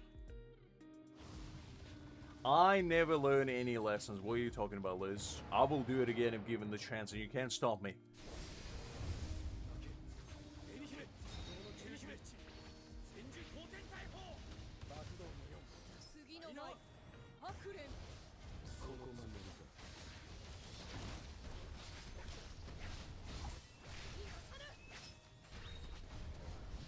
終わりだ。逃がす。 How did my boy die? Wait, hold up, what just happened?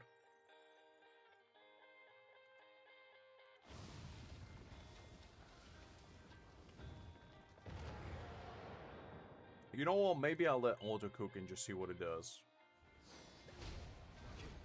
紅姫紅姫道の91千住光天大砲爆道の4大縄次の舞白蓮そのままだ。お前が俺を倒すことはお前らの前に勝利はない。諦めた。残念だ。 Not bad damage, 81 million. The only thing is that he's dying.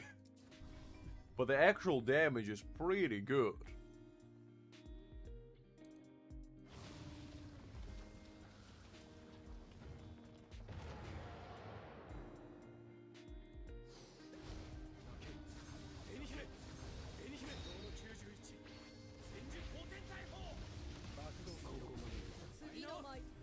Okay.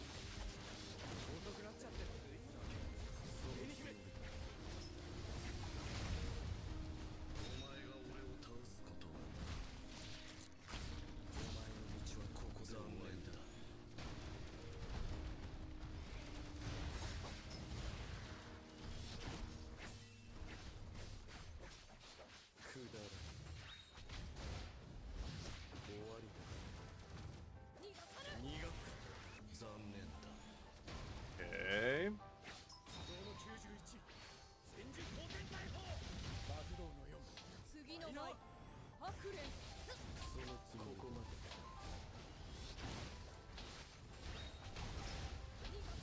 終わりだ。逃がす。残念だ。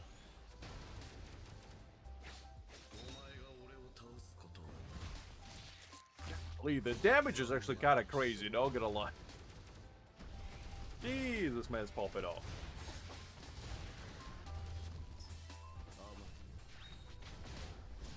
終わりだ。残念だ。ここまで。逃がす。染めの舞月白次の舞白蓮道の91千住光天大砲爆道の4大縄くだら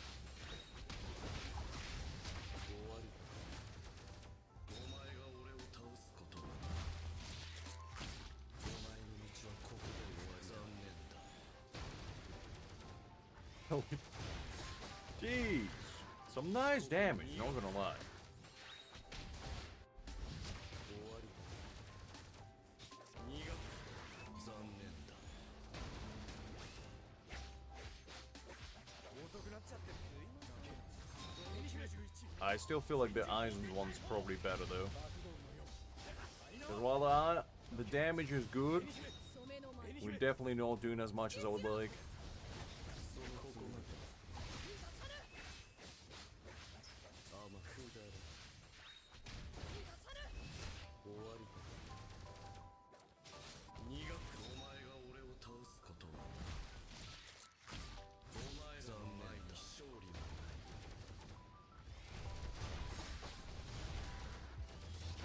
諦め残念だ I don't know, Liz, but he feels good. I got no idea, to be honest, because I don't remember what yours looks like. I'm gonna be honest with you. 次の舞白蓮染めの舞突きしろ逃がさぬここまで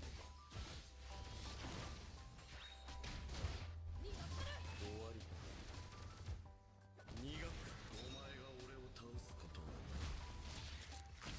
お前の道はここで終わりだ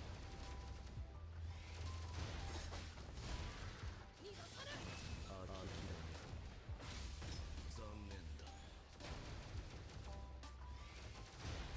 ここまで逃がさぬ終わりだ道の91戦時後天大砲爆動のよう何の染めの舞突きしろ次の舞つもりだ白蓮 Alright, how much did we do? We didn't do that well. And I feel like the main reason for that is probably because, no, like this squad 6 is just not really.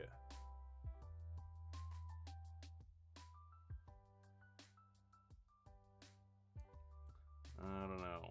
It just doesn't really feel as great.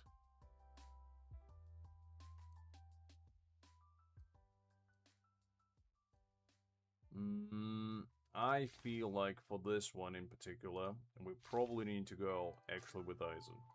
It was alright, but it wasn't great.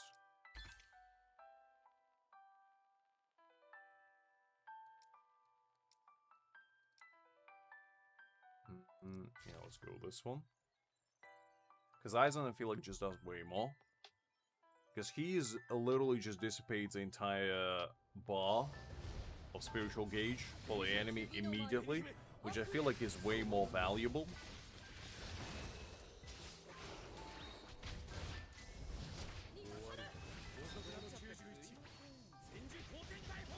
So we'll run it back again, see what happens.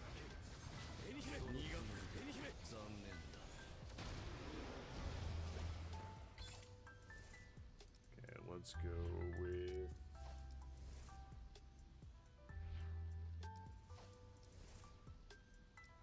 Yeah, let's go with this one.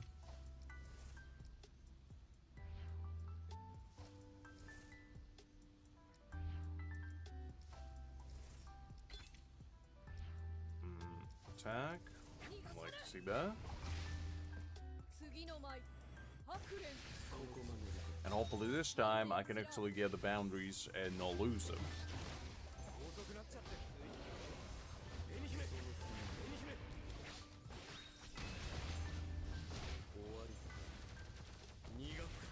let's go with this.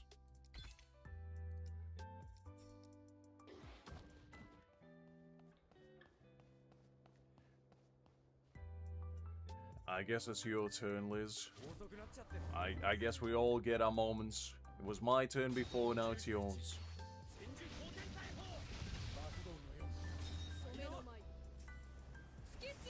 Is it duality or man?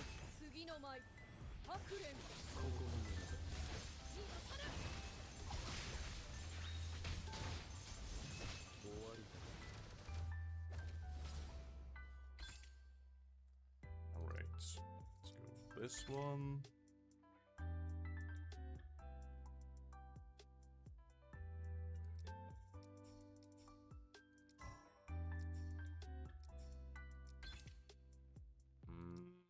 Kind of like this one.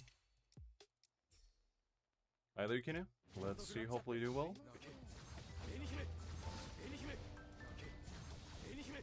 次の舞白蓮そこまで苦く残念だくだる逃がさぬ終わり遅くなっちゃって通常の90絵に姫戦時後天大砲爆道の4ダイナは I appreciate the follow. 俺を倒すことは Thank you very much. お前らの前に勝利はない Ooh, okay. Tactic characters, yeah. Maxes out the boundary ascension. Okay, full assault. Yeah, we definitely won there. So we're taking that.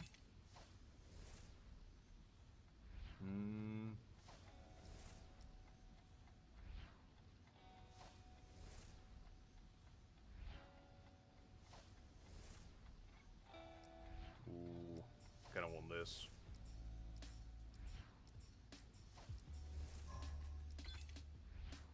Let's see. Take more spiritual pressure. We'll take that. Welcome back, Hakim. How you doing, big man?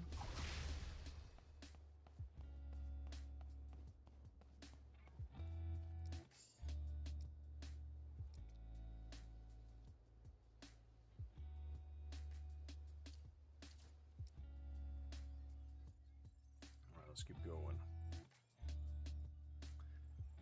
Well, is it just not meant to be?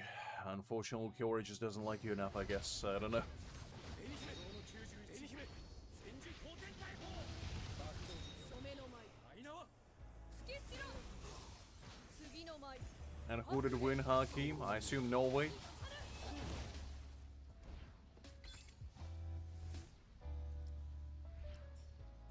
My level on this account is 79, on my main is 80. So, free playing in game, basically. 絵に姫絵に姫くだる So, England lost. Well, they had a good run. Oh, wait, do you mean as in they went in? Ah. Well, I guess, yeah. I don't know how I feel about that. I'll take it, I guess, but I don't think we're getting a day off, Haki. Well, you got my hopes up and I googled it, and I don't think we're getting days off. If it's Argentina, I feel like they're gonna get absolutely walloped. Let's be honest. But we'll see. We'll see. Because even I know that Argentina is kind of, you know, built different, shall we say.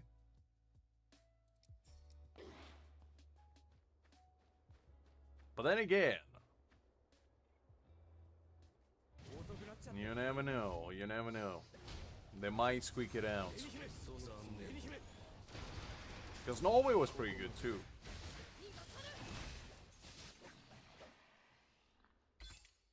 Why don't you like Argentina, Liz? What do you have against them?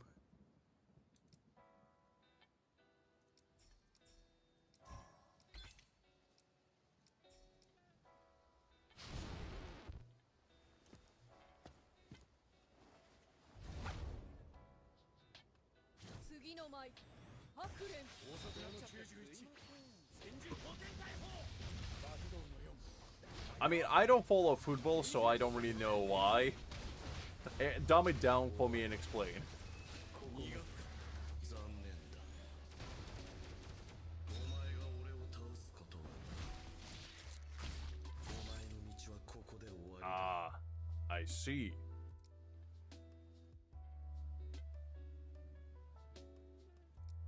Okay, let's get all the ascensions.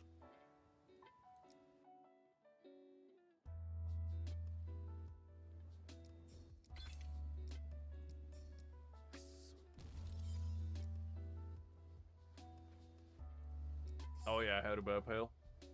I thought that was pretty good as well. I haven't tried it myself, but I did hear good things about it.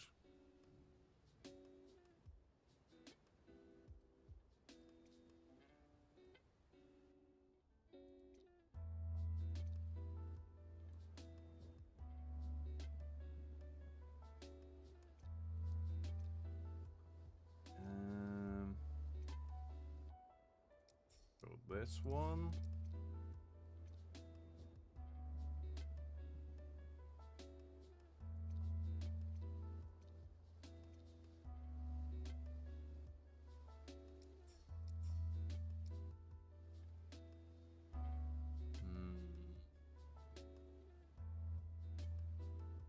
Alright, fair enough. I mean, as I say, I don't watch football games, so I have no idea.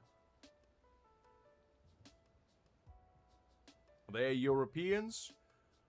I mean, the last time I checked, Argentina was pretty far from Europe, but then again. Oh.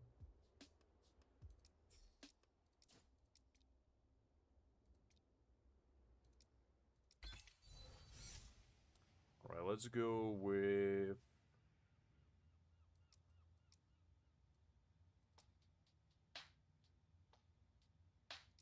Okay, let's go with this one, because this one's pretty nice. I don't think I can buy anything else. Can I upgrade anything? No, doesn't look like it. That's fine. We'll take what we can get.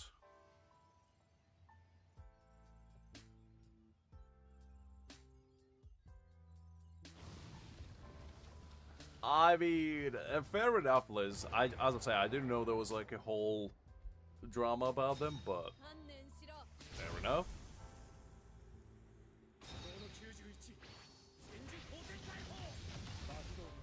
Nice, you're getting nice. Never been to Jamaica, but heard great things. I quite like jerk chicken. That's a quite nice Jamaican dish there. I occasionally partake in. Your guys' cuisine is very nice. I've been to plenty of Jamaican restaurants. And also just very jolly people in general. Very, like, forward smiling, you know, all the time. Makes me feel out of place, to be honest.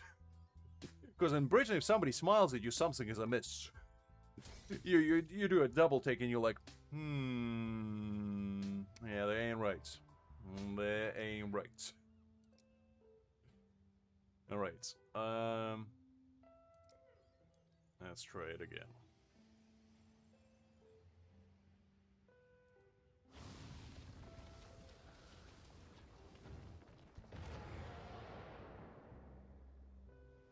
Alright, let's see.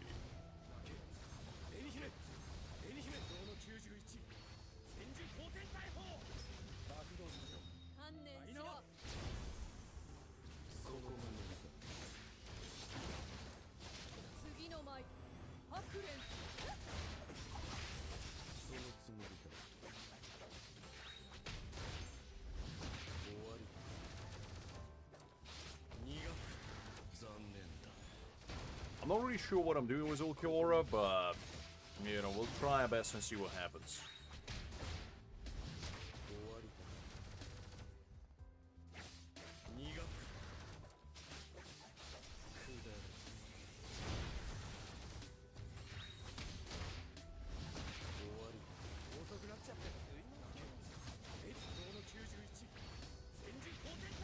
Thank you. I appreciate the kind words. Ooh, some nice solid damage. Golly, B6 Ulquiorra is actually kind of popping off, not gonna lie. Like at B6, look at that damage. Jeez.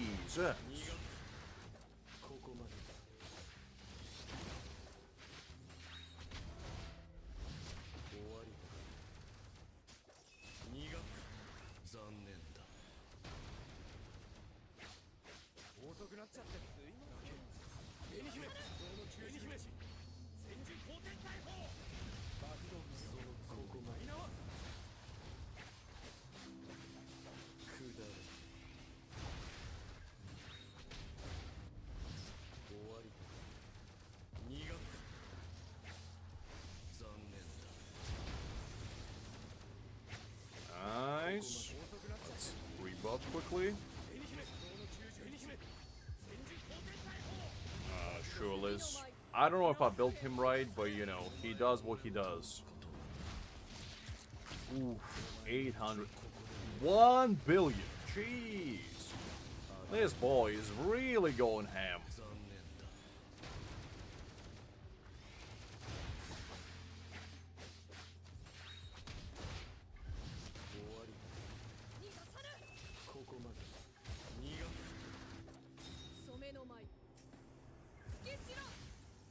Nice, we'll take that.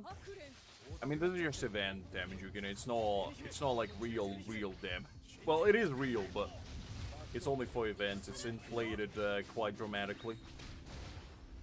In reality, this damage probably would have been 150 or so what he does here, but you know, still nice to see.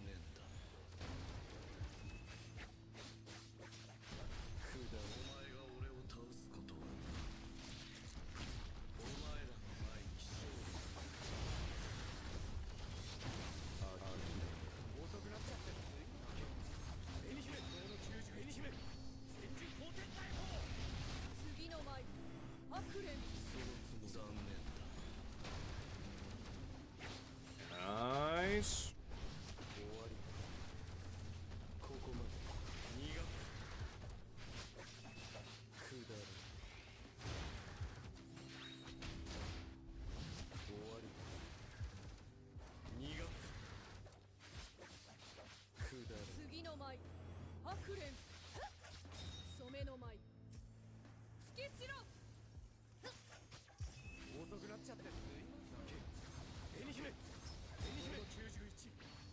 I mean, to be honest, if I had Aizen for this team, I feel like it would have really popped off.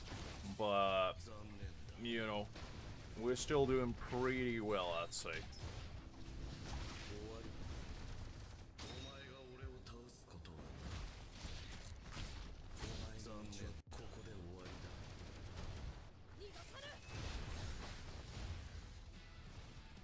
Alright, that was better. That was better. I quite enjoyed that. And obviously I won't be able to match my main's damage, but you know what? All in all, pretty good. Pretty good. Yeah, we probably won't be able to reach these figures, but you know, with just Ulquiorra basically doing all the heavy lifting, actually did pretty nicely. Not gonna lie. This is my Ulquiorra list since you politely asked. There you go. He basically gets 100% crit rate. In fact, his crit rate is overcapped, which is not ideal, but you know, he got some spirit damage in here, and 9% damage in there. And this one is good, but the problem is it's overcapped crit, so it's not ideal. This one's really good as well, which gives him 30% technique, which he does a lot. So, all in all, pretty decent. Pretty decent. 4.8k attack as well, so he does what he does. Okay, so the thing is, I don't know. I just use Candy Stamp because that's what I have, but I don't really know if it's better than this. Because to be honest, technique and ultimate damage are obviously good. The only thing is, with Kenpachi you get 50% crit damage off the rip, so you don't have to stack these. So you get less damage dips. Like, obviously if you stack those, it might be better. But I feel like to ramp up, it takes quite a bit, because he doesn't pop off his techniques kind of like, you know, a regular, well, not regular, but a limited Ulquiorra does, where he can pop off like 20 techniques in one ultimate. With regular Ulquiorra, he probably doesn't do it as quickly, and due to that, you're gonna have less damage, I feel like. And, you know, you're getting 20% attack and 50% crit damage from this. So, and you also can build your Kisuke better that way. So I feel like you're killing two birds with one stone in this way, which I personally like more. Doesn't mean it's better this way, but it's kind of what I built, and it works. So yeah, No, you can't gift. The only thing you can gift is positive affirmations, I guess. That's the best thing you can gift. Alright. So, yeah. As I say, if I had Aizen, I probably could have done way, way better for this. But due to the fact that I don't, unfortunately, you know, we just gotta do what we gotta do.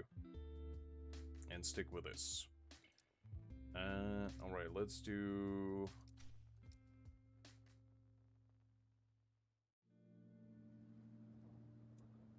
And... Let's see...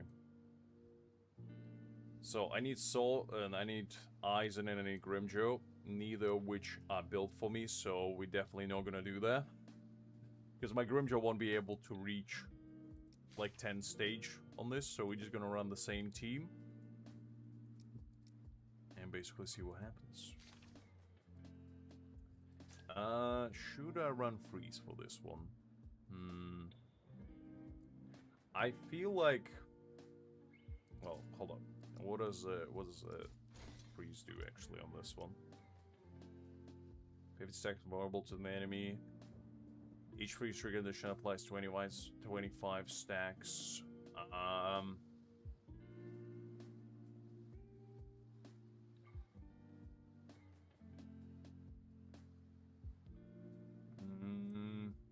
I'm still probably gonna run with Aizen's one because that reduction of spiritual gauge is just so good. It's just so good. I can't really disregard it, so we're gonna run with... Well, actually, I did run the freeze one on the previous one with... Alright, let's do freeze. Let's do freeze and see what happens. We can run the Aizen afterwards. Just to see the difference.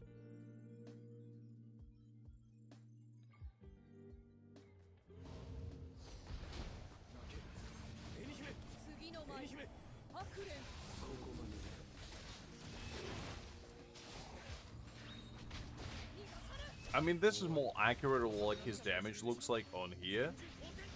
But he definitely has a lot of potential. Because the damage that you saw was his B6. Because I got the buff where he buffs his ascensions all the way to the max. So, yeah, he does quite a bit. Quite a bit, shall we say.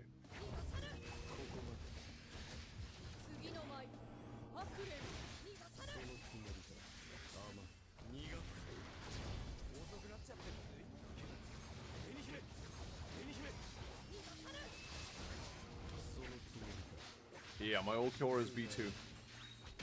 No, he's B2.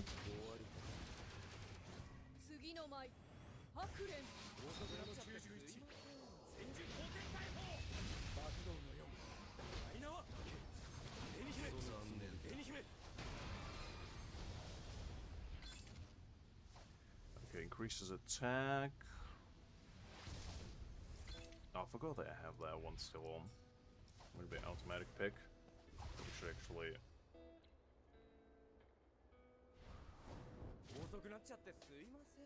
remove it.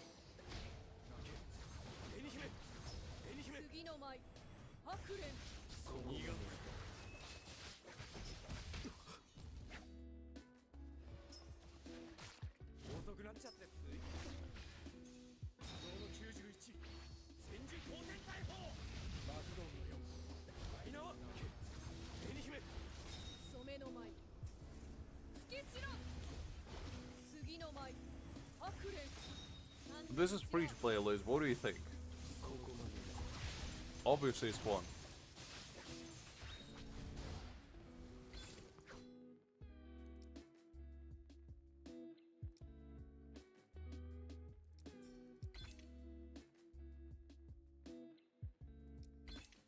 Well, now you remember, don't you?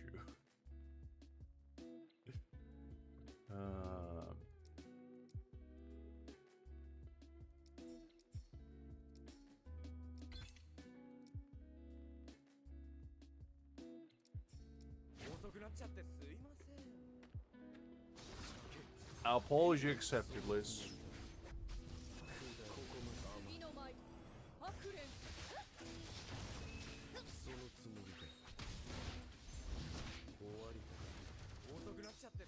I mean, to be honest, I don't like the idea that you cannot save your selector for the character, but you can save your weapon selector from Battle Pass. I don't know why they made it that way. Because it just kind of like... I was originally planning to save up all my selectors until like the new unit in the future came out. That might have been better than even Ulquiorra. And then just get him or her maxed out day one. But unfortunately, it ain't gonna happen. Weapon stamp and core stamp. Yeah, let's go with that one.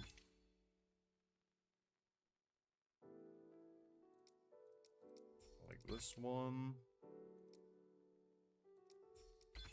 Damage is good.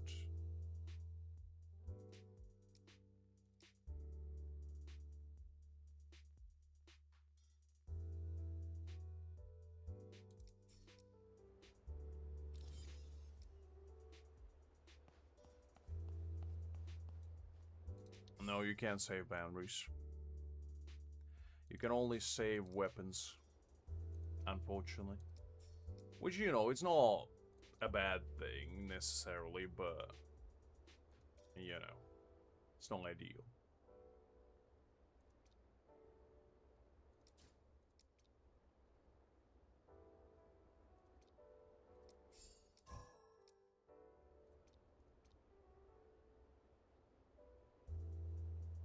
Yeah, unfortunately you can't do that. So you're kind of forced to do it anyway, but it's fine. It's not the worst thing in the world. It's just not ideal, you know.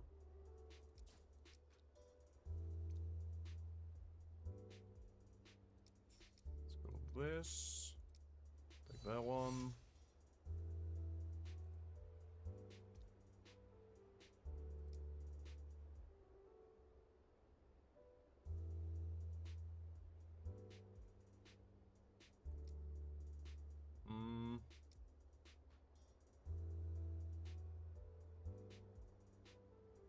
Basic attack, yeah, we probably don't need that, so that's fine.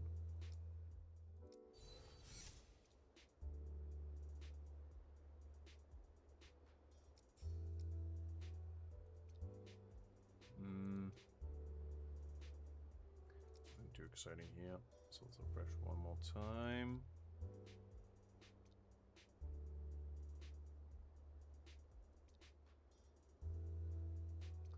Rates, no ideal. That one should be good.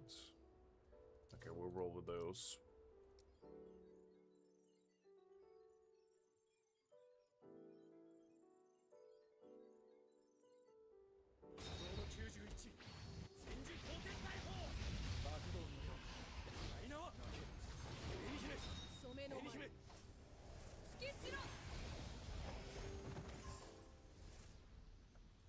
Okay, let's see.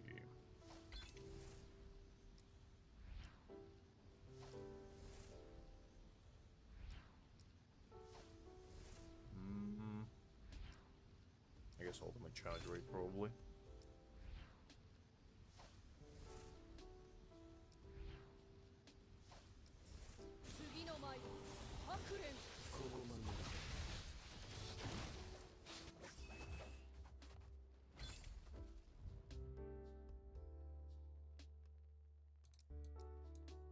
Okay, 15% is pretty good.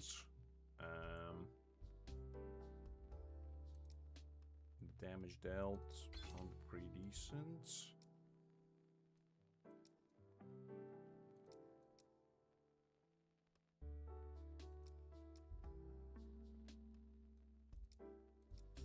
We'll go with that one. What do you mean don't let you sleep, Liz? If you want to sleep, you sleep. No shame in that.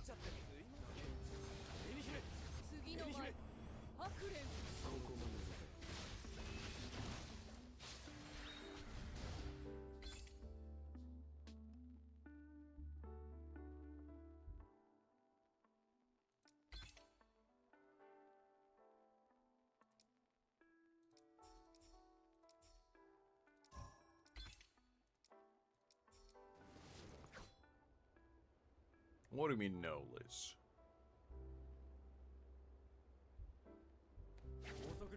I don't know if I'm streaming tomorrow. I'll see how it goes. I haven't decided yet. Knowing me, I might change my mind and be like, guys, here I am. You never know. It will really depend when, you know, I'll wake up tomorrow more than anything. Because I do want to finish those 2 videos. But, you know, if I feel like I can do them later, then I'll show up. We'll see. It will also depend if it's extremely hot tomorrow, because if it's extremely hot tomorrow, I'm definitely not going to be editing. Okay, let's do boundary ascension of everybody. We need that.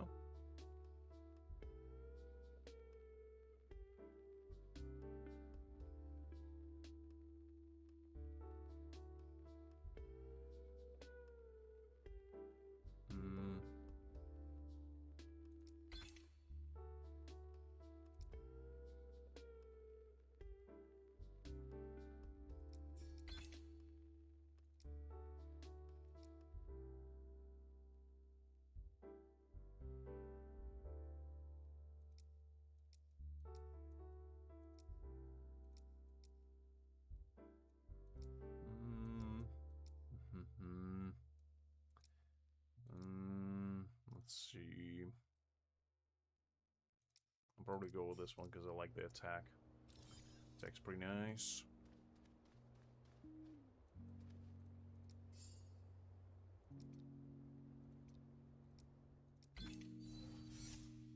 Okay, let's go with...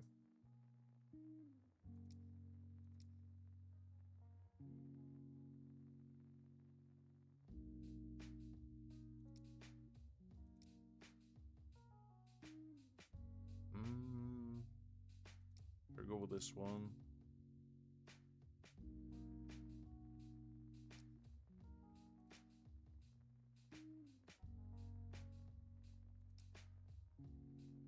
Yeah, let's go with that one.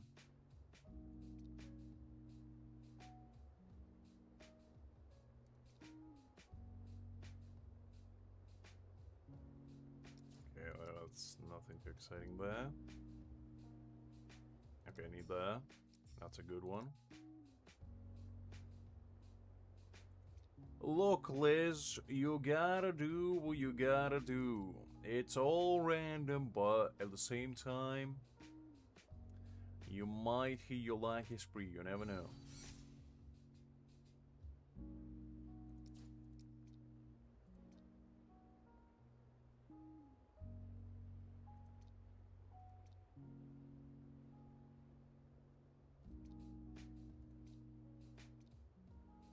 Okay, let's go with this.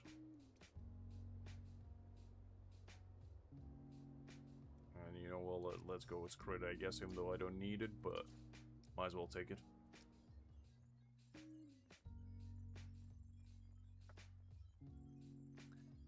Hello, Liz.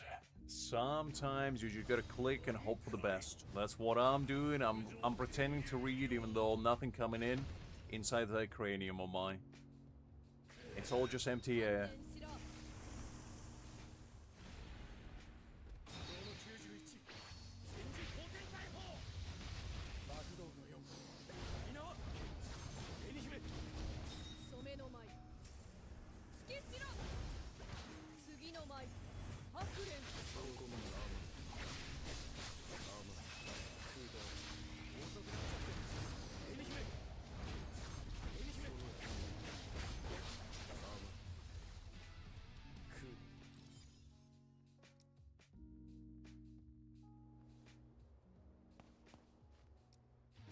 Well, by definition of air, yes, Liz. What do you mean? Is it empty? I mean, it's oxygen. As far as I know, it's non-corporeal. Alright, let's collect all this stuff.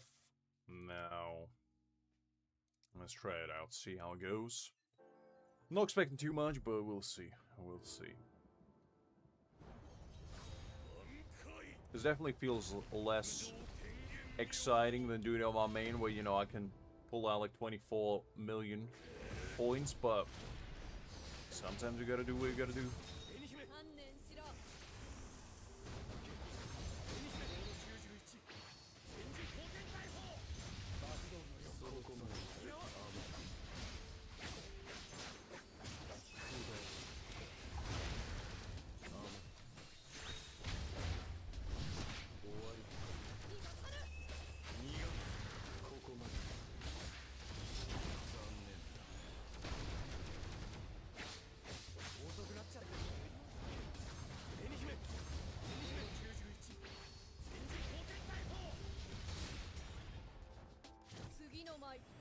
Okay.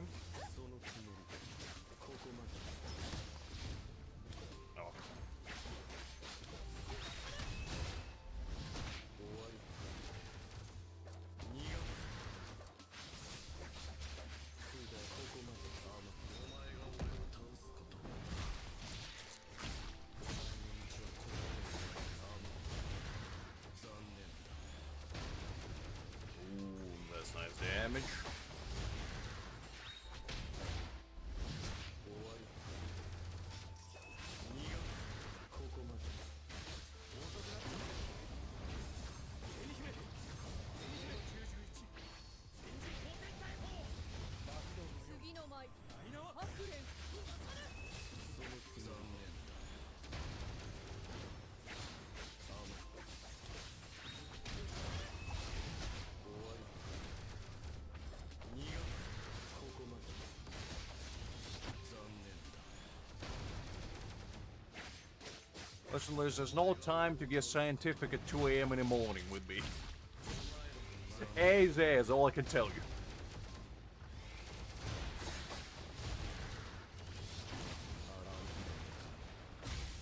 残念だ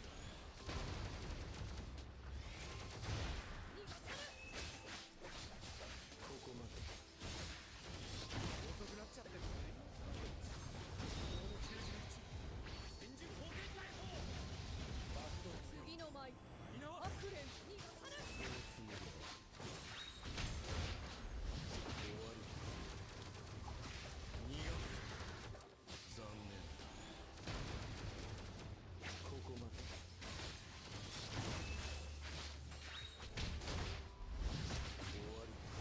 Man, just throwing Sergeant like an absolute ragdoll with Ulquiorra feels so satisfying. Golly, he might be not the strongest one, like the strongest character in the game, but man, is he stylish. Like, it just feels so fun playing with him. Because finally, I can do the ragdoll instead of being the ragdoll 次の舞 on the receiving end.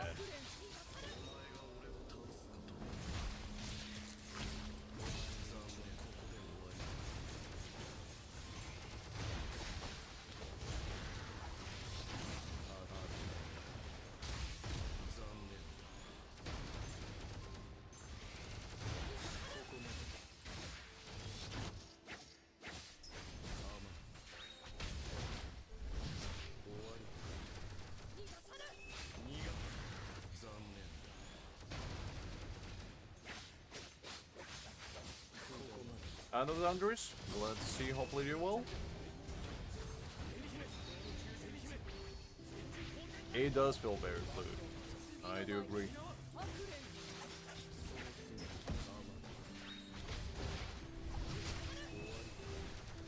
ここまで逃がす残念だお前が俺を倒すことお前がお前に勝利だ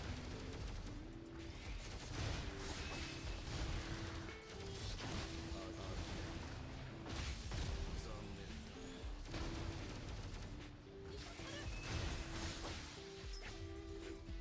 Okay, so we got 6 million out of it. Not too bad. Not too bad. Definitely better than the Rangoon one. Pretty solid score. We'll take that.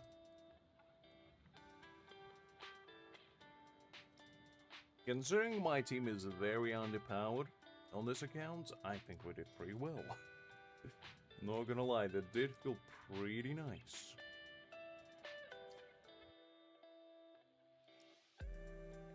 I said not the best performance, but definitely like the base Ulquiorra feels pretty substantial. Yeah, sure. You can see my stand build. That's no problem. There you go. There's the first one. There's the second one. And there's the third one. And these are the final stats. He's a little bit crit overcapped, so it's not ideal. Like the middle piece definitely can be better. But for now, it's fine.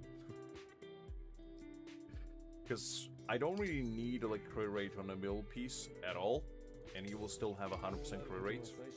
So that's just a little bit of a wasted crit rate there, and I would much rather prefer crit damage on here, but for now it's fun. For now it's fun.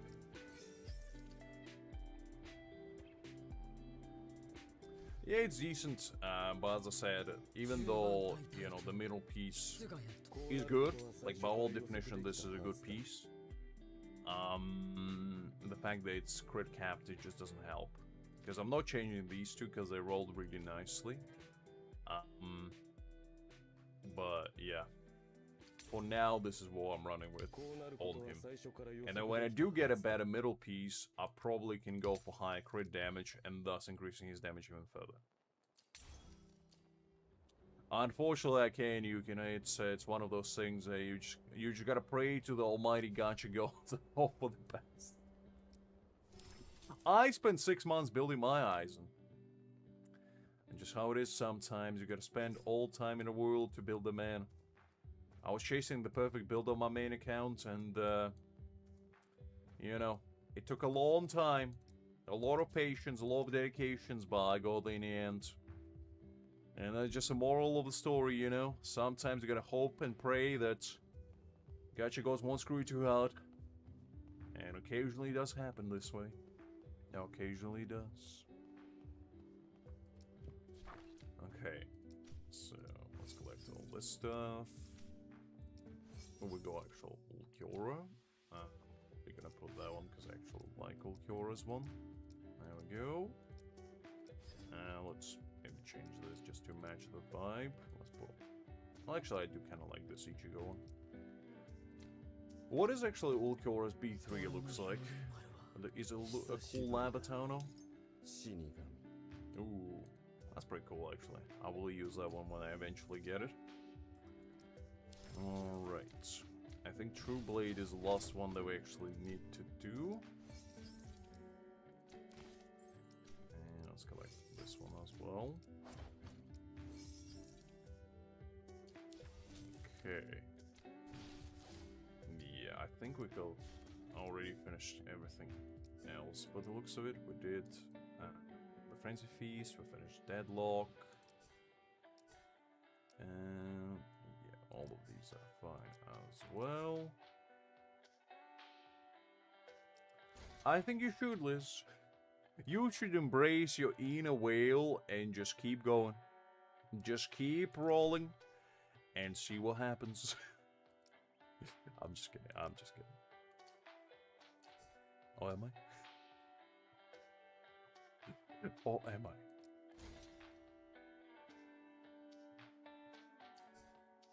Alright, let's do the blade path. I think throughout the week, since I didn't have a lot of time to actually do these, I would just run like level 10 or level 1 characters on my free-to-play just to get them done quickly. Well, let's actually see what our boy Ulquiorra will be able to pull out in this altercation of the giants. Yeah, let's run this. Probably I'll just run it in order, because it doesn't really matter how much damage I do. But I just want to see how he actually functions with his team.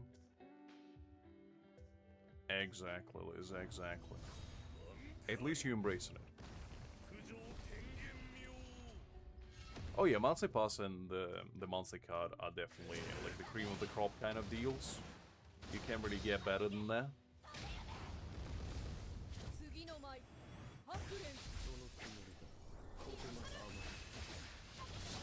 But some of those, you know, like $5 deals that we have right now are actually pretty decent as well. Because they give you a solid amount of resources. And, you know, if you are like a mid-level spender, I'd say, they're actually pretty good value. And you get some cool cosmetics out of it as well. Because it's kind of the entire value of the bundle when you convert it into, you know, the $9 boxes that you get with every new character. Kind of roughly the same, but you still get like a cool customization with it. So I feel like those are worthwhile. Everything else is kind of up to you though. You deserve. I like that you change your tune, not from you want, but you deserve, Liz. Now, that's a true whale mentality if I ever heard one. I respect that.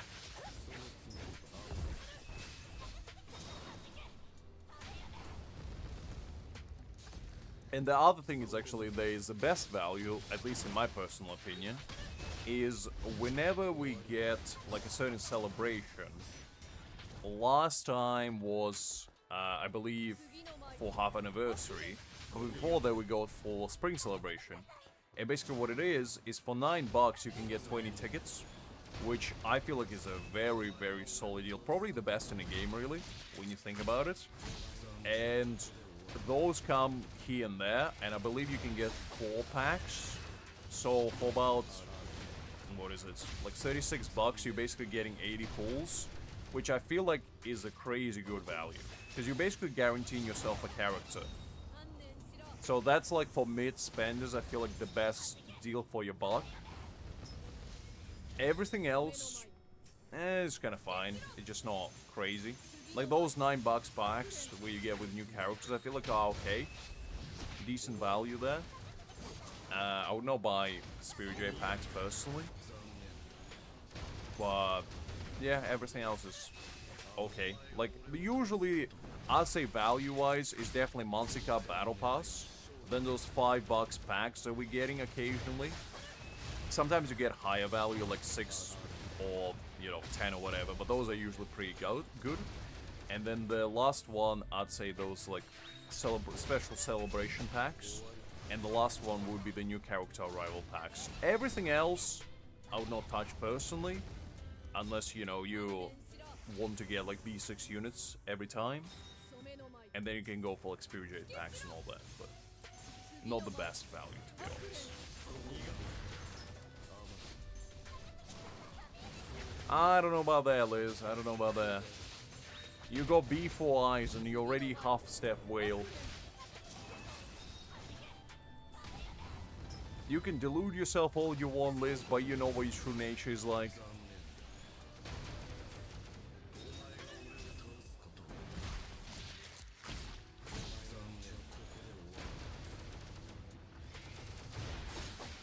Well, it means exactly what I said, Liz. I don't know about that. You gotta embrace your inner whale and become who you truly meant to be. There's no shame in that, Liz. There's no shame in that. Neither did I, but you're calling me whales anyway. So how am I a whale if I never bought a single jade, huh? How am I a whale, Liz? You tell me. The only difference between us is that I buy packs occasionally. How does that make me a whale? Describe it to me. No. I didn't spend on tickets. I spent on packs. Okay, so don't get it twisted, Liz. Don't get it twisted. Oh man. Okay, let's see which. Well, actually, yeah, let's run this one. Ichi, and let's put Sajin in there.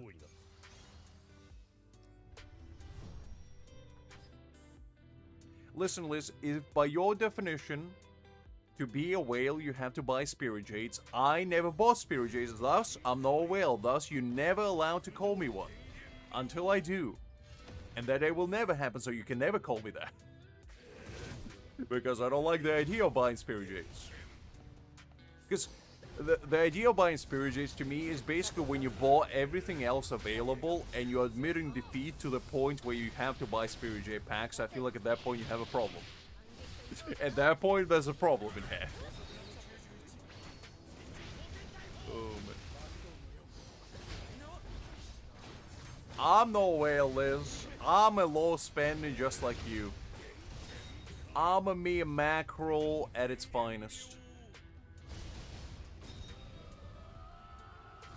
You see, Xandris agrees with me.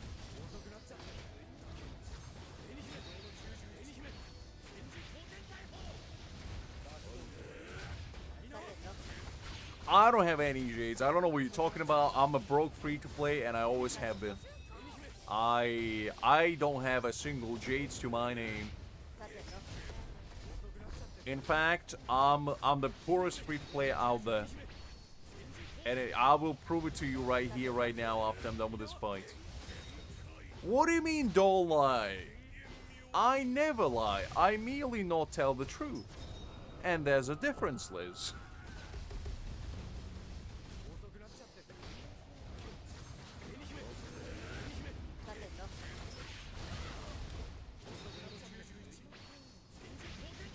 And how would you know that, Liz?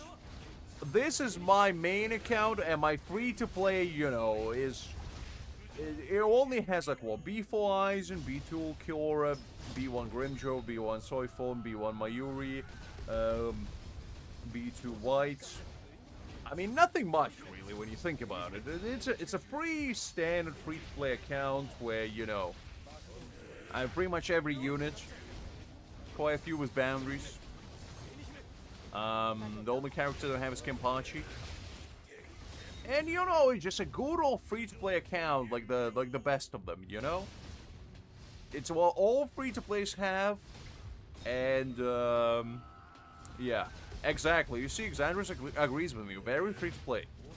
In fact, the most free-to-play out there. Listen, is you telling me there's no free-to-plays out there with like B6 Aizens out there? I've seen them. I've seen them. And you telling me they're less free-to-play just because they have B6 Aizens? That's double standards. I don't like that, Liz. I don't like that. And the last time I checked, you have B4 Aizen as well. So what does it make you? Just saying. I don't have a single B6 unit, so I'm no whale. Because to be a whale, apparently you have to buy Spirit J packs, and I guess now I established that you have to have a B6 unit, and I don't have one. So how am I a whale? I'm just saying. I'm just saying.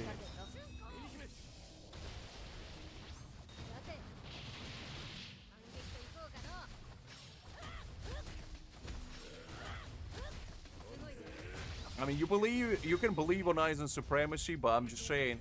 That doesn't make you free to play. I'm just saying.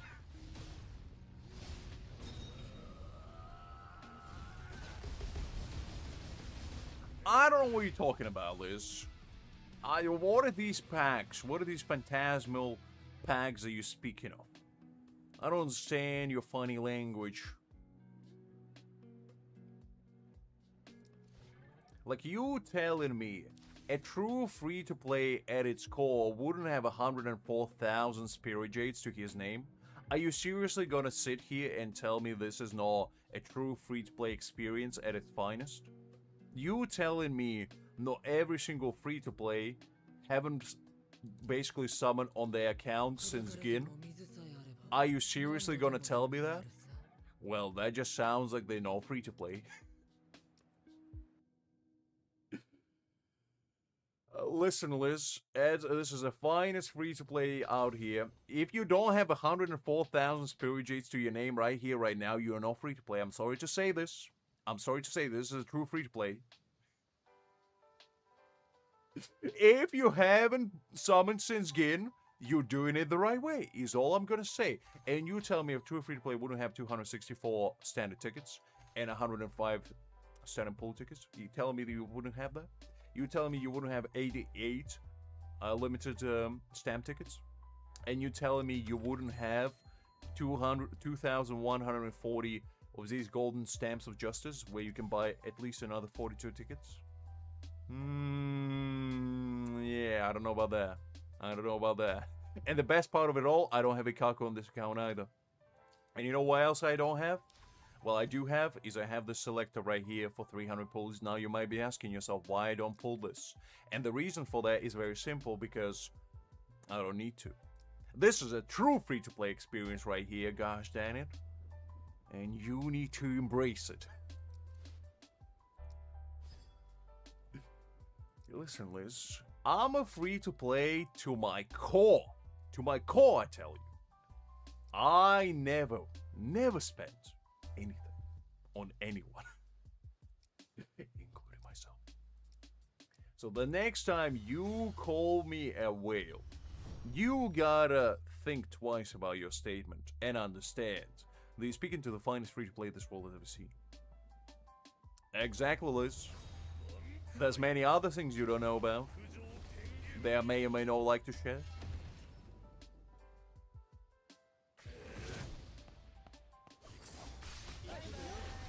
Look, Liz, I'm just built different. And just because you portray yourself as a whale doesn't mean that I am one as well. Just how it is. I don't know about that, Xandris. I might be skipping. In fact, I probably will be skipping for another 10 years. And when I do have 1 million Spirit Jades, I feel like at that point, I will be at a very good spot to actually start summoning. You know? Because I will be the first Bleach Soul Resonance millionaire in Spirit Jades. And I feel like that's a status worth chasing. Don't you agree, Liz?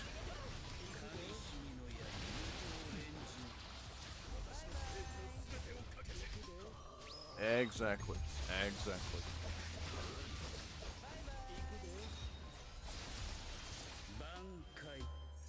I don't know, to be honest. I hope not. But we'll find out. Probably not. I mean, what are the chances are gonna limit the limited currency being like, guys, you're wailing too much. Okay, you gotta stop. 999,000 is the limit, I tell you. You can't go higher. Stop spending right here, right now. You seriously think a game that used to have $1,000 pack for Spirit Jades would have a limit on Spirit Jades? Do you seriously think that is? I mean, Kuba just gonna roll up, basically steal your credit card, punch you, steal your lunch money, and basically be like, deal with it. Put on sunglasses and fade in Horizon, and that's gonna be his ultimate finishing move.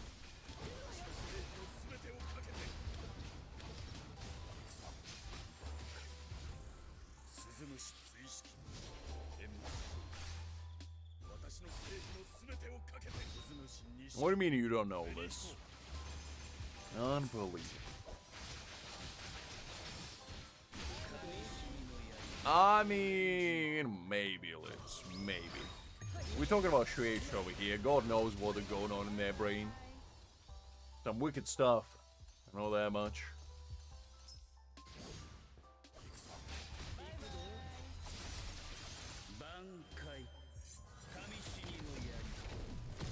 I mean, you got a point. I can't really refute that. Can't really refute that.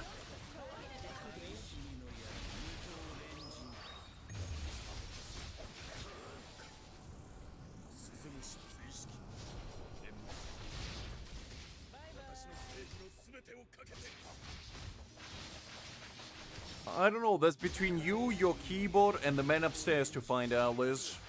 Because God knows what's going on in your brain as well. Are you a game developer by any chance? Because it does kind of look like it. Not gonna lie. Not gonna lie.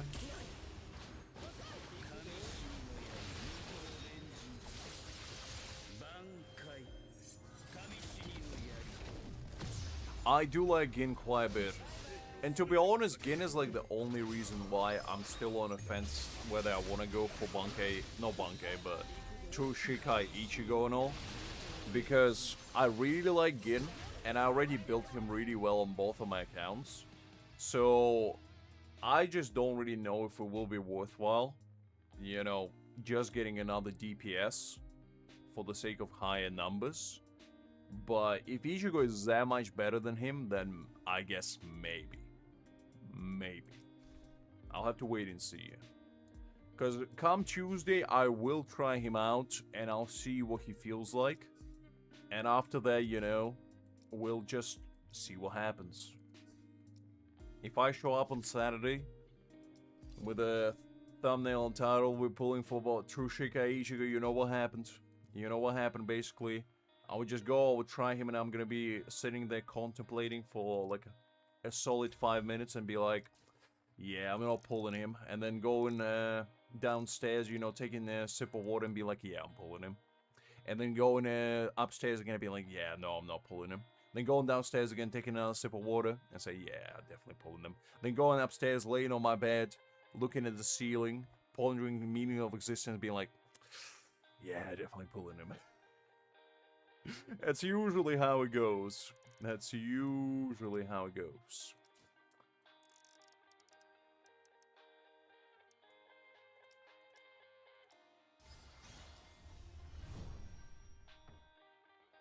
I guess so, because my one is like a day late.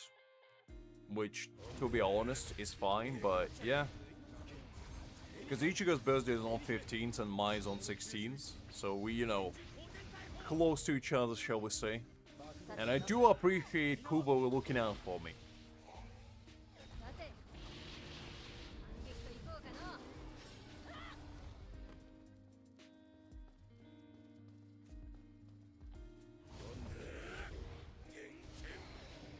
遅くなっちゃってすいません。 Oh, I see, so you're also in July. Very nice, very nice. すごいぞ。さてと Doc, isn't it past your bedtime? What are you still doing up, little man? Also, what's up with the weird random questions?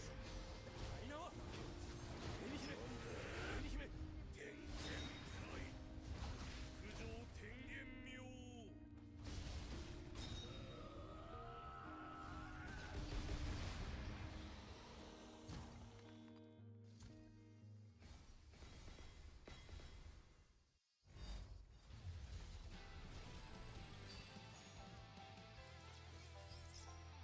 I mean, that's fair, Liz.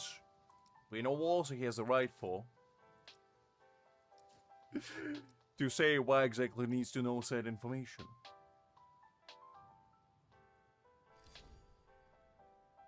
I mean, that is fair, Doc. You got me there. You got me there. Yeah, can't really deny that.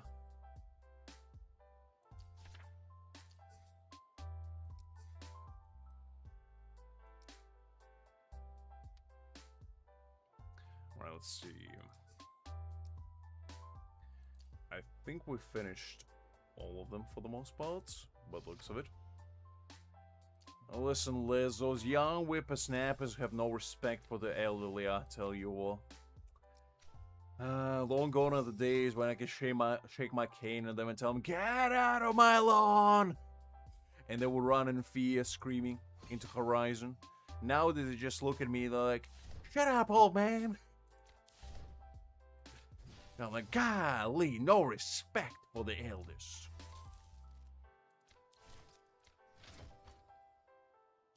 Okay, let's see. Have we done all of these? Actually, now that I look at them. So, I mean, it's already almost 2 AM, so I probably should be rounding it up soon enough. I'll tell you what, let's do quickly...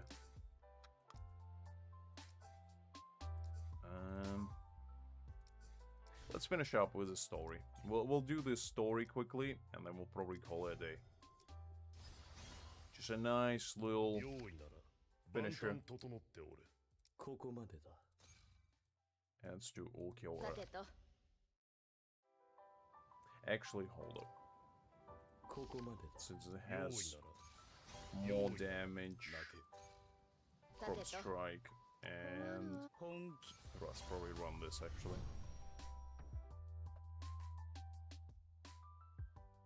I don't think that's gonna happen in a long time, Dodgers. Because we still don't even have Ichigo's dad.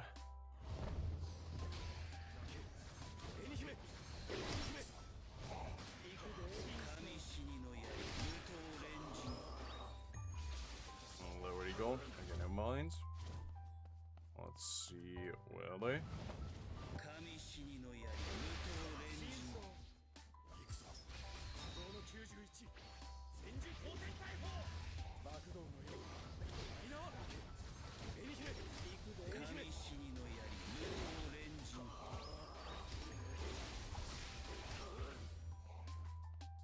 Okay. 紅姫紅姫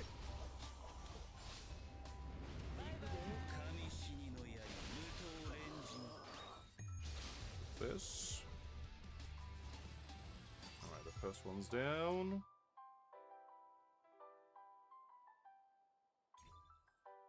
I probably should have done this way story under review, huh? Very nice story. Man, what a story. Really gripping, I tell you what.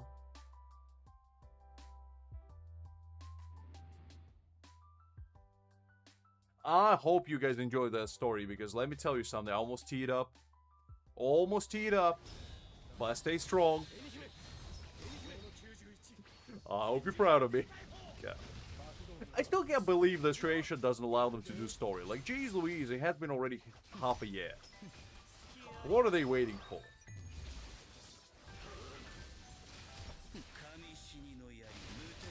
Exactly.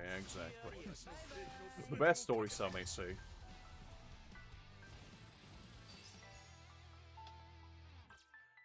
Listen, Liz.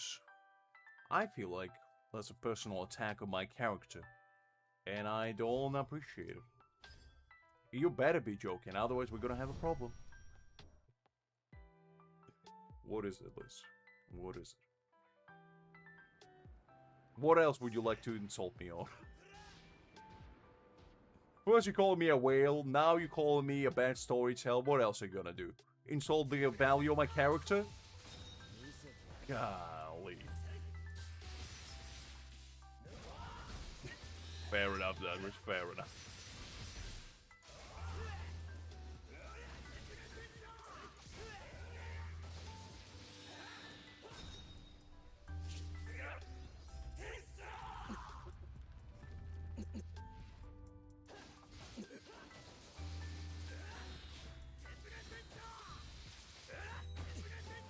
Oh, come on. Grimmjow, calm down.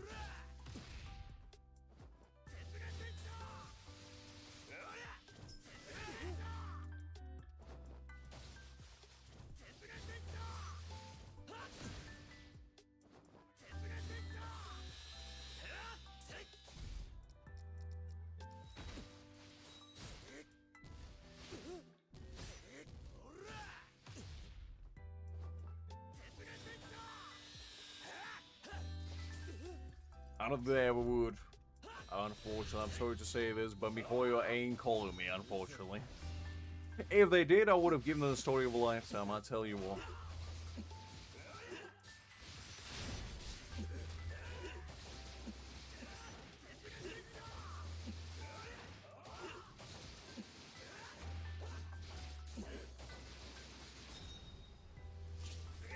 Unfortunately, I'm sorry to say, Liz, but it was cancelled. It was too hot for the media and they decided to can it. I'm sorry to say the investors pulled out and currently we in the dirt. Unfortunately, the journey ended before it could even start. Such is the true story of, you know, the Giants. We had a good run, but unfortunately, as all good things, they had to come to an end. Look, Liz. This industry is ruthless. They're not doing it as any favor. I know, as I'm disappointed as you are, but it's just how it is sometimes. Sometimes you gotta go out strong. We had one run and that was about it. And look, Liz, I'm sorry to say, but that's just how it is. I didn't want to sugarcoat it. I thought I'd tell you how it is, so unless investors come back, unfortunately, we can't do it. Had a good run, though. Had a good run.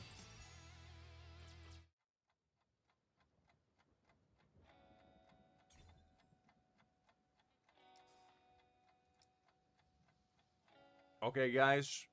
You better be sitting down for this one, because story under review, stay tuned, is a second iteration of the previous chapter. And honestly, I shed 2 tears on that one. Very strong storytelling, I tell you. Unbelievable, in fact. Some of the best I've ever seen. Liz, don't you see we have a gripping storytelling right in front of our eyes? Feels like you're not even paying attention.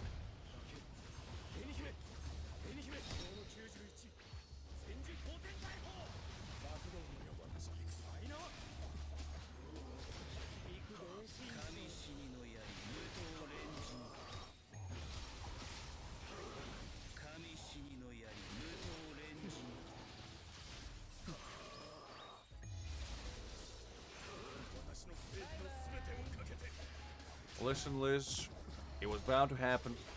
As I said, the story was too good. Yet unfortunately, you know, the board of directors just came to me and they said, Lux, your story's too good.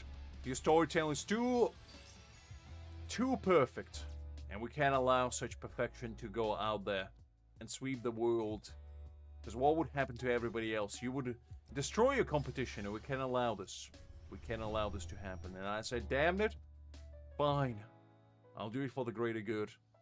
I'll bear it in the deep recess of Hispaniola, right next to Fountain of Youth, never to be seen again. But maybe one day, maybe when the world is ready, maybe when the tides are right, we will come back like a rising phoenix rising from the ashes. But until then, unfortunately, that is the end of that story.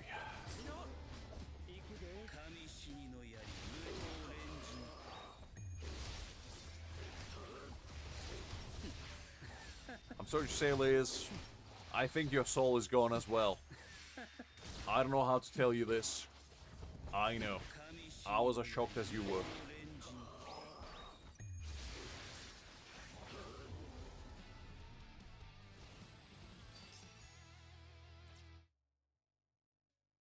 Well, you know what they say, Liz?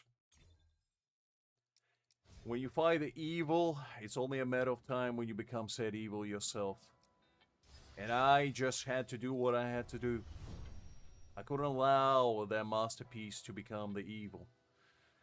I just had to, you know, take it to the back and tell it how it is. Sometimes you gotta do what you gotta do.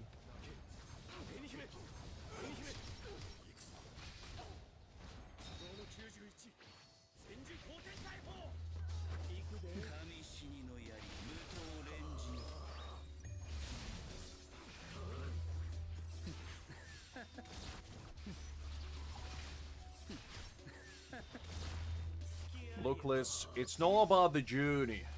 It's about how you go out sometimes. And let me tell you, might have went out in style. Those fireworks and everything, you should have seen it. I didn't, Liz. The world did. The world wasn't ready, and who am I to say otherwise? I'm just a man. I'm just a man.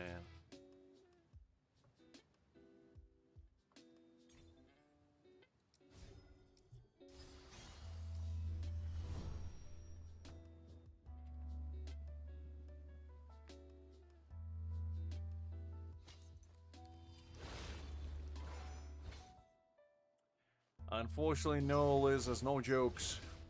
Only the sad reality of things. I'm sorry to say this is not early April Fools. This is just the way the world is. Sometimes you gotta embrace the duality of man and embrace the cold truth of the cosmos. Unfortunate, it was bound to happen. It was bound to happen. When you're tampering with the diamonds, sometimes you go a bit too far. Sometimes you temper too hard and you pulverize them into dust. And unfortunately, that's what happens. Just like what happened to this marvelous third edition of Story Under Review. Stay tuned. They flew too close to the sun, and just like Icarus, they couldn't make it. They couldn't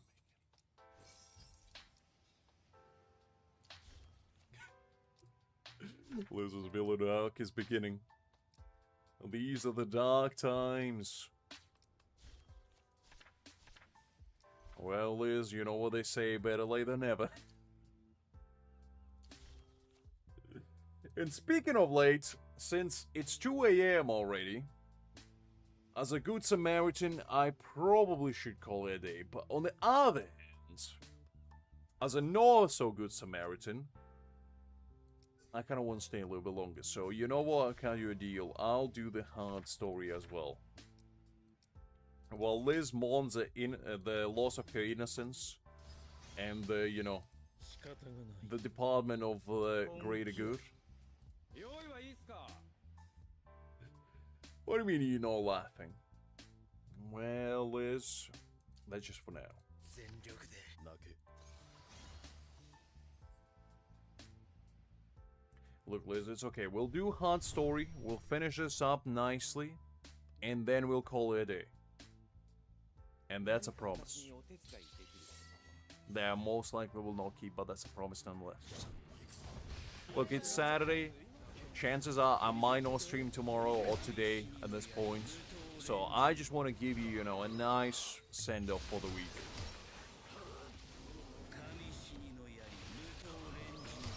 Look, Liz, that's just the kind of man I am. Thy giveth and thus taketh away. Ain't just how it be.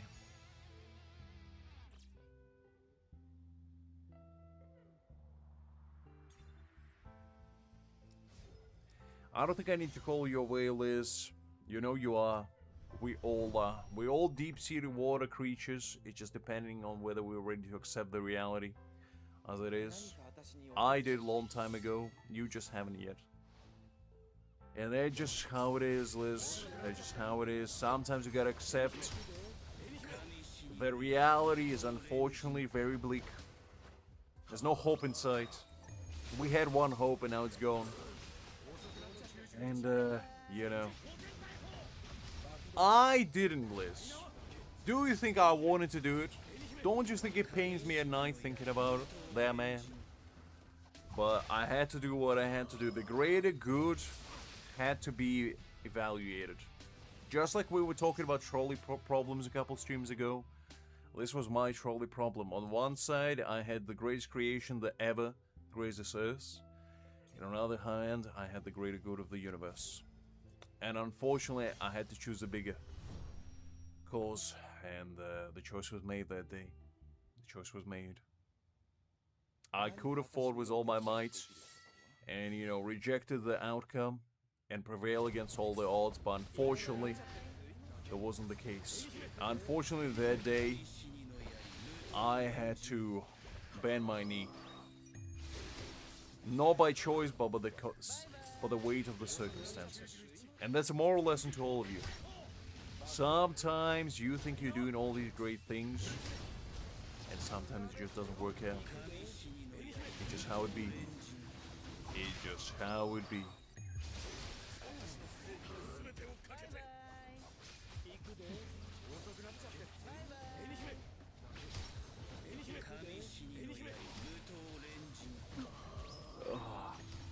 Look, Liz. One day he might be back. You never know. You never know. The sponsors might be back. And the rainbow and sunshine might be back as well. But until then, unfortunately, we're living in a dark future. Not as a United Kingdom, but you know, that's how it'll be. Rain and thunderclouds everywhere.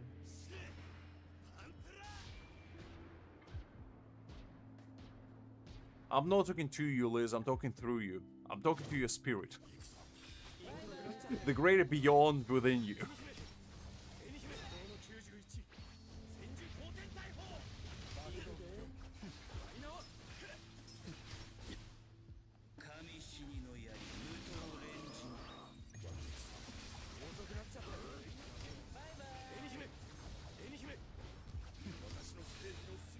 Listen, Liz, I will go to bed when time allows it. When the stars are right, when the moon is shining, and when the time arrives for me to go into deep slumber, that's when I shall depart to the greater beyond of myself. But until then, we still got like 3 chapters to do. And after we finish that, that's when we will go.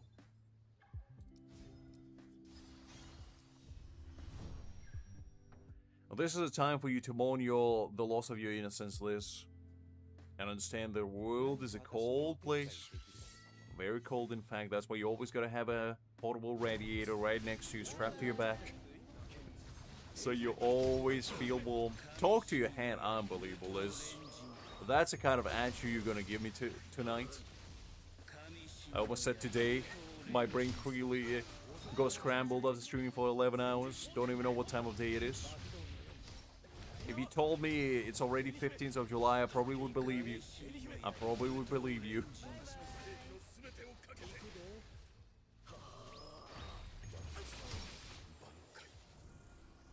むし追式閻魔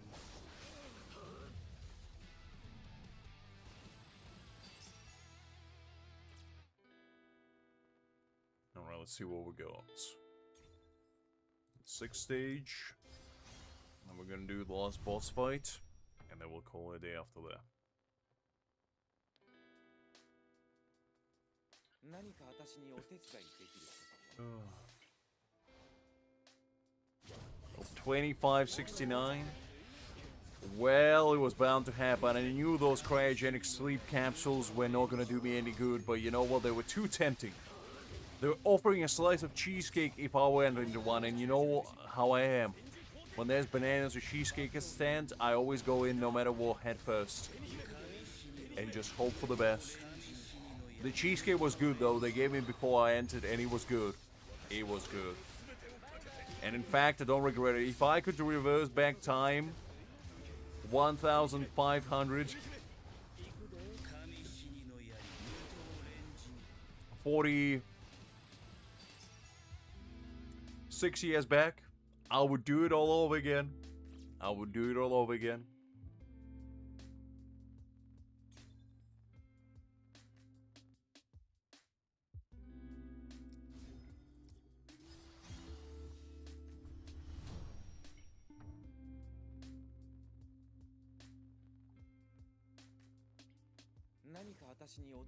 What can I say? Strawberry cheesecake is my weakness. Actually, not strawberry. You know, strawberry is fine, but like, not the best. You know what is my true weakness? Passion fruit cheesecake. Oof. Man, that's real hitter right there. Some tropical wonder, I tell you.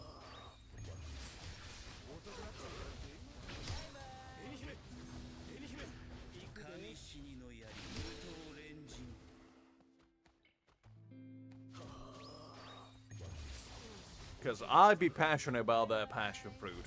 It really gets me going with when it comes to desserts. It's really good. It's really good. If you like fruity flavors, I feel like passion fruit cheesecake is definitely the gold medal taker. Nothing quite can beat it. I like blueberry one as well. Blueberry cheesecake is pretty nice, but not quite on the same level. Not quite the same. Although I am partial to, you know, the good old-fashioned, like New York cheesecake or Japanese cheesecake, which basically Japanese cheesecake is more like the mixture between souffle and cheesecake.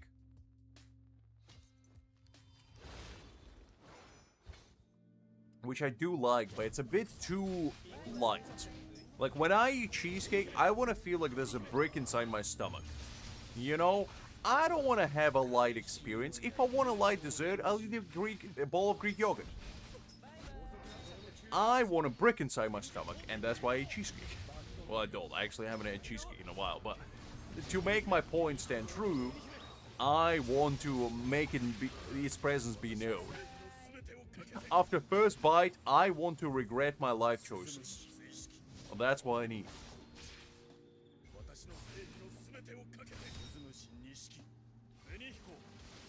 Because if your dessert doesn't make you question reality as you speak, or rather consume it, is it really worth consuming? I don't think so. I don't think so.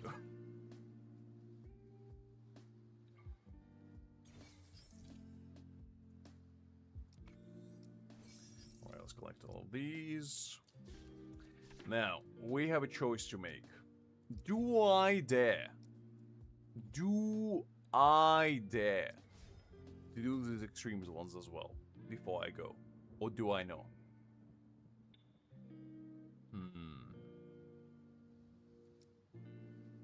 Liz, should I or should I know? Should I or should I know? Should I do it?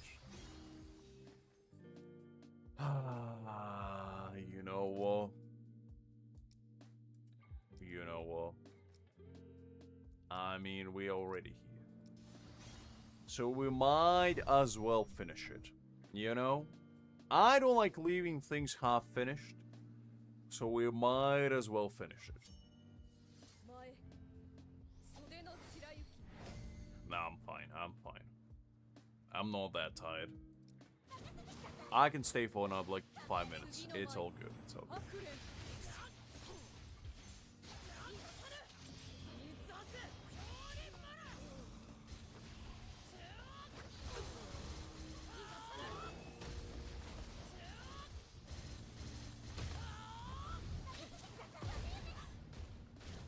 次の舞白蓮 Because I did say before that I probably wouldn't fall on my own word. And I'm a man of my word. If I say not gonna do something, I don't do it. I never deceive. I merely misalign.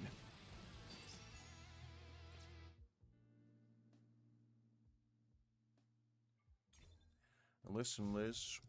All you need to do is stock up so much chamomile tea that you never have to go to mall again. That's what I did, and I never regret my choices. I have 4 boxes of chamomile tea, and they will last me for a year. That's all you need. That's all you need.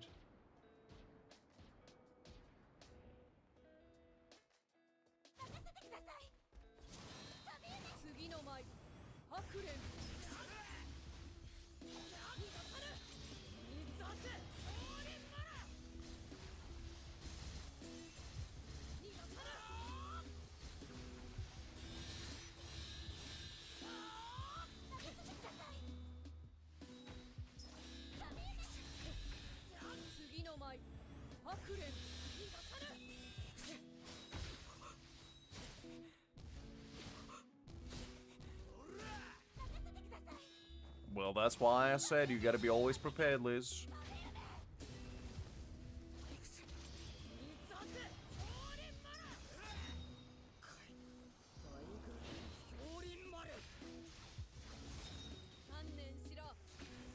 It's a tea that growls at you, Greg. Just like a wild animal, you know, growls at you. Have you never had grun tea? Golly, what, are you gonna tell me that your tea doesn't growl at you? Golly, Greg. I thought you were a classy individual. I mean, Liz, if you don't want to go, it's absolutely fine. Don't worry about it. Also, Greg, what are you staying up for? It's 3 a.m. in the morning.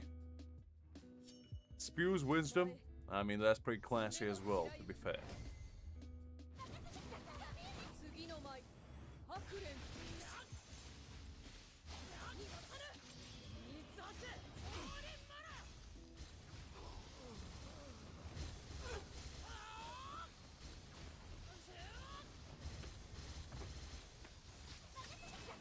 I see, Greg, I see.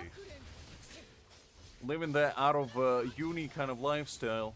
Are you done with all your exams, I presume? So you're free as a bird?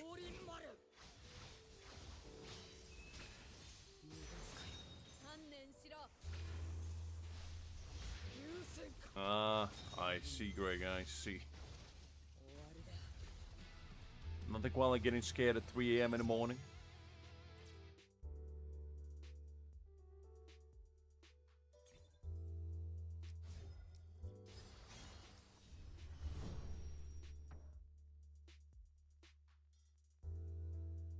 I see. That never bounds well.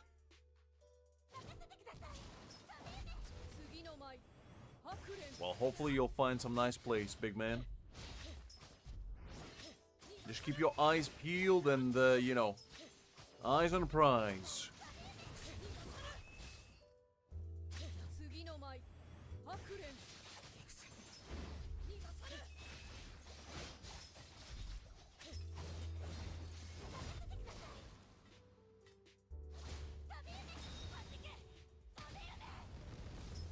Nice, hopefully goes well, Greg.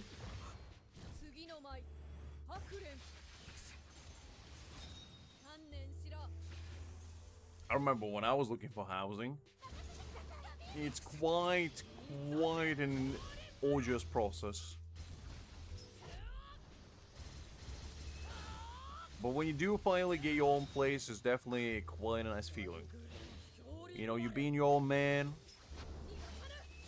walking butt naked whenever you want.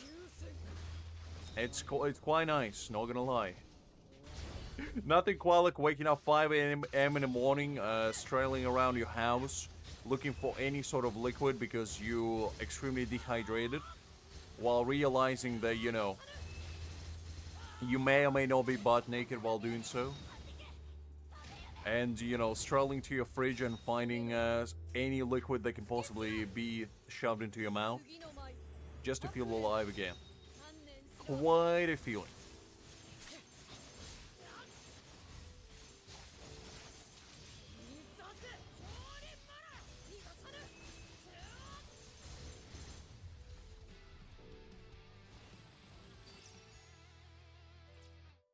Listen, Liz, sometimes you gotta do what you gotta do. I'm just saying. It doesn't have to be butt naked, but you know. It sometimes just happens.